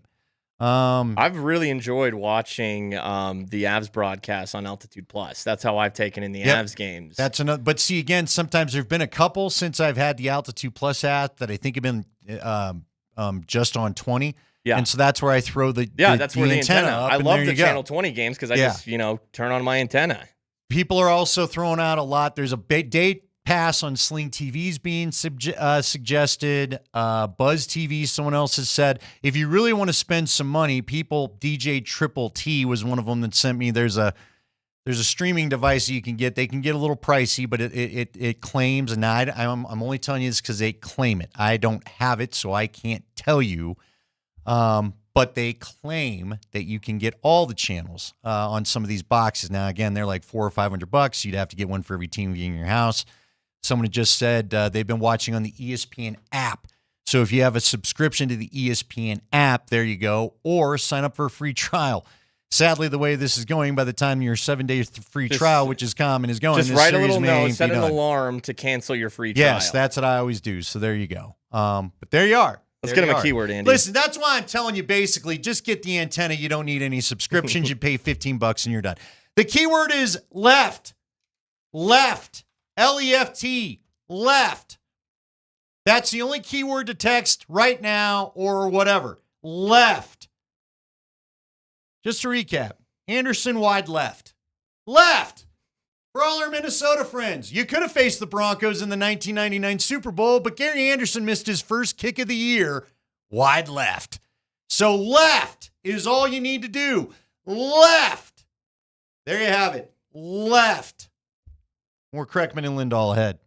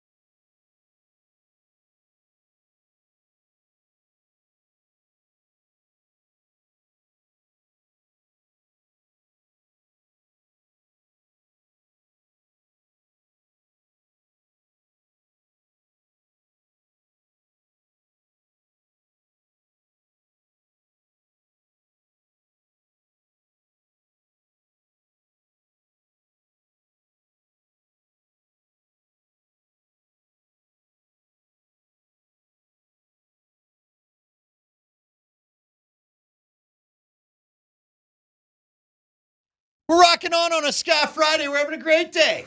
We're having a great day. Everybody loves us, and we love you. You know what? First off, I do want to say this for anybody on Twitter going on the beef. I did a stupid tweet that he only added to the beef. But I don't added care. to it too. If we're playing the beef game, we did beef tweets earlier in the show. Well, we added to it, but whatever. If you missed it, catch the podcast. We responded to it in depth. Well, we touched on it in the opening segment. We talked about it again at 4. We really got into it at 4. It's been a heck of a day. I've made Minnesota more mad, which is fine. I don't care. But again, look, we got a few people trying to fight fights for us. So you guys don't have to do that. If you're having fun, keep doing it. That's all I say. If it's fun for you guys, keep doing it because I know this is how people get. Yeah, whatever. It's fine. It's all fine. I would at least advise. And then by the time I tell you what, it's 6:00. Let's all just call it. How about that? You know what I mean? They won't. This is going to go on, I'm sure, the rest of the weekend. And if the T-Wolves win Game 3 or Game 4, I guess we're up to tomorrow. Really look out. Then it's really going to come falling in. So, whatever. It's been an interesting day. I woke up to something I didn't expect, and here we are. We've just kept it going. So, it's the world of social media. Anyway, we're going to try to get you caught up with what happened last night in our Double Dipperoo as we bring you a fun little segment that we like to call Prime Cuts. Prime Cuts is brought to you by the Colorado Beef Council. Beef hits what's for dinner. Mark Springer. This is usually the Nate segment. He's filling in for Nate. He takes us through Prime Cuts. All right, let's start with the Nuggets, Andy. I got 4 highlights for you. We'll try to make it quick and painless. Let's go to the second quarter. Who's in the game for the Nuggets? It's Zeke Nnaji. If you bet Zeke Nnaji to get meaningful, not garbage time minutes in this series, you won a little money if that market was even available for you. Second quarter, Zeke Nnaji hits a corner 3. Second free throw by Bruce Brown. That one's no good. Rebound poked out by Nnaji, grabbed by Strother. Behind him to Murray in the paint. Kick out 3, Zeke. Yes! 32-20. Denver down by 12. Zeke Nnaji making a name right here. Andy, Jonas Valanciunas, as we talked about in the last segment, a DNP coach's decision. It was Zeke Nnaji who got those minutes instead. 16 minutes, 10 points. 2 of 2 from the field, 1 of 1 from 3, 5 of 6 from the line. He was a +2. Zeke was the only plus for the Nuggets last night in the plus-minus. Zeke Nnaji. Does that excite you? No. Look, good for Zeke. Good for Zeke for getting in there and playing. We talked about maybe, having a hard foul here and there. I think I saw him try to do one towards the end of the game, honestly. Yeah, look, my greatest disappointment of this whole season when we got to do the wrap-up show, and hopefully it's coming a little bit later than sooner, but I'm not sure I believe that's going to be the case, is I'm going to be my greatest disappointment is how the whole Valanciunas thing has gone. The Valanciunas experience that I was so excited to watch, and now we're to the point where Game 3 of a playoff series that you needed to get, and he doesn't even log a minute of playing time. Just is it's disappointing to see how it's all gone. And I said, and I would like Jonas to play over Zeke, but I look at those numbers, and that's not bad. That's not bad. I'm not saying don't play Zeke at all. At this point, the way this thing's going with this is relatively evenly terrible as everything has kind of looked. You might as well try everybody on your bench. He's had a couple moments this year after nothing for years. So, hey, good. If Zeke Nnaji is, a contributor off the bench, and if that is a difference maker for the Nuggets going forward, that would just be outright hilarious. I would just love to see the Wolves get done in by contributions from Zeke Nnaji. Hey, would you want to see Deron Holmes a little bit? He got, 4 minutes and didn't do anything. Got a couple rebounds. I saw some people saying, and you said this yesterday, Andy, I think, I would have loved for David Roddy to be available in this series. Roddy the body. Now, it's tough because you would have literally had to waive a player and sign him to the NBA roster. And that's what it been. I'm not saying I don't understand. Although, again, I guess if I'm really going to think about it, with all your more physical power forward type players banged up, I maybe I would have thought about him over Who is it? Tyrese Jones? Tyus Jones. Yeah, there's really no need for why have Jalen Pickett and Tyus Jones? Yeah, on I this don't roster. know, but look, hindsight's 2020. Maybe you're more. Who knows? Yeah. But the bottom line is, you don't have enough physical bodies, especially for this type of series, Sure. and it's too late to do anything about it now. Okay, let's go to the third quarter. Got one highlight from the third quarter. Nuggets getting blown out, and Bones Highland, he hit a deep three. Here comes Bones Highland the other way. Highland has it on the high right side, guarded by Spencer Jones. Gets a pick from Gobert. Deep three. Good. That's why they love him here. Man, it's just like some salt on the wound, And Bones, credit to Bones Highland. Like he when he was with the Nuggets, when he was a rookie, and they needed him in that Suns playoff series because everybody was hurt except for Nikola Jokic. It felt like Bones actually played pretty well. He's a good shooter. He's a good offensive player. Don't need him on the Nuggets because, gosh, their defense is an issue. We know that, and Bones wouldn't make that any better. I mean, when Bones is on the floor, attack him. Because Bones doesn't play. That's a good call. Because Bones doesn't play good defense. We know that. Credit to his offensive game, and he's carved out a little role here in the NBA with Tim Conley and the Wolves. But just anytime, it's salt in the wound when Bones is celebrating. I hate to see it. All right, let's go to the fourth quarter. Hey, real quick, again, the key word we want to remind you is left for this hour. Left. L-E-F-T, left. Put all three together, and it's Minnesota's favorite sports moment. Go ahead. Anderson, wide, left. Okay, let's go to the fourth quarter. The Nuggets won the third quarter, Andy, 29-27. They won the fourth quarter, 28-25. The Nuggets won the second half. Now, I know that the Wolves can take their foot off the gas a little bit. Also, I did want to mention the Rudy Gobert left-handed hook shot, and Chris Finch was looking at him like, why did you shoot that? Even though it was a pretty little post move on Jokic, and I can't believe Gobert actually completed the left-handed hook. It was really smooth. Credit to him, man. I don't know. They're just in a zone right now. I thought it was good defense by Jokic. Nonetheless, let's talk about Nikola Jokic in the fourth quarter. Nuggets tried to claw. It was obviously too little too late, but Jokic hit a three. High left side is Bruce Brown. Back behind him, Jokic three. Good. Hey, the good thing, keep shooting until you can. Now 10 attempts for Joker. 96-79. Denver's down by 17 in the fourth quarter in game number 3. And jump around play. Hey, and they jumped around. That was a swish. You hear that? Yeah, that was a nice rip. Smooth, and that's got to get going. 2 of 10 from 3 last night. He is 5 of 24 in the series from 3. It's not the main part of his game, but Jokic has got to shoot threes much better than he has been. And you know what? Hey, again. But so does everybody else. I know, but there were. But yeah, you got to hold him accountable because he's a big part of what they do offensively. He swished one in the fourth quarter. So you hope it gets going. Does that get him? Let's I know hope. these are little things, winning a third, winning a fourth, but it's something, Andy. Yeah, what's the next highlight? Come Okay, on. let's end it with, the moment that probably peeved off every Nuggets fan, Jaden McDaniels dunking on you. And here comes Dosumnu. Throws it on the high left side to McDaniels. He gets down the lane, dunked it home with the right hand. And then the same guy that doesn't get a rebound defensively allows the guy to go in. Jay McDaniels, let me take his quote post-game. Told you. Timeout called by David Adelman. Nuggets are down by 17 points. And that's where I think a lot of people got upset. That was the cherry on top of everything last night. That was the one where he went dunking in. I'm telling you, the bar that we were in, Jackson's not happy. That's, I think, the one where you wanted. And again, not put him to the ground, not clothesline him, not bloody his nose, but at least a hard foul somewhere in the hands and get the basketball out of his hands. So that wasn't happening. And that's where the rage I saw on Twitter last night, that's where that blew up. Yep. So, and that's a wrap. So there you go. On game 3. Wolves win game 3. They lead the series 2-1. Game 4 tomorrow night.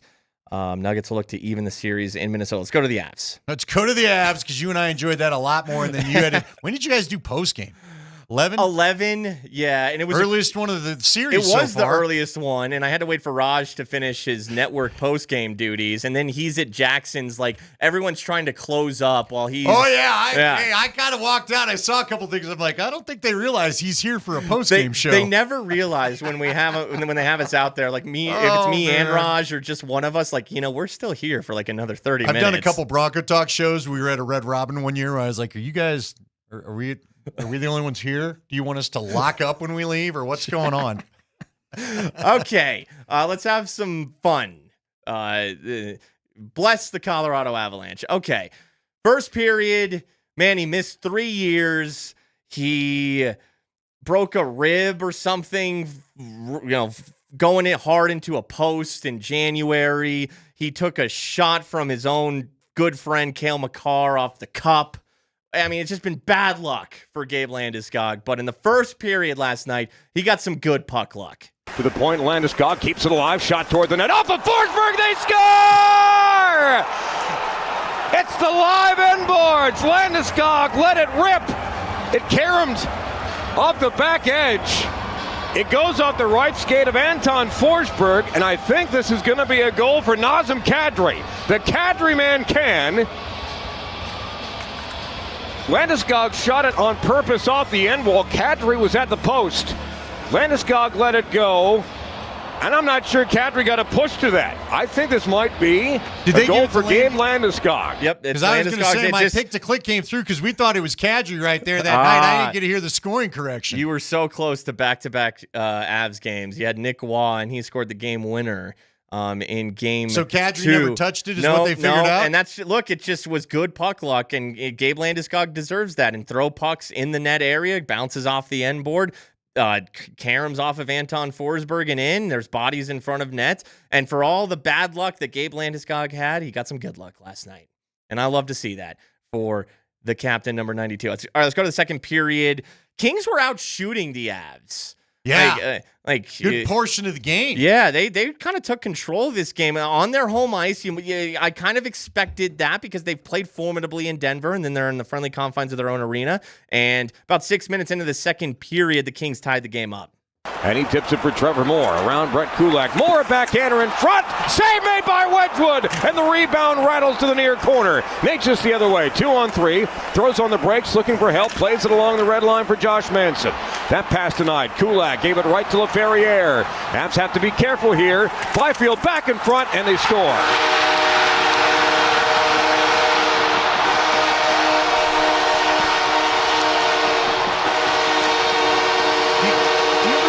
All right, you can bring that down. The there, horn Chris. controllers kind of really get after each other. You know what I mean? Because our guy got pretty aggressive with their horn, I thought, at the end of a couple of ours. Are we having a horn off? Yeah. Are we getting horny between these two teams?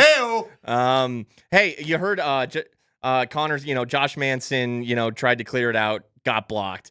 It was kind of and Josh Manson had taken it. So Josh Manson took a hit along the boards near the benches late in the first period. He left. He came back. That was the part where he was back in the game. Kind of an errant pass from Manson. He's not right. Then Kulak has a little clearance. It was, he's just trying to make up for Manson's mistake. That goes kind of right to Byfield, who makes the pass to Trevor Moore. Look, it's kind of like that Lehkonen goal from game 1. They got a puck net front. It was able to tip in off of Trevor Moore. Kings were playing well. We're tied at 1. We're fine. We're fine, right, Andy? Because the Avs have Cale Makar. And Cale Makar, about 7 minutes later, gave the Avs the lead back. This felt like the real Cale, too. Yeah, this is the real Cale. Here we go. Lehkonen off the wall for Taves. Sends it near side for the right-handed Cale Makar. Making his way to the deep slot. Makar is shot. He scores! Oh, hail Cale! His 82nd career playoff game. It's his first point of the series. And with 7:48 to go in the second period, Cale Douglas Makar gives the Avalanche a 2-1 lead. I mean, the skating from Cale, like not on the blue line, but a little south of the blue line, left to right, and the hezzies and the shot fakes and the little movements that kind of made the Kings. I think it was LaFerriere on him in that point. He's biting. How do I stay with Cale? Then credit to McKinnon getting in that. McKinnon creating a screen. You like to see that from Nathan McKinnon, who doesn't, he doesn't live in those areas. Lehkonen lives in those areas. He was net front. Those bodies allowed for Anton Forsberg to not be able to see that shot from Kalen. It was a rocket. Credit to Logan O'Connor for being out on a long shift and keeping a puck in the zone, and then Lehkonen coming on the ice, making a steal behind the net. But, I mean, it's Cale Makar. He looks like he's playing some of his best hockey to me, and it's funny, a year ago in the Dallas series, he didn't have a good series, but he looks like he's on his best level right now. Yeah, we got to get going here now. We'll do one more. This is Prime Cuts. It's brought to you by the Colorado Beef Council. Beef, it's what's for dinner. Yeah, the Avs weren't done. We'll do one more. We'll just do the game-winning goal. Arturi Lehkonen, short-handed. This ultimately won it for the Avs. Kopitar now, far side hash marks. Kings have it set up again. Deep slot, Panarin. Fake the one-timer. Panarin back for Kempe and lost it. Fanned on it. Arturi Lehkonen, short-handed. 2-on-2. Lehkonen holding. Backdoor. They score! We're up all night to get lucky. And it's a lucky bounce for Arturi Lehkonen. As he played it off the skates of Adrian Kempe, Lehkonen will get credit for the shorthanded goal, and the Avalanche take a 3-1 lead with 12:21 to go in the third. So, to be clear, we have more penalty kill goals than we do power play goals. Yeah, they're better on the kill than they're 0 for 9 on the power play in this series. But they had the best kill in the NHL this season. That's got to mean something, and it's been excellent in these playoffs. And look, Adrian Kempe whiffs he breaks his stick. He hit the ice before the puck. That's, Kempe was, Mr. Antics in game one. Little karma for you. Lehkonen scoops it up. Shout out to OC for busting his ass on the other side. And Lehkonen might have been looking for a pass, but it went off of the Kings defender who was back and bounced through Forsberg. The Kings would add a power play goal to make it a 1-goal game, but Brock Nelson got an empty net goal, and the Avs won. And the reason, Andy, that the Avs were on the kill for that Lehkonen goal was Brett Kulak got called for interference on Anze Kopitar, but he didn't touch him. Kopitar hit the net.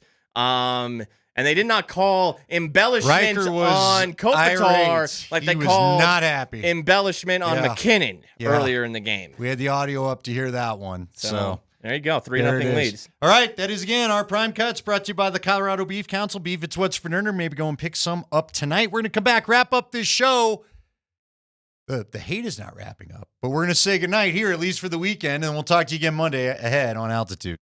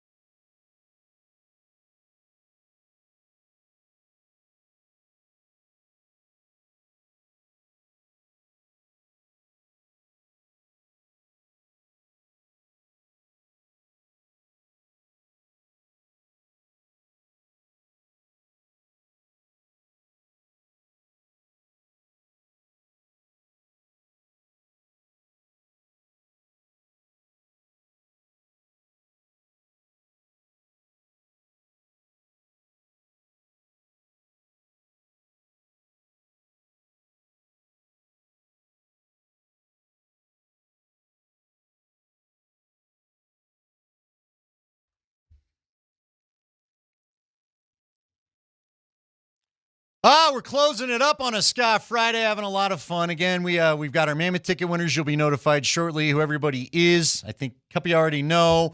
Again, Mammoth tomorrow night, 7 o'clock, Ball Arena. That's the in-town event you can go watch. I do not know what I'm seeing on the draft. We got two older folks dancing and kissing because the Miami Dolphins are on the clock. I didn't necessarily need to see that. Was one of them Troy Aikman? Right. No, I'm trying to, let's see. So far, of everybody we talked about, as I look, by the way, Kansas City drafted R. Mason Thomas out of Oklahoma, an edge rusher. What do you think of him? He's good. He's good. Yeah, no, he's, I think he was hurt some this year, but no, he's a good edge rusher. Damn, Kansas City's they're going good defense. draft so They're far, rebuilding their are. defense. And, Trayden yeah. Stukes goes to the Raiders. Let's see. The Lions, the Ravens are on the clock. The pick is in for the Ryan. I'm trying to keep up with this. Jacob Rodriguez is gone. Holy cow. So the Texas Tech linebacker that Leahy said may be available for the Broncos. His stock was rising. Holy cow, he got picked at 43. He isn't even going to get to the place for the Broncos Who to took even him? think about him. The Dolphins just took him at number 11. Just took him. Okay. So that just happened. None of the tight ends have been taken yet. So we still have, is it Max Clare and Stowers, of course, are still on the clock. The Missouri linebacker is someone that both Kuiper mocked and Leahy talked about is that position. So those are still a couple players out there, but definitely, again, if there's this 6 guys, Leahy wrote an article, go read it on ESPN.com, get the 6 names because I want to get my man a little traffic, not that he needs our help to do it. But there's 6 guys Leahy said he thinks they'd be interested in, and if they're all gone, he wouldn't be surprised if they either tried to trade into the 3rd or if they got the right pick, a package of picks, maybe even trade into the 4th because we're hitting the time of day, or hitting the point in the draft, I should say, where a lot of the grades are the same, and it's going to be about who loves who, and if your guy isn't there, again, a lot of teams are hoping to get some picks for next year too, but we'll have to see if anybody's willing to do that kind of dealing. So there you go. It's just kind of going along, and I don't think we're not even getting close to the Broncos having a pick by the time this all gets done. Real quick, Chris, who won the tickets? Who is our ticket winner to go see Game 5 coming up here on Monday? Your Ticket Friday winner is Leslie Becker. All right. Congratulations, Leslie. Get on out there. We will have a watch party that night, too, but Leslie's going to be at the game, so she's not going to worry about that. We do also want to let you know about what the watch party plan is for this weekend. Keep it real simple. This is all brought to you by Michelob Ultra, and we very much appreciate their help. DMac and Berto at number 38 in Rhino tomorrow, a place we've been a bunch, always a great crowd. Again, be like Mark Springer. Be optimistic. Get on down.